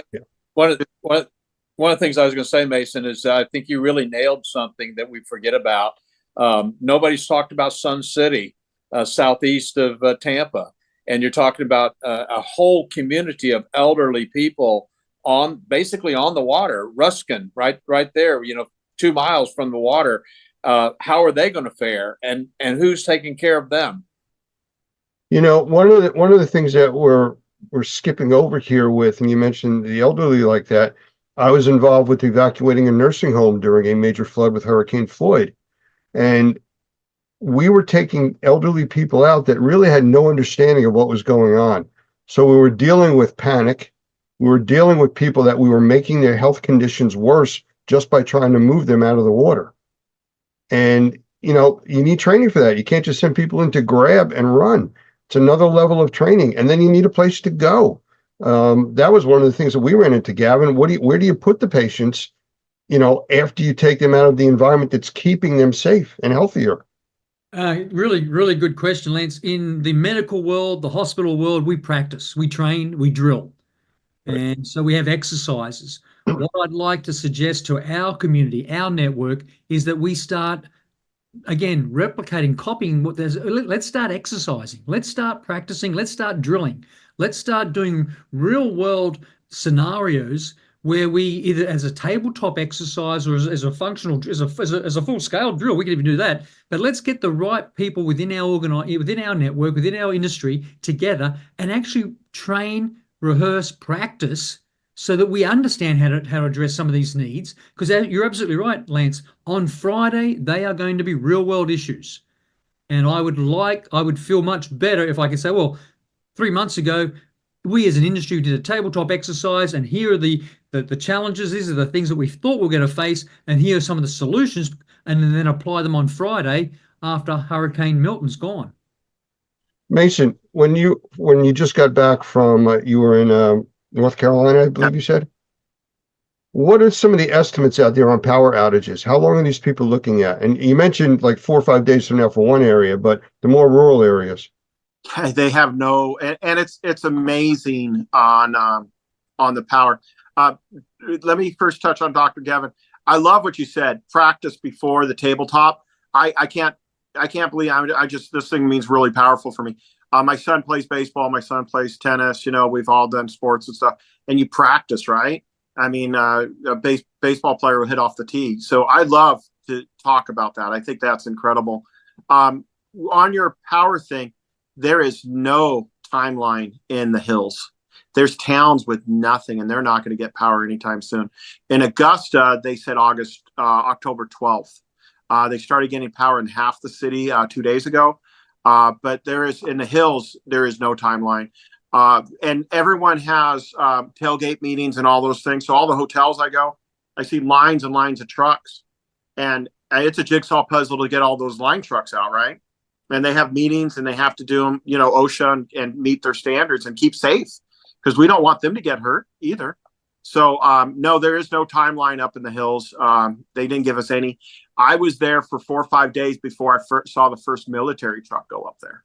I was going to ask you about that. What did you see as far as security and protection for the workers? And none. that's something that you need to consider when you're going into those areas. Yeah, there was none up in the hills in the Carolinas. Up there, there was nothing. Typically in Lake Charles, when the hurricane happened, any place that had guns, Dick's Sporting Good or anything like that, the National Guards came in, and we were sucking up a building. And all of a sudden, I saw these Humvees and military with guns coming out. I was like, hey, I'm not breaking in this building. I'm sucking it out. And they're like, no, we're here because there's guns in the pawn shop or in the sporting goods store, in the Walmart or whatever store sell guns. Yeah, so you're right. There was no security. And honestly, no one could get up there. And then they have a curfew line. So it takes you 2-3 hours to get in the hill. And then it takes you 2-3 hours to get down with no lights and no power and bad roads around trees. And then they curfew 6 or 7. So it is devastation. In New Orleans, we had a lot of court buildings we did right on the water down there. And we had to be out by 5-6 o'clock, so curfew, everything. I like how you said that. And I don't know if invite or that is the right word, like you said, but you need to come with a purpose and understand that there's so much I'm still learning. I just got some new mock boots and stuff like that. There's so much. Most of these buildings have sand and debris, and it's more than just sucking up water. So you kind of have to understand that, like the hotels, the food, the lights, 2.5 hours. So someone might work 8 hours and be on empty and they're not getting out. We had one guy in Orange Beach 2 years ago during that hurricane came up. One of the buildings we went on, they put a pretty roof with river rocks. Well, the hurricane took the river rocks and built up all the penthouses. So there's just stuff you're always learning. I think people really need to touch base. I really love what you guys are doing here at Normie. And Dr. Gavin, you guys talking about moving the seniors, when they have dementia and all that, they don't know what's going on. That's another panic. There's my big thing I saw in Louisiana broke my heart is how many people lost power, their fridge with no food. And they also had no air and oxygen, right? I saw other people bring in their oxygen tanks to help the neighbor. And it was just, Louisiana really touches your heart, that what they did down there. And trucks coming in to Houston not long ago, Harvey. And I saw people with boats and everything just bringing waters down the road. So there is a lot of great people and they want to help, but they kind of need to know a system, pair up with a church or something out there. Doug, correct me if I'm wrong. Wasn't there a situation with Katrina where the local police department took over, I believe it was the Walmart, and actually staged out of there? Yeah, they were able to function. Yeah, I think that's exactly right. Of course, what was interesting here, I live on the North Shore away from New Orleans, so I'm considered kind of in the country. And of course, we didn't get power here for 3 weeks, and I think internet for 5. But what was interesting to me was how many people were there to help immediately, providing water, places to sleep, food, and so forth. And then, as you suggested, there were several areas that they actually took over as their staging area on the North Shore and in New Orleans area, where they could actually take care of the people who needed it. So, yeah, there was a great response in Katrina. And I think what's interesting is that it wasn't nearly as organized as I think it's been today. I think Mason would say that and Dr. Gavin would say that, is that we've learned so much since 2005 about coordinating these efforts, even just the simple things like being able to communicate to one another. Back then, it wasn't quite so easy. There's a comment in the chat from Mo. There's a multitude of software with maps that can be utilized with no connectivity. He's absolutely right. But who has thought of that prior to these events? And that's the whole tabletop concept. If there's no reason to be without your internet and all your fancy tools, why are you going to look for, the paper and pencil? But you need to know how to use it. I love what you said. I went to Love's Truck Stop to get a Garmin. You know how hard it was for me to buy a $500 to $700 Garmin when it's on my phone for free? But when you're driving up the hills and it tells you to turn here and it's a cliff, let me tell you, it's the best investment I ever spent. Yeah. It was hard. Yeah. Well, as far as going forward, I mean, I know we have a lot of people. I've gotten some calls, they're saying, hey, what can we do? Can we go to these areas? I don't have an answer for you for that because, first of all, the hurricane hasn't hit yet. The previous one does, but we don't know what the conditions are going to be where the previous hurricane went through after this one passes through. It's not going to make it better. Let's start with that. It's going to be worse. And this hurricane is also strengthened today. It weakened earlier, but it's strengthened again. It's moving further south. So all of their predictions and people getting ready that we're going to ride it out are now closer to being in, direct hit. So, people have to prepare for this. And the old mentality is, I've been through hurricanes before. I was listening to some of the news stations and they all said the same thing. Nobody's been through one like this.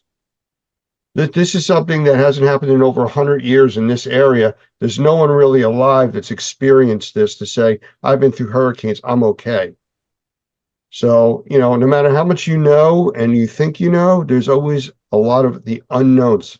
So, Hey, so I got a question for you, and I've heard this, and tell me if I'm right, that if the swell comes up to like 12 feet, that could go in like 18 miles, right? Because Florida's pretty flat out there. yeah, well, they were talking about Tampa and they were talking about a 10 to 15 foot swell. And then they said 90% of the Tampa Bay area is only 9 to 10 feet above sea level or less. It's like we talk about with mold and microbes. They don't stop at the door, because you remediated one room. They just keep rolling. When Hurricane Sandy came through in New Jersey, that was one of the big things that they made a very large mistake with. They had all the floodplain maps and everything else that were drawn out. But 20 years later, after the maps were made, there's all kinds of buildings and roads and all kinds of changes that they didn't account for. So it was completely different from all their planning. So there's things like that. You can't just rely on somebody saying, well, you're not in a floodplain, you're good. Down there, somebody, my brother-in-law was down there, he checked. I think he said he was about 30 feet above sea level. He's inland, probably about 20, 30 miles from the coast. And that's pretty high up for Florida. For me, I'm not worried about that. I'm 49 meters above sea level. If water gets to me, there's a whole lot of other problems. Yeah. But those are things that change. And a lot of times the government, people were relying on, they're not keeping up with this for cost, for apathy, for whatever. So one thing, I have a question for you guys. A lot of my friends that do travel and do storm chasing and all this, well, they come from different areas. Maybe Dr. Gavin could touch on this too. When in Arizona, the humidity and the drying and the mold and the microbial is going to be different than Florida, right? And New Orleans, just like Alaska is going to be different than Australia. I mean, is there ways for these guys to start learning that? Because it's Yeah, absolutely. I'll let Dr. Gavin answer your question for sure. But one of the things, being raised in the South, which I was, and living in a wet, humid environment, you can't just open the windows and expect to dry the house with 70% humidity outside. And usually it's higher than that. I think right after Katrina, it was like 85% humidity for weeks. And so, the drying process, and just what we said earlier about following the science in terms of the drying process, is so, so important. Mason, to your point, before Gavin answers the question, when Hurricane Sandy came through, a lot of contractors from the South came up to help out the New York, New Jersey metro area. And they're rebuilding roofs and things like that. And the question came up about, are you using ice shielding? They're looking at us like, what are you talking about? What is that? Ice shielding is something you put on the roofs 3, 4, 6 feet up from the gutters to prevent the ice damming. And there's a whole bunch of stuff. But they're rebuilding houses not knowing about the science required for different climates, to your point. And that's a problem with people not being trained and going into these different areas. Gavin, I'm sorry, go ahead. No, this is important, Lance. There are areas that we have to focus on as professionals. There are areas that we have to focus on the science of drying and what we do in remediation and restoration. We have to get that message out there. My experience today in Washington, D.C., I've got some big gaps to fill, but I know we can do that. I'm pretty confident. But there's the other thing that both Mason's raised and Mo has raised in the chat as well, is that being ready for deployment. Are you up to date on your vaccinations? Now, when I ask people in the profession, did you have your vaccinations? They're going, yeah, we got tetanus. I went, what else? Well, what else is there? Well, did you get diphtheria? Did you get cholera? Did you get typhoid, hepatitis B, meningitis? You know, there's other vaccines I'd like to see you have before you deploy to an environment that has very limited resources or has such disruption like Mason just talked about. Everyone who deploys, do you have two tourniquets on you? Because you're going to be dealing with a lot of sharp edges. You're going to be dealing with damaged buildings. The likelihood of getting cut, it's going to happen. Now, and there's no 911. No, you need to know how to put a tourniquet on. Now, if I'm in the field, I've got my stitch kit and I'll throw in a few stitches in there. I'm not the best at doing that, but it's not going to make you look pretty, but I'm going to save your life. You don't need to go as far as that, but I can do that for you. But more importantly, have a few bandages, have a couple of tourniquets. Have you done a course on how to apply the tourniquet, how to use the tourniquet? Yeah, these are critical. And the other thing, Lance, is have a means of boiling water. If you want to make friends and influence people when you go on deployment, you boil water. Because if you boil water, you can make coffee. If you boil water, you can throw ramen noodles in there and make a meal. If you boil water, there's so many things you can do. The other guy, so when we lose power here in Washington, D.C. in a storm, I'm out there in the front yard, sitting here. I've got some of the smartest people in the world in my street. I'm boiling water. What are they doing? I'm making coffee because you guys can't. And so it's really important you have some of those life skills there. They're ready for deployment. And I think that's the area that Doug and I have been talking about, trying to help everyone. We'll put some ideas in some courses, a quick training course and a deployment checklist together so people can do that. But simple things will make you look like a superstar. Absolutely. And again, that comes down to, we talked about tabletop. You and I have talked about that a lot. Like, especially when we did the course on the ICS or the NIMS 700. Getting people familiar with how FEMA and emergency management operates. You need to know the rules, basically, if you're going to function there. And learn to speak their language. Yes. Learn to be able to go into the emergency operations center and talk to the incident commander or talk to operations and talk in a way that they go, oh, that's what you do. I get it. All your stuff's over there. Call in at 5 o'clock and let us know what's going on and be part of that team. The funny part is that we talk about that with our industry. We have our own language or terminology, initials for everything. It means something to us. You deal with a government entity or somebody from a different vertical, they don't know what you're talking about. And you think you do. And that's when people get hurt. Another side of this too, guys, we haven't really talked a lot about, but I think is really important with our mission from Normie is to educate the public. We have a couple of documents on our ETF that helps them know how to deal with the issues and help the residents and the volunteers. But I was talking with someone yesterday in the Tampa Bay area that they decided they're not going to evacuate. And I said, well, do you have a gas grill in case you need something to cook? No. Do you have a generator? No. You know that there is the possibility that you'll lose power for weeks. Have you filled up the tub with water? I mean, there's so many basic things that I think we could help even the public understand that would make life easier for them. It's a good point. And Mel's just raised this question here. Mel's been a professional firefighter for the last 22 years. Yep, I get it, Mel. At the local level, things can be loosely coordinated.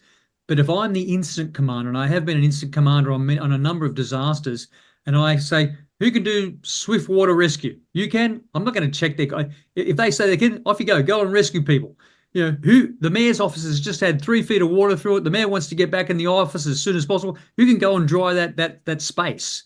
That might be the loose coordination talking about. But if I'm the incident commander at a local level, like after a Hurricane Helene or Milton, I'm looking for those people.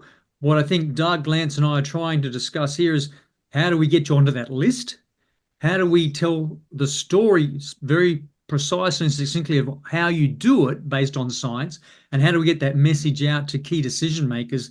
And again, going back to my bad day in the office today, I found that the guys here in DC had not received that message. So now I've got to put put my thoughts together going, how can I do better? And what Doug just said is exactly right. We need to be able to show our story, tell our story, whether it be through video or case studies or whatever. We're still working on that, but it's something that we desperately need to do. One of the things that we just started is something we call Project Safe, which is on the Environmental Task Force page. And what that really is we're going to be sending out a text notification to people after the storms have gone through. And it's a way for them to check in and say that they're okay. I think the term that we use is IMOK, I-M-O-K. I'm okay. You know, that's the response basically that you would text back. We can get that. And the reason for us knowing is somebody may call, you know, Mason may say, hey, I need, 6 people or a crew that works in this area. I look, say, hey, these guys have reported in, they're okay.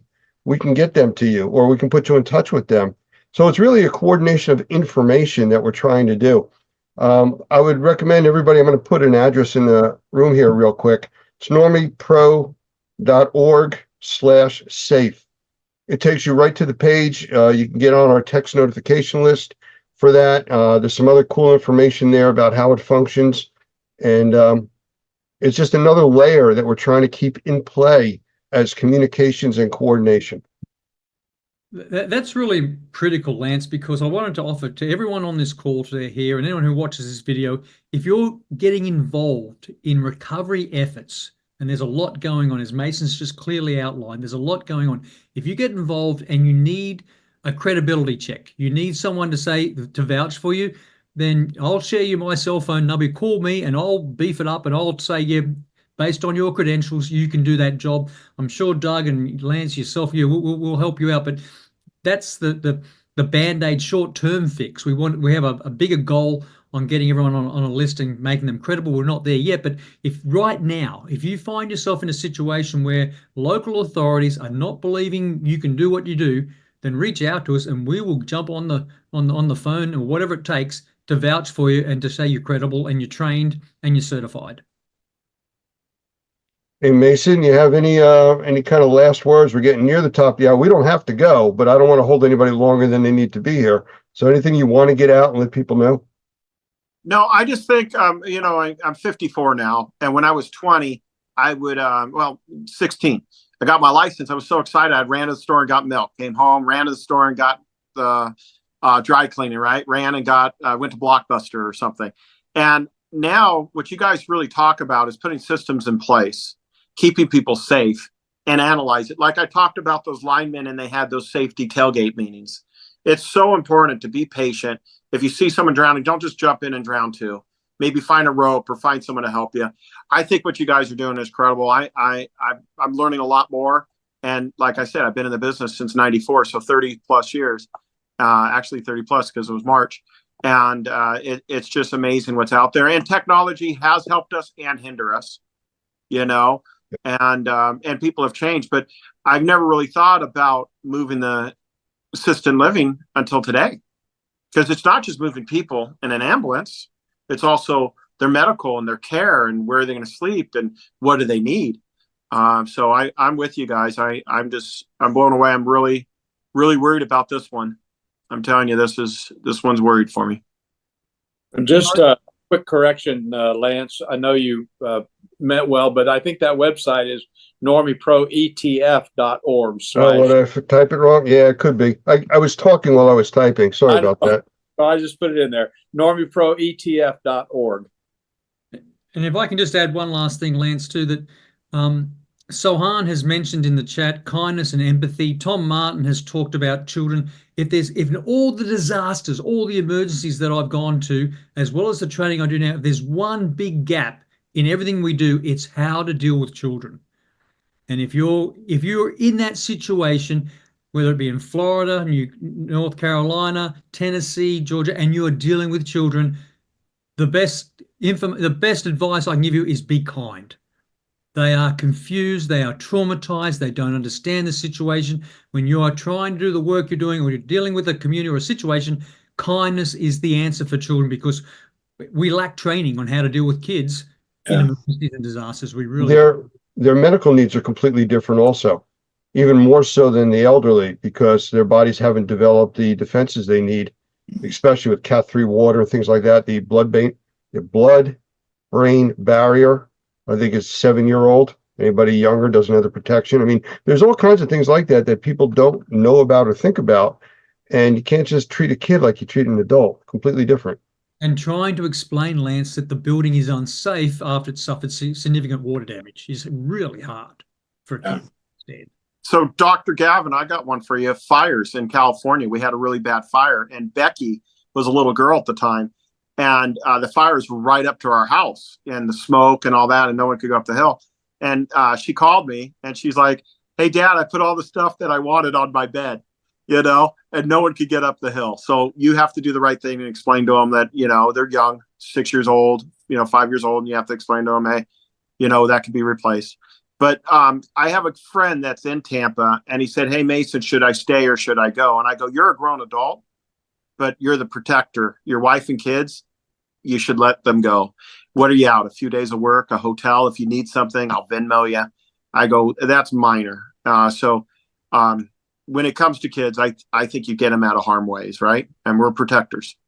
And it's a really good point, Mason. So much emphasis, or we see on TV, the internet, the media at the moment, is on this category, which is based on the wind speed.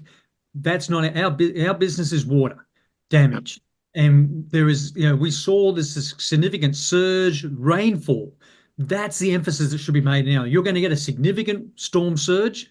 It's going to be above my head. We're going to see significant rainfall. That's why you get out. We've got it all backwards. We focus on this wind. If your house is built to code, what was it? But since 2006 or thereabouts, Doug, I think all those buildings had. Yeah, that's right. Hurricane Ian showed us. Hurricane Ian demonstrated those houses were still standing at the end of the day. The houses that were built before 2006 did not be up to code. They're gone. And so it's so critical now that we focus on what are the real risks, and what are the risk. We use risk as defined by likelihood and consequence. Likelihood, this is going to be a significant water event. And that water is going to lead to drowning, water damage to buildings. It's going to lead to toxic water, contaminated water. And that's the key here right now. And I was saying this to Lance today. I think we were both watching the same television this afternoon for an update. And we went, the message is not coming across. What's interesting about that, Dr. Gavin, is the big issue after Katrina was what? It was the levees breaking. A lot of the big issues that they're dealing with in North Carolina was what? The dams breaking. So, there's a tremendous, I think you're exactly right. It's not only the storm surge, but the just tremendous amount of water. And of course, I was raised in Tampa, so I know that the water goes away quickly with the sand. But when you're overwhelmed, I also remember how quickly the roads filled up with water. And so, yeah, you're exactly right. It's not just about the wind. And when I went down to Fort Myers and Naples after Hurricane Ian, it was a couple of weeks afterwards, Doug, the number of skin infections. People had skin infections. Well, we've always seen skin infections after hurricanes. It's a known. This is a known thing. This happens. You get that water there is contaminated. It's toxic. You're going to get skin infections. And we go, "Oh, I didn't know we were going to get all these skin infections." Yeah, yes, you did. And then we had no way of treating those skin infections. So therefore, people trying to do recovery work were now being, affected, impacted by skin infections. You're going to get that, guys. And so when you deploy, you need to take something in your kit that addresses those skin infections. Well, we are at the top of the hour. I know Mason has some serious traveling ahead of him in his very near future. I think glutton for punishment is a term, right? You just got home and you're heading back out again. So I applaud you for that. Just take care of you. Right. Well, thank you. You don't become part of the problem. Yeah, that's the truth. Yeah. I'll stay on the weak side. I'm gonna go in after the storm hits, but I'm gonna get over to Pensacola area, Tallahassee, and then go down there. No, very, very proud of what you do, Mason. And again, we're all about building a team and building many more Masons so we can actually do this more professionally. But very proud of what you do, mate. Thank you so much. Yeah, thank you, Mason. Really appreciate it. Yeah. And I want to thank everybody that's been here tonight. We appreciate you taking the time to be with us. Any of you that are in, I'll say, harm's way, please be careful. Please listen to, the evacuation orders if you still can evacuate. And those of you on the East Coast of Florida, you're not out of the woods because you're on the East Coast. This is still going to be a hurricane coming across. So please be careful and don't get complacent. I would say too, Lance, anyone on here that is going to deploy like Mason, is just drop us a line so we know where you are. It always helps to let us know that you've deployed, and then we can keep tabs to make sure you're safe. I'm going to bring that website up real quick just to show everybody where they can get on the text list. So give me 1 second to share my screen.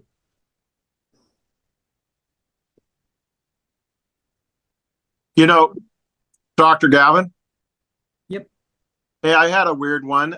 One of my friends' kids play football, and they all share that big old water thing in the thing, and they're all getting strep throat. They have a water fill station out there, so they all get drinks. Is that crazy? No, it happens. Yeah, I couldn't believe it. And Mason, it's preventable. Yes. Just want to point out real quick, if you go to the Environmental Task Force page, and I'll start with the homepage here, normieproetf.com or .org, either one will get you there. There's a lot of information on this site for you, but what I'm talking about is under Project Safe up here in the upper right corner. Again, more information here explains what we're doing, but to join the text notification list, this is our main number at Normie, 877-251-2296. Just send a text to that number, and in the message, just type in join space safe, and you'll be immediately added to the list. You get a text notification that you've been involved, and it's all about staying in contact. Yeah, well done, Lance. That's a fantastic initiative. I'm really impressed by that. All right. Well, thank you all very much. We're going to stop the recording on this now. If anybody wants to hang out and still chat, you're more than welcome to. I don't want to chase anybody away, but I'm trying to respect Mason's time here because he's got a long way to go. So just remind everybody that in 2 weeks, or about 2 weeks, the 4th Tuesday of the month, we'll be doing another training here, 8 p.m. Eastern, 7 p.m. Central, for Normie recertification credits. And don't forget to log your CEUs for tonight. Stand by, everybody.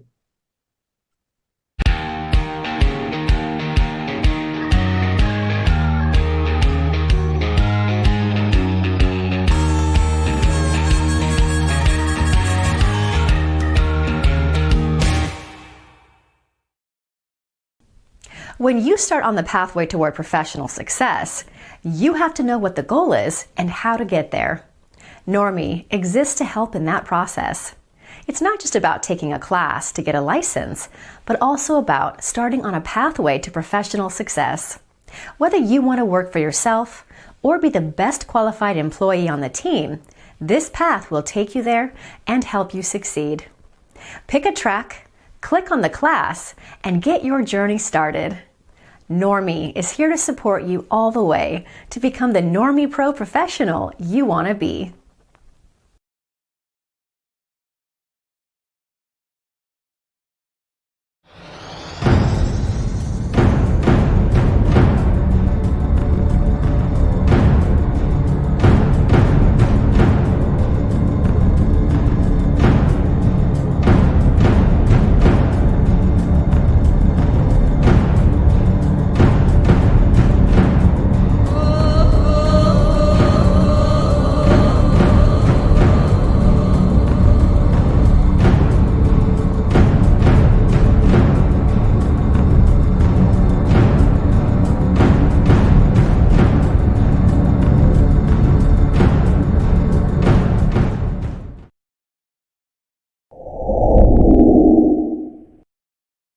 I want to welcome Douglas Hoffman, the Executive Director of Normie, which is the National Organization of Remediators and Microbial Inspectors, to our episode today.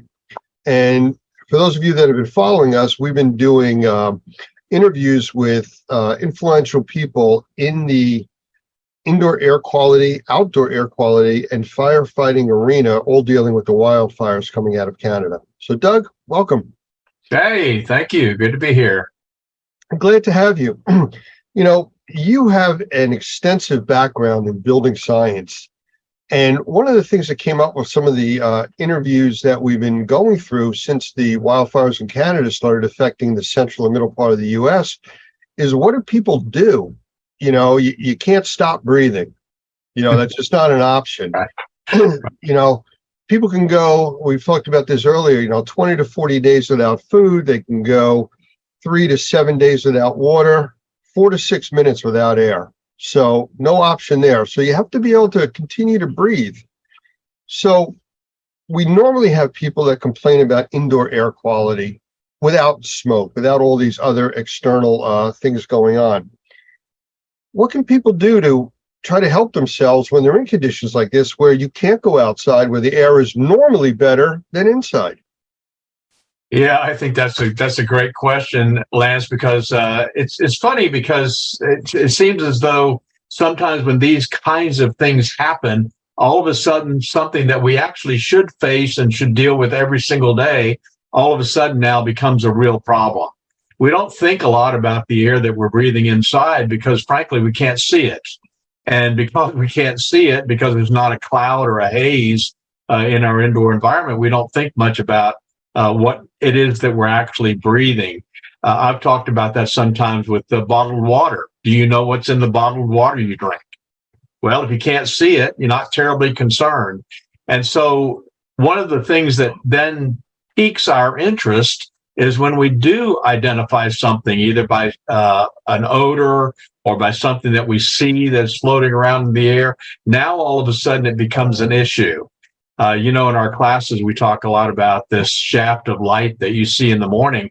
You don't typically see all that stuff floating around, and so you don't think about it. But in the shaft of light, when the light's beaming in and you see all these little submicron particles flying around, you're thinking, okay, what is this stuff that I'm actually breathing?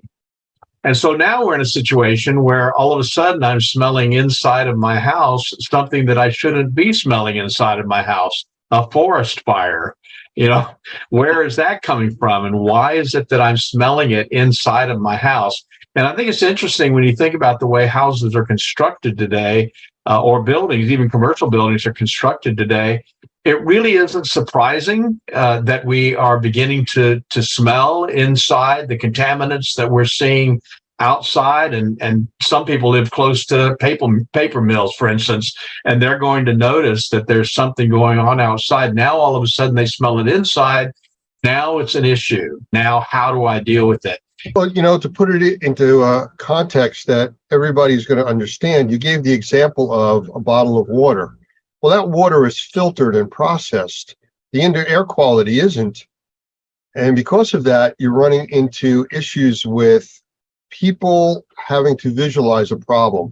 If that bottled water was brown or cloudy, nobody would drink it. If the air is cloudy or brown, they don't have a choice. You still have to breathe. So what do you do? Yeah, I think that's exactly right. Well, of course, I think the main thing is trying to figure out where that's coming from inside of the house. How is it getting into the house? And are there things I can do that can actually mitigate that? And one of the big differences in the way I look at building construction from, I know some builders do, is they talk about a house being able to breathe.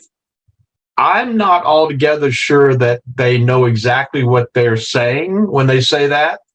Does a house need to breathe? Well, it certainly needs to have a balanced pressure of some sort, but if the house is pulling in things from the outside, say it's under negative pressure, you're creating a vacuum inside the house. What is it that you're pulling in from the outside, and where are those contaminants coming from? You know, the smoke that we smell is not just a problem because we're smelling it. I'm sure you've already addressed through some of the people that you've talked with, there are some pretty strong contaminants in that smoke that we're breathing. And how do you mitigate that? How do you keep that from coming inside of your house?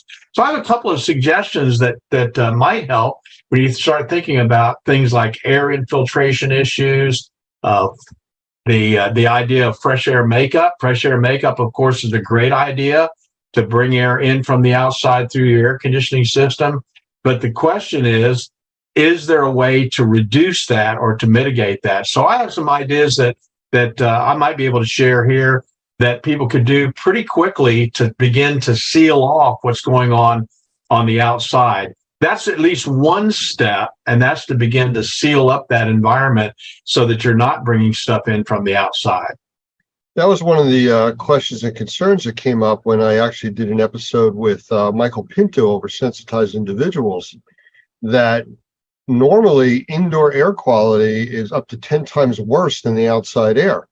So people that are sensitized, which is like 20% of the population, they go outside to feel better. When the outside is, so choked with smoke from forest fires, thousands of miles away, what do? Now you got to retreat back to the area that's a problem. Yeah, that's exactly right. So for sensitized individuals, one of the methods that we use to determine how are those things getting inside the house is by doing what's called a blower door test. And essentially what they do is they take off the front door and they'll install a door that has a gigantic fan on it. And then they'll turn that fan on and put the house under negative pressure. Essentially what you're doing is you're creating a vacuum inside of the home. And guess what happens when you do that? Now, all of a sudden, you're pulling air in through the cracks and crevices around the windows, cracks and crevices around the doors, places that you don't really even think about. A lot of people don't realize that wall cavities, exterior wall cavities, actually breathe. And what I mean by that is that moisture and vapor will actually move through those walls. And so now all of a sudden, when that house is set up under negative pressure, and you run a blower door test, created that vacuum, now what you're doing is you're even pulling it through the electrical outlets. And whatever is in that wall cavity is now coming into the air that you breathe. And that may sound really like, that's a little too detailed for me. Do I really need to be that concerned? But that's the answer as to where are those things coming from. They're coming from the outside. Even if you kept your doors and windows closed, you're still going to smell that smoke that's from the outside. And whatever that smoke is carrying, you're actually going to be breathing. I'm in New Jersey, and we were directly affected by the smoke coming out of Canada from the fires. And 4:00 in the afternoon, the sun's high in the sky. We went through 3 days of not a cloud in the sky, and it looked like sunset. I have some incredible pictures of that. But because of that, trying to close up your house and make it airtight doesn't seem to work either. There's got to be a balance. There's got to be some way that you can survive inside and out other than just running away from the entire part of the country. Well, I wish there was an easier answer, but there really isn't. I think that you do have to do the best you can to seal up those cracks and crevices with weather stripping, with caulking. They make a little product called a door saddle that fits on the bottom of the door where you can slide that down and tighten up the threshold so that there's not air coming in from underneath the door. I think once you do that, of course, as we've always said, it's got to be a holistic solution. That's at least part of the problem. But if you can take the time to seal off some of those entry points where the smoke is coming in from the outside, then you can address the indoor air quality with good filtration, good purification, those kinds of things that are more proactive in terms of oxidizing those contaminants that are in the air. So it definitely can be done. I think it's just maybe a little more effort than most people are willing to take. I think they'd almost rather go to the mall. During those 4 days that we had the really bad smoke conditions here, I have monitors all over the place. I have outside monitors, inside monitors for my air quality and conditions. And I have one unit called a Fubot, which I know you're familiar with, in my office. I intentionally in my office did not run air purification, and I had a door open. I was keeping it open to the outside. The thing was glowing so bright orange. You probably saw it from Louisiana. It was just the air quality was absolutely awful. In the house, where I kept doors, windows closed, and ran a lot of purification technologies, very proactive stuff, it was really fine. There was no odor inside the house. Whether I think we went a little bit on the positive pressure side, which would have helped with that also, keeping everything out. But there was a tremendous difference with that. I have graphical readings that I actually show in an interview with Dr. Gavin McGregor Skinner that shows in the morning before the smoke hit the first day, everything was very low, almost not detectable on outdoor air quality. And as it hit, it spiked really high and stayed there for almost 4.5, 5 days. Slowly started to go away. But, it went away. And again, people go back to the out of sight, out of mind philosophy. I don't see this going away. There's a film all over everything that's out there, from the smoke, the ash that was out. What kind of concerns are there for long-lasting effects from the stuff that people have breathed in and what's still out there? Well, I think I think that's a really good point. Of course, I'm not a medical doctor, but I do know that people who are breathing poor quality air over a long period of time typically are going to have some pretty negative health effects. I mean, you think about all the people that have suffered from their efforts to solve the problems during 9/11, all of the people that suffered after Hurricane Katrina, and they were in these contaminated environments working and they weren't protecting themselves at all. That there's got to be some long range concerns about those contaminants that are still hanging out. So I think the key is, for me, would be to do the best I can while it's going on right now, but do the best I can to keep the surfaces clean, to keep the air clean, to keep the air purified and filtered, to do the best I can now so that I can offset the potential for what might be a buildup of contamination over a long period of time. I remember reading several years ago in Reader's Digest about a single cigarette producing over 4,000 chemical gases, 43 of which are carcinogenic. And the article went on to say, interestingly enough, that secondhand smoke that a person would be breathing who's not smoking was in some cases more dangerous than the person who was smoking, that it was affecting the person who was breathing that smoke worse than it was affecting the person who was actually doing the smoking. So I think there's a lot for us to learn long term, but at least to begin with, I think the answer is, what can I do right now to make sure that I'm creating the cleanest environment that I possibly can? Because one of the things that I do have control over, may not have any control over what's going on outside, but I certainly have control over what's going on inside. And you know as well as I do that there are ways that we can do that will make sure that we're breathing the best air that we can breathe in spite of what's going on outside. I just want to change directions real quick, because I did another episode with Dan Reese. He's let me get his title. He is a wildfire strategist and an aviation advisor dealing with wildfires. And we spoke at length about some of the things that are going on out there, the lack of education, what people don't understand and know. And I said, what are you concerned about? And he talked about the two different types of wildfires. One is where it's burning a forest, putting smoke in the air from the trees, the brush and stuff like that. The other type is when it's burning a forest and starts burning homes and businesses and factories and putting all of these other unknown chemistries in the air. Right. It takes it to a whole nother level. Now, in my area, they were talking about every news channel wearing your N95 mask or your N100 mask. Well, that's fine for larger particulates, but it's not going to do anything for the gases or the chemicals that are in the air. They go right through it like you're not wearing a mask whatsoever. Where's the concern on that? Yeah, I think we know that, don't we? I mean, we all went through COVID where we were wearing masks, and yet we could still smell a lot of what was going on around us, and the heavy perfume that somebody was wearing. So I think we got a pretty good education on the ineffectiveness of masking for smallest particles, the smaller submicron particles, and for the gases that are in the air. So again, I don't know that there's an actual solution. I mean, I'm not the kind of guy that's going to walk around outside in a hazmat outfit, But the truth is that I think the recommendation that they made about staying inside is really not a bad one.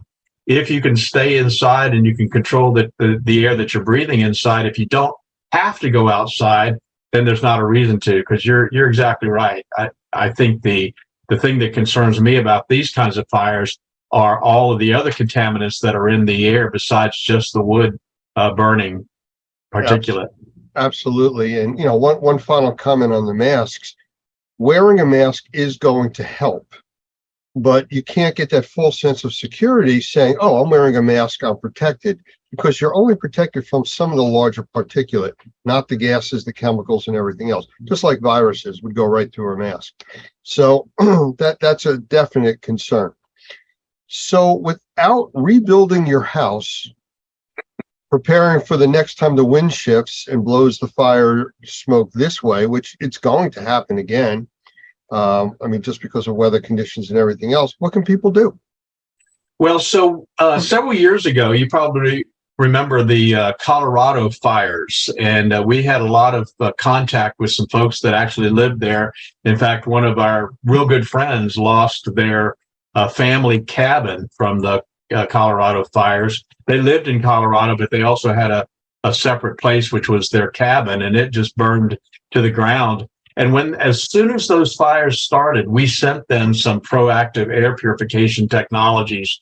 And I don't know how much you want to talk about that, or if you've got other people you want to talk about those technologies. But I'll tell you that I'm convinced that that's one of the first things that somebody could do to deal with the particulates and the chemicals and the odors, something holistically, proactively that could be put in the environment to actually purify the air. So I think those two things kind of go hand in hand.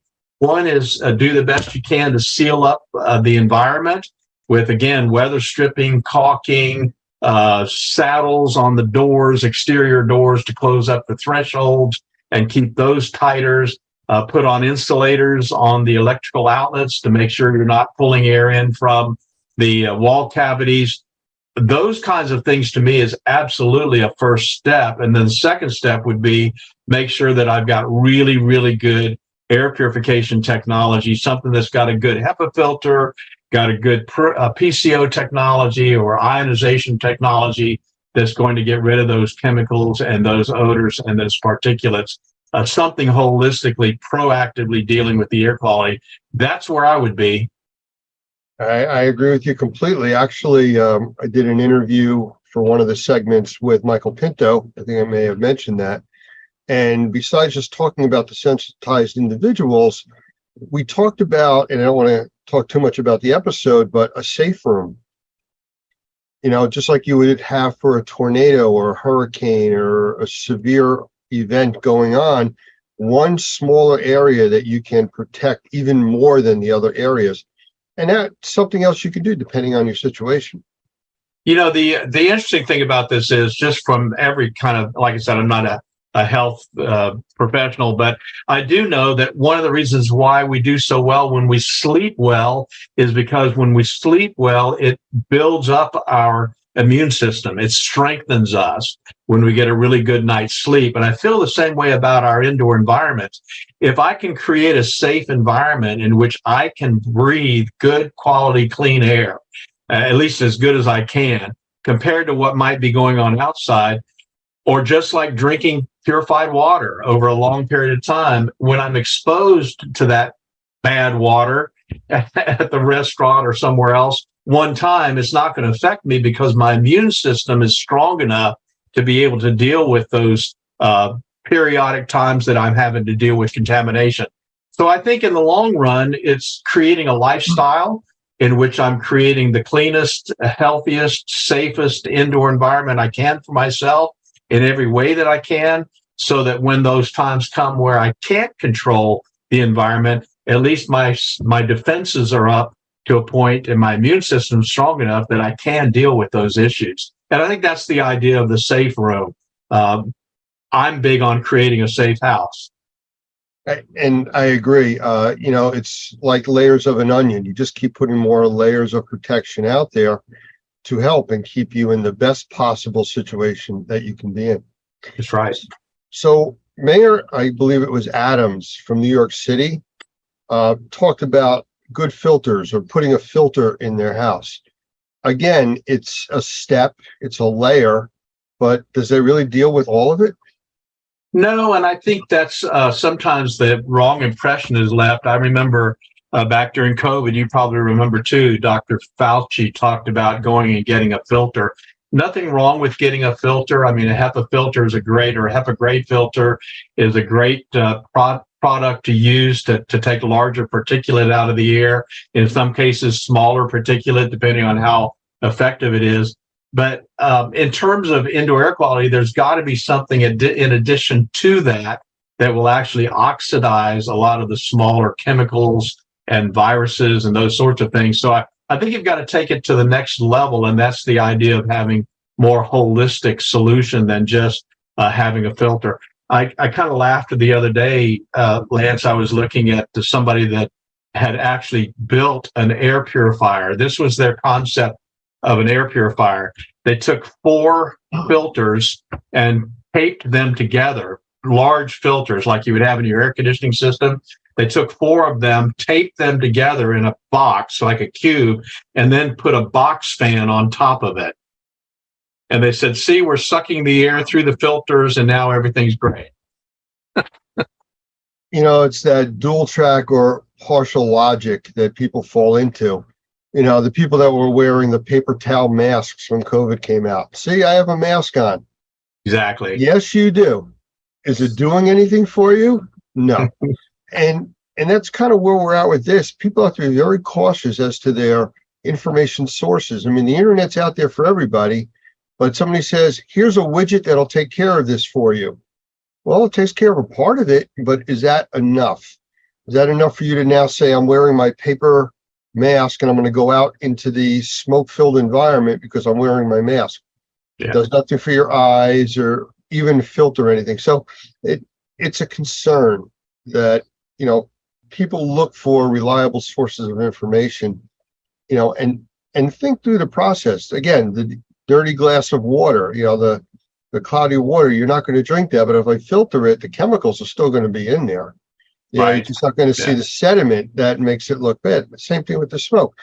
The statistics as of now on the fires in the United States and in Canada separately, they both burn between 6.5 and 7.5 million acres of forest a year.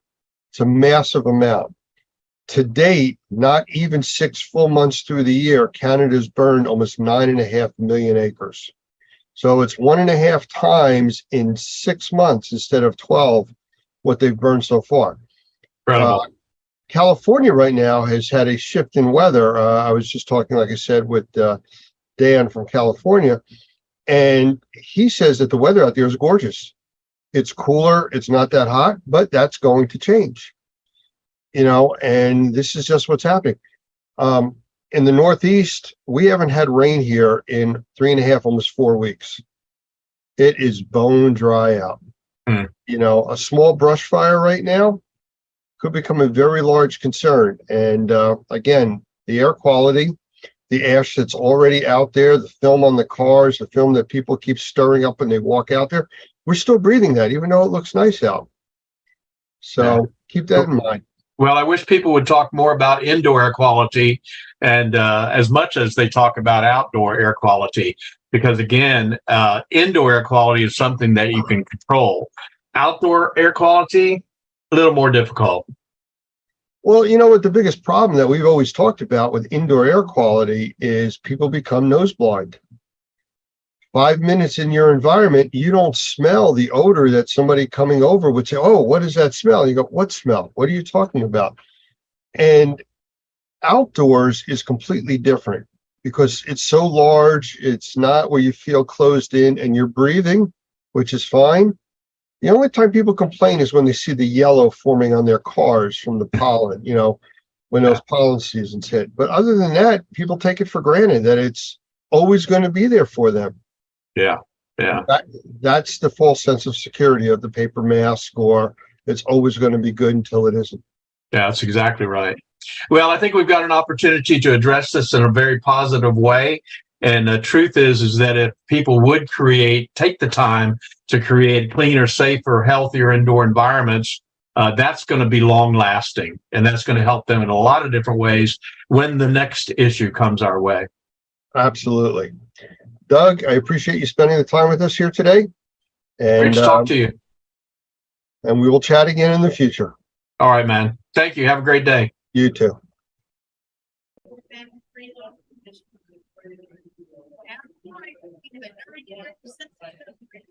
Okay, everybody, we're back here live again at the expedition. I have another interview to do, and we're going to be talking with Mark from Respiratory Labs, correct? Did I get that? That is correct. All right. What was your last name? Rataco. Yeah, I knew what it was. I was going to try to say it, so bear with me on that. So tell us about the company. So I always think it's helpful to give a little background information about myself.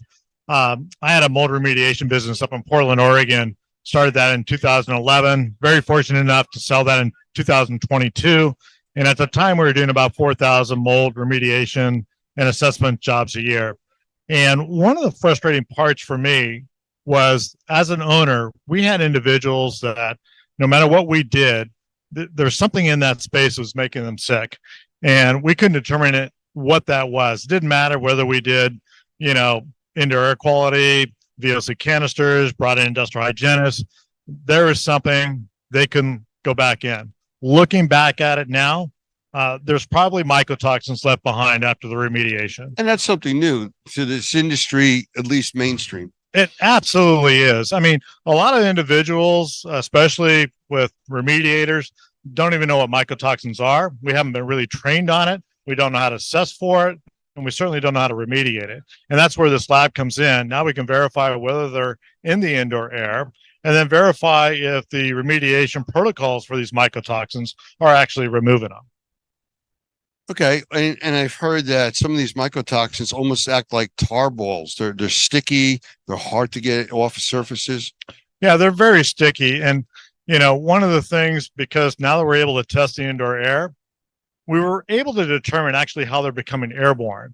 And a couple of ways that we saw was, one, through the evaporation process, we're drying down these structures.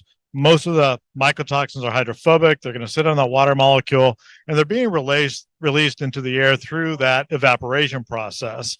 We also tested a lot of, HEPA scrubbers. Most of the ones that we tested, we didn't find one that were actually removing the mycotoxins. They're actually increasing it. I'm sure there's something out there that actually works. We just haven't been able to find that and verify it. And then the interesting thing is, in order to get them out of the indoor air, what we did find that works was actually dehumidification. So dehumidifying the environment, actually removes it from the indoor air. So there are methods to actually, test if it's there, and then also see if it can be removed, down to acceptable levels. Well, that seems like an entirely new path for training, because that's contra to, I guess, everybody air scrubbing. Like I said, there may be some air scrubbers out there that actually work. We just haven't been able to validate them yet. And I'm hopeful that there are. The more methods we have to remediate these mycotoxins, the better the industry is going to be. I really think the industry has to start looking at mold and mycotoxin remediation, not only on the testing side, but also on the remediation side. Otherwise, we're potentially opening up ourselves to liability. So do you still do remediation work now? No, thank goodness I no longer have to do remediation. No more. Just consulting at this point? Or are you trying to avoid that too? No, trying to avoid that too. Our goal is just to be a lab, but because we're a lab and we're actually the only lab here that is actually testing using our system for airborne mycotoxins, I get a lot of questions on how to, remove them from protocols, things of that nature, products. We don't want to be in that position. That's why we're excited about our partnership. We're working with Normie to help get protocols down that everybody can have some success. Well, it's an exciting new field, the way I look at it. I mean, I've been doing remediation for about 20 years, or assessment and remediation work. And this is something new that's come up, and it's become part of the vocabulary that even the customers are using. It certainly is. I mean, right now we're getting a lot of people who are actually, going to functional medicine doctors. They're doing a urine or blood sample, and they're coming back with elevated levels of mycotoxins, and they really need to determine whether it's the environment that's causing the issue, whether it's something they're ingesting, or maybe it's at their workplace. And this test allows them to help make those determinations. Well, that's exciting stuff. I mean, it's something that's needed. We know that even the sensitized individual population has grown fivefold from what it was, just 10 years ago. So it's the way we build, the way we live, the things that we do. And this is all stuff that's needed, and it's exciting. We're right on the edge of this new stuff. Absolutely. So, Mark, thank you for joining us. Well, thank you for having me on. Appreciate it. All right. Thanks. Take care. When you start on the pathway toward professional success, you have to know what the goal is and how to get there. Normie exists to help in that process. It's not just about taking a class to get a license, but also about starting on a pathway to professional success. Whether you want to work for yourself or be the best qualified employee on the team, this path will take you there and help you succeed. Pick a track, click on the class, and get your journey started. Normie is here to support you all the way to become the Normie Pro professional you want to be.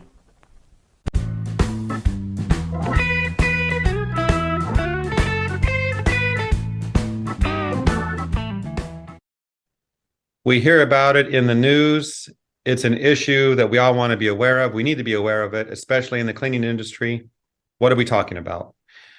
Meth contamination in facilities. We know what happens. Today's episode is going to spotlight what we need to know right now in the cleaning industry.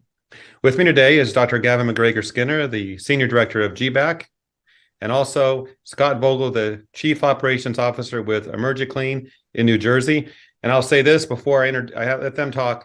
They have a lot of initials after their names. I don't have any, so I'll just ask the questions. So, Gavin, Scott, welcome. Thanks, Jeff. Thank you, Jeff. Thanks for having me. Well, let's get right into this because we want to help the industry. Gavin, let's start with you. Why is meth contamination cleanup in facilities, that topic, so important for us? It's back in the media, Jeff. Drug use in public spaces is everywhere. It happens. We know that.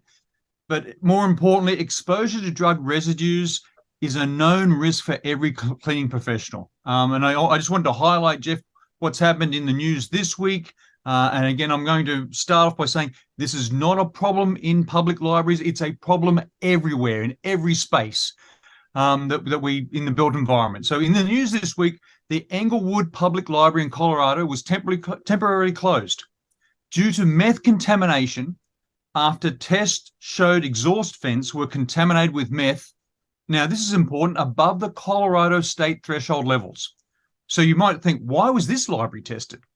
Well, because another library in Boulder a few weeks ago, about 35 miles from Englewood, was recently closed due to meth contamination.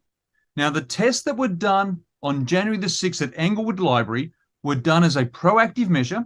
The results showed the restrooms exceeded state thresholds for methamphetamine contamination, but there are other spaces in the library that reflected lower levels of contamination, but they were still contaminated with meth.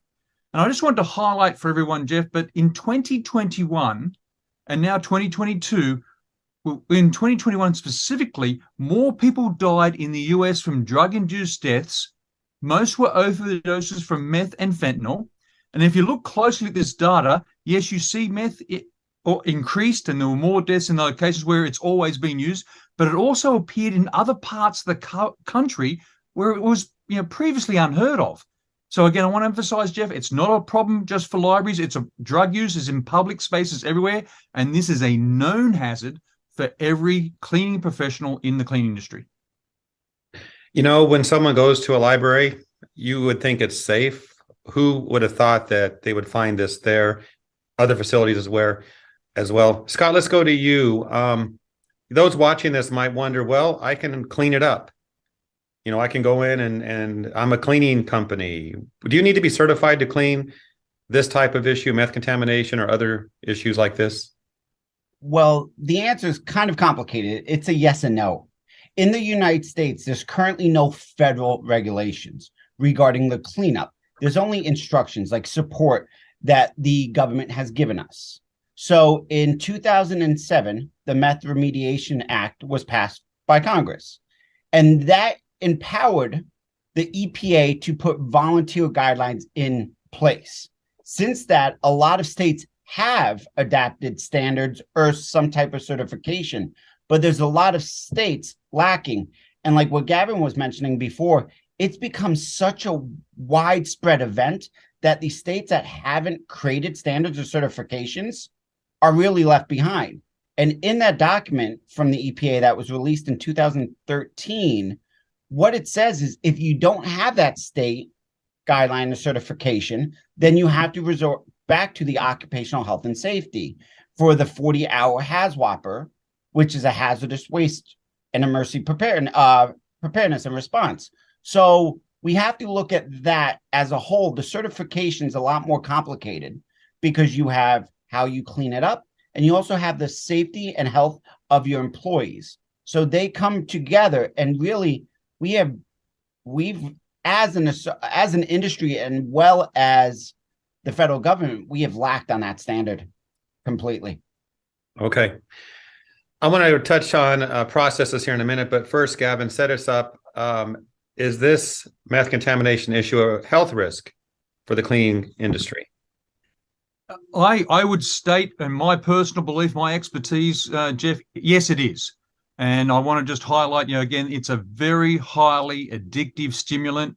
If for those who don't know and don't want to know, but meth can be ingested by smoking, snorting. Now you could swallow a pill or injection. But more importantly, for the cleaning industry, smoking meth releases several contaminants into the surrounding environment. Again, the most concerning one that we have for cleaning professionals is the meth vapor itself. Now, the National Institute on Drug Abuse states that when people are exposed to secondhand smoke, can test positive for meth afterward. But there's no specific number, Jeff, that identifies what is that unhealthy level of secondary meth exposure. We're talking about third-hand exposure. And that third-hand exposure comes from that meth vapor, that meth smoke that settles that's in the air, but also settles on surfaces. And so it's not a debate today about whether workers will have serious risk of health problems. It's the debate that what we're talking about right now is that smoking meth can contaminate the surfaces and air, and we know that it can persist for months to years. Now, we do know that research on the health impacts from touching a surface that has meth residue on it is lacking. We know that. But when that research is lacking, Jeff, we go to worker health reports. So people that have got sick at work, have gone to the doctor or the hospital, and we know from review of those worker health reports that we've seen skin and eye irritations. We know there's been cough or asthma-like symptoms. We know that those people get increased respiratory infections, sleep issues, changes in mood, they get headaches, and then they also have memory difficulties. So even though the research is lacking about whether the third hand actually happens, we believe it does, based on the health reports, the clinical reports. But more importantly, the National Institute on Drug Abuse also says that the health risks are more significant after prolonged or a long time exposure to meth contamination. So regardless, Jeff, of how unclear the science and policy is right now, that risk of meth exposure, that drug contamination in areas where cleaning professionals work every day is a known hazard. And really, we firmly believe that no one should be going to work without receiving education and training on a known hazard. Okay, good information. Scott, in your previous comment, you talked about training and maybe some certification. So can we assume there are standards, procedures for cleaning spaces that are contaminated with drugs? Well, as I mentioned before, the EPA has come out with that EPA volunteer guidelines for meth and fentanyl laboratory cleanups as well. And that was actually revised in 2021 because of the increase of fentanyl. Now, you do have some standards that are coming out. The IRCRC is coming out with the S900. So there is some sort of industry-related standards that are coming out. Most of your standards are related back into the cleanup and the results and the levels which are allowed, which are based on the state guidelines, which every state is completely different. And we have to look at that. There's no universal number. It is, one could be 0.1 micrograms compared to 1.5. So it really differs And that's why there's been no universal standard that came up, because everybody is indecisive on what that true number is and how to go about it. Okay. Why don't you take a moment and just walk us through the process for cleaning meth contamination and validating cleanliness? I know you can't get into all the details, but big picture, before people jump into this, what should they know? Well, like you said, I could be here for 48 hours just talking about how to clean it up. When we look at the processing and validation, I always recommend right off the bat a third-party laboratory for validation. Any type of testing and cleaning should be done on a third party. Just help your liability and anything, just to make sure, especially when we're dealing with meth or fentanyl and any illicit drug cleanup that we're dealing with. Now, when we go a little bit, people have to understand, when you look at the test results, take a sweet and low package, 1 gram of that. By the amounts of trace that some states require, spread that over 25 acres. And if one of that hits, then technically it's a positive. And we don't look at it that way. We think about it as just a small little area, but the results in some states require so detailed cleaning. If the process starts with HEPA vacuuming, ventilation, risk assessment, all of these are from start to finish. And each job will kind of decide a different way on how to attack it, as I would look at it. Are you dealing with a library? Are you dealing with a drug laboratory? Are you dealing with a school, a healthcare setting? Every type of situation will kind of lead you down its own path on the processes. And that's why I could be here for 48 hours. It's just a mere fact of starting off, it's essential that we really do that risk assessment. And then following, for example, the EPA guidelines. It's a really good package. They talk about HEPA clean, vacuuming, wipe down. They talk about all of that. And there are some third-party schools out there as well, like I said, the EPA volunteer guidelines that will give you guidance. But when it comes to the processing, really start and understand the beginning needs a risk assessment, and you need to know what you're going into. And then on back end, when it comes to validation, because what I talked about and how such a small level could make you fail, you have to have that validation from third party. And separating the cleaning from validation is essential when we deal with illicit drug cleanup from meth or any type of fentanyl, any other type of opioids. Okay, well, I think I'm going to cancel my plans to get into the industry and do that kind of work. I'll leave that to you, expert Scott. Thank you for the details. Gavin, let's have you wrap up this episode and just talk about the big issues for the cleaning industry and what we need to know moving forward. Yeah, totally agree with what Scott just said, Jeff.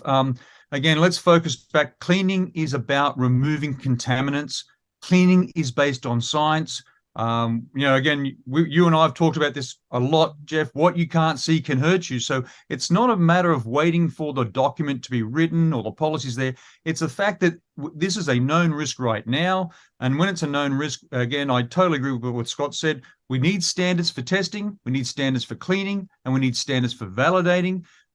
We need to ensure that everything that needs to be done, the processes, procedures, the equipment, the products in cleaning for health and safety when it comes to drug contamination is known. It's widely taught. It's widely educated. It should not be a secret, Jeff. So much of what we do in the cleaning industry remains hidden. We're going to be more transparent. Everyone in the industry right now should be trained, educated on how to clean up for drug contamination. And I thoroughly believe that, because from the data that we've seen across the country, that risk is just about everywhere.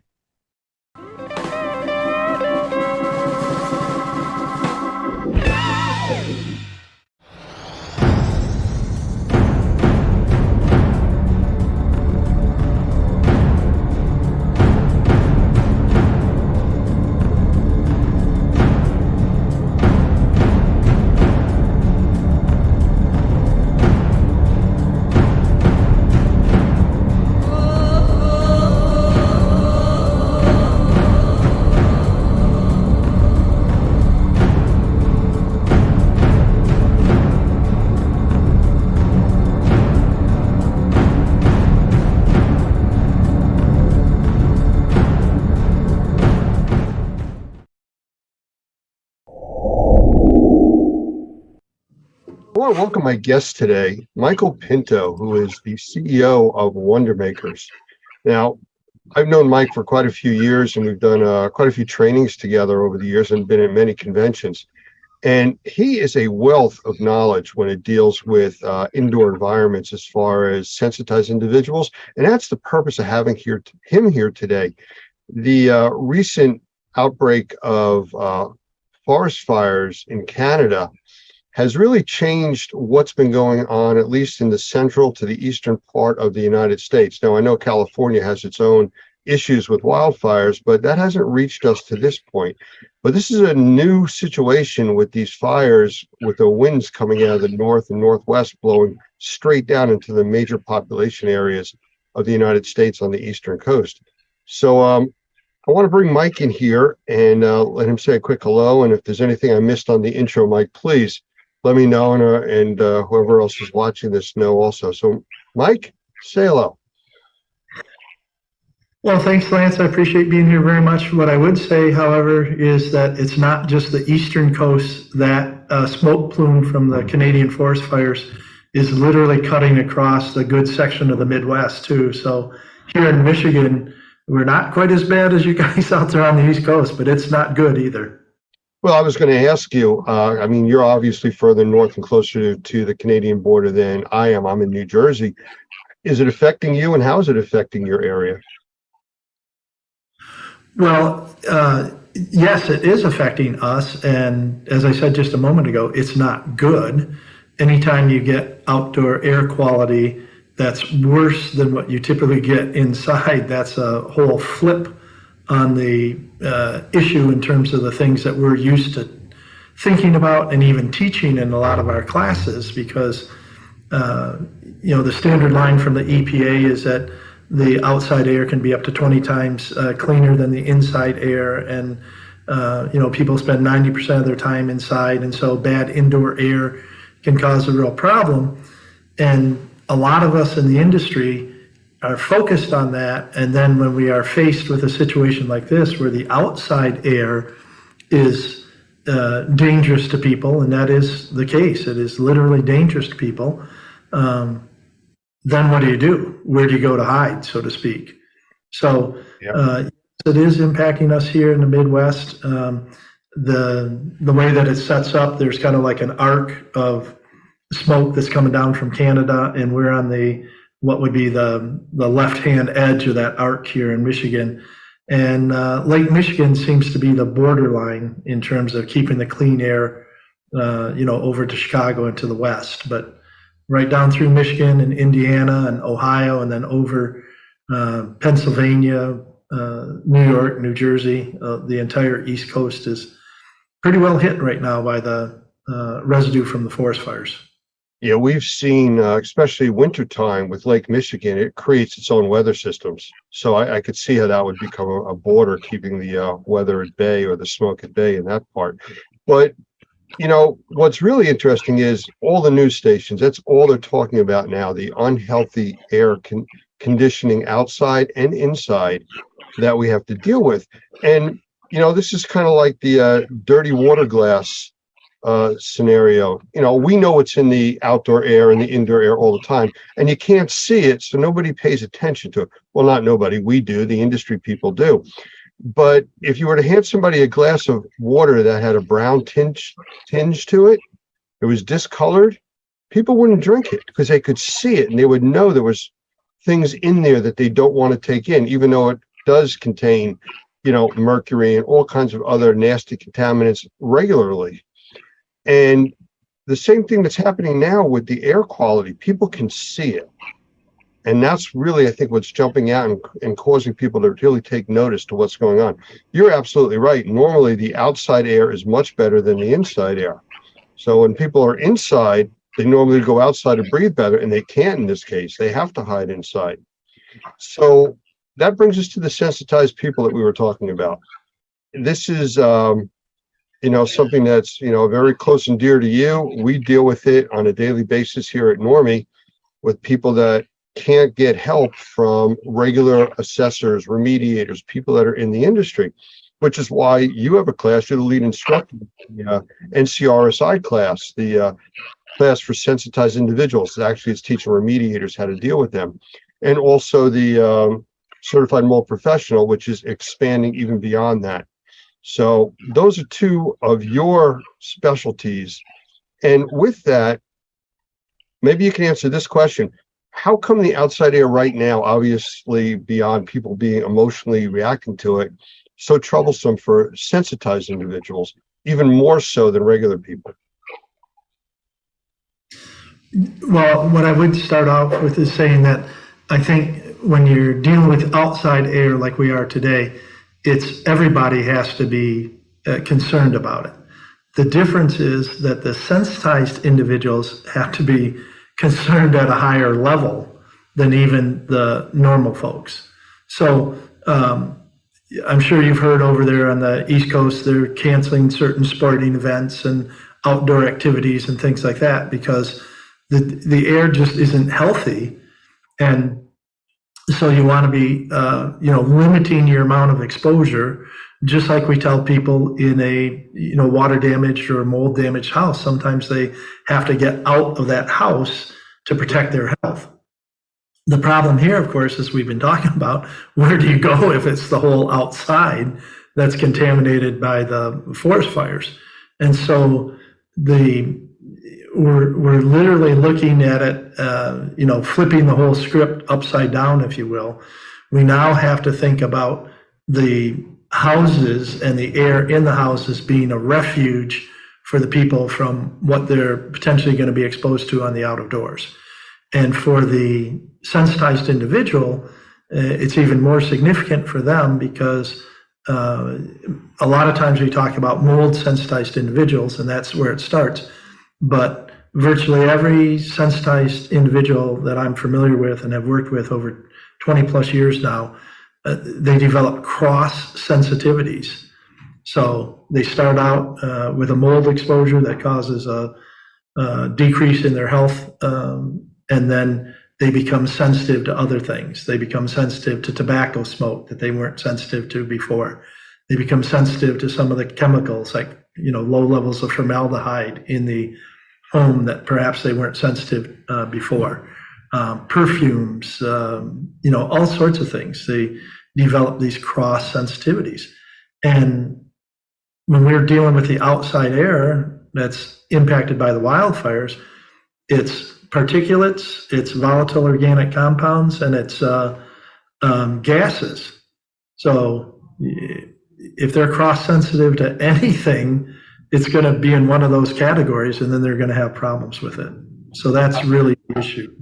I have a few calls into different contacts at different labs that we normally use, especially the ones that deal with VOCs, the volatile organic compounds.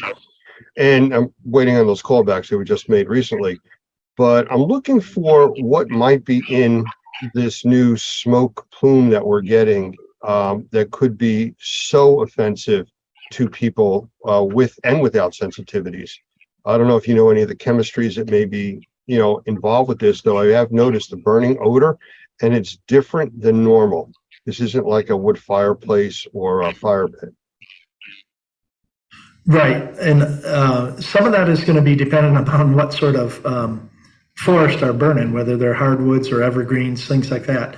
The evergreen forest, which is a good share of what's burning up in Canada right now, because they're closer to the Arctic Circle and that sort of stuff. So those are going to have a lot more PAHs, aromatic hydrocarbons in them, and that's from the oils and everything that's burning in the pine trees and the spruce trees and that sort of stuff. So then you're also going to get a whole chemical stew, if you will, from that, because depending on the temperature and whether they're exposed to actual flame or just the heat from it, where it is, whether it's protected by the bark, all these other things, you just get this massive amount of organic compounds that get liberated into the air during these fires. And then the ash and the smoke, which is basically both of those are small particulates, those tend to sometimes be even more airborne than the VOCs, because the chemicals can be a little sticky and a little heavy. but when they attach to these small ash particles, then they're, transported, as we're finding out, thousands of miles into the airstream. The heat of the forest fire pushes them up a mile or more, and then they're in the airstream and they're, heading downstream.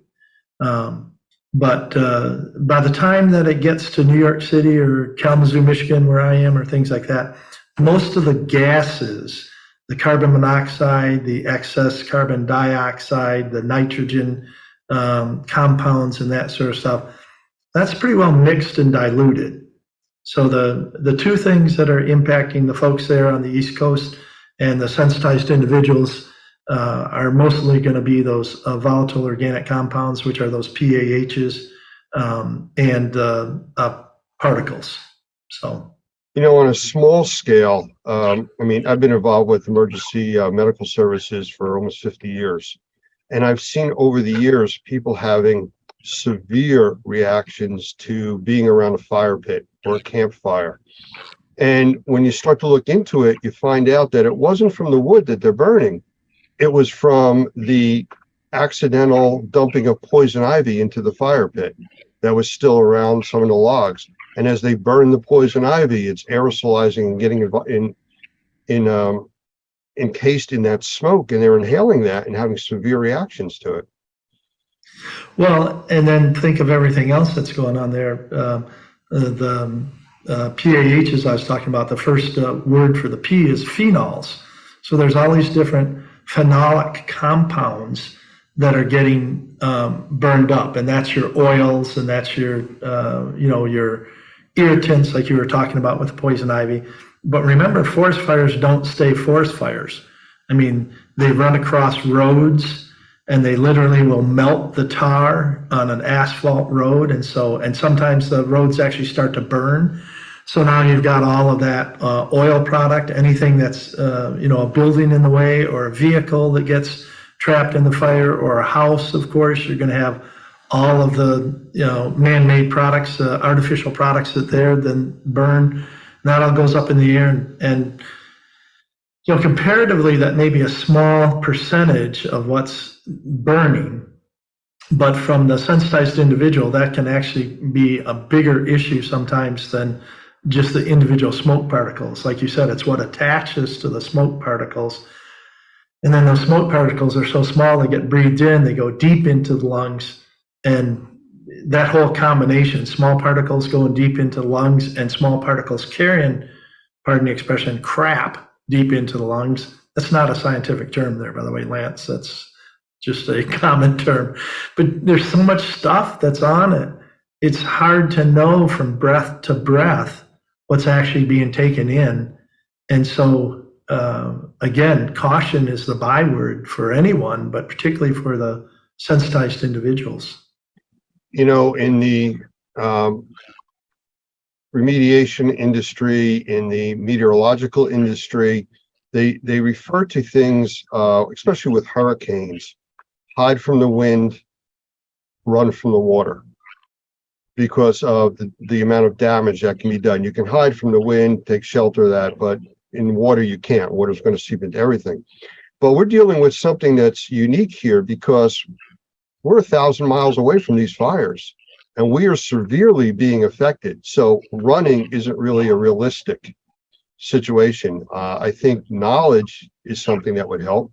People understanding the risks, understanding, maybe today's not the day to go outside and, cut my grass, and spend a good 2 hours or 3 hours out there in this serious weather or this heavy fog of smoke. And understanding that will definitely help people. But forecasting this is also an issue. So where could people go to find out how bad their area is and what their risks are to being outside? Well, I'm sure everybody has their own favorite sources, and there's, weather channels and local governments and state governments, and everybody's kind of jumping on the bandwagon. The one that I use, and it's just, again, my favorite because it's going to be there anytime you have these wildfires and stuff, is a federal government website, and that is, let me make sure I've got it here so that everybody knows, fire.gov. airnow, as in AIRNOW.gov. Airnow.gov. And that one's really cool because you punch on that and it brings up a map of basically North America, and it shows where the plume is coming down with the smoke, where the air quality is being impacted, and then it rates it at each major city, and it's not even just major, it's each fairly significant size city has a dot on it that's either green, which means that it's good air quality, or yellow, which means it's questionable. And then most people think, well, then you get to red and that's bad. But this map actually goes 2 other levels. It goes to like purple and to black. And I looked yesterday, Lance had it, and knowing where you are in New Jersey, I just kind of looked to see where you are, blew it up to look and see in your location. You guys were black. So you're in the heart of it right now. Yeah, yesterday was really bad. This morning it wasn't too bad, but then we did get an alert that it was going to be going downhill as the day went on. And looking outside now, in June, not a cloud in the sky. It looks like sunset. So, it's that dark. I do have a question. If you were speaking to sensitized individuals as your customers or as a group, what would you tell them to do? I mean, normally, if they're inside their home and they're having reactions to that, they go outside. Now they have to stay inside. So what can they do now that they're in their environments that sometimes give them trouble anyways? Well, I'm going to approach that from 2 different perspectives, if that's okay. The first one, and I don't mean to sound like I told you so, but you do have to understand, if you're a sensitized individual, it's important for you to take steps now to get your indoor environment clean, because we don't know when we're going to have situations like this where all of a sudden, from no fault of our own, like you said, 1,000 miles away, they got a forest fire and it's having a serious impact on us. And if for some reason our sensitized individuals are saying, well, it's not that bad, and if it does get real bad, or if it gets damper in the house, I can always go outside, or whatever it is, that deferred maintenance or that deferred decision making really is going to have a serious negative impact on them in situations like this, because there may just be times where you can't get away, get away from the problems in your house by leaving your house. You outside, you may be actually facing greater problems than you have in your house. So the first item is just never defer fixing things that you can fix now until some later date, just because it doesn't seem important to you. Well, it's the clean glass of water. It's not a concern because you don't see a problem. As soon as it's, brownish or discolored, now it's on your mind. Same thing with the air. Yep, exactly right. But it would be the same thing. That's why they have, on occasion, you'll have boil water orders as well, right? They don't know exactly what's wrong with the water system. And so they tell people to boil the water. That's why one of the things that they chat about, even in front of hurricanes and things, is get a few cases of bottled water so that you can survive, a couple of days if you have to, without having water coming out of your tap. Fix your house. If you know you've got things going on in your house that are contaminants or whatever, get rid of those, fix it, do the remediation properly so that you've got a good, safe place to be. And then you can, potentially survive a little bit better during these outdoor air quality incidents. But putting that aside, because at some point that's water under the dam. Either they have fixed it or they haven't fixed it, but now they're still facing what's going on outside. So the first thing, and the first couple here, I'm just repeating the standard safety precautions that you're going to get from just about any site. If you don't have to go outside, or you can limit your time outside, don't go outside and limit your time outside. If you do go outside, wear some sort of respiratory protection. I know that I'm seeing a lot of information where people are talking about, you can use your COVID mask and stuff like that. And the answer is, the face masks that were being sold as COVID protection, I won't get into that whole discussion all over again, but that is not going to be appropriate, particularly for the sensitized individuals. At a minimum, they're going to need like an N95, and we recommend N99 or N100 filtering face pieces. So that's going to protect a lot coming in. And remember too that a entry spot for some of this contamination into your body is not just the nose and mouth, but the eyes as well. And fire residue is even worse because of the small particle. So when those get into your eyes and then get diluted by the tears and everything, it actually releases some of those chemicals that are on the particle itself. So the particle may wash out, and get it out of our eyes and everything.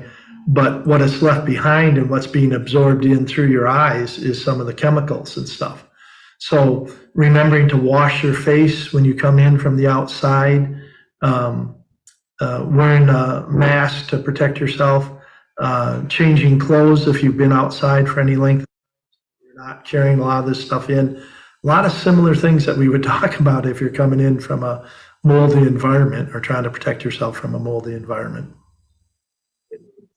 You mentioned about masks, and again, I agree. I don't want to go down that path and let's talk about masks, good or bad, but just to remind people that just because you're wearing a mask, whether it's an N95, N99, N100, half face mask with cartridges, it doesn't protect you from the gases. You're getting filtration from particulates only. Now, that's a good and a bad thing, because especially if you are a sensitized individual, you may also have additional health issues and stuff. You're wearing a mask that's doing a good job filtering particulates. You're going to reduce the amount of air that you can actually breathe in without straining. And again, if you're not trained to wear a mask, if you're not trained to know when you need to take the mask off, when to replace the mask, it could be just as serious as not having a mask. So again, training, preparing, I guess, is kind of in the same thing that you were talking about. Well, a little bit, although I would say in this particular case, as I mentioned earlier, by the time the contamination, goes 100 miles, 1,000 miles, whatever it is, the gaseous portions of that, we're not generally seeing high concentrations of carbon monoxide or even the elevated levels of the nitrogen oxides and stuff like that by the time it hits like New York City or something like that. So wearing the filtering protecting mask is actually a very good step, because as I said, even some of the phenols and the aromatic hydrocarbons, the volatile organic compounds, a lot of those are vapors. So that means that they're liquids that have been, the heat has evaporated and they're small droplets in the air. Then those droplets hang on to the particulates, and then the particulates get screened out by the mask. So that N95 is actually doing a fairly decent job stopping the vapors, which again have coalesced onto the particles and the particles. And then, as I said before, the gases have pretty much dissipated. So I'm rather optimistic that the filtering face pieces, at least the good ones, can be a real benefit to individuals, and particularly to people who are sensitized. That's a good piece of info for people to deal with. And again, if I just want to follow up, if you are wearing a mask and don't feel well, you may need to take it off, at least short term, and stop whatever activities you're doing. I think that's the real message. Try to get to where you feel comfortable and safe and stay that way until this passes. Yeah. So something else I'm going to throw in, not a lot of people know this or remember this, but if you're wearing a mask, you need to be intentional about improving your liquid uptake, meaning you need to drink more water, people. And part of that is because the mask not only does a good job screening these particles and stuff, but it does filter out some of the water vapor. And so therefore you're breathing drier air, and the drier air is going to allow whatever particles do get through to go deeper into your system.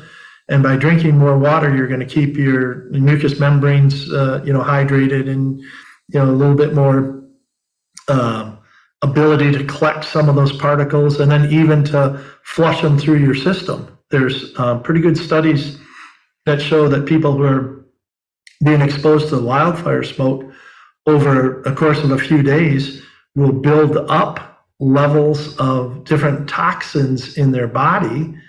And a lot of times that's just because they're not drinking enough water to flush them out. And I know several people, particularly in the naturopath and the integrated medicine field, who say green tea in particular, water and or green tea can be helpful in terms of just detoxing some of that stuff that's getting into your, first into your bloodstream and then into your internal organs and stuff, just because of the contaminants in the air. Well, just kind of on a side note, going in a slightly different direction, and I agree with what you're saying, and I just wanted to mention that wildfires, forest fires, things like this are not the only thing that cause these types of contaminations in the air that affect people and sensitized individuals. If you remember back, we had some recent volcanoes that had erupted and put so much ash into the air. It was affecting people thousands of miles away. It grounded air traffic through Europe for around a week. So there's a lot of things that are in the air that are going to affect people, and the sensitized group many times over, even more. So I want to pick up on that as well. I mean, one of the reasons that they ground airliners in situations like this, either because of the wildfire or the volcanoes, is because of the aggressive nature of those small particles, particularly as they're compressed and put through a jet engine. They can score and damage the insides of those to the point where they can actually have engine failure. And if you think about that, if these particles are corrosive enough that they're damaging stainless steel parts, they can't be good for our lungs. So just lots of warnings to us. There's plenty of evidence around, even just common sense evidence, that would tell us that we shouldn't be exposed to a lot of this. And you were asking earlier, some of the other things people can do. Obviously, if you have whole house HVAC and if you've got filters on the HVAC, you can run the HVAC system even if you just run it on fan, because that pushes air into the house and through the system. And typically most home air systems and HVAC systems, unless they have a energy recovery ventilator or heat recovery ventilator or something like that, that's intentionally bringing air in, typically those are only bringing in 10% outside air. High efficiency furnaces, the ones that have the PVC pipes instead of like the chimneys and stuff, again, those are going to bring in minimal outside air unless they're on the heat cycle, where they bring in the air obviously to dilute the gases that are being created when they burn the gas or the oil for the furnace. So if you're on the air conditioning mode and you've got a high efficiency furnace and you've got decent filters on it, running that and just running it even on the fan on the on switch rather than on the auto switch should make a good difference.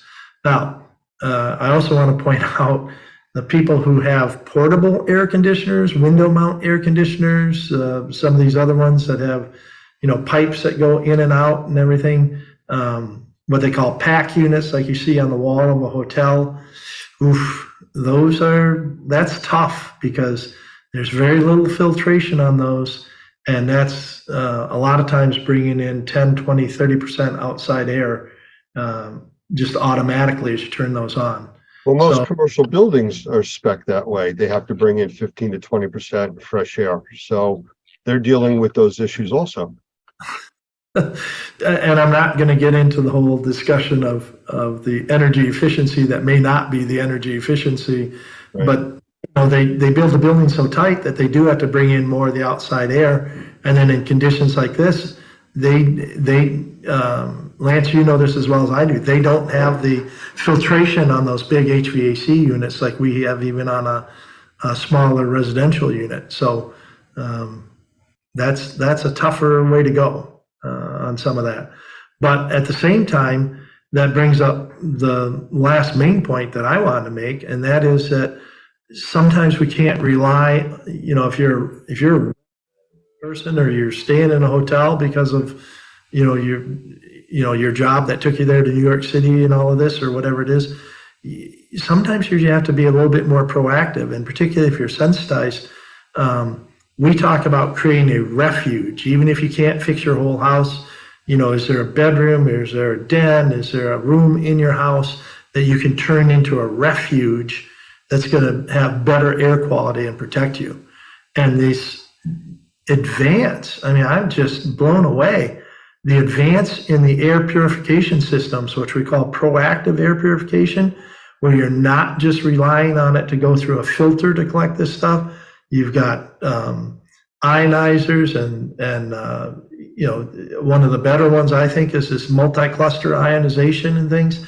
These sorts of products can help create these reservoirs of clean air inside a building, so that even if you have to run the air conditioner and it's bringing in some of this contaminant and your filters aren't the greatest, at least you can protect yourself in a bedroom where you spend 8 hours a night when you're sleeping and things like that. That can be a big difference.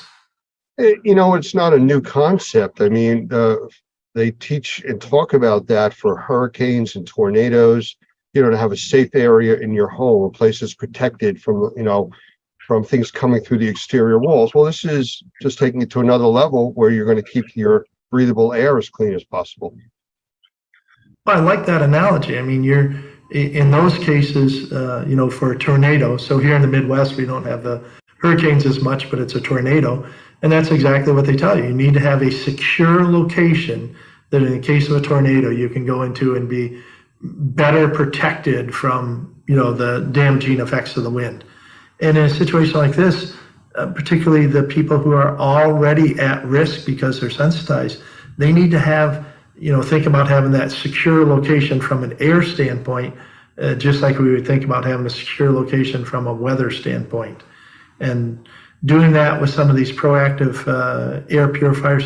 Heck, I was looking at the Best Living Systems website yesterday. They've got plug-in models. Literally just plug into an outlet and is enough to, have some air cleansing that's going on in a room size.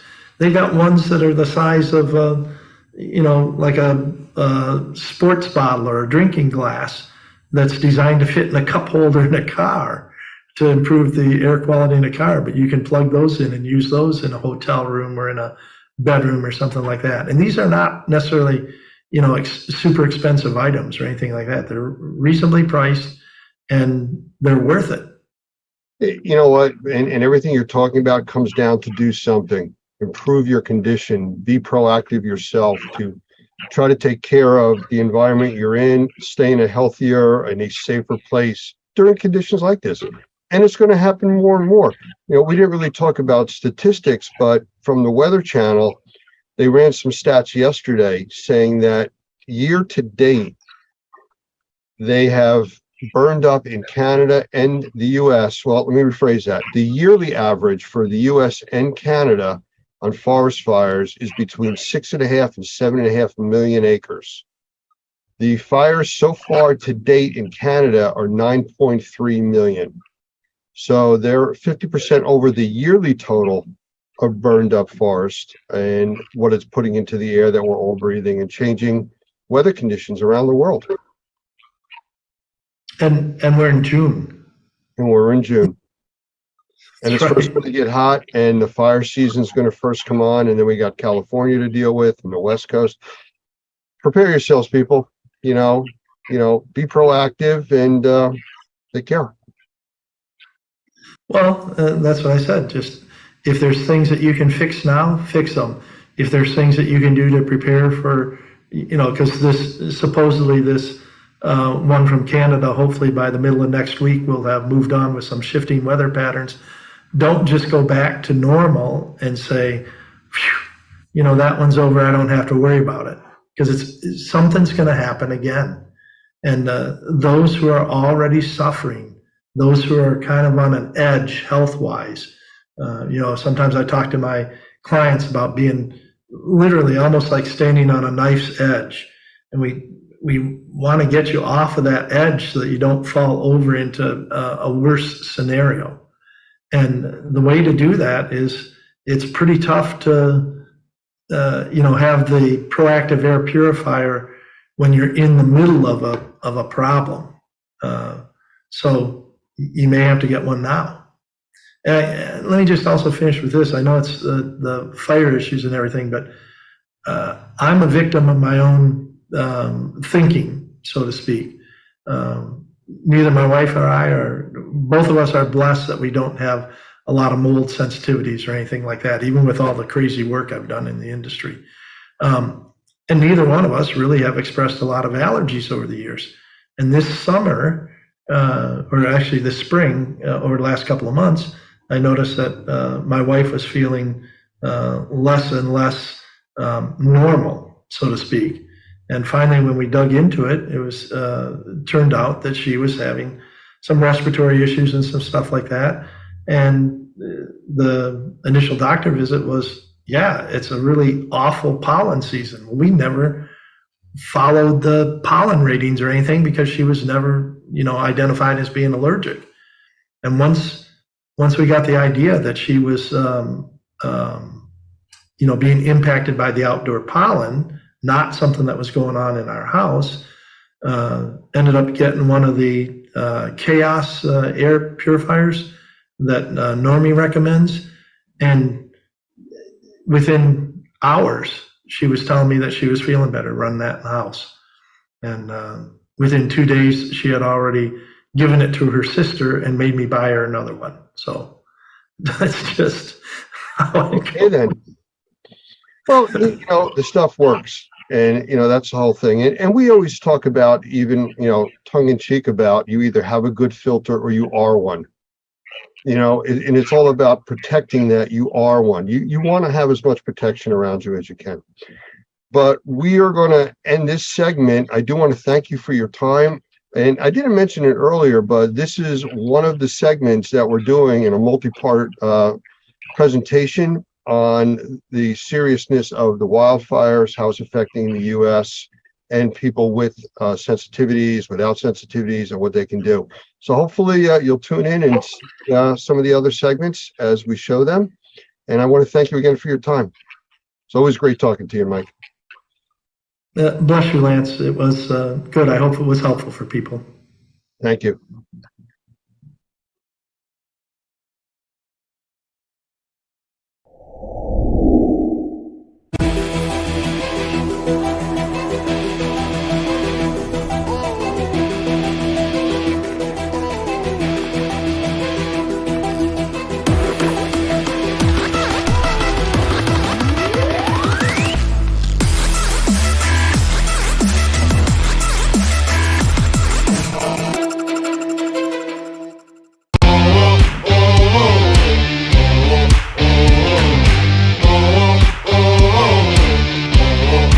Everybody, this is Mike Balzano, publisher of R&R, as well as the Experience Events. Welcome to Trade Talks, Unlocking the Experience. This is episode 12, and good friend today. I say this every week, but I like this guy a lot. I met him about a year ago, and we bonded, and I'm happy he's such a big part of the experience. He's a teacher, a leader, a podcaster, an IAQ expert, a former policeman. I may have tipped it up right there who it is.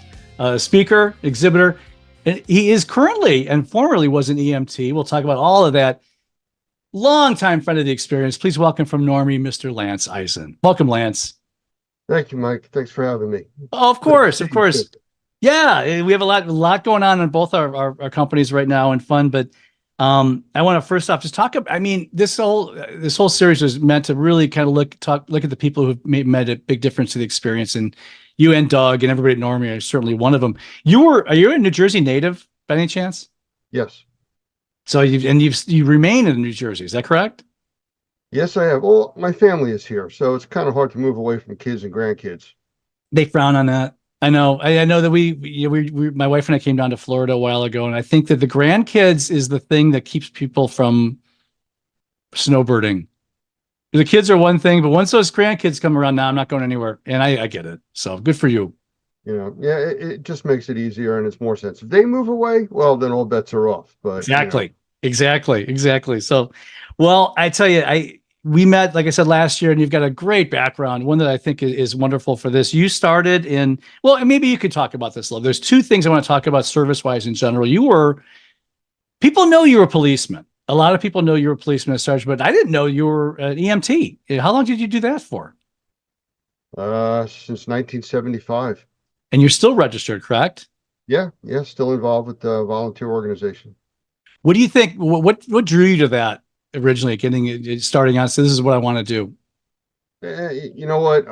As a kid, I had watched the ambulance come to my house quite a few times. My grandmother lived with us. I saw them helping people, and it just became kind of the norm, and it got my interest. That's amazing. My grandma stayed with me till she passed away when she was 98. So I learned a lot of Italian like that. But you did that, and then you went right into being a police. Now that was 1975. You said you still do it, but in 1979 you decided to join the police force. Was it just the next logical step in your head, or no? It was kind of strange. I mean, if you put yourself in the mindset of a 19-year-old. I was an EMT already. I was involved with emergency services. I was going to Rutgers University in a pre-medical program. Mm-hmm. And the opportunity came up where somebody said, "Hey, you want to drive a police car and carry a gun?" I was 19 years old. Sure. And, I had taken some tests. I got hired, and I started a career that, they talk about pensions and stuff. And at 19, 20 years old, you get pension. What's that all about? And that was a blur, that's gone. So. Yeah, for sure. I remember when they started talking about 401ks and people like, what is that? Some kind of football signal? I don't know what that means. And now you look back and like, you're so stupid. Why don't you just start? The pension is there, which is the reason I stayed. It's just, 25 years just blurred by. Ah, yes. And I'll tell you what, that makes it even scarier. I retired almost 20 years ago. Oh, is that right? Yeah. So. From law enforcement. You achieved your rank was sergeant at the end, correct? Correct. I can see that. I can see you being the boss, being the sergeant of a staff, but it was convenient. It worked. A lot of people, this is the 12th episode of this, and it's funny you said the magic words already, and that you started that because you wanted to help people, and I could, I could see a lot of pre-med. We've had people who want to be attorneys and this, and that, and say, no, you know what? I want to do something else. And especially then that led into our industry. I mean, so you retired from the police force, and what moved you to kind of get involved in the restoration industry? My story is very similar to the people that we deal with that have problems. 2 years before I retired from the police department, I wound up with pneumonia 4 times. And I kept going to doctors, specialists that, take these antibiotics, take more medication. Wasn't fixing the problem. I kept getting pneumonia. I started doing some research, and I took some training online about my living conditions, and I found my problem. It was in my air conditioning system. I'm not smiling because that's great news. Go ahead. I mean, I can see where you're going with this. Go on. I fixed it. And, I started telling people, this is what I did. Their answer to me was, come check my house. Mm-hmm. That became a full-time business when I retired. No kidding. Yeah, I actually had to hire 4 inspectors to work with me because it was so busy. And there was radio advertising and a lot of other things involved with that, but it became an industry business for me. And that's how I got into it. And 2 years after that, I wound up with the Normie organization. And you accidentally started a business. I love that. And the pneumonia problems went away when you got better air, I'm guessing, right? Yeah, absolutely. Yeah, the pneumonia went away. It was caused by a fungal infection, fungal pneumonia, and it was because of the conditions of my indoor environment. which set the stage for everything else. Gotcha. And then you went to the right place because Normie is doing so many great things with IAQ and IAQ radio and everything else. And we're going to talk about that in a second. But I remember we've talked about this offline. And I talked to Jeff Jones from the Cartwheel Warrior about this too, specifically about COVID. He likes to talk about it. And we found out it wasn't touching things or whatnot. It was everything, all the particles going through the air. And hopefully if we have another chance at this, I'm preaching to the choir, I know. Hopefully we won't have another chance at this. We probably will. And sadly, we'll do a better job of fighting that next time, right? Oh, absolutely. COVID was kind of a game changer for this industry. I've been in it since 2004 with Normie since 2006. And we have been talking about indoor air quality. We've been talking about surface contact, the things you breathe. And people are like, yeah, okay, no big deal. And then COVID hits and everybody decides that, hey, breathing is a thing, it's important. And it changed the industry. Yeah, absolutely. I think, and what I was going to mention earlier was that you said something when we first started about you want to help people. So you became an EMT and this and that. Everybody that does this show, that's what they say. And I think that really is a nice, you're sheepishly to accept this. We already tried once off the air, but you're a helper. You're a service oriented people person and you want to go, and I could see you doing those two things, then jumping into the restoration industry like you did. And I'm not surprised at all. It's a career of service, actually. And again, that's a statement, not really a question, but that's the way I see it. Well, yesterday, actually, I had a conversation with the manager of a large gym franchise. And we were talking about different things that could help his business out. Mm-hmm. And he kept saying, well, what's in it for you? What's in it for you? I said, nothing. I'm not selling you anything. I'm not asking you to buy anything. I don't want you to spend any money. Just here's a suggestion. And he didn't know how to take that. He's so used to people trying to sell them something or take advantage of them. Mm-hmm. And that's not what we do. Doug has a tagline that we use all the time. It's not about getting a license. It's about developing a successful business. Mm-hmm. That's what we teach. And, we don't do it for what we're getting out of it. We're helping people. Our benefit is helping people, and then the good things come from that. That is the textbook. I've heard the phrase content marketing, but that's basically what that is, a new form of marketing about. Yeah, we're going to help the audience. We're going to send a case study, do this and that. Eventually, we sell this widget too, and maybe you might want to think about buying it. But that's like an afterthought. And after you gain their trust, as Normie does, then the money just comes in because you're quality and you've earned their trust. You're not just overtly asking for it, right? And I think that's great. That's the way all businesses should run these days.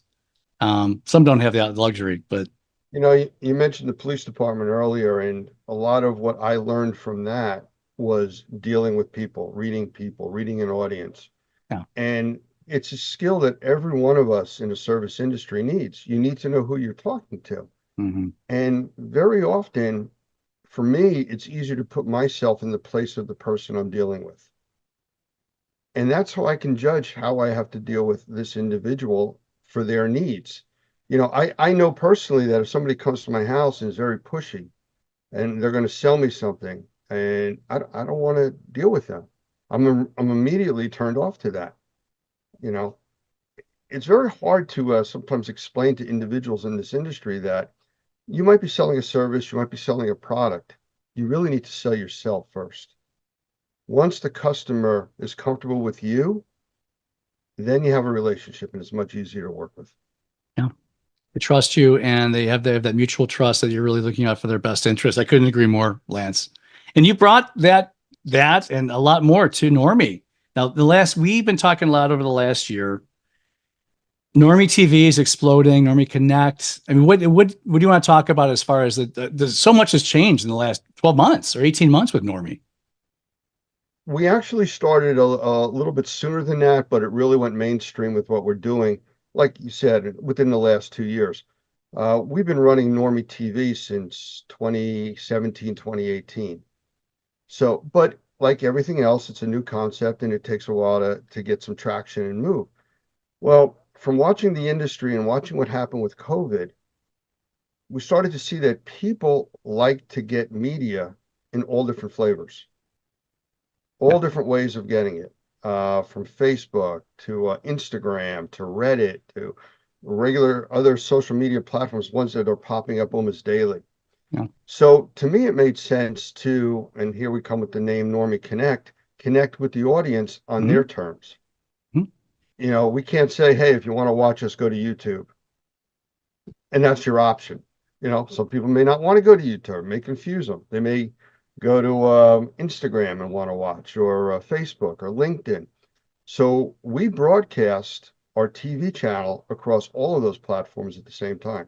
Mm-hmm. So right now we're broadcasting, I believe it's on 7 or 8 platforms.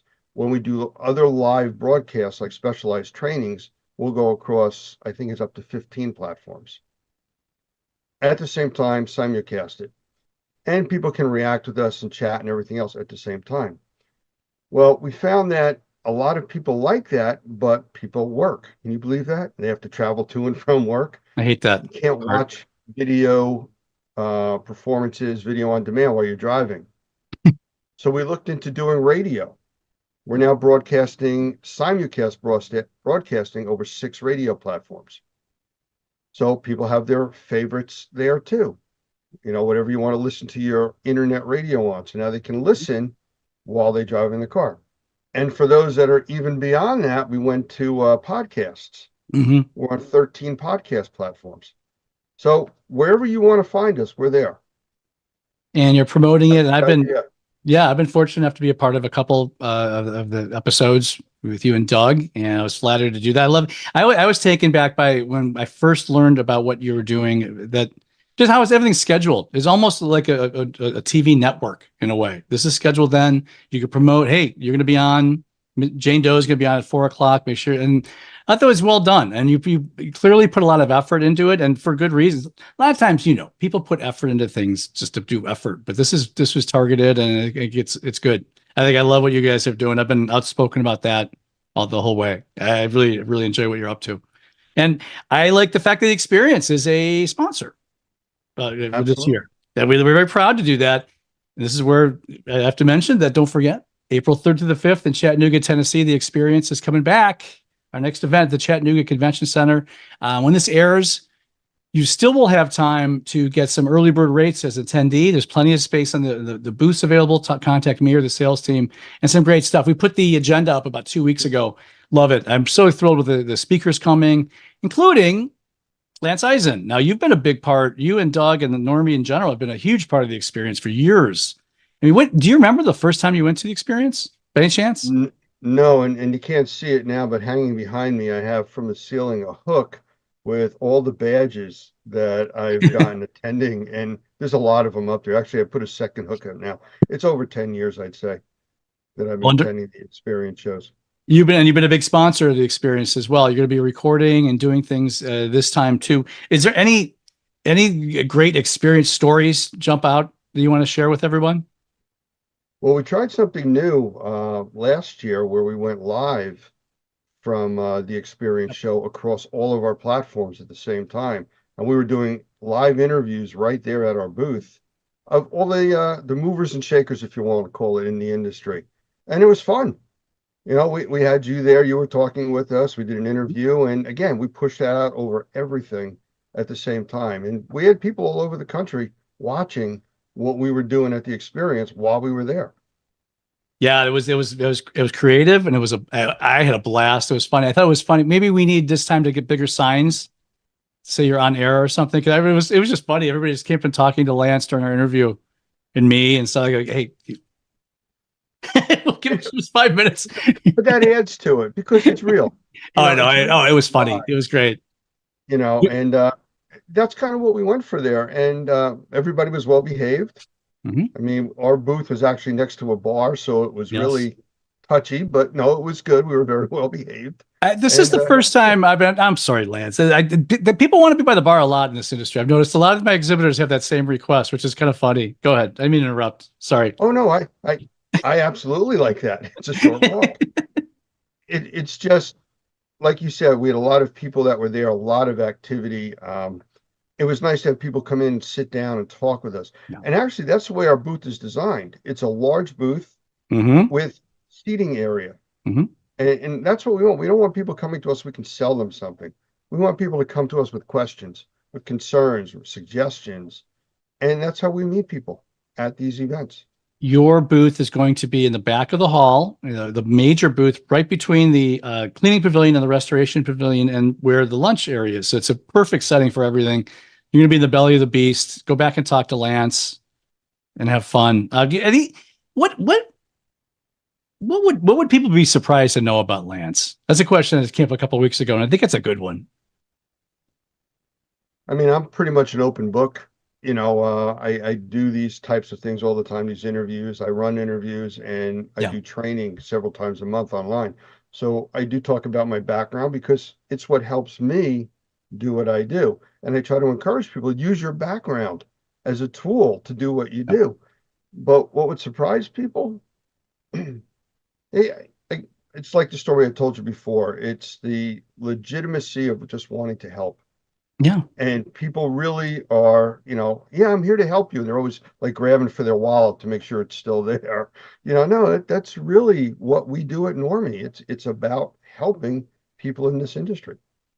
Now, it's, you are an open book, and that's why I was always attracted to you, because you're a good guy, and you hated when I call you sir a lot. Yeah, that's true. Things of that nature. You do that because I'm older than you and you keep reminding me. I think that one thing I want to remind everybody that may not be available at this point, but we're doing the tours of the Shaw flooring plant on April 2nd, the day before the event.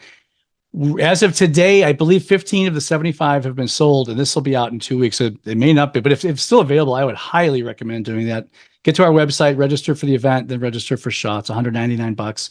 3 tours all day, transportation, lunch, all that stuff. So, any last words you want for our people? Why do you think people should come and see us in Chattanooga, Lance? Your show, the experience is different from any of the other shows that I've been to, whether it's your spring or your fall show. And it's not about going to be sold something. It's going to learn about things. And that is very different in if you want to call it the home show or the, convention show type market. Everybody's trying to sell their products. It's really about who you are and selling yourself and your services where people can touch them, try them right there. You're not shopping on an Amazon catalog to buy a $10,000 widget. You're touching them. I mean, I love walking around and watching the robots run around. Yeah. Yeah. Robot cleaners and stuff. People are there trying to sell them. They're just showing the technology that's there. And, we didn't mention this, but technology right now is exploding. And our industry is not exempt from that. It's really playing into the industry. And we have a lot of people in this industry that have been doing things the same way for 15, 20, 30 years. Yeah. Several reasons. One, technology is changing so quickly, it's hard to keep up, but people fear technology, new stuff, and change. Right.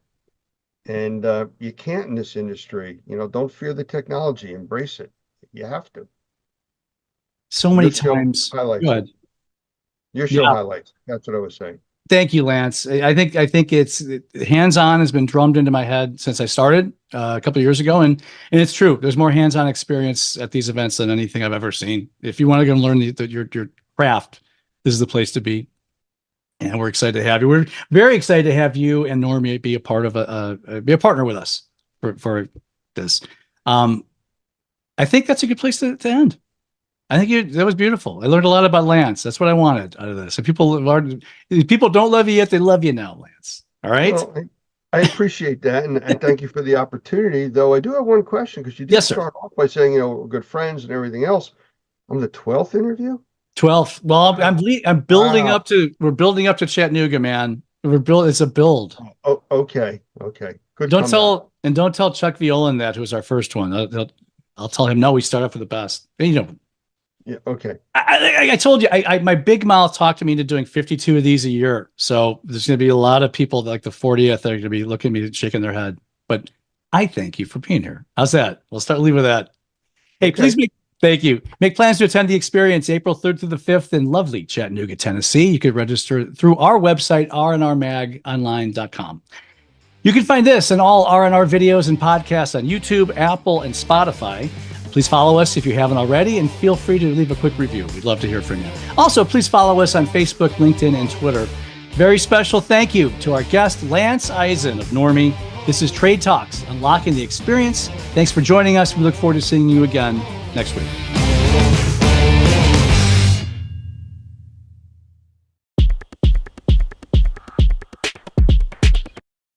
So at this time, I'm pleased to welcome Dr. Gavin McGregor Skinner, the Senior Director of GBAC, a division of ISSA, and Doug Hoffman, the Executive Director of Normie. Gentlemen, welcome. Thank you. Good to see you. Hi, Jeff. So we're going to talk about training. We're going to talk about issues in the industry. We're going to talk about the weather. We're going to talk about solutions. So to start it off, Gavin, why don't you tell us a little bit about what you're thinking here? What is it that the industry needs to know right now? That it takes a team to be successful, Jeff. And at the moment, we've got wonderful people doing very important activities when it comes to capacity building, certification, training. But when we go into action, when we have to go live with this, we go off full operational, we are all over the place. We're scattered. And so we're working with ISSA and Normie Now Alliance, with Doug and myself and many others involved. It's trying to bring some cohesion to all the islands of excellence that we have out there right now, especially when it comes to responding to disasters like we've just seen with the hurricane down south. You're telling me, Gavin, that there's a collaboration here happening with ISSA and Normie? Yeah, so through the ISSA Normie Alliance, Jeff, we've been working pretty diligently and being very focused on how to do better for the industry. And it's you just have to look what's out there in the media right now on all the discussions that emergency managements at the local level, the mayors have, and then go back to social media where it's going, hey, I need this humidifier delivered here. I've just run out of PPE. I have no more gloves. And you go, oh, hang on, guys, we should be more professional than that. We should be better organized than that. That sounds like a good idea to serve people, to help. Doug, do you know anything about this? Yeah, I was just thinking about what happened here in Louisiana when Katrina hit. We had been in business for about a year doing training. Of course, Louisiana had a licensing law, but the reality was that there was really not a focused central place where people could find the professionals that they needed. And as much as we appreciated, obviously, everybody from Tennessee and Georgia and Texas coming in to help, there was still that need. I think there was a vacuum for information. I remember doing several free seminars at a couple of libraries, people just hungering for information. And I think that's the idea here is how do we focus our energies into really helping these folks and helping them in a way that they're not going to pay the price years from now because maybe they had the work done incorrectly. So Katrina, that was a devastating storm. We've seen others, and recently we've seen even more. This has been a busy year for storms. So what you two are cooking up together sounds like a nice solution to help the industry respond to needs. Doug, I see Gavin's in a nice home there, but you're in an office or something. Talk about that. Talk about the training centers and what they can do for this concept. Well, thank you, Jeff. We're very excited about the fact that we're now being able to open up training centers around the country. Actually, we have one in Fort Lauderdale, which is our Normie Pro Academy South. We just opened this location, which is our Normie Pro Academy Central. And January 1, we're going to be opening Normie Pro Academy West, which is in Anaheim, California. So we're very excited about the possibility of being able to do training, not only from the initial training side of it, but also from the advanced training, which a lot of these guys need. Unfortunately, like so many things happen, somebody gets trained and they get a license and then you don't ever see them again. So what we're hoping is that we can provide the kind of depth of training that they need with this type of facility, that they can get the kind of advanced training they need on both the assessment side, on the remediation side, and then just in indoor air quality and microbials in general. So yeah, we've got a great facility here. Very excited about it. I think it's going to work out for us very, very well. And it's here located in a place where everybody wants to go. New Orleans, where we have great food, oysters. I have sampled some of the good food down there. So I'm assuming some of that good food makes it to this classroom. Maybe. No, that's the plan. In fact, a couple of our classes are actually on-site classes where we go actually into a facility and do an assessment. And some of those classes include lunches and dinners. So yeah, we take advantage of the resources as we can. Okay. Gavin, what do you think about this? I know you enjoy a good classroom yourself. Oh, it's so important, Jeff. The challenge that we have right now is, we have events occurring all the time. We've just had a huge event with the recent hurricane. We know the water will go down. We know the roofs will be repaired. We know the pictures in the news will go away, but the health problems will continue way beyond this. And the challenge we have is that how do we determine whether the building is healthy or unhealthy? The threats of disease are hard to see, but I think both Doug and I are in total agreement. We need to address these dangers, these health impacts, these health problems as seriously as we deal with raging floodwaters and roaring winds. And the only way we can do that is through certification and training facilities like what Normie is running and what Doug's just explained. And as I could offer as well to that input, the reality that we're dealing with things you can't see. And so you've got to do testing on both the pre and post side to find out if in fact you have a problem, and then if you've actually reduced that problem. A lot of people don't realize what happened at Katrina, which is also now happening in North Carolina. It happens in Florida. The water comes, it goes away. You may not have a mold problem right away, but how many of us saw the caskets floating down the lake? Now you're dealing with Cat 3 water, contaminated biological contaminants. So it's not just about mold, it's about microbials that you can't see. Thank you, Doug and Gavin. It seems like a lot of industries out there have requirements mandated by state and government to get your nails done. Not that I do that. To get your hair cut, to get your furnace or air conditioning worked on, to get your plumbing done in your home or business. It requires someone with a license, and that process to get that license is obviously intensive at times. Are we seeing that happening in this industry? I know we published a recent article on Clean Facts about something in Illinois. I'd love to hear both of you comment on this. What have you seen? What do you think is going to happen in the short term and long term with this? The states have taken a couple of different paths.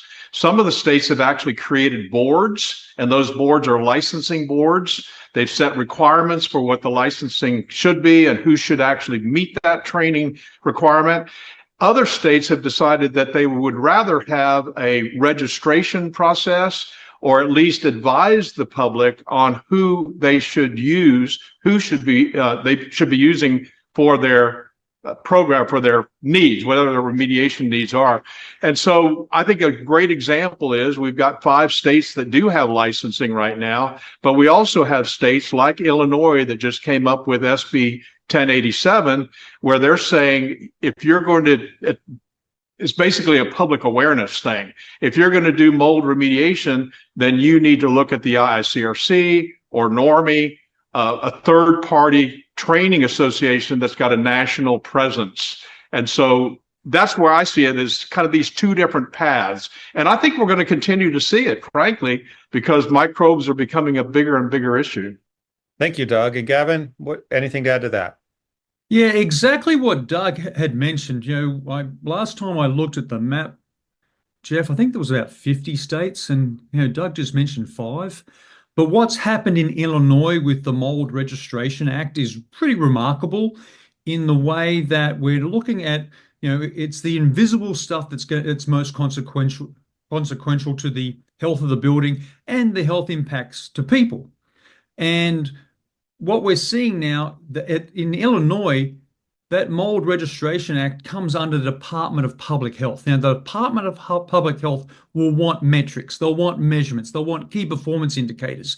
So that's a whole fantastic new change to where the direction we're taking into registration, certification, and training all our first responders that are out there, whether it be a natural event or a man-made event or just an accident, water pipe breaks, for example. So the point we're saying here right now is that the victims of all these disasters, right now, the problem with how we respond is that everyone throws money and resources in the acute phase, but there's not a lot of interest in the long-term phase, which is the health phase. So what are we doing 1 year, 5 years, 10 years from any event, any disaster, any emergency, when the attention's moved away, yet people are still dealing with it? And I think the Mold Registration Act and all the other licensing laws and requirements in those other 4 states are so important when it comes to professionalizing, becoming more professional at what we do, but doing it through a way of measurement and metrics and key performance indicators. Let's dig into that a little bit. You mentioned, here, let me set this up a little bit. An event happens, a hurricane comes through, there's damage, there's response, things are fixed as best as can be done in the moment. Gavin, you mentioned years down the road. What are we talking about here? Once an issue is fixed, isn't it fixed? Well, Ed, you're right, Jeff. Once you put a Band-Aid on a hemorrhage, it might stop the hemorrhage for a little while, but then it starts hemorrhaging again. What we're seeing when it comes to buildings that have come under disasters, emergencies, events where the building gets wet, water damage. Our job is to go there in the acute phase to dry it out. But then more importantly, Jeff, we need to go back on a frequent period of time that's really laid out to understand whether that building, after being dried out, remains to be a healthy building. And that's so important because this connection, we understand that, for example, hurricanes are known for causing deaths and severe damage. We get that. But there's new research, Jeff, that's just come out that there are indirect drivers in these communities that have suffered a hurricane or a storm where thousands more deaths happen for up to 15 years after the storm passes. And going from the emergency phase, the acute phase, to a medium to long-term phase, it's what's so critical in the needs for our certification, our training right now, but also in our business processes. Can I just point out something? I think this really reminds me of kind of where we are, what you're talking about, Gavin, is remember 9/11? How many years after 9/11 were people dealing with health effects as a result of them being in those contaminated environments? And I think, yes, you're correct. You can fix the problem. Everything looks great. But again, if it's not done correctly or you're not addressing the potential health issues, that's a big concern. One of the things that was exciting to me about what Illinois did, and this is a step in the right direction. I can tell you in 2004, a lot of people reacted to, oh, mold, what's the problem? Mold's been around since Leviticus. What's the big deal? And yet now what's happening, which I'm excited about, is Illinois says we want training, a public awareness program to let people know not just about the mold issues, but about the health effects of the mold issues. That's a huge step in the right direction. Doug, you mentioned Katrina a while ago, and that was in 2005. Were you there? I was here, yes. In fact, I wrote it out. I just finished my house a month before the hurricane hit. Fortunately, I'm from Florida, so I built the house with hurricane standards from Florida, 150-mile-an-hour wind load. So we didn't have any problem with our house. But as you can imagine, we were absolutely covered up with helping neighbors and people at church and giving seminars, trying to help folks figure out how to deal with this issue. So yes, I was here. So thinking about the effect of a hurricane hitting, how many years would you say that impacted the area? I would say at least 10, and probably in some areas more. There's still places where you can see damage. Mm-hmm. Okay, so we just had a hurricane come through, Hurricane Helene. Are we seeing a similar issue here where they're taking care of issues right now, but we're going to see years of impact from this hurricane? Well, I can tell you that I think it's actually worse. And from this standpoint, looking at the infrastructure, it's not like running a wire across, level ground for a couple of miles. I cannot even imagine how long it's going to take for them to get back to quote unquote normal. So what does the industry do with this conversation today? Gavin, what do you see as a critical need right now? So the discussion we're having on the ISSA Normie Alliance is the list, the centralized list. And what we're seeing even after, the experience that both Doug and I, and probably even you, Jeff, have over years of dealing within the industry, where is that list of those that have been certified, those that have been trained, those that have the knowledge, skills, and abilities to respond to both natural events like these hurricanes and these storms, as well as other events that happen that cause severe damage to buildings? Because in any community, you're going to have critical infrastructure that's required. That building has to be recovered and back to normal as quickly as possible, just to keep society going. And then, of course, you've got all the dwellings, the hotels, and also the individual homes and houses where people live in that need to be go through the recovery phase and the damage assessment and be rebuilt and recover from that event. The challenge we have right now, Jeff, is where is the list? Who holds the list? Who should manage the list so that both federal, state, and local government officials and non-government officials can come to an association like ISSA or Normie and say, where is that list of who's been trained? Because there's so many people out there that are doing training, we just don't have a list right now. And that's a huge weakness in the industry. But you're saying that this is one of the projects that you both are working on. Yes, it is. Yeah, it's critical. And it's critical to be, I think we're seeing ourselves as the glue, as we not just reach out to ISSA training or Normie training, but all those other training courses and that are out there, IRCRC, plus all of the other people that do training, and say, right, keep doing the training. That's your business. But when we do this, let's look at ourselves as forming one team that we can then approach the decision makers, be it government or non-government, saying, here's the list of companies, the list of people that have the knowledge, skills, and abilities to go and respond based on science with the right equipment and the right tools to do a job that's going to focus on recovery and the health of the building and the health of the people. And I think if I could add something to this, Jeff, from the very beginning, our mission was to both train professionals and certify them, but also to train the public, to inform the public. And I feel like I would be neglecting it if I didn't say our nonprofit 501(c), which is normieproetf.org, has some great documents on the landing page for people who are residents, to help them protect themselves during this process, and for volunteers. And so I think that's the point that Gavin's making, is we want to move forward with really helping the public and helping the professional, because both of them obviously are playing a part in this whole recovery process. So this project you're working on, coming up with this list of individuals, companies that the government, consumers, anyone that needs help can access. When is that list going to be available? Well, I can tell you that Normie already has a list available on our website, normiepro.com, where people can search for licensed, trained, certified remediators and assessors. That's already in place, has been in place since 2004, and they can search by zip code, city, and state. And Gavin, what do you think?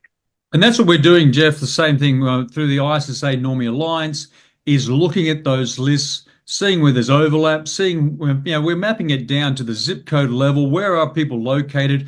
Again, what we've found, and Doug and I were talking about this week, so many people are traveling hundreds to up to thousands of miles to come down from, say, Washington, California, and from different states to come over to North Carolina, Tennessee, Florida, Georgia right now to help them with Hurricane Helene efforts. So we know people will travel. We know they travel. What we don't know is who's traveling, who's there, who needs help with supply chains for better, more PPP, personal protective equipment, who needs help with repositioning the equipment that we use, who needs more equipment because based on the damage assessment right now. So again, what we're trying to do here, Jeff, is just make us more professional, make us more coordinated.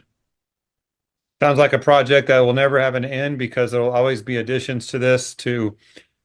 It's just a project to help, and that will never be like it's done. Here it is. That's what I'm hearing. Doug? It's a piece of string, Jeff. Yeah, and you've got to start somewhere. Yes, exactly. Doug, just thinking about the recent hurricane, North Carolina and Georgia don't have licensing laws. That when we think about that, anyone can go in and do the work. Is that what you're seeing? And how do you feel about that? Yeah, it is that way. And the interesting thing about this is oftentimes the states will suspend their licensing laws, even when they have licensing laws in place, because what they want, and I don't want to sound cynical, but they want to get the tax base up. They want to get people back in their homes. And so they're open to letting anybody come in and do the work. I see that as an issue, obviously, because I know what kind of damage can be done if it's not done correctly. We saw that through Katrina when they suspended the licensing law here. We saw it the following year in Texas when they did the same thing.